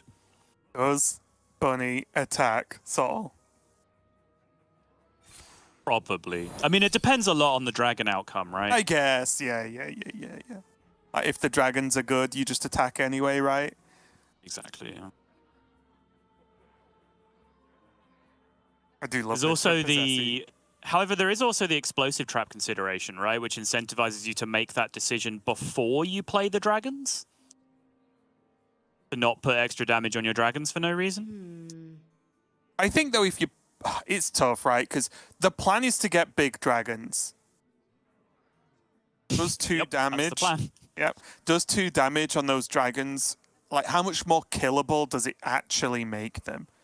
Or I guess the argument is, how many do you need to be alive to, like, catch up in this game? Right.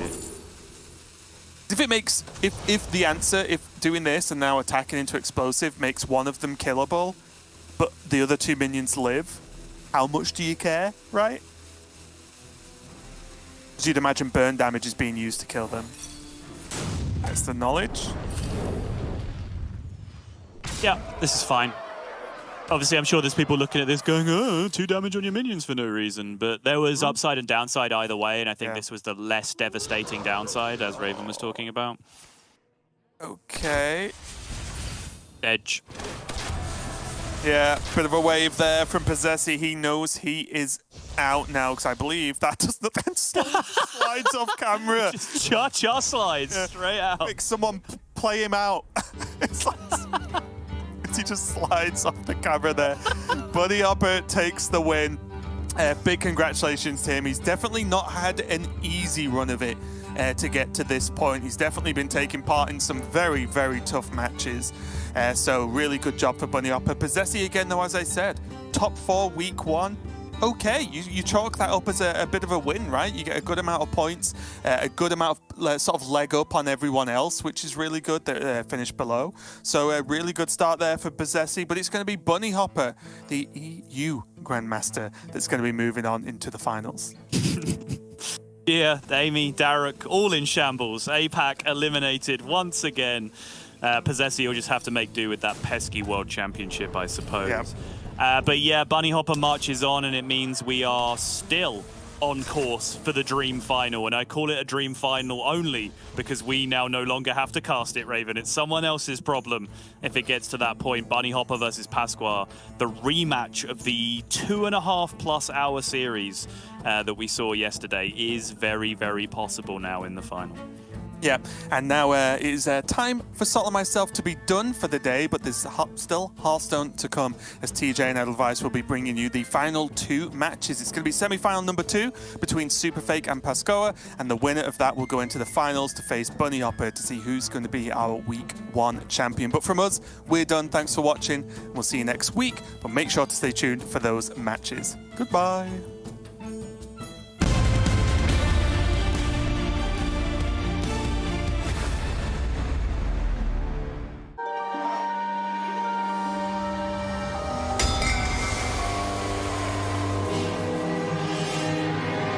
Welcome to Revendreth, in the darkest of seasons, where ruthless eyes gawk for horrific reasons. For a hidden hand has struck me down with such ruthlessness, so deep and profound. Then he comes with his Molochian scowl to uncover the truth of murder most foul. The Anima drifts across the floor, highlighting the creatures who walked through my door. The motives are as black as night: avarice, power, revenge, and blight. We watch the hero uncover the clues that lead to the truth behind this dark ruse. Join us here with the grim and impious. Choose your path without heavenly bias. For at the end, they will burn in the fire when it is known who slayed Denathrius the Sire.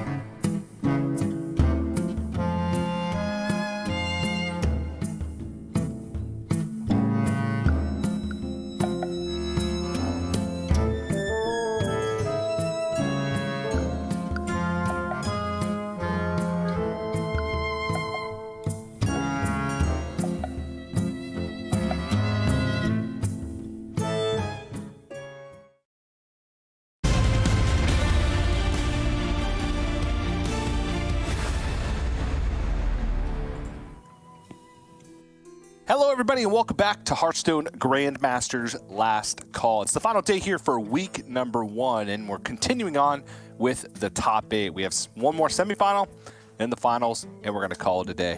My name is CJ. I'm joined once again by our special guest here for week number 1. It is Edelweiss. Edelweiss, how you doing today? You ready to cast some Hearthstone? Pretty good. Oh, I'm super pumped. Pescoa made it through. I have to admit, I was torn between whether to root for Possessi or Bunny Hopper, because on the one hand, Possessi might give us the chance of a not 2.5-hour finals. On the other hand, Bunny Hopper complimented my casting on Twitter. So, you know, I'm very influenced by compliments. In the end, we could have that Bunny Hopper Pescoa rematch. Yeah, which, buckle up, because that'll be a long one. But we still do have that semifinal to get through. It's possible that Super Fake can make it through, even though, based on the deck list, I would consider Pescoa at least a slight favorite. But it's pretty cool because we have Super Fake coming in with a anti-shaman lineup, at least it seems, maybe with a soft counter towards other board-based deck like the Beast Hunter. Whereas Pescoa, sort of similar, a no shaman lineup as well. But it seems like his decks might do a little bit better against Super Fakes who are very focused.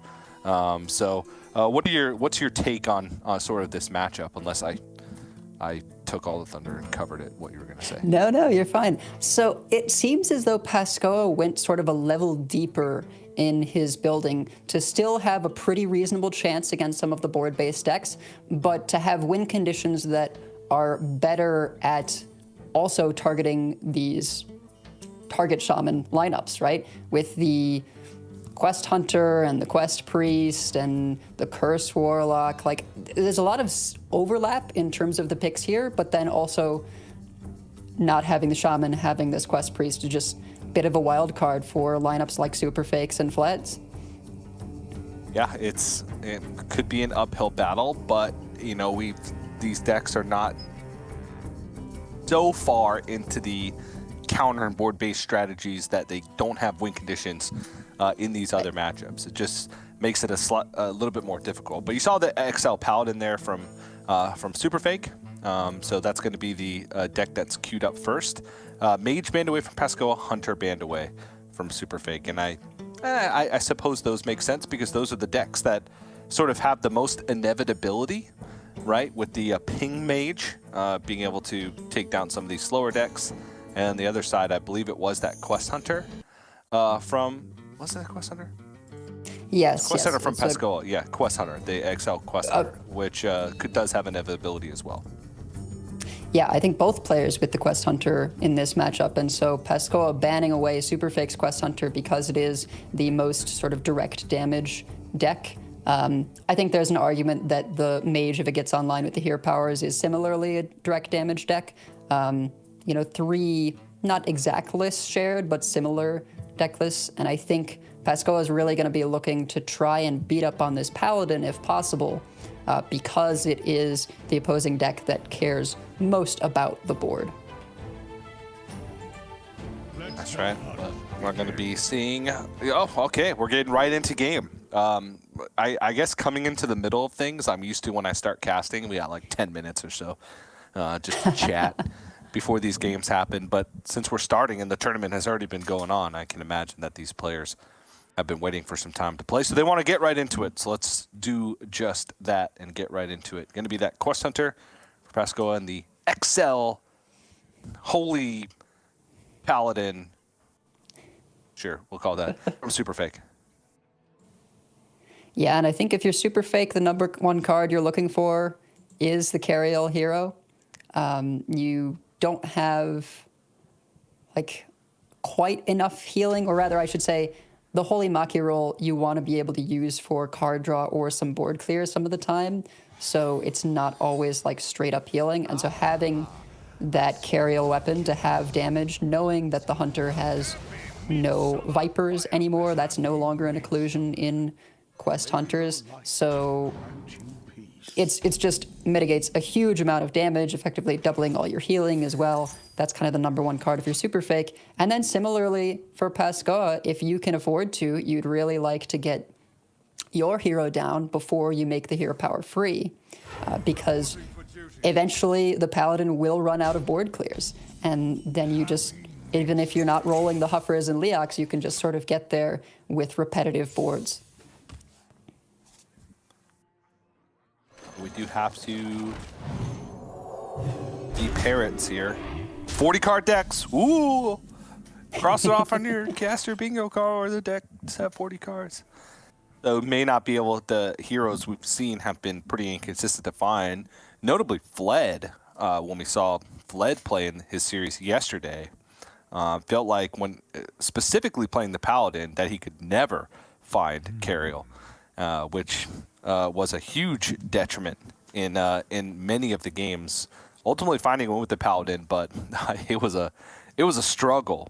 Meanwhile, Pesco, the draws are not finding many of the actual quest completion spells, but is finding some of the sort of support with, multicaster combined with the bunker. You're getting multiple different spell schools with that, so you can draw further into the deck. And if your game plan is to try and find the Tavish before you get the quest, then this is the sort of order that you want to be drawing things, and then get them damaging spells later on when the board matters a little bit more to actually finish the quest once Tavish is played, assuming you're able to find it.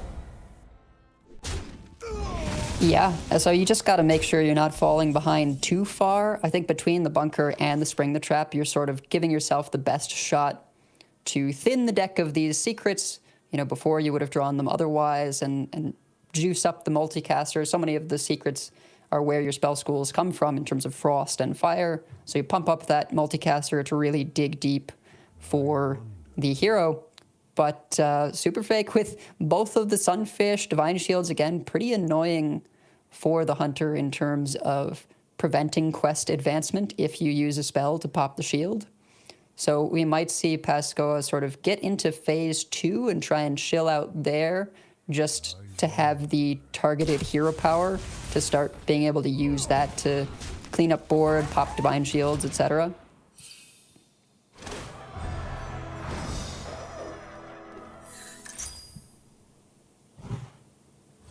Weirdly enough, I was expecting sort of a hold on the quick shot in this situation, because weirdly enough, you could leave the fish at 5 health and then get the targeted hero power next turn and targeted hero power spring the trap. But I guess that can get a little bit awkward considering it's not factoring what Super Fake could play next turn. You're fully giving up all your mana. You're also pulling another secret out from the bunker, which means that you may want to play the secrets instead of pulling them out of your deck, depending on what they are. Like an explosive trap being pulled from Spring the Trap would mean that you would get the quest completion before potential Tavish, so your hero power would go to 0, which could be a detriment. He wouldn't be able to control when that happens, so...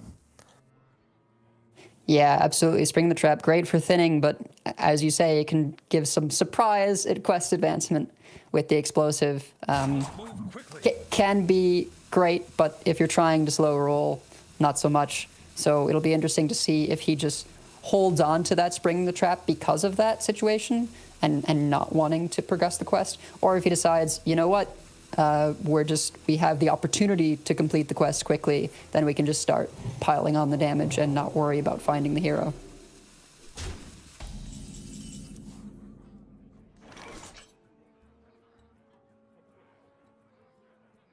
Well, we're getting to that point of the game when there's still 28 cards left. No Tavish picked up. How long Barak can you to wait? keep thinning? Yeah. Sure. Like, you're not under a ton of pressure. I mean, if we, of course, can see Super Fake's hand is not mounting any more pressure, really, or much card draw. Maybe something comes off the Vitality Surge, but just a 2/5 in play. Like, maybe you just play Barak, draw 3 that you know are not going to be Tavish, but that gets you that much closer to finding it. Yeah, you could end up picking up a tracking from the 1 mana spell. There's 7 1 mana spells left, so with 2 trackings left in the deck, maybe tracking could then pick you up the Tavish. Okay, it's going to go with Spring the Trap. Still a thinning way, but this is going to be explosive and freezing.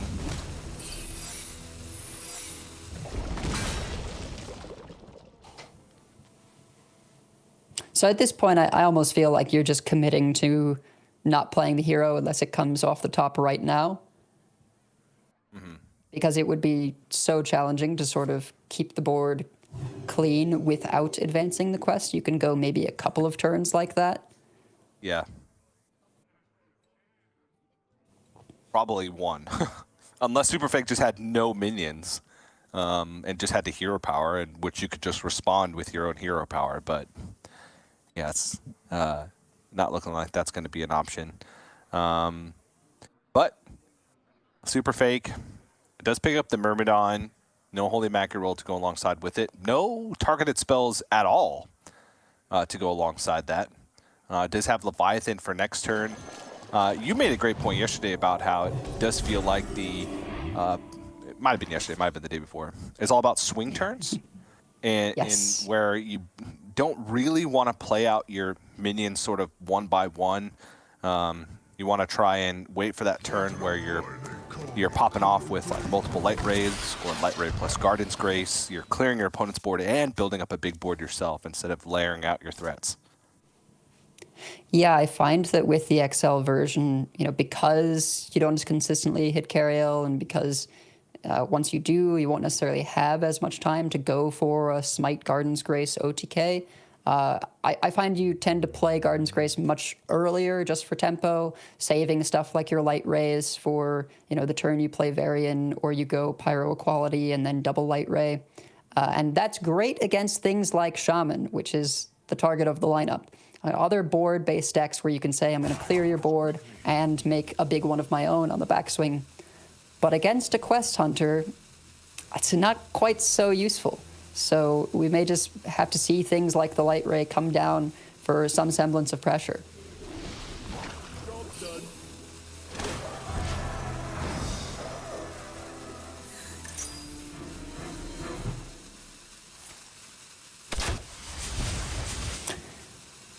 Pesco given up on the opportunity to play the hero beforehand. Just going to go on the damage plan, which I think makes sense. At a certain point, you can only hold on so long. Sunfish can proc the freezing here, and then we play Leviathan. Yep.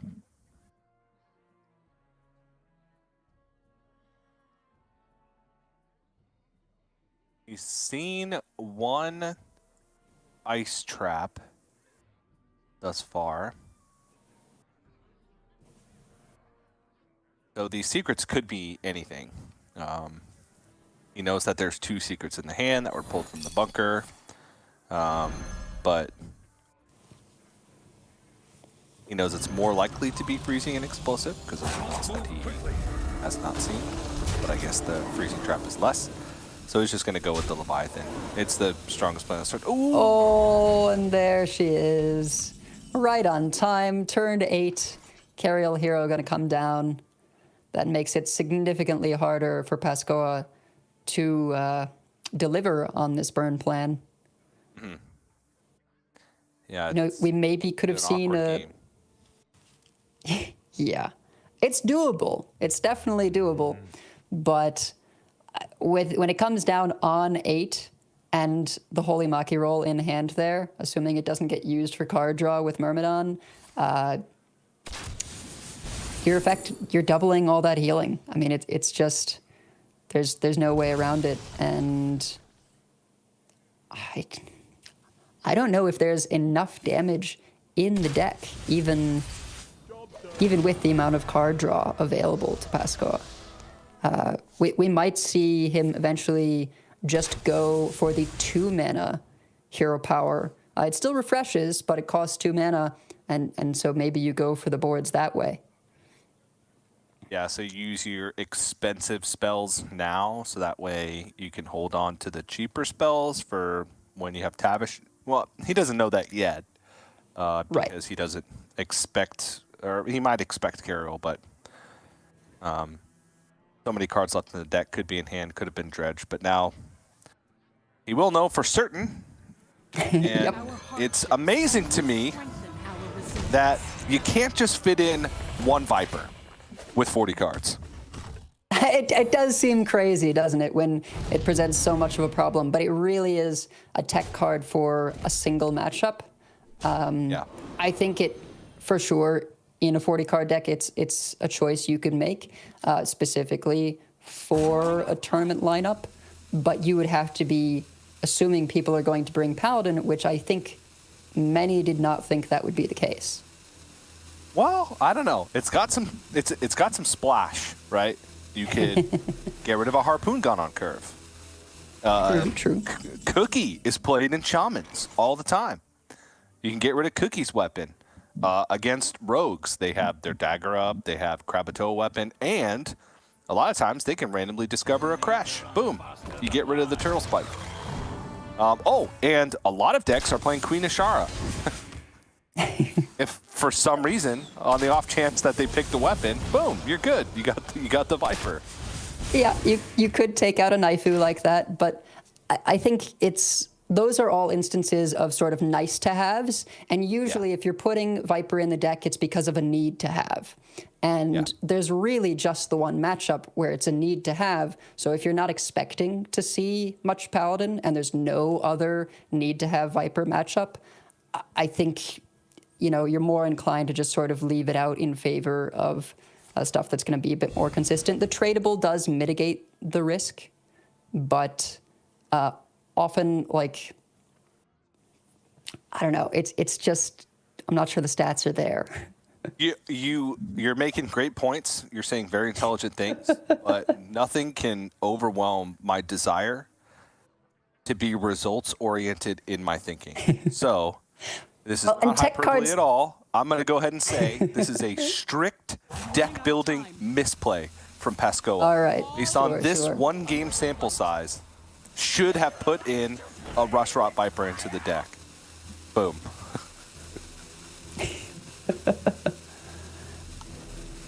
I think that tech cards are often picked based on emotions, certainly on ladder anyway.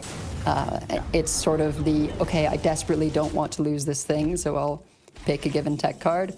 But in building lineups, you've got to be a little more positive that it's going to affect your game plan. And now the Tavish hero coming in, just sort of taunting Pascoa, bit too late.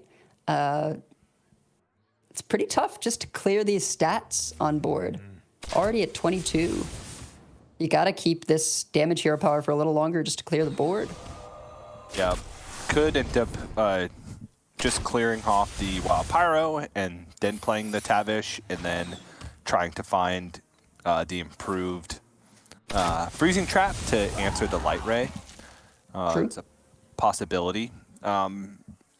Like you said, I don't think he's going to have enough damage to win the traditional way with the normal damage hero power.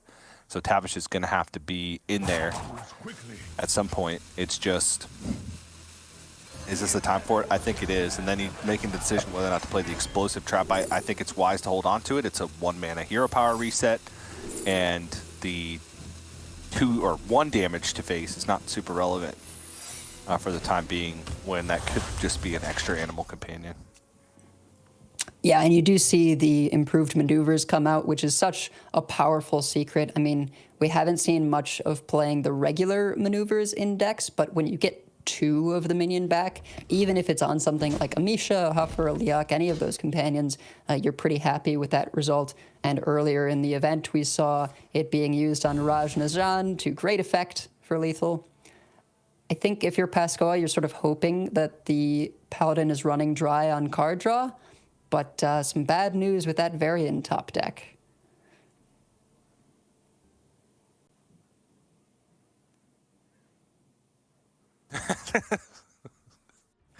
Deciding whether it's worth it? It's worth. Yeah, I know.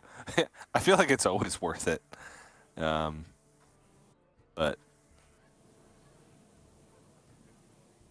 what else are you gonna do?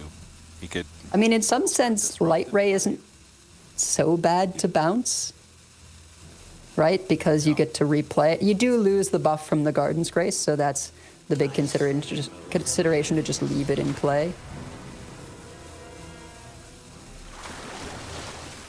And it does protect this Okani very well. Oh, and it's a buffed Okani. Yes. Yep. I've been forgetting this hero power has been rolling. Oh, I thought it got hit by... What got hit by Righteous Defense? Because he used a Righteous Defense on a 3-4 earlier. I guess the stats wouldn't make sense, so it's just a hero power buffed economy. Okay. I think they must be on the Myrmidon. Okay. Could be wrong about that, but Yeah, I don't think we've seen it. Yeah. Wait, the Wild Pyromancer was a 9/9. Oh, that's true. That's true. So it It may have been on the power pyro. buffed and a Righteous Defense buff? Possible. No? Yep. That's a weird stat line. Yeah, that doesn't quite Must have been. I don't know. I'm pretty sure. Oh no, it was Garden's Graced. So was Renathal plus Garden? No, it doesn't. None of that math adds up. I don't know. Whatever. Maybe he didn't Righteous Defense of Prince Renathal. I don't know. But now, Superfake could use the Varian for the freezing trap, but to get like double value. No, it's improved freezing trap. Never mind. You need to do it on the Okani or the Light Ray. Yeah, to be able to have it playable again. I mean, that's the thing is like, do you want to just completely sacrifice another minion and just have an 8-mana Okani for later, but at least you get the battle cry again?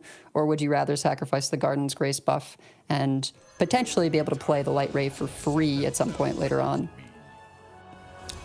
And looking back, it was the Righteous Defense buff on the Pyro, because remember, if it's a 3-4, then you steal 2-3 stats from it. Yeah, because it puts it to a 1/1. Yeah, so 2/3 plus a hero power, right? Yep. Or plus a Garden's Grace. Sorry. Well, the Garden's Grace went on the Light Ray. Oh, went on the Light Ray. Yeah, 2/3 plus a hero power. My math still isn't adding up. And the hero power are going to be a really big problem for Pascoa. Just 4/4 is just a lot of stats, and so many of these minions have Divine Shield as well. So, yeah, lots of Animal Companion hero powers might be able to get you there, but it's really going to be a very grindy battle back and forth between these two decks. Yeah.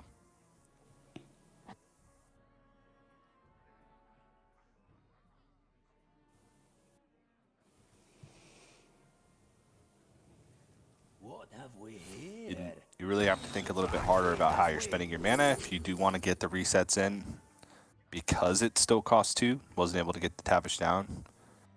So if you want to maximize your hero power resets, you got to think about every mana that you spend to make sure that you have enough for another Animal Companion at the end of things. There's only a single secret left in the deck. So Bunker doesn't seem like a great option. Multicaster has been everything but nature. I don't think we've seen a no, both shell shots are still in deck. So we've seen an arcane shot. So we have the other 3. We have arcane, frost, and fire. Is that the first huffer of the game? I think it may be. Mm-hmm. No Leox. I mean, these Mishas are quite good for just fighting on board, being an annoyance. Yeah, and I suppose Superfake does have to make the decision of when he wants to go for the equality clear, because that would be the second equality, since the first one was used on the Tavish, the quest reward Tavish. Obviously, there's other ways to clear the board. There's still another Wild Pyromancer in deck with a Holy Mackerel in hand. There's potential buffs onto the Blademaster Samuro with the hero power. So there's still other ways, but that's the only guaranteed one that he has at the moment. So an interesting choice there, picking up the Consecrations to be able to go for the one-sided board clear with the equality. Again, not sure if he'll pick up something like the City Tax in time, so just having that Consecration available and discounted from the Cariel, and you know, it does 2 damage face, not completely irrelevant. It might have been tempting to pick up the Invigorating Sermon just with the number of minions in hand and in the deck, and getting at least a little bit of a buff onto Blademaster Samuro.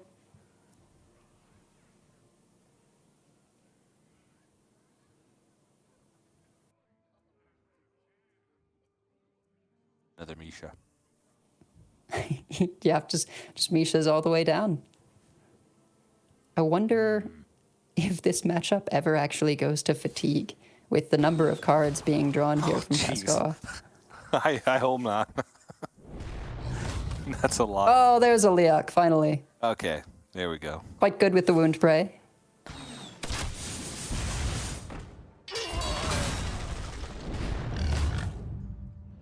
Oh. And I think you gotta kill the Cariel. Yeah, those discounts are just too much, but 9 damage face here, potentially. I think that's how that works. Yep. Odd numbers are good. That variant really set things up well for Superfake, not even having to commit a Holy Maki roll Myrmidon turn for card draw. I mean, just a wealth of options here, and being able to then save the Holy Maki roll for healing his own face.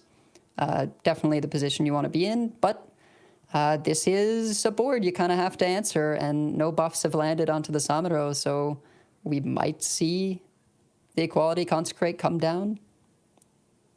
Yeah, it'd be a reasonably large expenditure because of the fact that the Ice Trap's still in play, but it's not an improved Ice Trap. That's just a normal Ice Trap. The improved were freezing plus the emergency maneuvers. So just going to use the Holy Maki roll to proc that Ice Trap. It's going to go up to 2, but that'll be fine.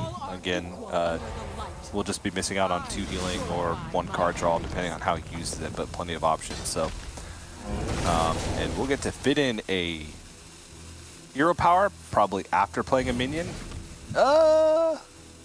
Interesting. Okay. Going for potential stats in play over increasing the odds of hitting Samuro. I think that's fine, right? If you hit something like the Argent Protector, or in this case, the Renethal, like that's still just a very large minion your opponent has to deal with. And Pescoa's at 18, and Superfake does have the weapon swings every turn plus Mr. Smite in hand. No buffs yet on Mr. Smite, though, I think. Yep. Still, huh?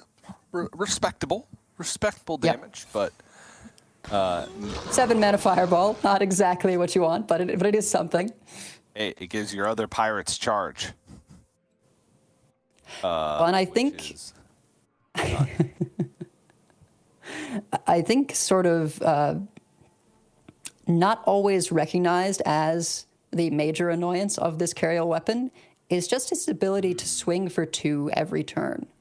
And so having cleared those taunts away, Superfake might, well, of course, there they are again, but Superfake keeping the board clear does allow him to just get in for 2 anytime it's taunt free, so that damage can just add up over time to the point where you can get through with something like Mr. Smite.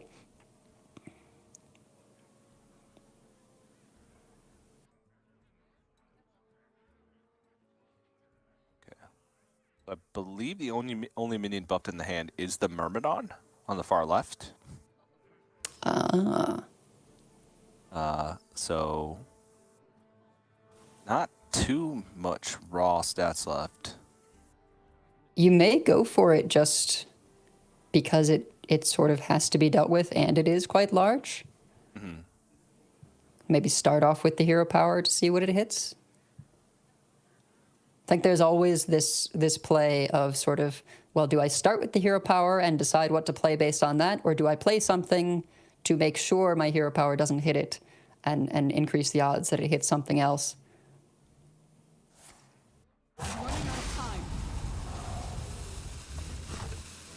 Oh, just wants to push the set. Whoa. Okay. Oh my. So pushing 13 here, setting up, you know, a must-answer situation for Pescoa. and potential to just, hey, if I have 3 board clears, I hit you in the face 3 turns in a row. I'm a little surprised to see this, because you could still push a good amount of damage, making a similar line and, say, going hero power Sunfish, because you've now missed a hero power to get that smite in. And I suppose taking advantage of an opportunity where there is only 1 taunt in play, but I feel like you sort of want every hero power buff to your hand that you can get.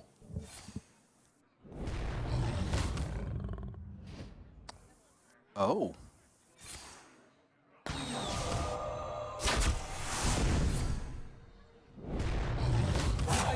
Pesco opting for more rolls, I suppose, hoping to hit another Misha there, rather than just playing the Krakenbane to deal with the Renathal. Yeah, Krakenbane plus just a trade on one of the Leox seemed reasonable, but getting more rolls now and then potentially holding on to the Krakens to deal with something bigger that you may not have been able to deal with previously could be viable as well. Pesco is just running out of really playable spells in hand anyway, so front-loading the animal companions. But this is now getting a little bit weird for Super Fake. Like you said, missed a hero power. Still is going to be able to draw, but this heal is going onto the onto the Myrmidon. Ooh, that is a Garden's Grace, though, which will not only draw a card, but make this Myrmidon even tougher to clear. And in some respects, Super Fake may just be looking to have a Voltron minion and be able to test with a Rush for freezing. And as long as he can somehow get rid of the taunts, you know, it's a bit of a stretch. There's a lot of things going on in that scenario, but even willing to take extra damage here to be able to clean up Amisha with a swing on the following turn. Just trying to end the game quickly, figuring, hey, I'm not going to end up beating this refreshing animal companion hero power if I let things go too long.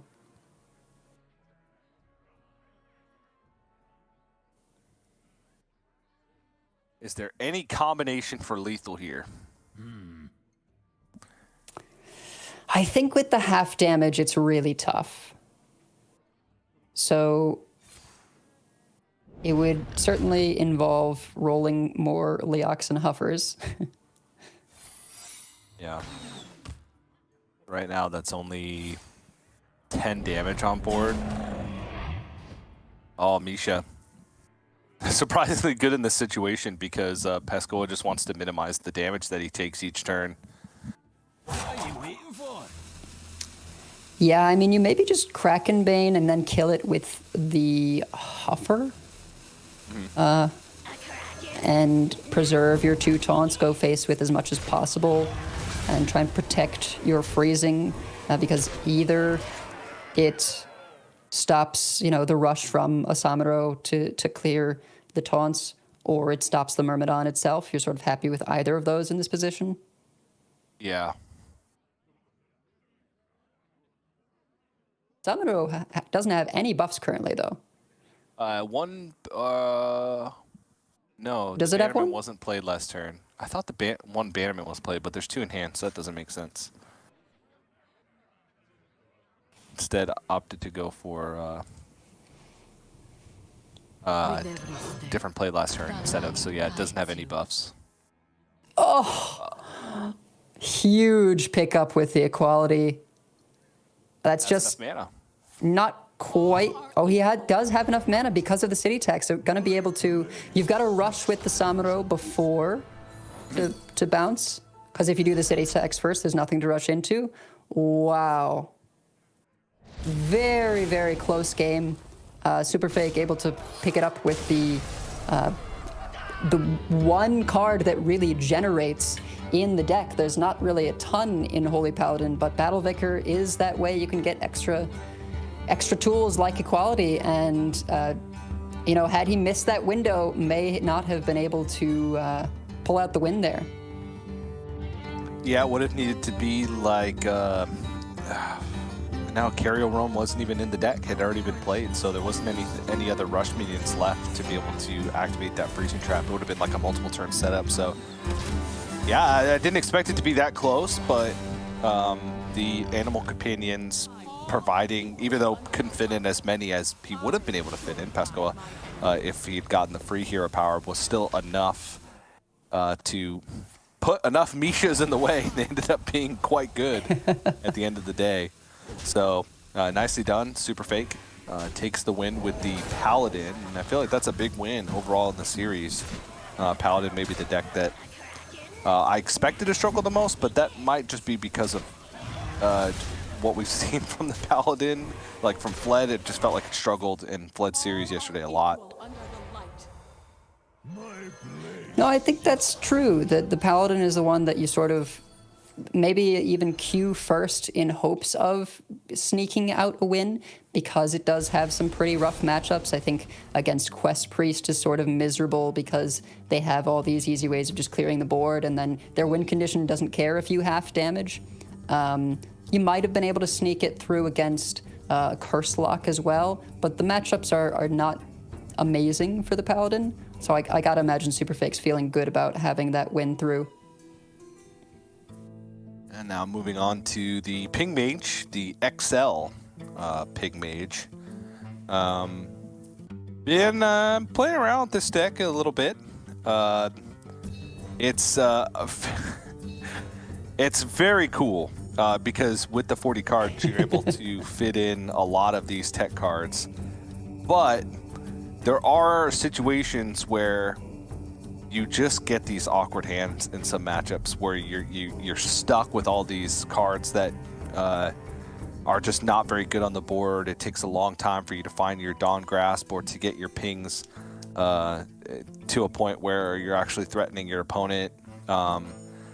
But you do have an answer for pretty much every situation in your deck, which is not the case for many other decks. So we'll see how it fares against the Curse Warlock, which Pasco is going to swap to now.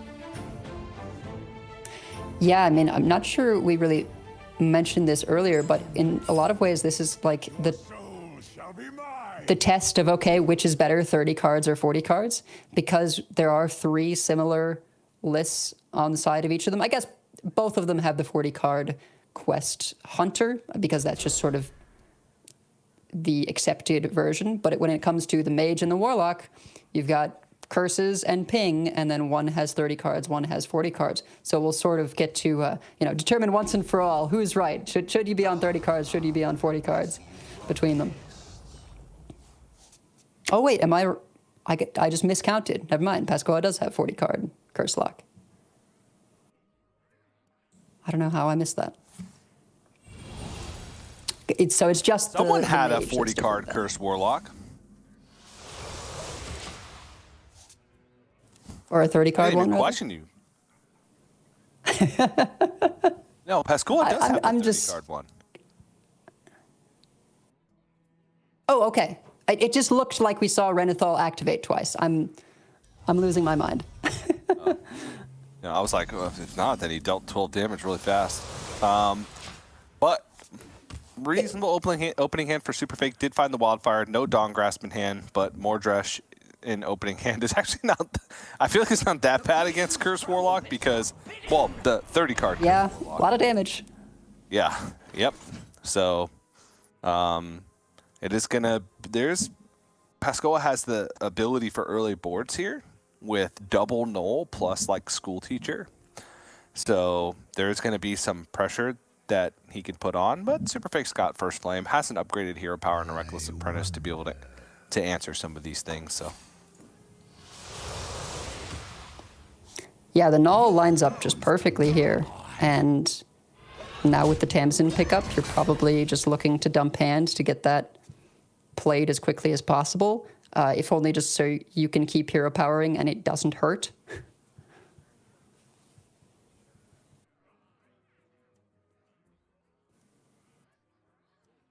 Little tough to empty this hand, though. It's a lot of 6 drops. Yeah, I'd say so. you could go about it in a way that you empty all the cheap stuff, but even then, that's kind of hard because Queen Ashara is not that cheap in itself and adds something else to your hand, which then could add, again, something else to your hand that you are holding on to for a while. School teacher adds something else to your hand, so... Anybody? Oh. Ooh, Curse of Agony is quite interesting. Not as likely to get a ton of damage when your opponent has 40 cards, but it can be Brand, and certainly compared to the other options, I think I like it the best. Yeah, the other option would have been to go for like Fiendish Circle, just for board presence, and because it's an excuse to get out of your hand early. Sure. Even though you could just play a non-brand Noggling with Curse of Agony and they'll maybe get a little bit of extra damage throughout the course of the game. Yeah, I mean, if Pescoa really just wants to go in on the empty the hand plan, could just play the Noggling, Zola it, play the other Noggling, and that's also just 6 curses. You know, there is maybe some additional value later. Yeah, exactly. Just, you know, get some healing, empty the hand. The mage hasn't played any minions yet. And you do need to get going with, if this second wildfire comes down, that hero power is a real problem, even just dealing 3 each turn.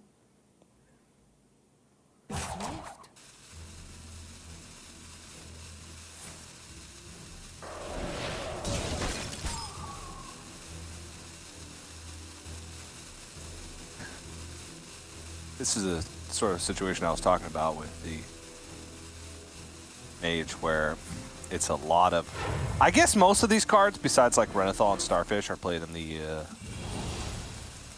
30-card version too, but Superfake's got a card for every situation, but it's so difficult to decide which one you want to play each turn. Like Reckless Apprentice obviously represents burst damage later on in the game, but is it relevant burst damage because you're playing against a 30-card Curse Warlock, which are usually going to be lower health totals?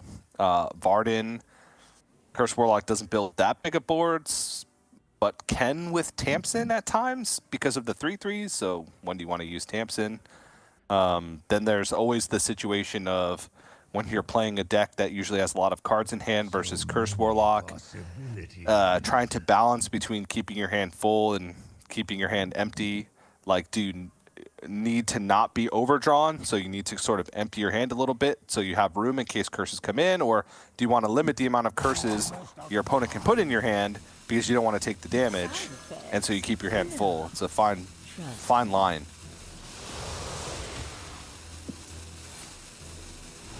Yeah, definitely a tricky balance and tricky for Pescoa as well here, just trying to figure out how to get rid of some cards, still progress through the deck.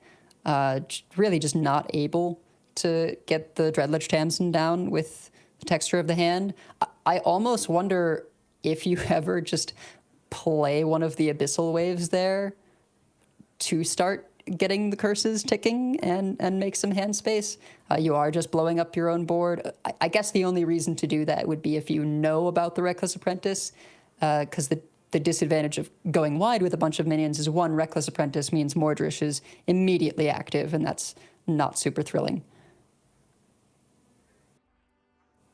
Although I suppose with the hero power dealing 3, that's just going to be active anyway. Yeah. I wouldn't have hated it. It's a really tough card to use.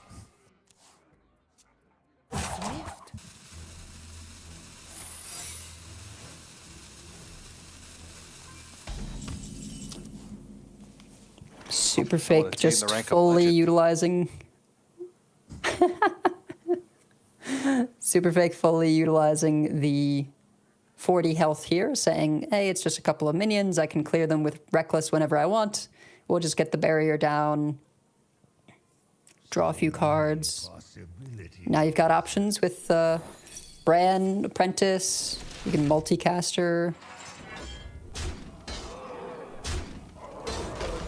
Oh, and here it is, just blowing up the own board to get the curses ticking. Those are ultimately going to be more damage than what the minions can provide against the mage. Yep.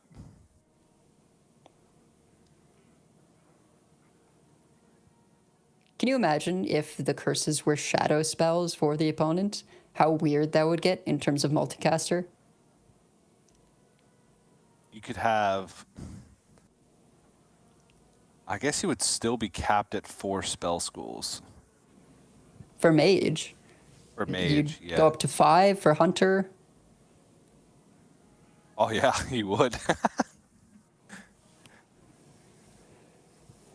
I think the the weird thing for mage is just, I guess replaying them with Varden doesn't matter, right? Because it's just the removing part. It's not like you give yourself a curse by replaying it with Varden. Yeah. So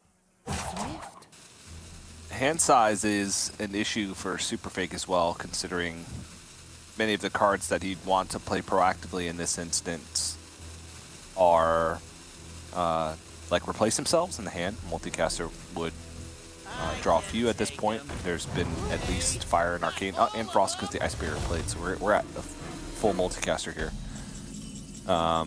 So just going to go with the Reckless Apprentice, foregoing the combination with Bran for the damage, just trying to get a card out of the hand. Yeah, both players really just trying to dump here. I suspect we'll see something like the Renethal come down, maybe the Varden from Super Fake next turn to just clear out cards. Having access to that Spinley is very important, though, because you can get to a point later on where the Warlock says, I'm going to get you in this double bind, I give you a bunch of curses, and you can't both, spend the mana to get rid of the curses and deal with something else that I'm doing. Well, Finley just says, I'm going to put these curses on the bottom of my deck for 1 mana, I get rid of all of them, replace my hand with some new cards, and now I can still potentially react to what's going on. There is, I think, just 1 copy of Spice Bread Baker, though, for the mage. So it's not like there's a ton of healing that you can look for. Yeah. There is like Lady Nazjar, I suppose. Yeah, with a frost spell for some armor. Yeah. But that's about it in terms of life gain, unless Dawngrasp hasn't been played thus far, but that's very minimal and very expensive for the amount of actual life you gain from it. So Pascoa did find an opportunity to get the Tamsin online. Will overdraw, but there's not any like game-breaking overdraws that can occur. Zakul would be pretty rough, or one of the cultists potentially, because that limits your curses. Bran. Bran. Would be the thing you would least like to burn. Perfect. That's fine. That's perfect.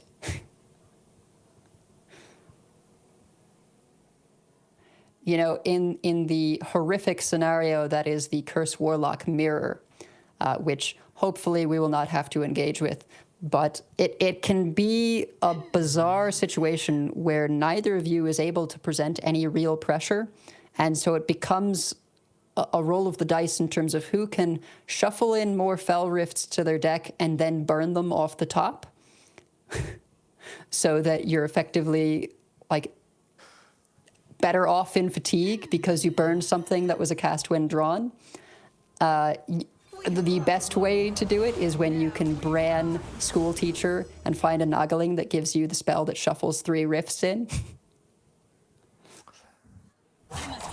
Just because you said you called it a monstrosity of a matchup, it can happen in this series, by the way. It could happen. I should have kept my mouth shut until we were past it.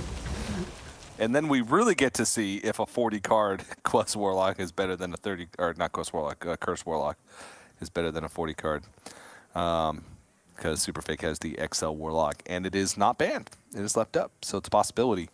But Pascal might be able to take a win in this one. Does pick the ring, which is usually the choice. It just gives you an extra curse in some form or another, whether it's Abyssal Wave or the dragged below. So Super Fake's still in this position where, just play a Mordrus, sure. Get the damage out now and put an 8/8 on the board.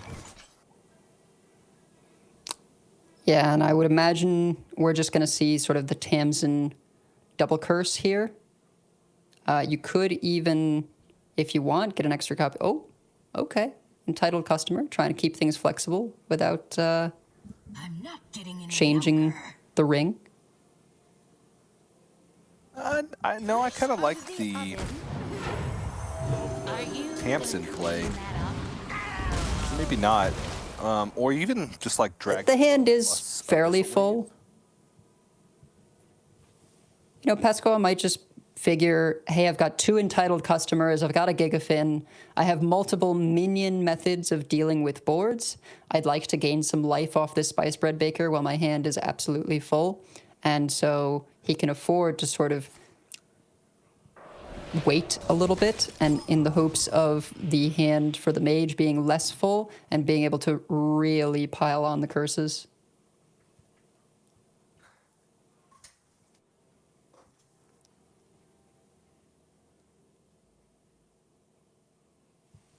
And that Lady Najjar could come down for 8 armor. 16 even. 16 armor? Oh, yeah. I like it. I like it. Because, you know, if you do find Varden and get the hero powers upgraded, then you have some pretty good inevitability anyways. Mm-hmm. So this is a lot of protection, although you have, without playing a multicast or anything, left yourself vulnerable to a whole lot of curses now. I think Pascoa can give 3 curses to the hand this turn. Haven't heard of me?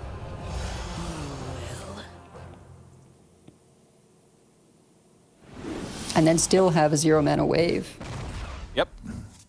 And now we also have Bran picked up, so we have Bran plus Zola, no Cultist in hand, but starting to get towards the bottom of the deck, so these curses are starting to add up. What is that, 3, 4, 5? Yeah, I mean, 4 curses to the hand here. We might have to see the Finley just to get rid of them.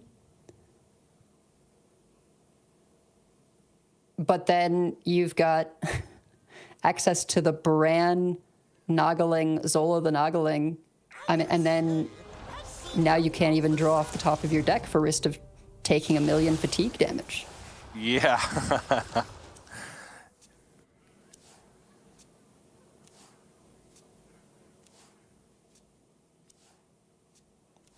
So Superfake in some ways needs to set up something kind of threatening here, maybe getting that Okani down.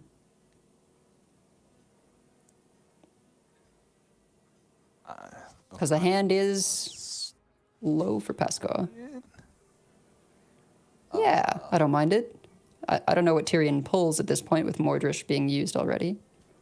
Reckless Apprentice, Varden Dawngrasp, or a multicaster. Yeah, you're happy with any of those, I think. Yeah. So it's about the most power you can even get on board. None of the other cheaper minions. I guess Spice Breadbaker is also 3 power. But gonna get bank more healing? I guess you can. Yeah. You don't want to Zola the Finley saying... because you can't do it twice. Right. This is, you know, the most cards Superfake is going to have in hand from this point, but not getting the Okani down means that if Pascoa is willing to just sort of spend a turn here to give curses, the other kind of curses, it could be quite a few, I think 12. I'm not getting any younger.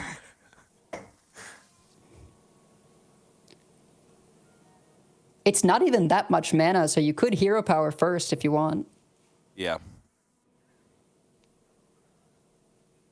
I think he is debating on whether or not that's the play. Like, how much damage is that? I mean, it's a lot, but you also have to consider that there's still a bunch of cards left for Superfake, so not guaranteed to draw them every turn, but it does give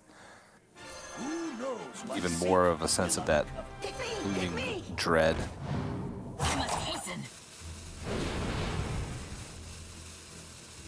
Oh wait, of course the Zola battle cry is doubled as well. So it's even more, right? You get 2 Nogglings, so it's 18 agonies. Oh, wow. Shuffle off.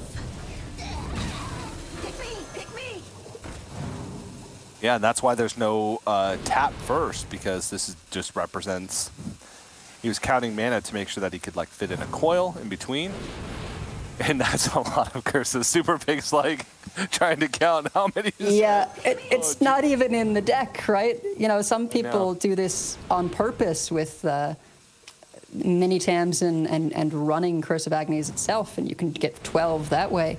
But here with the Bran, Noggling, Zola, I mean, it's just more curses of Agony that you even get running them naturally. Oh, and it also just shuffled the deck. Because oh my goodness! So now the Abyssal Curses that Superfake put on the bottom are now in random spots. So there's still 3 more besides this one. That's the 6 damage one, the highest one. There's so many bad draws. I know. There's 18 Curse of Agonies and 3 Abyssal Curses in the deck. That's 21 cards spoken for in Superfake's deck that are not good. This one needs to be cast because this is the highest damage curse that Superfake put back with the Finley, the 6 damage one. And yeah, also needs to answer Brand, but that's it goes in your Sivera. Oh yeah.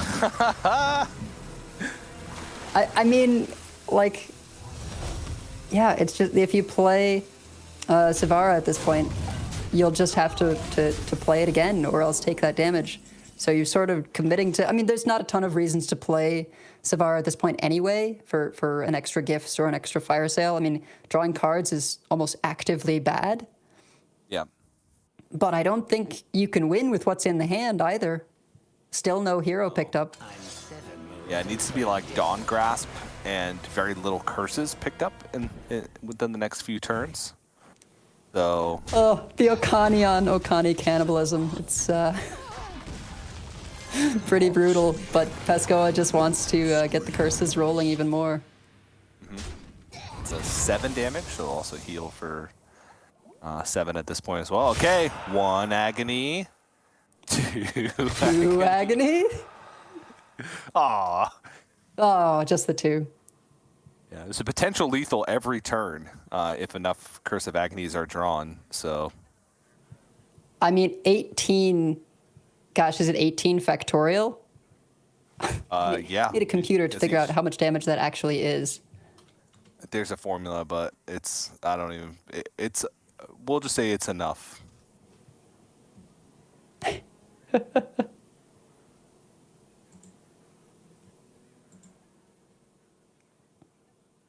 Once upon a time, I looked this up when I was trying to figure out what the potential damage outputs were for a Curse Agony deck, but I have since forgotten how it works.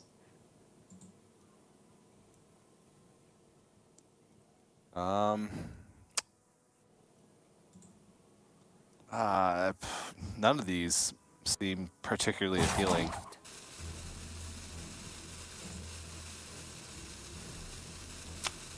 Yeah, I guess the overflow is, makes a big-ish minion. You're not even clearing the oh no, right, the Fire Blast hero power. Does 3, I forgot. Superfake has not been able to weave in many hero powers recently.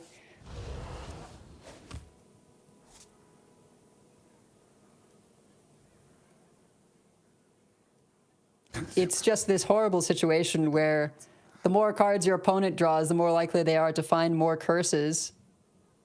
Yeah. 171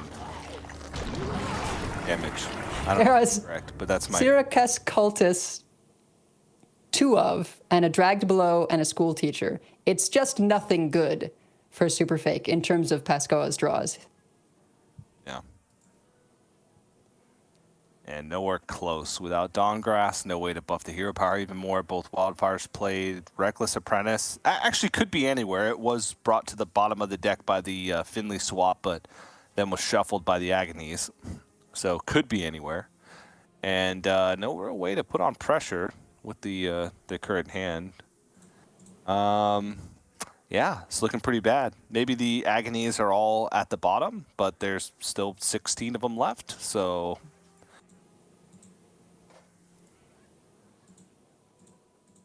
Yeah, I mean, it's really just going to be tough for Superfake to both deal with stuff like this Gigafin. I mean, the overflow helps there, but you've got a pretty insubstantial amount of pressure.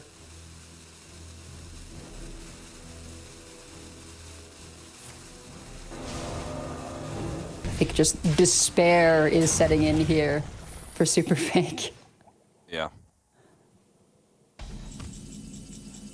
Didn't even get the ping off on the face either.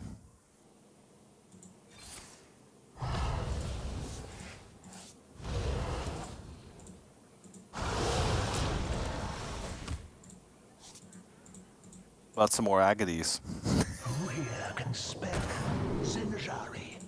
No. You are correct. It was 171. Okay. I mean, that's in Hearthstone, that's effectively infinite damage, barring stuff in Wild where you're doing the, oh gosh, line cracker Earthen Scales shenanigans to gain a ton of armor. I mean, 171 damage is just always enough. Of course, it has to actually be drawn, but it's more likely than not at this point. Yeah. I didn't see what the noggling was picked up here. It was the Murloc Dredge, Grimoire, or Touch, I feel. So I imagine it's okay. Touch. Just because it's Yeah. healing, just in case. Just in case. I don't know. Yeah. But we are now at 8 damage for curses. And there is only the... What was it when you showed the deck? It was 2 more. There's 1 Dragged Below and 1 Cultist left, but... Yep. That's enough, considering the... Well, there's now 168 damage in the deck, since 2 curses were already drawn. At what point do you say, oh, screw it, I just have to multicaster and draw some cards and pray that we're able to dodge because what I've got right now isn't going to cut it? Maybe 1 more turn? I don't know, like... see if Dawngrasp comes off the top next turn and then go from there. I feel like he needs to play the curse here because that represents a lot of damage. Just an 8 damage curse, yeah. And then, again, he doesn't want to play too many cards, but he doesn't want to draw too many cards. Like, it's... Well, I guess you could play cards now. There's only 2 curses left. The Fel Rift pickup means that even if the... Well, there's minions in hand anyway. It's not like refusing to play a minion gets you out of the Dragged Below having a target. There's going to be something to hit. Yep. If anything, he knows that there's a Cultist left, so he could just wait for the Cultist and then Dragged Below and get that extra damage, so... That's a 9 damage curse. And a Curse of Agony. Oh no! And an Abyssal Curse. That's the 3 damage one. Okay, it's because it was the curse. Of 4-man attacks. Yep.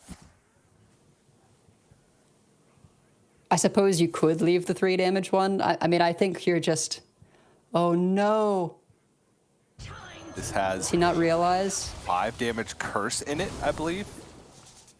Was it the 5 damage one? It's got 2 of them in there. There's 2 curses! It's got the 7 damage. No. Oh no! He's unintentionally taxed himself further, and Pesco having a laugh about it. You know, it's one of those things that you don't really think about, that those curses are in fact spells. It does not only pick up your own spells that you play. So, super fake, a little bit of a misstep, but you know, you can forgive him. To be honest, there was not a whole lot to be done there, regardless. And it is just going to be another Curse of Agony to seal things up here, ensuring that we will not have to deal with the nonsense that is the Curse Warlock Mirror. Congratulations to Pesco, very well sighted in terms of being able to go for those agonies and just lock the opponent out of safe draws. Yeah, that was a game of Hearthstone right there. That's how Hearthstone's meant to be played. Is Brand plus a million Curse of Agonies. I'm sure all the Warlock enthusiasts are having a great time. Yeah, all 6 of them. They're few and far between these days, I feel. I don't see that much. And if they do play it on ladder, it's not because they're an enthusiast. It's just because they're trying to counter something specific that made them mad when they were playing another deck. But series is tied 1-1 now. So Superfake still has the XL Curse Warlock and the XL Ping Mage that we just saw. Pescoa has the Hunter as well as the Quest Priest, which I guess I could say made a big splash yesterday. In the series that Pescoa played, specifically with Sottle.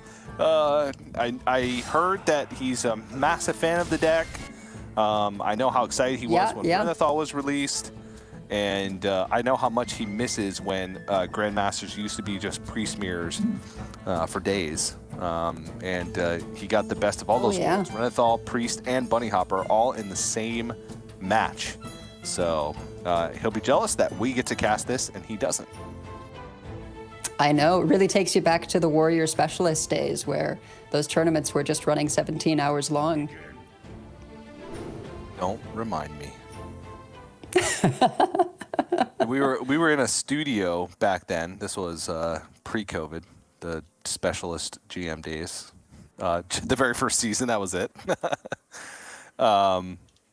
And it's just bright lights just hitting you constantly as you're casting the same matchup over and over and over again for 12 hours in a chair that's kind of comfortable, but like there's just a tiny little thing wrong with it.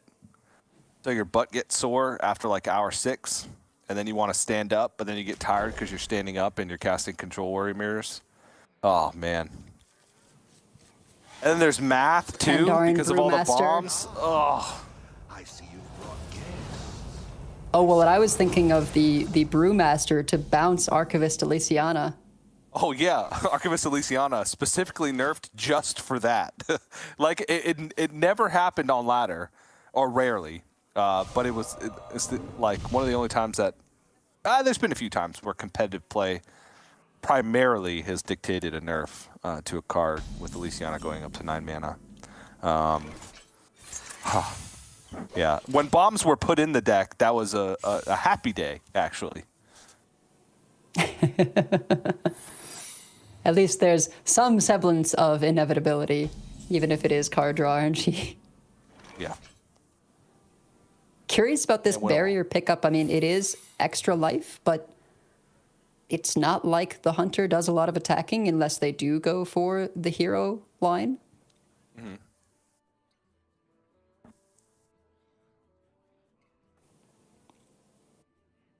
I admit I didn't catch what the other options were.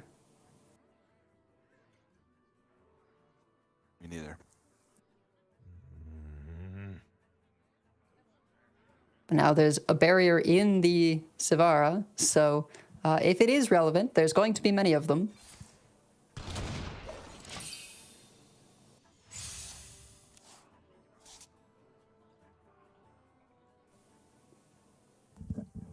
Extra Wildfire, though, is very nice. I think that's one of the major reasons that Sivara is in the deck. And you're sort of happy to just play it all over again? Nothing else you're going to do. Yeah, not really the Okani turn that you want when your opponent still has coin. Oh. Well, the straight-up quick quest completion game plan is sort of online here with Barb Net, Spring the Trap, Wound Prey now. So Pescoa can get moving on a quick tabish with refill in the form of multiple things. Furious Howl plus the bunker that's getting these secrets each and every turn. So already starting to piece together some damage. Super Fake already down to a crisp 33 life. It's crazy. I feel like every single quest hunter, I'm sure it's not actually all of them, but it's felt like all of them have had the bunker very early on, which is sort of the perfect card, both to activate your multicasters and just thin the deck of secrets. And it functions very differently when you don't hit that. Yeah, you're out of stuff pretty fast if you don't hit it. Because even multicaster, unless you're naturally drawing Freezing Trap or Ice Trap, then your multicaster's not going to, and Explosive, your multicaster's not going to be good.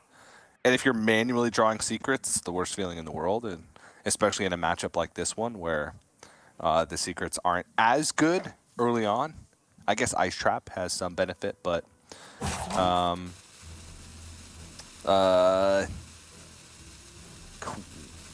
Queen of Shar seems reasonable here. You get to activate gifts, and instead of getting gifts for Savara, you can find something else to put in the Savara. Yeah, I mean, very crucial having one tick left there. So being able to get Horn and then another Horn is just really nice. You know, minions are not necessarily the greatest way to beat down the Hunter, but Colossals are pretty big and challenging to deal with. So you'd rather present a whole lot of sats at once rather than, you know, something minor each turn.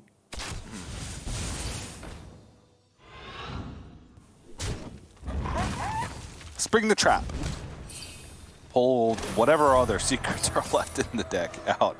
And, yep, that is Freezing all and of the explosive. secrets.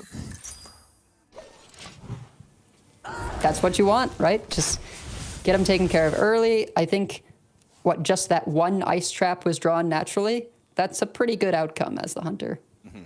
Yeah. Ooh, Super Fake expected it to be Ice Trap. Oh, no. I mean, I suppose it is safe to test, and maybe you say, hey, it's going to be challenging to play this if it is Ice Trap, and foregoing the possibility of getting two of them. Yeah, I respect it. You know, when it's randomly from the deck, you really just sort of, you either play around nothing or everything because you have no information on whether your opponent would have chosen to play it in the situation. This is, however, slightly problematic for Pescoa because he has no damaging spells left in the hand. So he can take off one of these tentacles, but it's not really going to reduce damage by that much because G-Log will buff the remaining tentacles. And Super Fake's not going to attack because he now knows that it's explosive plus freezing after testing for ice. So Pescoa's going to take a ton of damage. Just going to try and put this Renathal in the way to hope that it's going to block some of these some of this damage that's going to be coming out. Yeah, G-Lag in a lot of ways one of the better Colossals you can get if you do catch your opponent without some damaging spells, because you can just not attack and keep piling on the damage. I think Pescoa picked up the two worst draws in the deck there between Renathal and Dunbalder Bunker. So at this point, I think pretty much anything is better than those.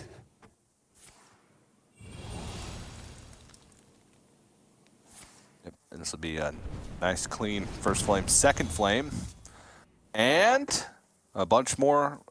They're not tentacles, they're stalks. 9 damage coming through. That buff really escalating things quickly, because if once again Pescoa is only able to answer one of the stocks, well, even -1 stock, it's still going to be 8 damage out of the other 2.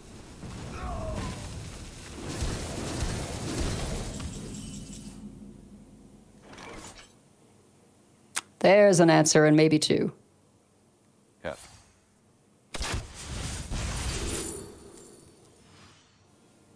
Oh. Oof. That's not quite it, is it? No. No beasts to revive. Emergency maneuvers with Raj is interesting because your opponent can't it's a nice with the one that pops out. Yeah. Right. Unless they have a transform, or just silence it or something. I think it was the best pick, but it's not really what you were looking for. Yeah. Well, even if you silence it, I guess you could silence it and ignore it and not play into the emergency numbers. Yeah. Quickly.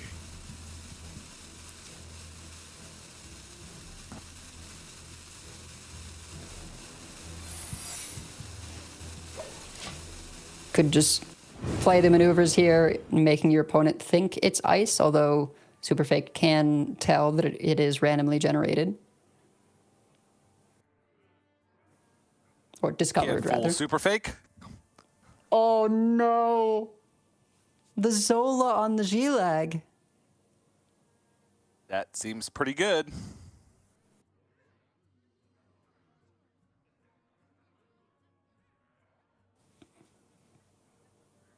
Doesn't help much with the development this turn, but you saw how much of a struggle it was to clear the stocks the first time around, and now the Okani coming down for a bit of a lockout. You know, you can say minion here because your opponent has to find some damaging spells to complete the quest, and you've seen them struggle to do that already. So in the instance where it is something like this shell shot where you don't get to pick the damage, you just can't play the minion reward.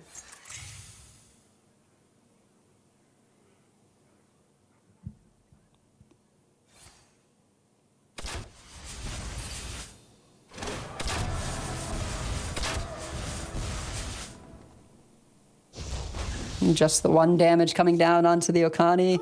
You kind of have to just play the Raj so that you can play the reward next turn and be able to go off with the coin and secrets to refresh the hero power. But Superfake knows that 2 of these cards in hand are discounted secrets from Bunker. So there's a potential option to just play the additional G-Lag without activating the secrets. And also freeze the Okani? That's true. You could freeze the Okani or even freeze a G-Lag, play a G-Lag. Yeah. Okay, freezing Savara instead. I think that's fine because it's the one that would die to Explosive Trap anyways. So you get to push 5. And this is just a pretty solid lethal setup. There's no way the Hunter can heal. There's no way they can deal with the hero power the following turn. It's just game over. Yeah. So well played to Superfake. Yeah, that was much faster of a game than I expected it to be. The Queen of Shara plus the Horn and getting the G-Log pretty much was just what that game was for Superfake, and then playing around the various secrets throughout the game. There was even a potential for a double horn from the Savara if Superfake had decided to test for a different secret in that instance, right? Not make the read that it was Ice Trap, or not make the read that it wasn't Ice Trap because he played the gift thinking that it was going to be Ice Trap, so that way he could play the horn that turn and play it. But it ended up working out in the end because that damage just started to ramp up and Pascoa just had no damaging spells to answer any of the stocks. It just took too much damage. So now Superfake just with the XL Curse Warlock remaining. It's the same thing, just with a bunch of extra stuff thrown in there, like Demonic Assaults and Hellfires and Surf Inley and what else? Mithril Rods, Rune Mithril Rods, that's a big one actually.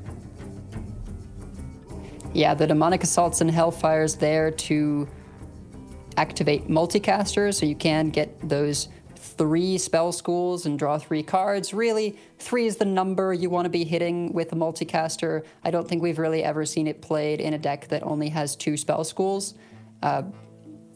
Not that it's terrible, 4 mana for a 3/4, draw 2, but 3 is where it becomes good. So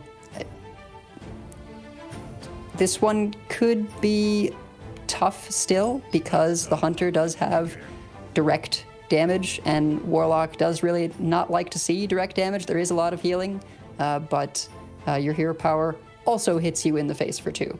So maybe really tough for Super Fake to get through this Paladin, but he's got 2 goes, right? Or sorry, not Paladin, to get through the Hunter. If he doesn't beat the Hunter, can still get there with the Mage, and you're just praying that the Mage hero is not within, the top 20 cards of the deck. Yeah. All right. Shall get into it. Oh, yeah. Oh, probably why you saw the Prince Renathal activate twice earlier is because we see both perspectives at the very beginning of the game. Oh, for the mulligans, right. Yeah, you see the Prince Renathal activate for one player, but then the other player also sees it activate, but for their opponent, since we're getting both perspectives. Gotcha. Okay, that must have been what threw me. Because that time we saw it 4 times.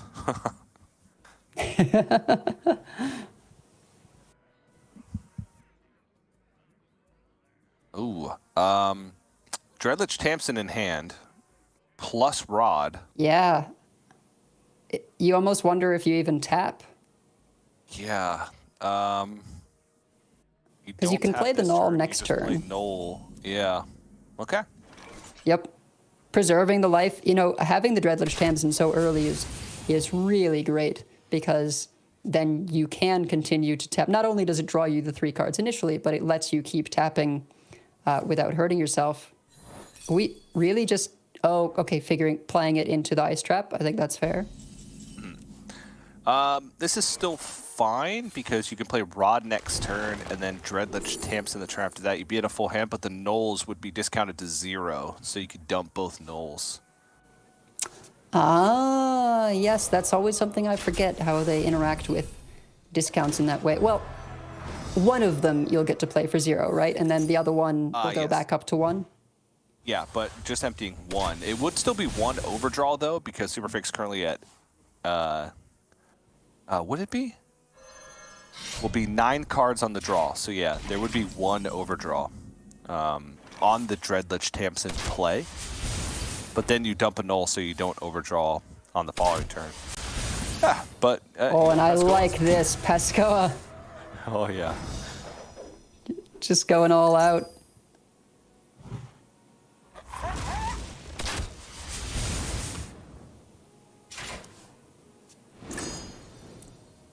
It was 8 damage that turn. Oh. It's turn 6 has already got Super Fake at half health. Yeah, you can't play the Null actually, because you won't because there's 9 cards in hand, you won't actually get the final draw for the Rod activation. Oh, so then it doesn't discount. So they just get played here for hand space then. Yes, or 1. Yeah.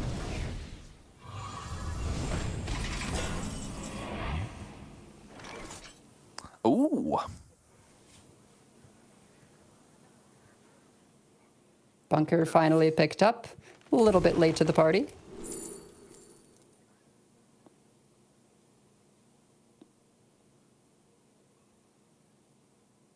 It's probably just quick shot, right? You already have a multicaster that you're struggling to play. And if you have a multicaster, Fury's Howl becomes less valuable. And you can go Bunker, start getting some of the secrets to get the additional spell schools. Have card draw lined up. That's a many-turn game plan. A lot can happen in between now and then, but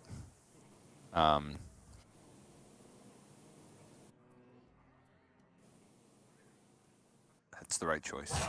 Quickly.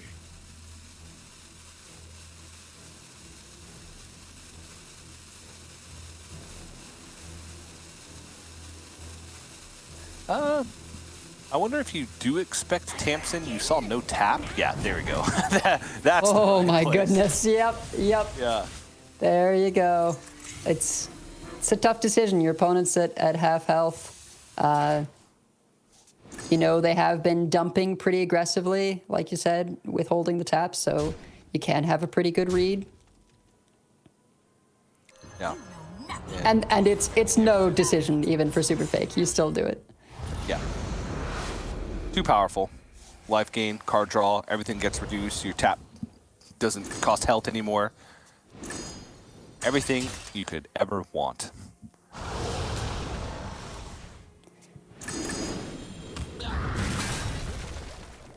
One imp roll here. That's going to be pretty relevant in the next expansion, that this Dreadlich Tamsin creates imps for the imp deck, or even just for the card draw based on imps. Impending catastrophe.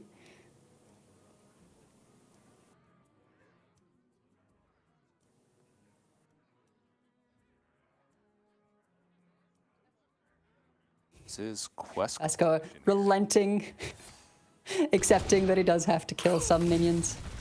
Yeah, it's okay. Has multicaster follow-up beyond this, and this is Tavish completion this turn and playable with the barb nets and the coin. Still doesn't have the multicaster juiced up, but we'll draw another secret at the end of the turn. The secrets will then reset the hero power. It's still relatively healthy, so I think this is fine. Yeah, a little bit scary, but you do have, if you're super fake, the Spice Bread Baker and Zola, so able to sort of get some healing going for a bit. But you're not too close to killing the opponent yourself. You know, Rod is powerful, but it's not like you're that Mine Warlock that can straight up kill the opponent out of nowhere. So he's going to have to turn on the gas a bit.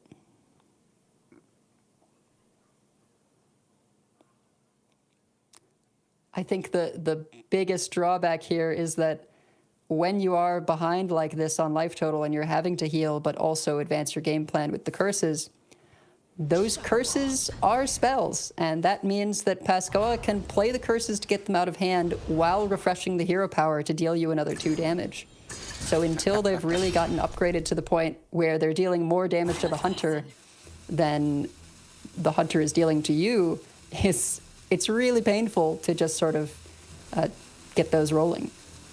Yeah. I mean, there is a good amount in the hand right now, but no, like, Zakul, which could be pretty crucial because it sort of negates that you're giving them a spell to reset their hero power kind of thing, because at least you get some immediate healing from the initial curses, but the healing isn't super relevant until you do hit sort of that critical massive curse damage, but it could be a good way to bounce up. This is a small multicaster. Okay, it's still 2. Yeah, I think it was Nature and Frost there, because we saw, I believe it was an Ice Trap earlier, and the Shell Shot played, but the Explosive Trap, if there was an explosive, it was an Arcane shot, so it was Arcane and Arcane and Ice Trap. Yeah, so it was Arcane and Frost. There it was. The Shell Shot was previous game. Yeah. It all starts to blend together, TJ. I know. Trust me, I know.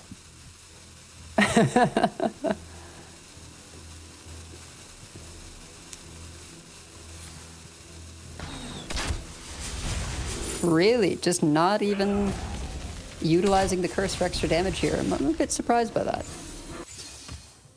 Maybe once they get a little bit stronger and it's more threatening to leave the curse in hand. I don't know. Okay, so there's the Zakul, so that's cool. Could do a lot here with Zola. Like, you could Cultist. I mean, if you have Brand, the opponent almost just explodes. Yes. While you heal yourself.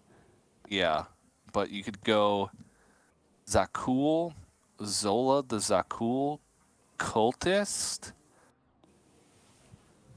I don't know. That's not that powerful, actually. That's only 2 curses immediately, so it's only 5 healing. I guess you get the additional 1, so 6 healing because the curse is still in hand. All right, Queen of Shara, sure. Yeah, I like this. And then maybe you just like play the Baker or something. Draw a card, play Baker.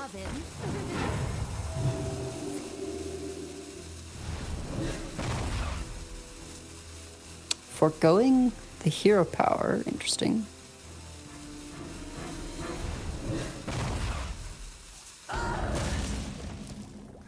This is a is this a 2-turn setup with Zakul, Cultist, Zola, Cultist next turn? It would be 4, 5, 6. If I'm not mistaken, so not quite, but It's a pretty considerable amount of damage. I think the healing is really the relevant portion there, because if it's just the damage, it's not quite enough, but I think it does put you out of range of what the hunter can potentially do while representing your own potential lethal. So if it were, you know, just another curse rather than Zakul, I don't think it would be good enough. But the fact that it does heal you is extremely important.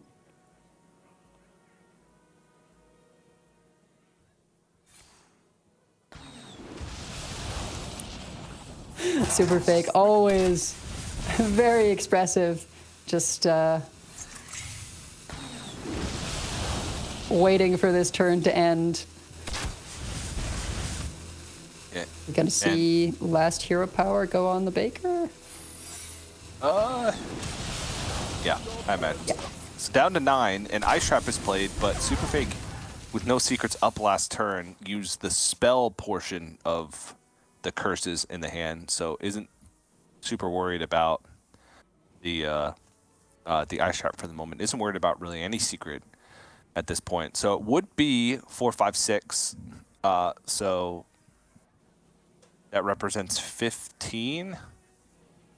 You can't really leave up 15. the Raj. No, you can't.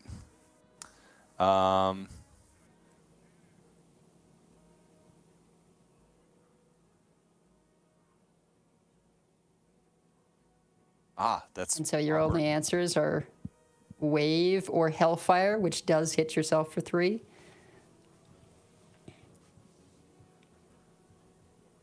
Yeah, I mean, you can play. You can play Zakul, Syracuse, Zola the Zakul, and still Hellfire before all that. But there's an Ice Trap up. Oh, right. Yeah. I think he just so has to I think do in a the lot of play. ways, yeah, and just hope it's enough. Yeah. Reaching up the hands, just hoping, okay, you don't have it. I'm at 24. Do your best. You do have a Rajnajan. I know you've got at least 3 2-mana spells you can play, so hoping there's not enough. That is enough. Enough other spells. Because each curse represents 6, right? Because it's a... Oh, no. Only 4, actually. So it might be short, but with Kraken... 5... Well, each curse is 2, right? Well, the Raj, so it's 4. Oh, right. Yeah. Yeah, and then the Kraken is 3 mana for 5 damage. I think Pesco is just playing it out because he has to, and it has to be lethal, and if it isn't, he loses. Exact? Is it exact? It's exact. No way. Oh my goodness. It's wow. Exact. So actually, it would have been enough even without the Kraken, because you could Freezing Trap, Hero Power. Oh no, it wouldn't have been, because the other No, it'd be secret was one off. another Freezing Trap. Yeah. Huh. Wow. Always the tricky bit with secrets is that you don't get to play the same one twice, and that can make things awkward in terms of the damage, but very well played from both sides.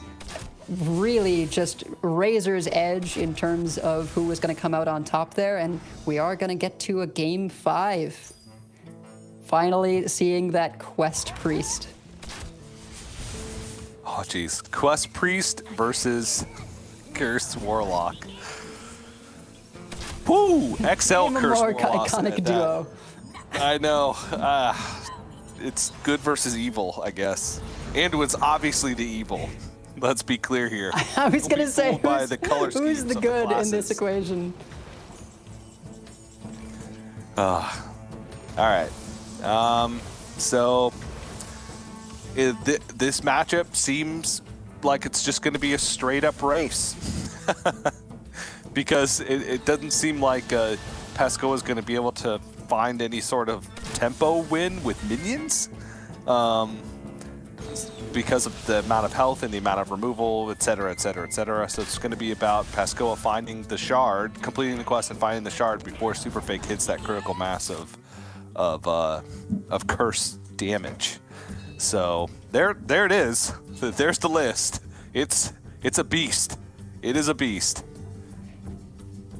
Yeah, and I think this is in some ways going to come down to how full Pescoa is able to keep his hand, because sometimes you do end up with these sort of starved draws where, yes, you've played things on curve, but without hitting, crucially, the Spirit Guide, you just don't have that many cards in hand, and that allows the Warlock to ramp up their curses very quickly. If, on the other hand, you are able to keep a pretty full hand, then you're only taking one, maybe two curses at a time, and as a priest, you have access to all kinds of healing to sort of bounce back up. You're also a Renathal deck, so starting at 40, it really could have a lot of life total swings in terms of just taking curse damage, healing back up, etc. Could get weird. Here's the Spirit Guide. I see you brought guests. I see you brought guests. Spirit Guide does seem like one of the most important cards for the reason you mentioned, but also because there's very little fives in the deck in general and as discover options with the deck. So knowing that you have a 5 to look forward to is always good. Currently missing a 3 as far as initial quest completion goes, but there's a good handful of 3s in the deck. Scorpids, Entrap Sorceress, Prince Renathal, Devouring Plague, Amulet. So that's one of the more congested mana slots in the deck. I'm almost surprised we didn't see the Condemn just roll out on 2 for the off chance that Pescoa picks up a 3 and can just go 2, 3, 4, 5. I can understand holding on to it because you do want a Holy Spell and a Shadow Spell to have Lightmaw active. The Warlock does play some early game minions, like the Priestess and the Null here. So it's not like it has no value. Oh, Shadow Spell right on time. Yep, and it's also a 3. Yeah. Which works out fine, right? Then you can spend your turn 5 playing a 2 and a 3.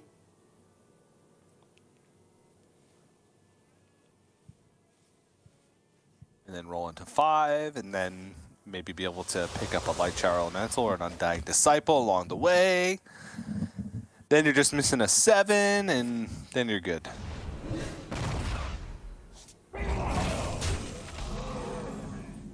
Oh, he just gave a 2 as well. So you can play the Devouring Plague as a 3 and then the Abyssal Curse as a 2. Yes. Okay, now we're just missing a 6, and we have every mana reaction cost. was there. Yeah, could be a pretty swift quest completion because you do get the Discover here. Might be able to find a 6 off of it. Yeah, which we do not see. Nope. Could fetch a 6 with Venomous Scorpid, like a Light Bomb.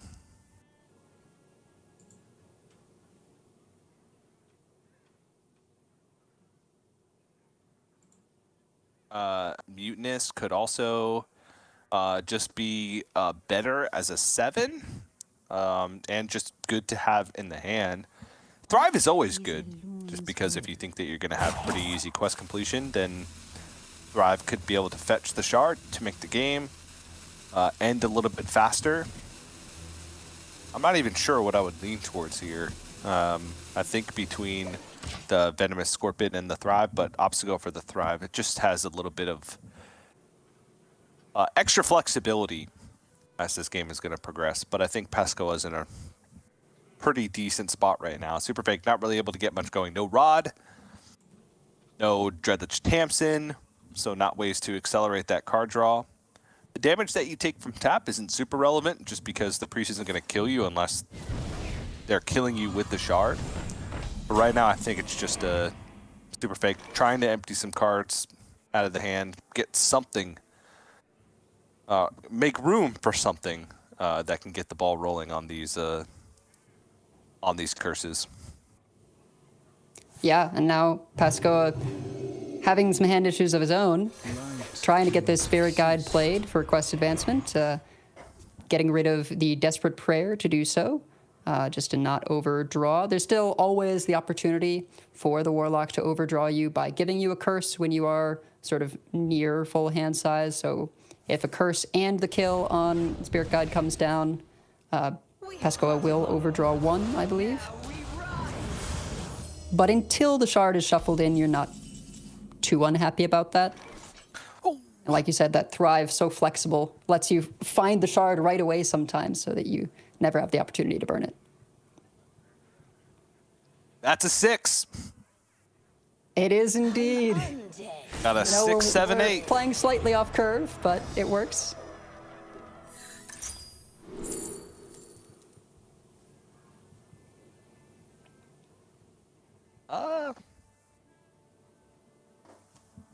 Maybe an Ajax? I don't know. I feel like you could pick Stealing? anyone there and you can make an argument for it. Yeah. At this point, right, you've advanced to the next phase. You've got your 7 and 8 lined up. I think Light Shower's fine just as like another thing that heals you. We might see like Coin Serena here just for hand space. Yep. Yep. Makes sense. And then next turn you have options. If you need a proactive play, you can go with the Behemoth to get the 7 checked off. If you need to be reactive, like if Super Fake went for Horn for whatever reason, which is pretty uncommon in the Curse Warlock, usually you go for the Ring.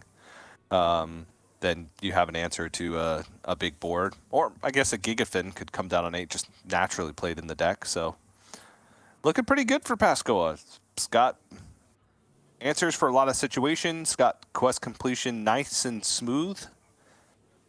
And Super Fake hasn't really advanced his own game plan much. It's just been a single curse with not that much in hand. I guess there's Bran, Cultist, Zola, and Ring. So there's like the ability to ramp up the curses quite quickly.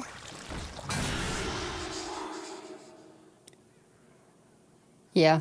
Well, and the silence is pretty nice here, putting Ajara back up to a 5/5, although you're almost happy to see the silence on the Spirit Guide if you're Pescoa, because it does mean you can play the Xyrella hero after trading off the guide and get that card draw without having to worry about overdrawing.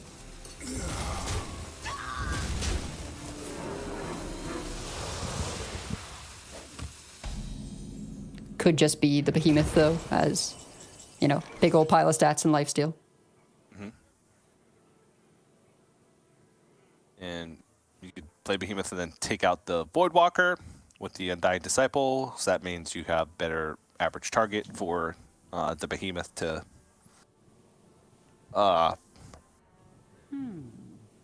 retaliate against? I don't know.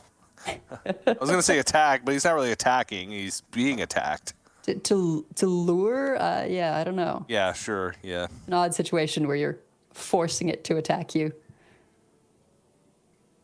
Mm.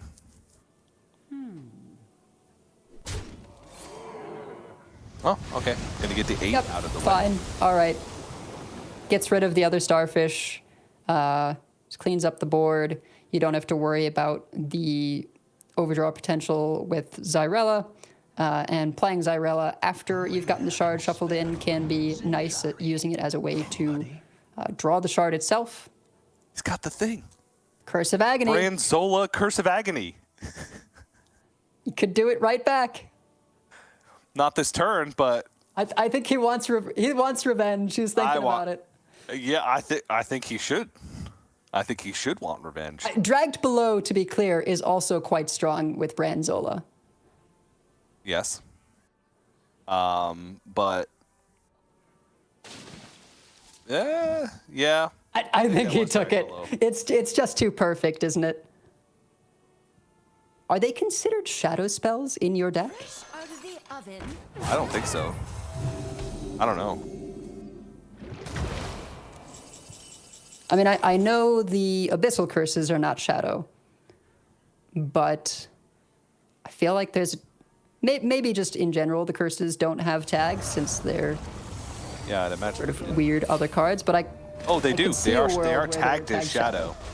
They are tagged shadow. Oh no! Well, that means that if you want to play Zyrella as Pascoa, you have a chance of drawing those Curses of Agony. It also makes the Thrive so much worse.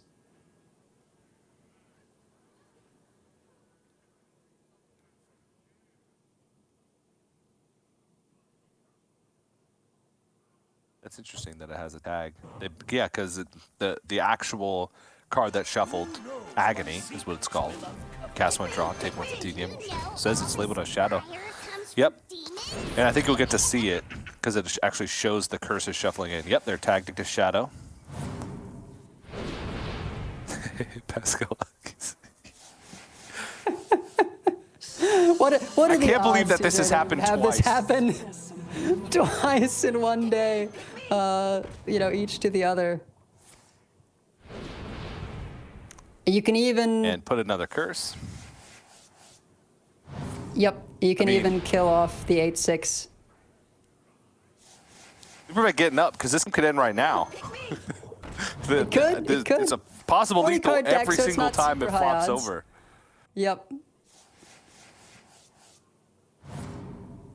Oh, not even going for the kill on the 8/6. Went for the 1/4, I think.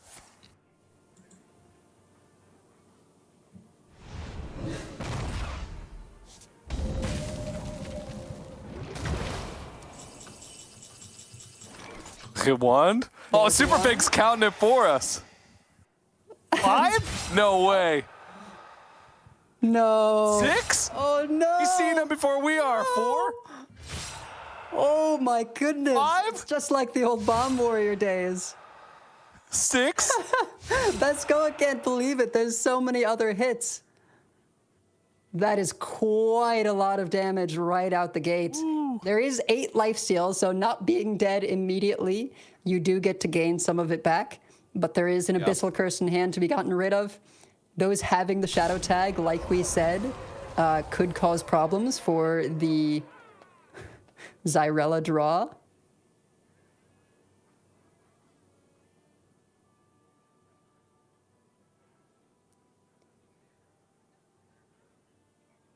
I almost wonder if you just have to play the 7/7 and Thrive and hope you get it next turn. I don't think Pascoa knows that the curses have the Shadow Tag. Still other shadow spells in the deck. True. Oh, there it is. Nope, there it comes. Okay. And that could start a chain. Okay.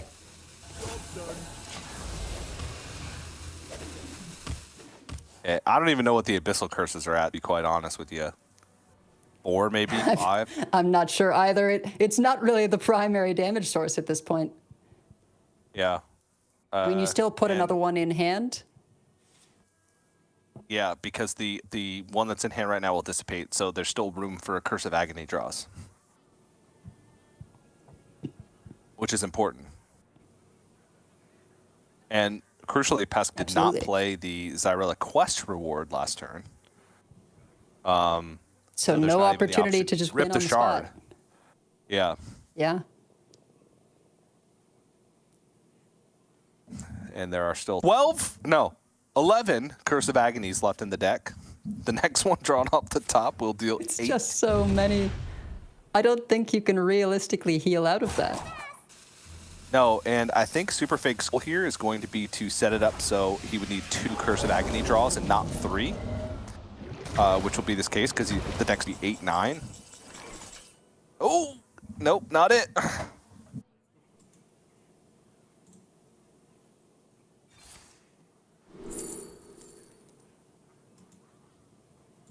Is there any way for Pescoa to play Zyrella and... Oh, no, you don't want to keep your hand full because then you could discard the shard.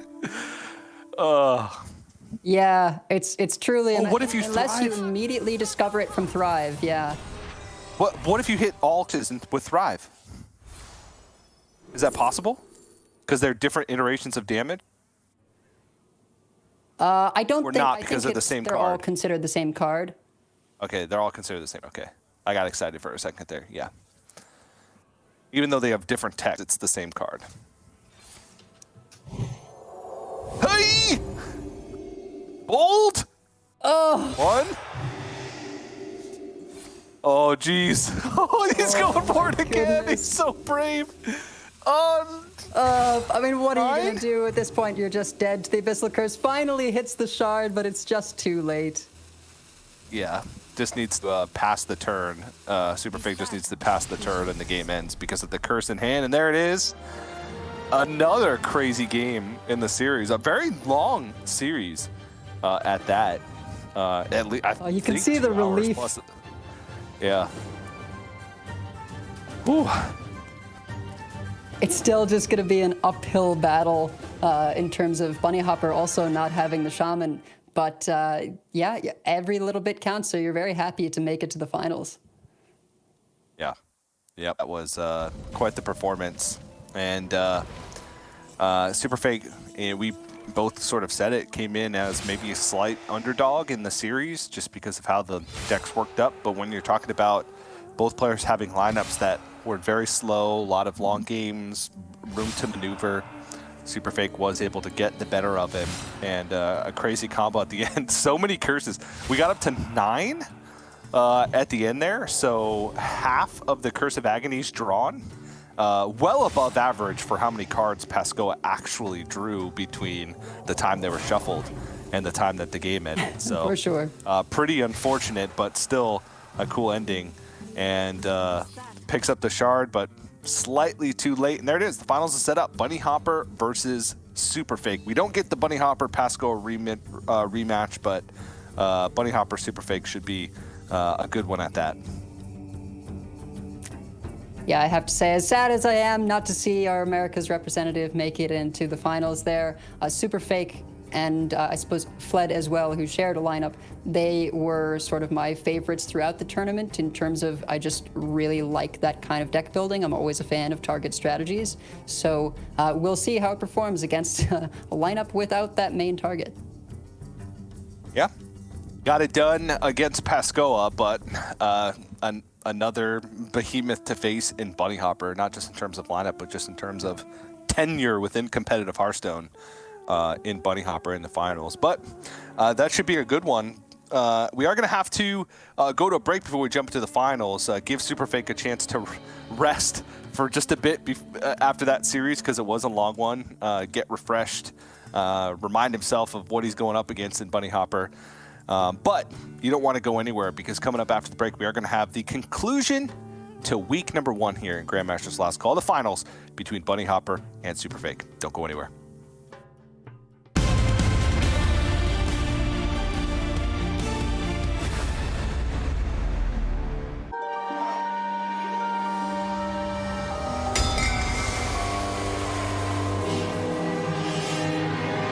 Welcome to Revendreth, in the darkest of seasons, where ruthless eyes gawk for horrific reasons. For a hidden hand has struck me down with such ruthlessness, so deep and profound. Then he comes with his Molochian scowl to uncover the truth of murder most foul. The Anima drifts across the floor, highlighting the creatures who walked through my door. The motives are as black as night: avarice, power, revenge, and blight. We watch the hero uncover the clues that lead to the truth behind this dark ruse. Join us here with the grim vain and impious. Choose your path without heavenly bias. For at the end, they will burn in the fire. When it is known who slayed Denathrius the Sire.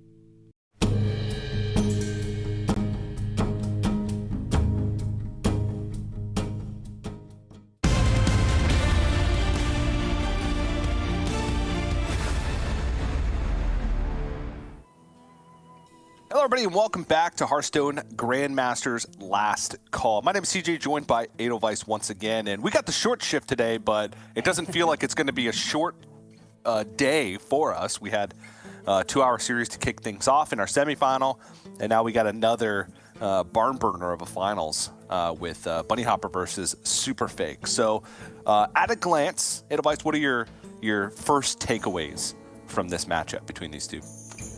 Yeah, so I would guess that with these lineups, we're going to see Super Fake banning out the Alignment Druid. I think that's sort of the toughest thing for his decks to deal with.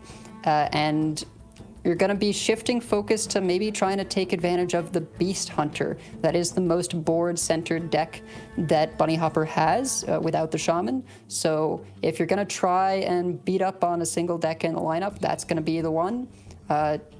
Going to be harder to do that against things like the Big Spell Mage for Bunny Hopper. And the Thief Rogue is always a wild card. You never know what's going to happen there.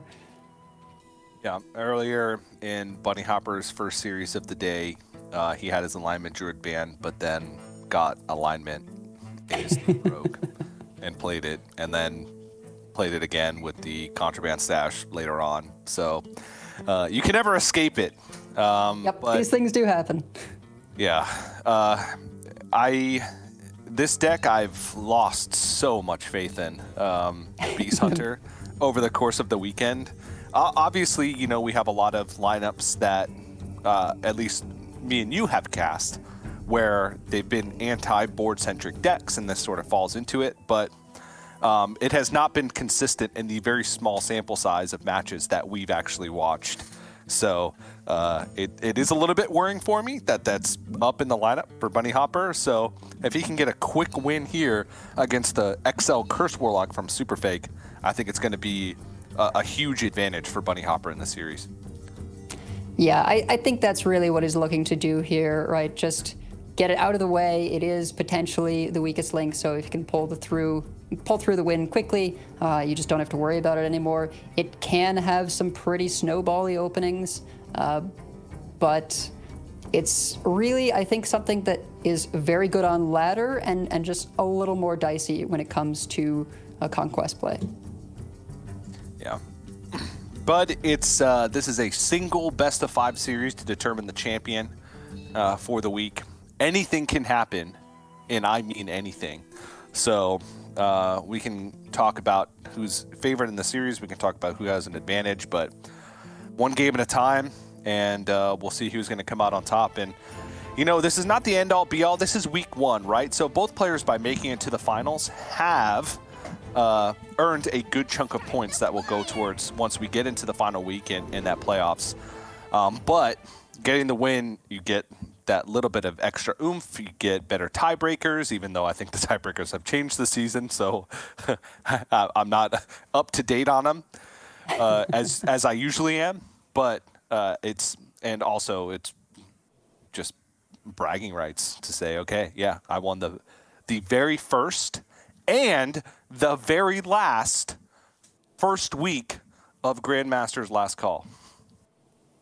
Yeah, absolutely. And it's just really helps to prevent snowballing mindset into a rough place, right?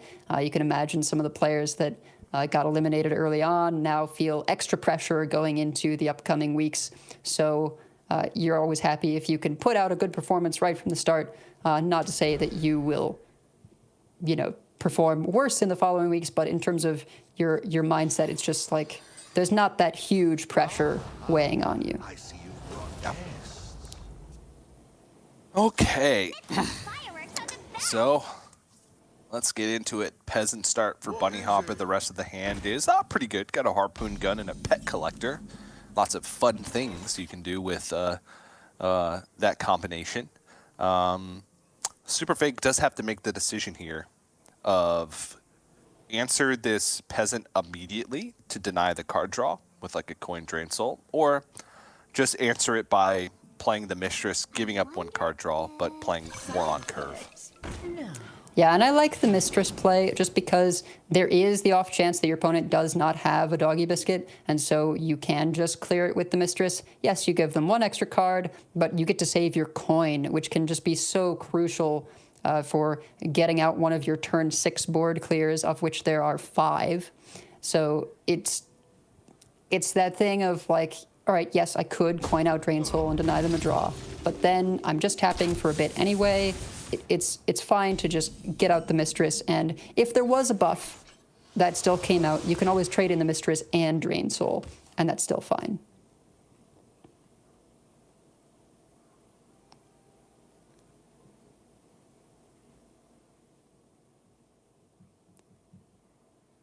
Gotta imagine it's the harpoon gun here, right?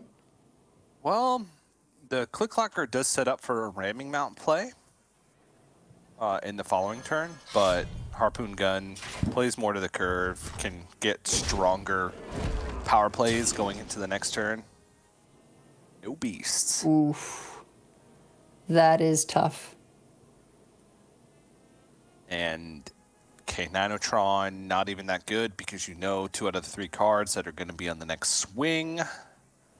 Leaning towards Doggy Biscuit just to try again, but damage could also be relevant with the quick shot, but not anytime soon. Yeah, I would have to agree. You're almost taking the Doggy Biscuit just for trade or maybe the buff. Looking at a Click Clocker plus ramming mount turn together, and then following that up with Pet Collector, you maybe save the weapon swing so that you can Pet Collector, trade into something, and then reduce the Sunken Saber. Goes for the mech, though. I guess this way you utilize the Battle Cry of the Click Clocker. And also, you get to dredge something up, one of the other things before you play the swing again with the harpoon gun. Oh, okay. Gets a 1-drop. Even nice. hitting works out quite well there. But the question is, do you bother swinging, or do you just wait for the Pet Collector? Yeah, I think you wait for the Pet Collector. So now he knows the options are the same, with one additional option from the Quick Shot and the Doggy Biscuit. Since the Slither Spear was the new selection, so maybe you get something to trade into with the Saber next turn. Who knows? Yeah, if there's like a null value trade or something, then that's a great target to trade the Saber into. Also, just there is no real threat of Rustrot Viper, so you can sort of save the weapon for as long as you need to, and it can just be used to clean up a minion after a value trade or something, so that your minions that you do have in play can push through.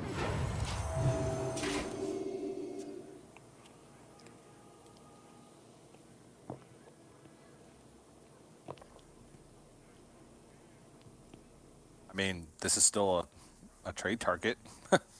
Yeah, this is ideal, right? Kills off the Saber, you can get the Sunken. Then you just need to make sure that you don't play the Sunken Saber until it can die on the same turn, because this is a list with double Starfish. You don't know that they're in hand, but it's always consideration.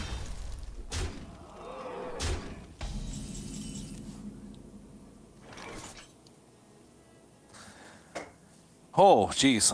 Coin Abyssal Wave was what jumped at me initially. Yep.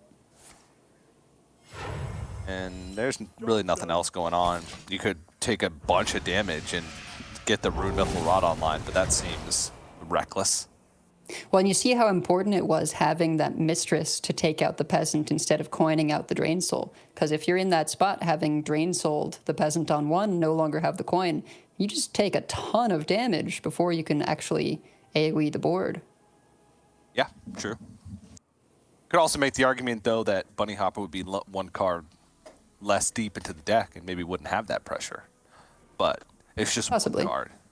And I don't even remember where the harpoon gun came off. So I think it was in the hand initially. Might just be a full commit of buffs here. Is there an ice cream truck outside your house? That does sound like what's going on. I'm sorry if that's coming through. I think that catching that ice cream truck is way more important than casting the finals of Grandmasters Last Call. So if you need to go, don't worry, I understand. No, I'm fine. Okay. I just apparently have very thin windows. Or that ice cream truck is just exceptionally loud. I don't even know if anybody else in the broadcast heard that because I could barely hear it and I have headphones on. But because I looked outside my window first, I was like, "Oh, is that the ice cream truck?" Go send one of the kids to pick something up. Yeah.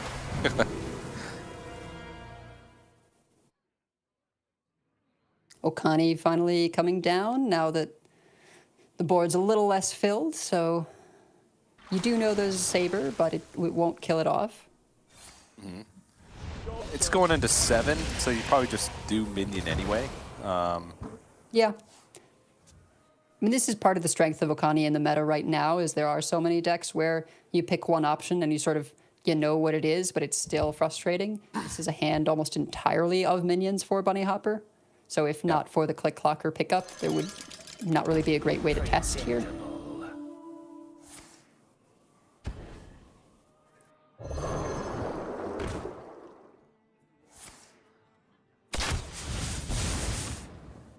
This does give Superfake the opportunity to silence, though. Yeah. But Bunny Hopper has a ton of follow-up, even if this doesn't pull a beast with the Hydrolodon or even Revive Pet on the Saber if it does die. But again, there would be nothing to trade into. Actually, unless he plays the Knoll. But you can't... No, you can't do that. Because if you play the Knoll... I guess you could Knoll trade then silence, but that's awkward. Because then you don't kill the Saber, so it value trades anyway. Yeah, I think it was, you know, consideration for a moment and then realized, it's probably not worth it. Plus, then you are vulnerable to an immediate Revive Pet on the Saber.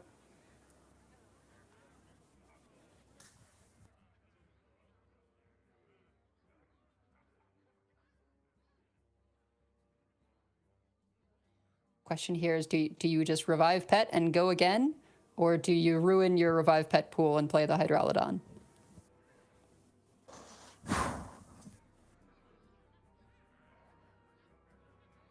Yeah. Just go wide. Sure. Can be one of the more frustrating minions to deal with, but not a ton of resources have been spent yet.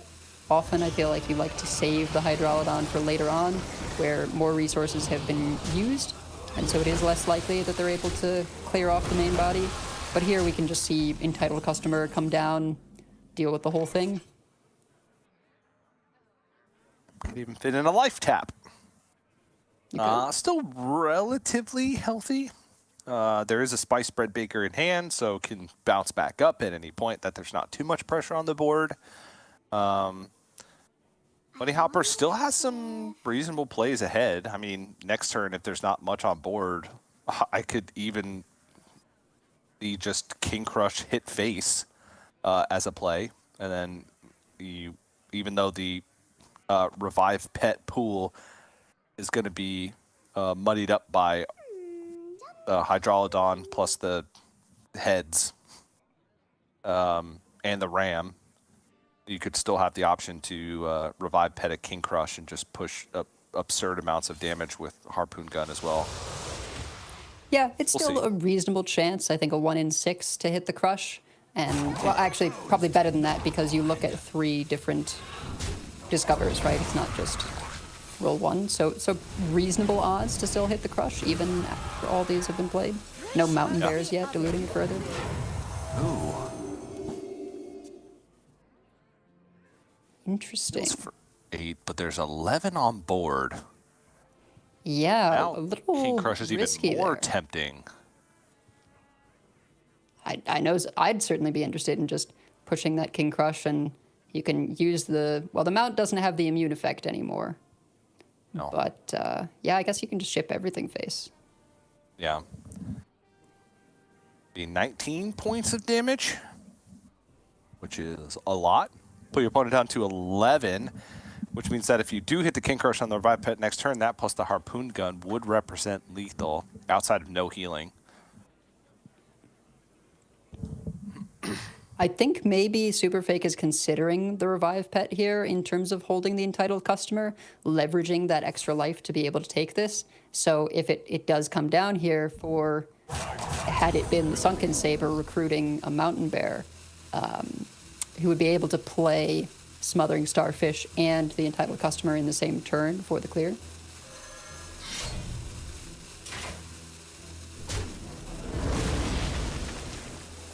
Still taking quite a bit of damage for that hedge.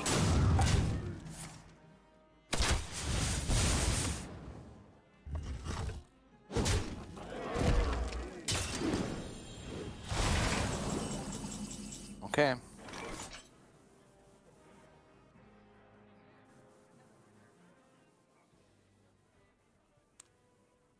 Second customer means you can spend one of them if you don't want to take the 3 from the Hellfire.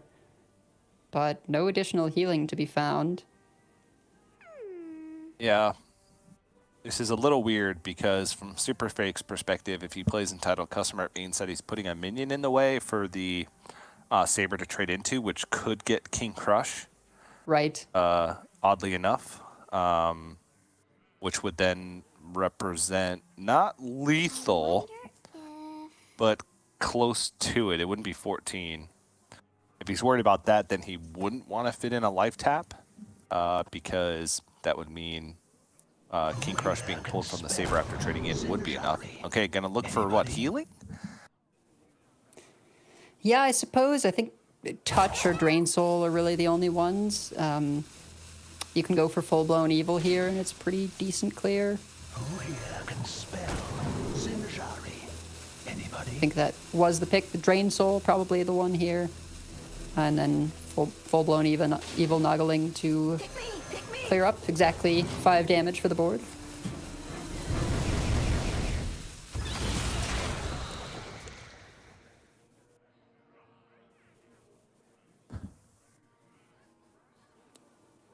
I mean, you can play the Saber and the Crush.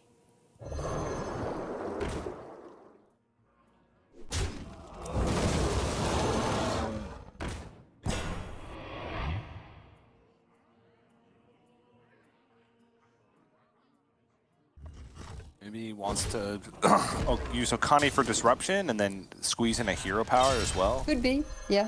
Oh, nope. That was a quick shot, I think. Yeah, and that's bad news for Superfake. You know, you've got the... Does Silence Customer even clear it? I'm not sure. I would with the Touch, right? Yeah, and actually that's beneficial because you want the healing as well from the Touch. Right, right. If the Starfish plus Customer cleared the whole board, then you'd be stuck at 3, which you'd be dead to more damage. I think that's reasonable. Again, though, the problem's going to be that Superfake doesn't have any additional healing besides the Touch in hand. And Alternatively, you can trade the 4/3 in and then Touch and then do the Entitled Customer and not have to spend 3 mana on the Silence. And then if you want to fit in the Noggling for a Drain Soul somewhere in there as well. Well, then would the Customer not clear? But the 3 damage from the Drain Soul makes up for it. Oh, that Noggling is... Oh, that Noggling is Drain Soul. Okay, sorry. I thought it was still the first Noggling. I assume it's Drain Soul.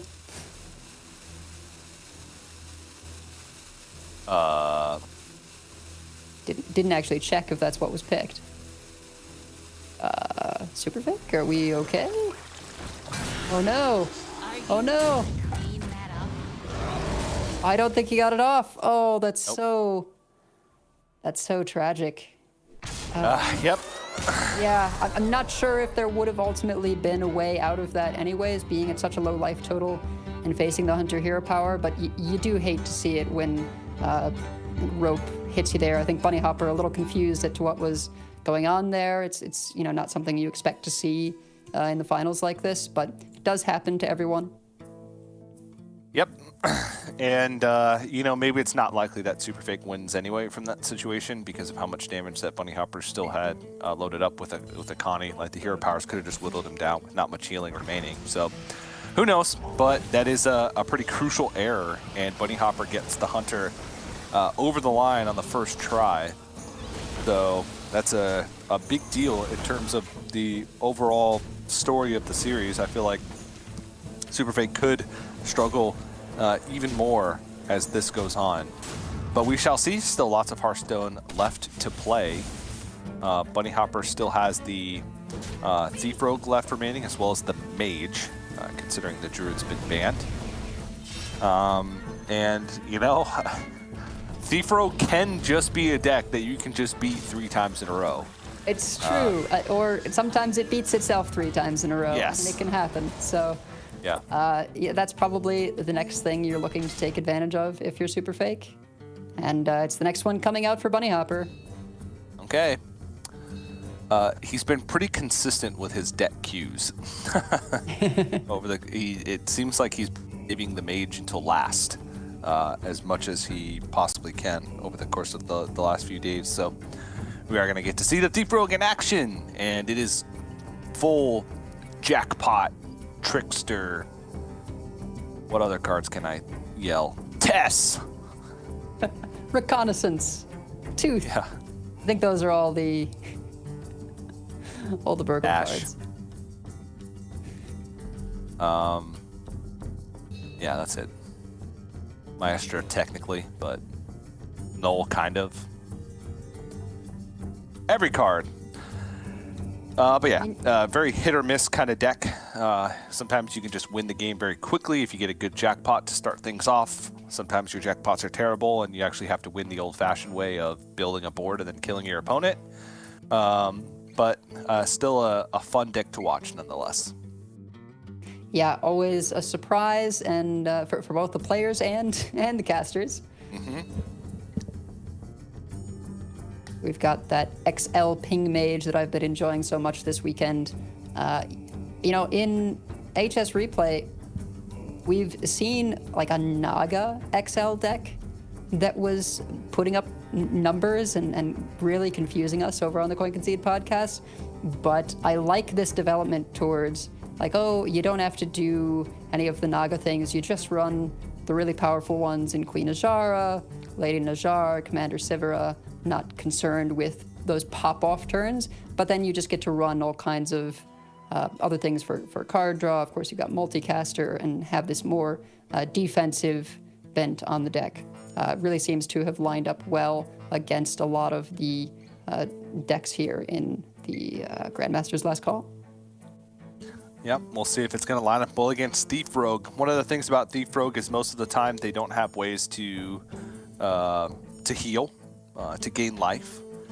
So a lot of times the damage that you're dealing to Thief Rogue sticks. And it's not a XL deck, so you're not playing the Renethal. You don't start at 40. So little bits of incremental damage can be pretty devastating because it opens up opportunities for the Ping Mage to find lethals earlier than expected. So that's one of the things I've noticed about being a weakness of the Thief Rogue thus far, especially if they can't get some early tempo for themselves. Starting things off, Arcanologist for Superfake. I believe he plays the double berry but one Arcanologist in the deck, which makes sense. And we have a Trickster in the opening hand for Bunny Hopper, which I imagine would be the keep. I imagine would be the only keep. I suppose there's argument for Extortion to be able to answer an early game minion if you don't have Tempo yourself, but I think I'd rather have better stuff in that slot. I mean, you don't tend to have any ones anyway, right? So you keep the Extortion just to trade it and discount Null. Okay. I see you've brought Sure. Yeah. And then, of course, it's there on the off chance that you pick up, a minion you actually want to kill, although the Tooth can fill that role just nicely.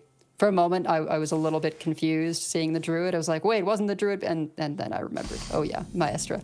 The card back, that's the indicator. Yep. Players are forced to play the classic card back if they're playing a Maestro deck, so there's no confusion and no calls to admins saying, I banned the Druid and my opponent's playing it. So.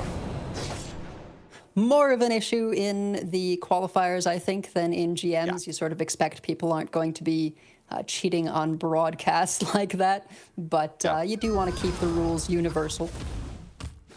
I wonder how long if someone did, we'll not say they were cheating, but like accidentally queued the wrong deck, how long it would take for everybody to notice, right? Right. Especially if they actually put the classic card back on, or the classic card back was there for some reason, and then, but they miscued, how long it would take not only us to notice, but the players to notice. I guess the other way around, so. But Build a Snowman is a pretty good pickup because its replayability can be quite nice, but also awkward since you're filling up your hand more when you're playing those replay other class cards effects. Yeah, it's a bit unusual. I mean, in some respects, you can be able to trickster out a 9/9 eventually, and that's pretty cool. And you just get these huge boards. But yeah, as you say, if you're replaying it over and over, particularly the first phase, your hand is just overflowing with snowmen eventually.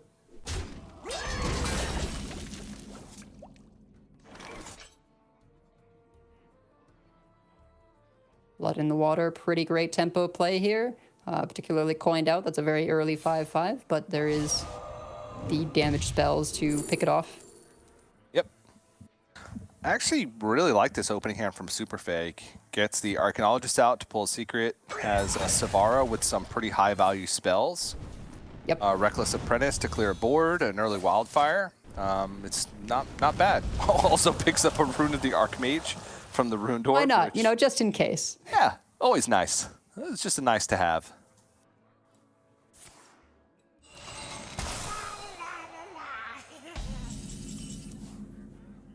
So this will mean, I think, that Queen Azshara is active on 5. Blood in the Water, Tooth, and Coin. Yeah. And Snowman. Yeah. Very active.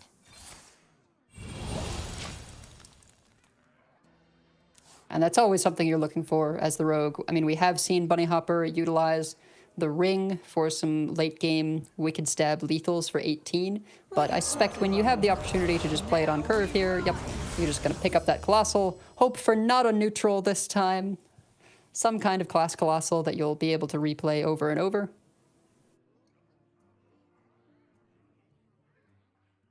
Or, Were you going to say Tidestone? Yeah. Just really get into the spirit of Thief Rogue, you know? Tidestone is very much the emergency escape button of any deck running Queen Azshara, where it's just like, okay, I'm going into fatigue, I need to shuffle cards into my deck, or I really need to draw 2 cards, so it's okay to shuffle some spells in. It's not something you take in sort of optimal circumstances for the most part. Yeah. Okay, well, Super Fake. Ton of removal. Now, Hero Power's upgraded to 3, so Reckless Apprentice is beefed up.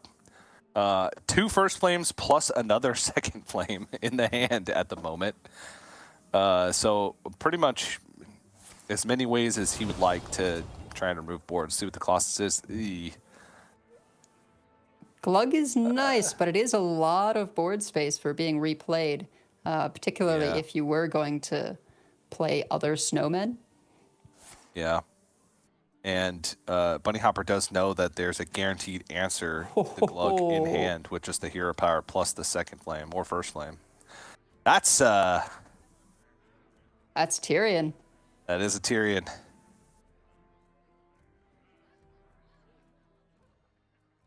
That Ashbringer could really, really spoil things for Super Fake. I mean, it could just be Ashbringer swings alone that end up carrying the game if they're spaced out. Mm-hmm. No silences in hand yet, but I do believe they are in deck. Yeah. Super Fake, inspired by the Build a Snowman spell, now listening to the soundtrack of Frozen and jamming. I'm sure you've heard that plenty of times, TJ, what with your couple of kids and all. Oh no, they don't like that. They're scared of it. No? Really? Oh my. Yeah. 2-year-old and a 4-year-old, and they're scared of the beginning of Frozen. Well, you've dodged a bullet on that one. I think many parents were going crazy from, no, I want to hear it again. I want to hear it again. Oh no, they picked much worse shows. I don't know if you've ever heard of Peppa Pig, but oh my. that is their favorite show, and it is excruciating. I do hear it's a good way of 4-year-old learning other languages, though. I don't know. It's a good way of learning the different dialects of the UK. Well, but see, if you're very familiar with it, then what you do is you switch over and you've already memorized the episodes in English. It's such simple words that they use. You listen to it in a foreign language and you start picking up those words. Oh yeah, well, in actuality, what it's doing is my 4-year-old now speaks with a British accent when he says certain words or sentences. So I have heard that. it's going to be pretty fun when he goes to preschool and the teacher's like, hey, was your son born in the UK? Like, did he grow up there? Are you guys British? Nope, he just watches a lot of Peppa Pig.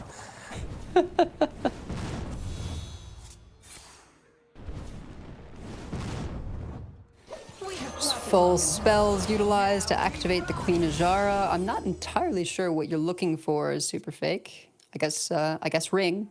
It does mean a second rune of the Archmage in this case, so Super Fake doing his best impression of Big Spell Mage. For 1 mana. Oh, jeez. He's really jamming out. He's playing fast too. He's feeling it. He's like, yeah, this game's in the bag. I'm at 40 life. I don't care about Tyrion.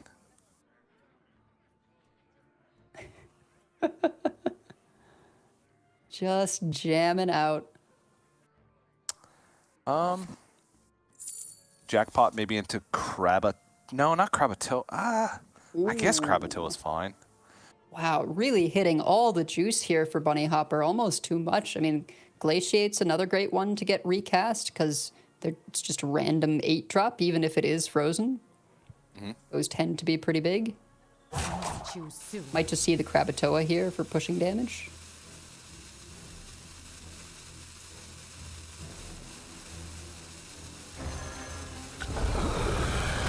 Yeah, you get to trade off the Queen Ashara and push 10 damage, and you're not really worried about the Krabatoa weapon going away if the Tyrion is dealt with, because you get a better weapon, and then you get more Tyrions later, so you're okay with it. You always expect the Krabatoa main body to get dealt with anyway, so trading a 2-1 weapon for a 5-3 weapon, you know, I'll take that trade. Rune of the Archmage coming out. Oh, polymorph, but on the wrong one.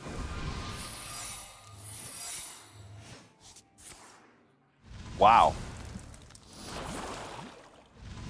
Double hot streak means Fire Sale could come out.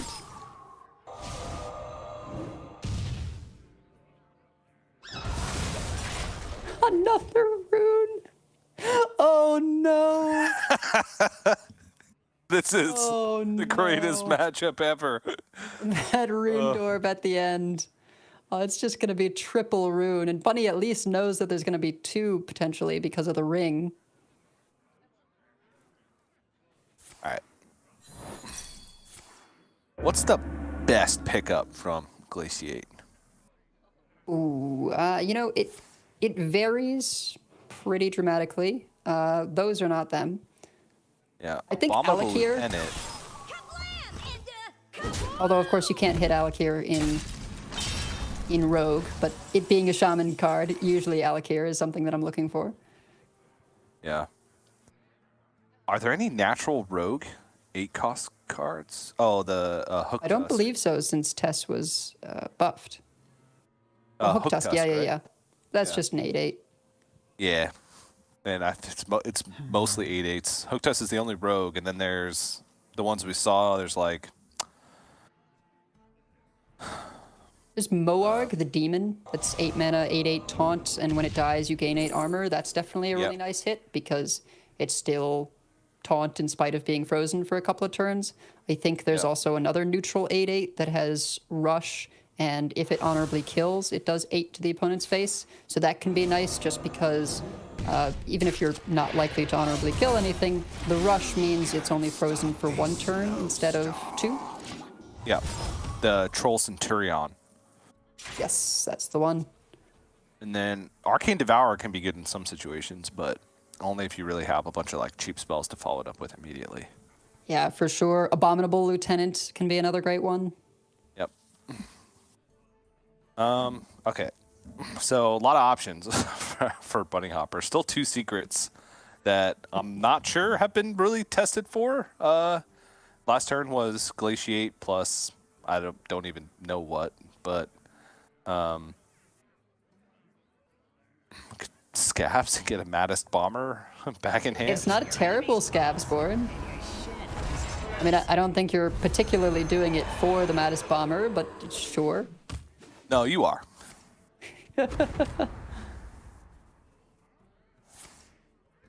Stick to the shadows.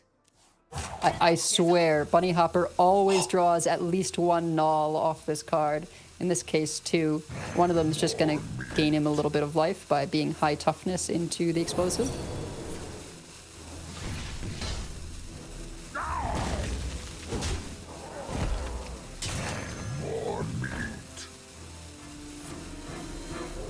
Okay. And should have this narrowed All down stealth to minions. Oasis Ally. Good luck. Yeah. Oh, what was burned? I looked away for a second. Look.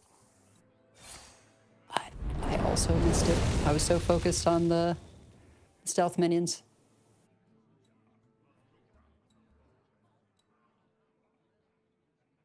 The time has come to dethrone our... You can't stop this snowstorm.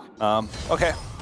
Using the Flurry Hero Power again just to block some damage. I mean, Bunny Hopper's been able to stick some damage even despite only a single swing of the Ashbringer. Super Fake down to 23. Does have a couple of Runes of the Archmage to back things up. Could do them both in the same turn if you wanted to with the ring still available. Potential lethals there. Yeah, in Bunny Hopper's mind, he's probably happy to see the fire sale having been played, thinking, okay, I won't have to deal with another rune. Little does he know.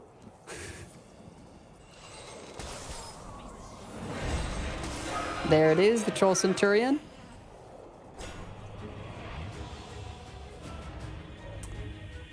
And Glug only able to summon 2 appendages, but I don't think you much care when you have this Null able to attack and buff it immediately. Yep. So Super Fake does have the Varden to buy a turn. Or just double Rune of the Archmage if he thinks that that's going to clear the board. But I feel like with this kind of board, that's a little risky. Oh, now he doesn't anymore. I guess that's Flurry to test for spell. That was Minion. Yeah, that does force out the Flurry test. I'm not sure what minion you were, maybe exactly the Varden or Reckless Apprentice or something, although Reckless would not be good enough. Ordrish, maybe? Just putting faith in the rune here. First 4 mana's a miss. As a backup rune, it's okay. Yeah. That Glug's going to get real big.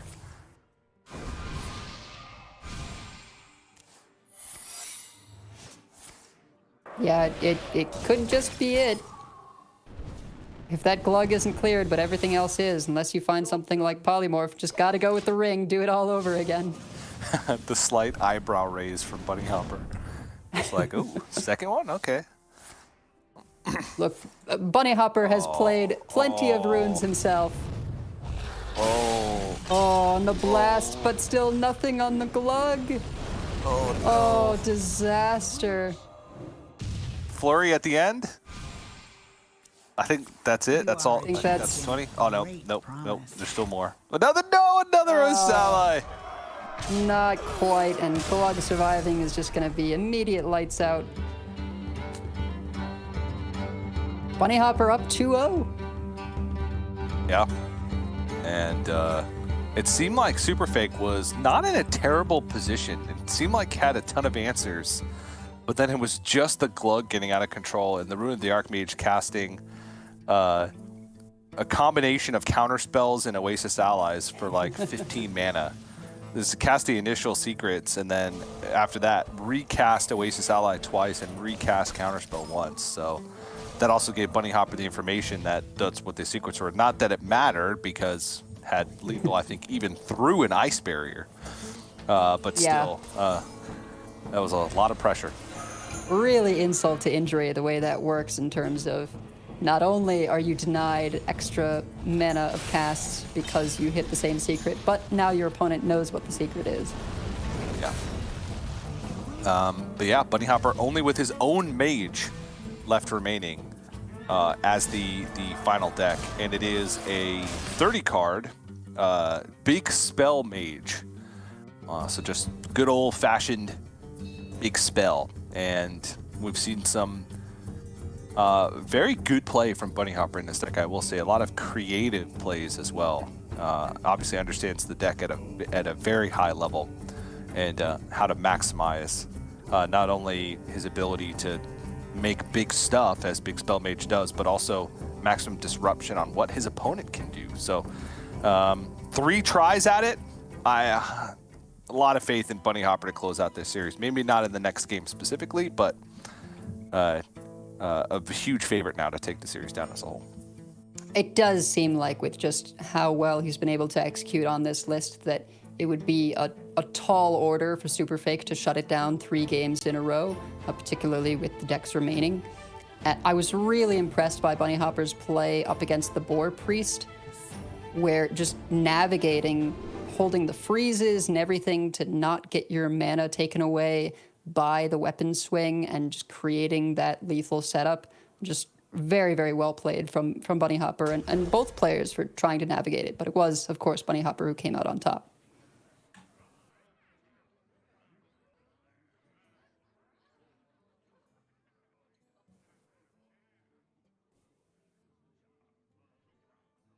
Okay. Mage versus Mage.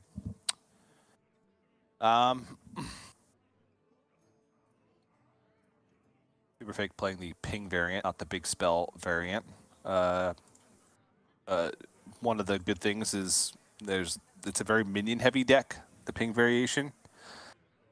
So can dump some spells early on to try and make Barbaric Sorceress less of a big deal in terms of not only making Bunny Hopper be able to have power plays earlier, but also in terms of making your life easier as the ping mage. Yeah, you can dump a bit, although most of your spells are fairly cheap. So while that means you can get them out of hand, it means if you do pick any up at the wrong moment, it means a huge swing for the big spell mage, something cheap to activate with. We see the 2-drop here coming down for natural coin plus an additional to play this Barbaric Sorceress as early as turn 4, as well as Dawn Grasp in the hand. I gotta imagine this is almost a perfect setup for Bunny Hopper. That's right.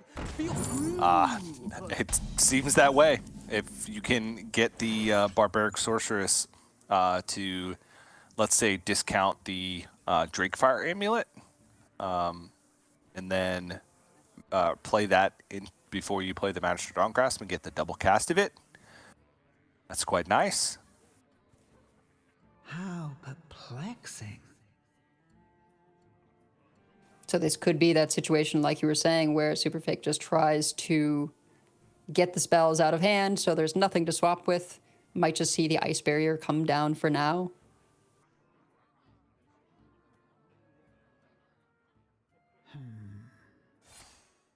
Nope, gonna go ahead and pick up the coin. Okay, and spend it immediately. Sure, why not? Yep. This does mean he can play Multicaster next turn for 2.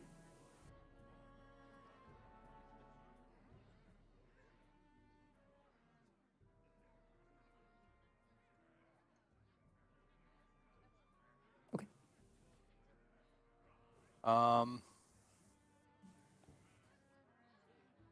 Well, if Coin Sorceress is the plan for Bunny Hopper, then this turn would be Ping Pass. Yeah, really awkward. I mean, or like Finley. You almost have to draw a cheap minion to hit. Okay, well, I mean, 3 is not as bad as 1, but I feel like there's almost no way you can just avoid the Coin Barbaric. You just gotta hope it's not there. Yeah. I've heard of it. Okay. Take the draw. Now it Oh, is... no. Oh, that got even worse. I now really it could be didn't want to 0. see the flurry. Oh. And it's playable. Yep, hit the flurry. Yep. Dragon Drakefire Amulet immediately. That means it's going to be able to be recast from the Magister Dawngrasp. And good hits as well. Double Caligos means a rune could come out immediately. You don't necessarily want to do that because you may end up just killing your own board. But it does give you the option. Always nice to have the option. And now Superfake can't even, because it was the flurry that swapped, can't even buy time by playing the flurry. Yeah, it cuts on both ends. Yeah. Let's just go ahead and say, yeah, I don't want this hand anymore. Let's reset. Nothing really valuable here. So does get the Wildfire out of the way first to make sure that there are some options in the future. Maybe start dealing some damage to this board. Okay, Varden, Dawngrasp is a stall tactic. Another Wildfire. There's Dawngrasp. Okay. Oh, all right. Both players with Dawngrasp. We could have a game on our hands. Flurry being shuffled in by the Finley does mean that when it's picked up again, it will no longer be 10 mana.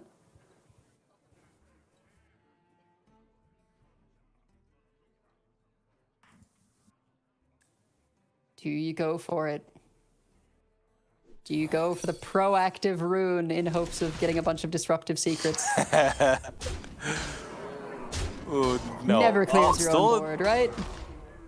Still an option for that to happen, but I assume that you would play the Okani after if you were going for the Rune of the Archmage.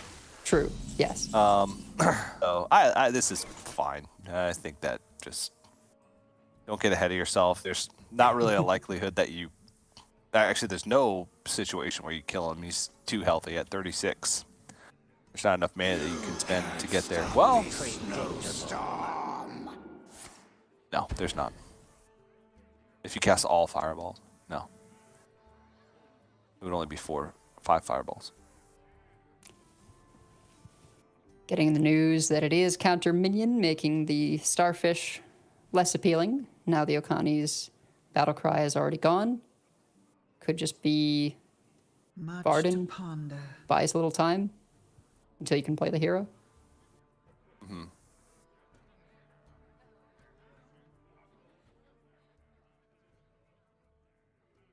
And this can be the trouble with the dragons off of Drakefire. These 12 health Caligos, they aren't super threatening in terms of beating you down immediately, but the 12 health just makes them so hard to deal with. I think that's part of why Bunny Hopper picked them both rather than, say, you know, the 8/8 raid boss Onyxia on one of them. Just having these really chunky stats that are challenging for damage-based removal to deal with means, yeah, I may not have 8 damage, but I'm more likely to hit you more than once with them. Yeah. But the reduced clock is still relevant. Superfake not having to use the Varden has a pretty clean Dawngrasp next turn. Could even maybe not even play the Flurry. Maybe you'd want to have the Ice Barrier as the Frost spell pick and then play the Flurry as a follow-up. Oh, nope. Okay, never mind. Is going to play the Flurry first. Just going to increase the odds that you replay it off the Dawngrasp. You have played an Ice Barrier, so it this makes it, I think, a little bit better than a 50-50. Does hit it for the full freeze, although I expect we'll see Bunny Hopper play his own hero card on the other side here. 2 more dragons loaded up.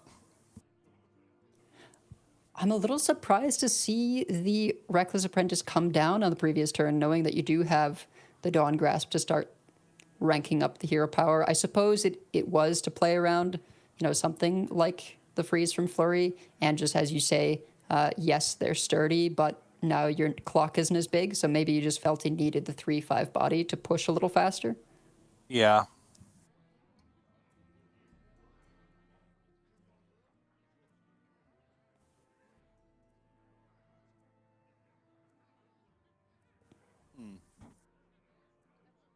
That is the only spell school that Bunny's played is the Drakefire Amulet. Oh. The only one you can get, really. Barring Rune finding you something else. Yeah. Oh, okay. Time runs out on me. I guess Ysera and Deathwing. Sure.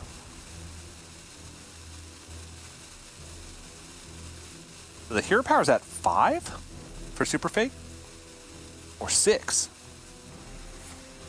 Were there 2 wildfires played prior? I'm not sure. And then one recast? Has one... Well, and no honorable kills yet, so I can't imagine it's too high. I think it would be at 4 maximum, right? I think there was only 1 wildfire played. Okay. I thought, so there was 1 played and then 1 replayed? Potentially.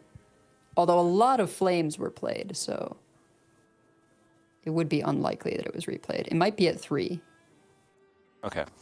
Which would make sense with some of the hesitation here, because otherwise you've got an easy upgrade on these 3/4s.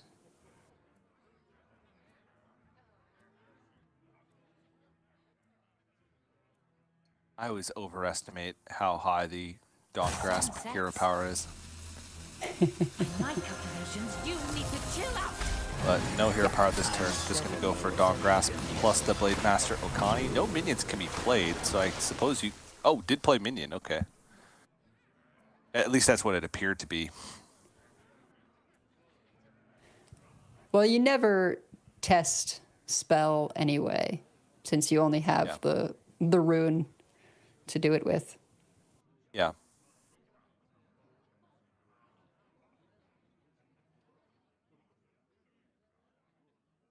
Could just be, hey, my board's frozen. I have 2 options. I'll just play the hero. Nope. I guess you do just yellow the rune there. Pyroblast means a lot of mana spent. Does kill the Okani. Drawing a couple cards. Pretty good. 16, 19, and 20. Well, not a ton, but you can still just play the hero. Yeah. Right, being free off the Caligos. A little surprised to see the rune come out there, when there was the chance of just mass polymorphing your own board. Yeah. Okay. So if the hero power is at 3, the first flame doesn't really help much. It does not indeed. At indeed. an even number, and first flame does not make it an odd number. I guess there's Fire Sale, but I don't think it takes off enough with Fire Sale. You can't Fire Sale plus Ping plus Reckless. Like Fire Sale, beef up the hero power, then Reckless. Well, you can ping your own Sun Fear, or right, Amplified Snow Flurry. The Snow Flurry, okay. And then Reckless, but that means you don't have the freeze available to ping the 12/12, which is pretty important to make happen. Yes. Sun sets.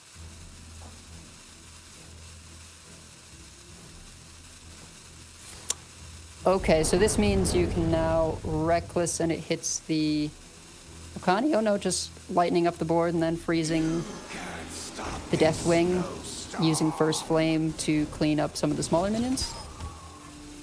Or setting Oh up for... my. Yeah, we're setting up for the full, like, wait, the hero power was elevator. At... How much did you do? The hero power was at 5. Oh. Okay. Wait, so was that what, Wildfire off of Sivara and... Yeah.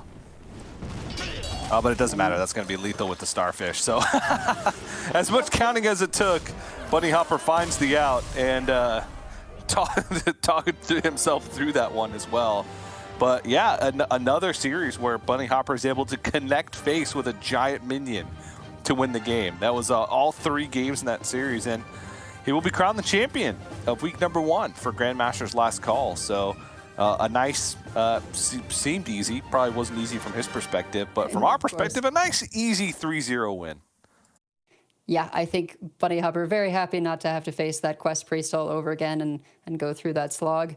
But yeah, it's really just with that mage, freeze does not save you because of the prevalence of Starfish. It's really, freeze is not as safe as it once was in terms of stalling out the board state, particularly when you're trying to freeze very, very large minions that get unfrozen and then just immediately chunk you for lethal. So well played. Really happy to see Superfake get as far as he did with this target lineup, even against some folks not running the counter he was looking for.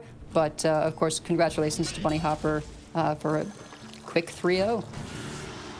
Yeah, it was a very difficult day for Superfake, having to start things off against Fury Hunter, who had a Shaman, but it's Fury Hunter, so, you know. Sure. Always tough. And then 2 non-Shaman lineups in the semifinals and then finals to have to face up again. So I think we can say that that lineup was certainly a success, but Bunny Hopper with a no Shaman lineup himself, but doing something a little bit different. And I like the choices. His Celestial Alignment Druid was just drawing bans left and right. And then the core of the Thief Rogue, the non-XL Big Spell Mage, and the Beast Hunter just did some work. Clean play overall on the weekend from Bunny Hopper. And we have again, a tenured Grandmaster taking the first week of Grandmasters Last Call, and one of the most storied players of all time in Bunny Hopper. But Edelweiss will be back with you in a moment, because I've just found out that we do have an interview ready with our champion of week number 1 with Bunny Hopper. So we'll get that set up in just a moment, maybe right now. There it is. Hey, Bunny. Hello. Can you hear me? Hi. I can hear you. I cannot see buddy? you, You but just I can won. hear you. Okay, well, that's good. I don't think you want to look at me anyway. But you just coming off a win. How you feeling, bud? No, feels good. Didn't expect to go that far, but it's pretty nice. Why didn't you expect to go that far? Did you not have faith in your lineup, or what were your expectations coming to the weekend after deckless were revealed? I mean, Beast Hunter is garbage, but I feel like it's the best garbage out there. I feel really confident in the other 3 decks.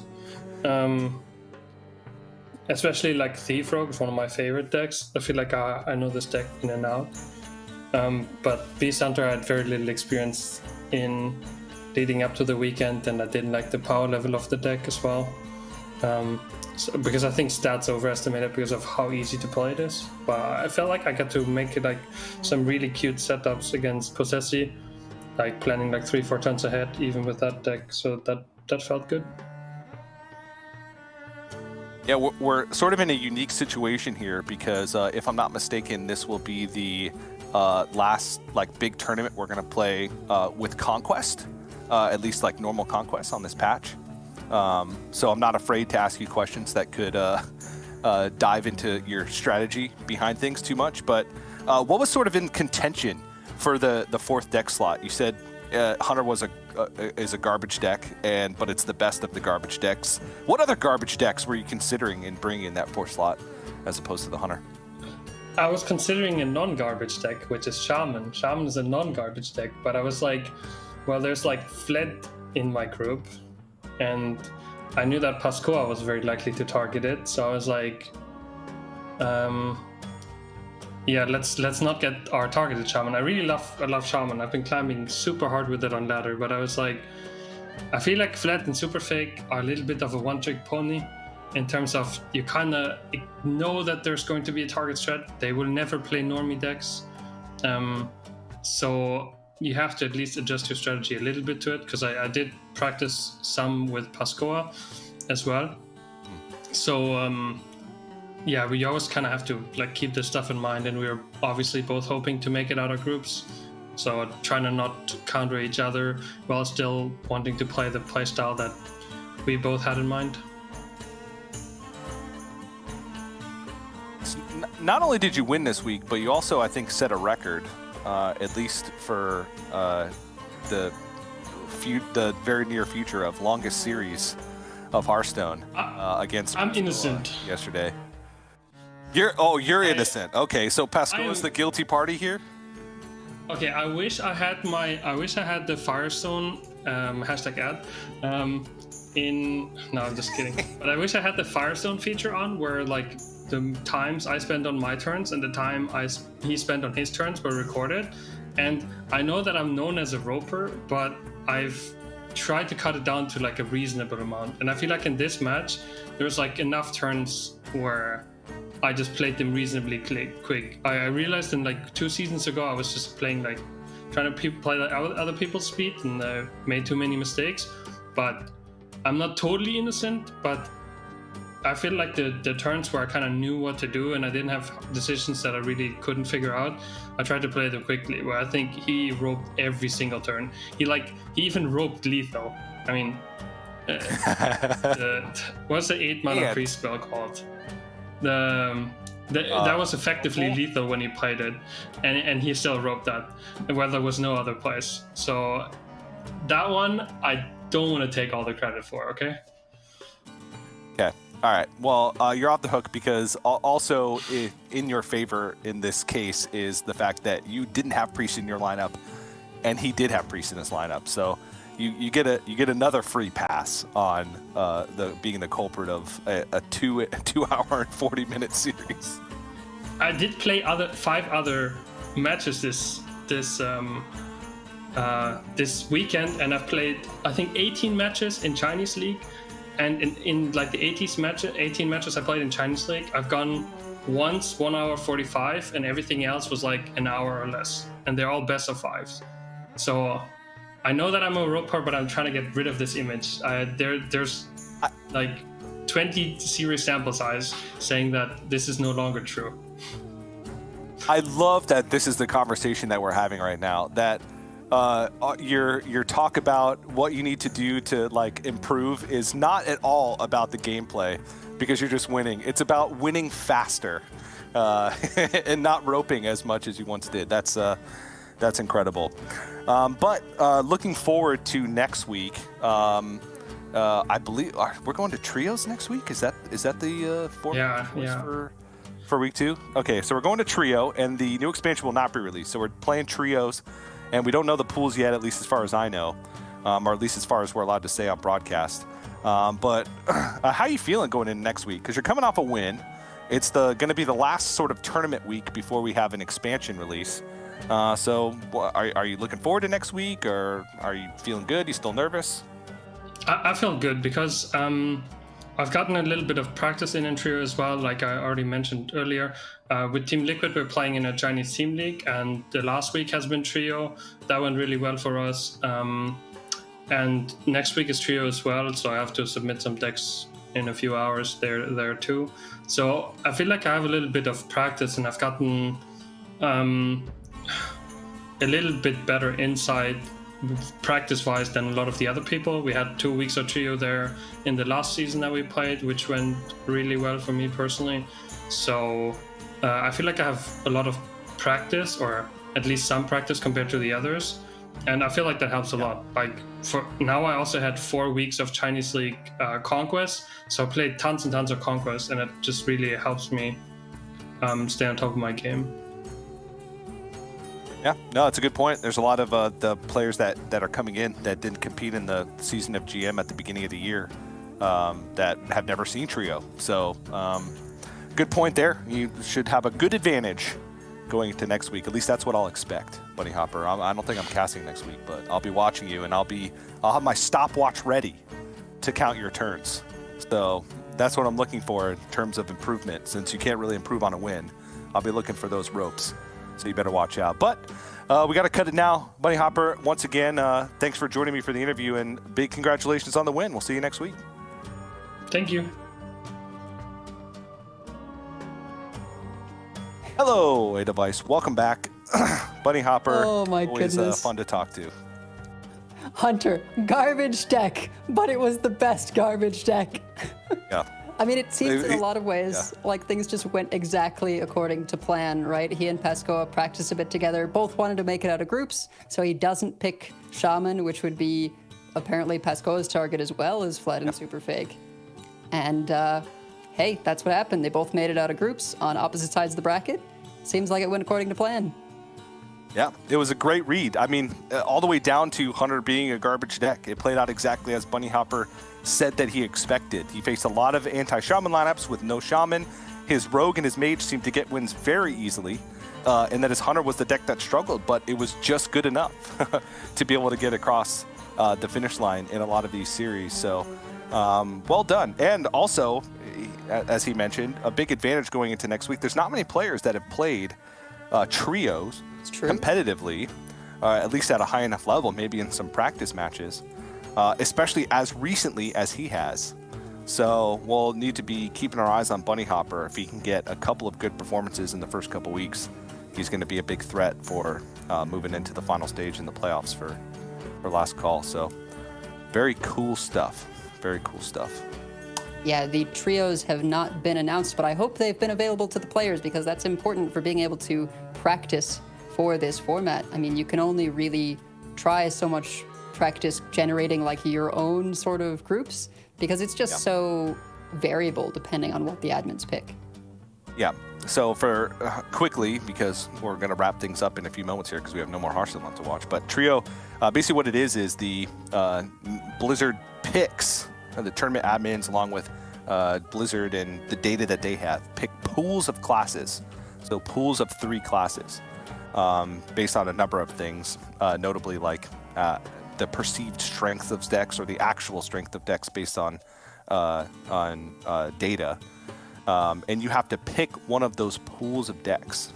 You can build whatever deck you want within the class that's in the pool, but you're limited to those 3 classes of the pool that you pick. So what that does is we get to see some potentially off-meta stuff. If there's a class that, like Warrior, for instance, that's not really played too much competitively anymore, but you have to include in your lineup because it's in a pool with 2 very strong classes.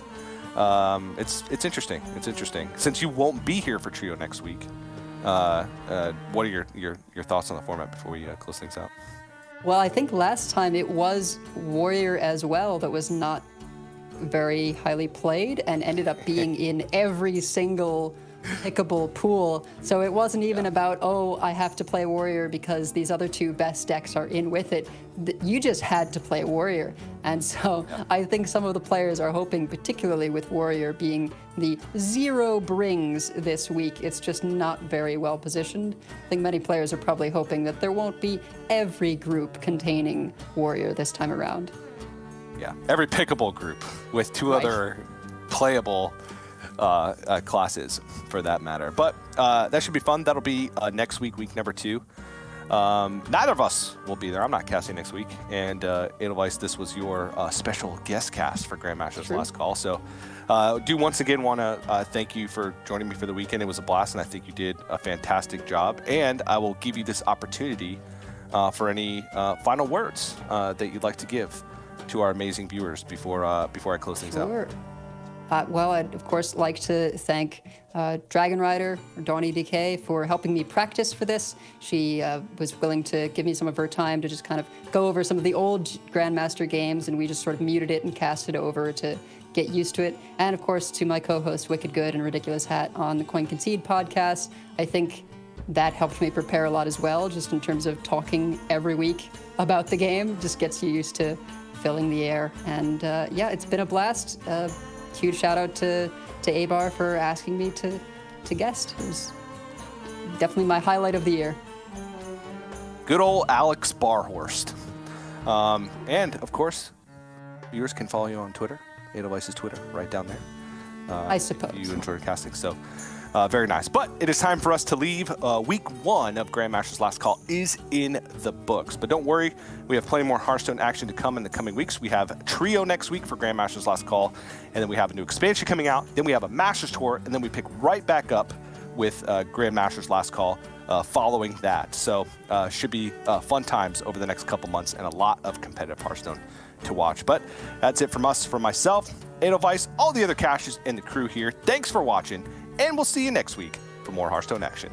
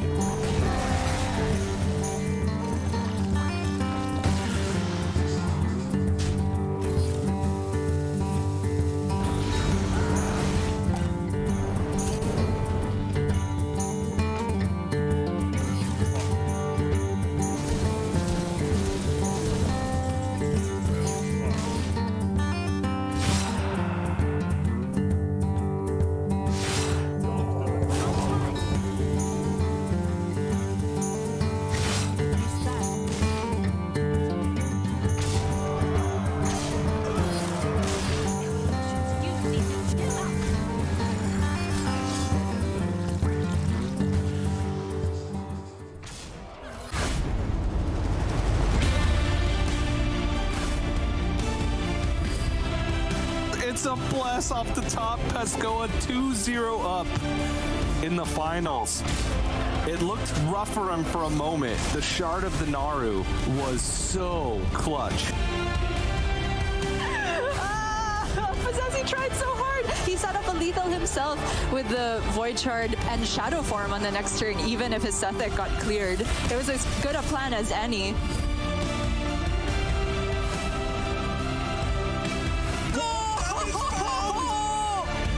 There it is, the Battlemaster off the top for Yala.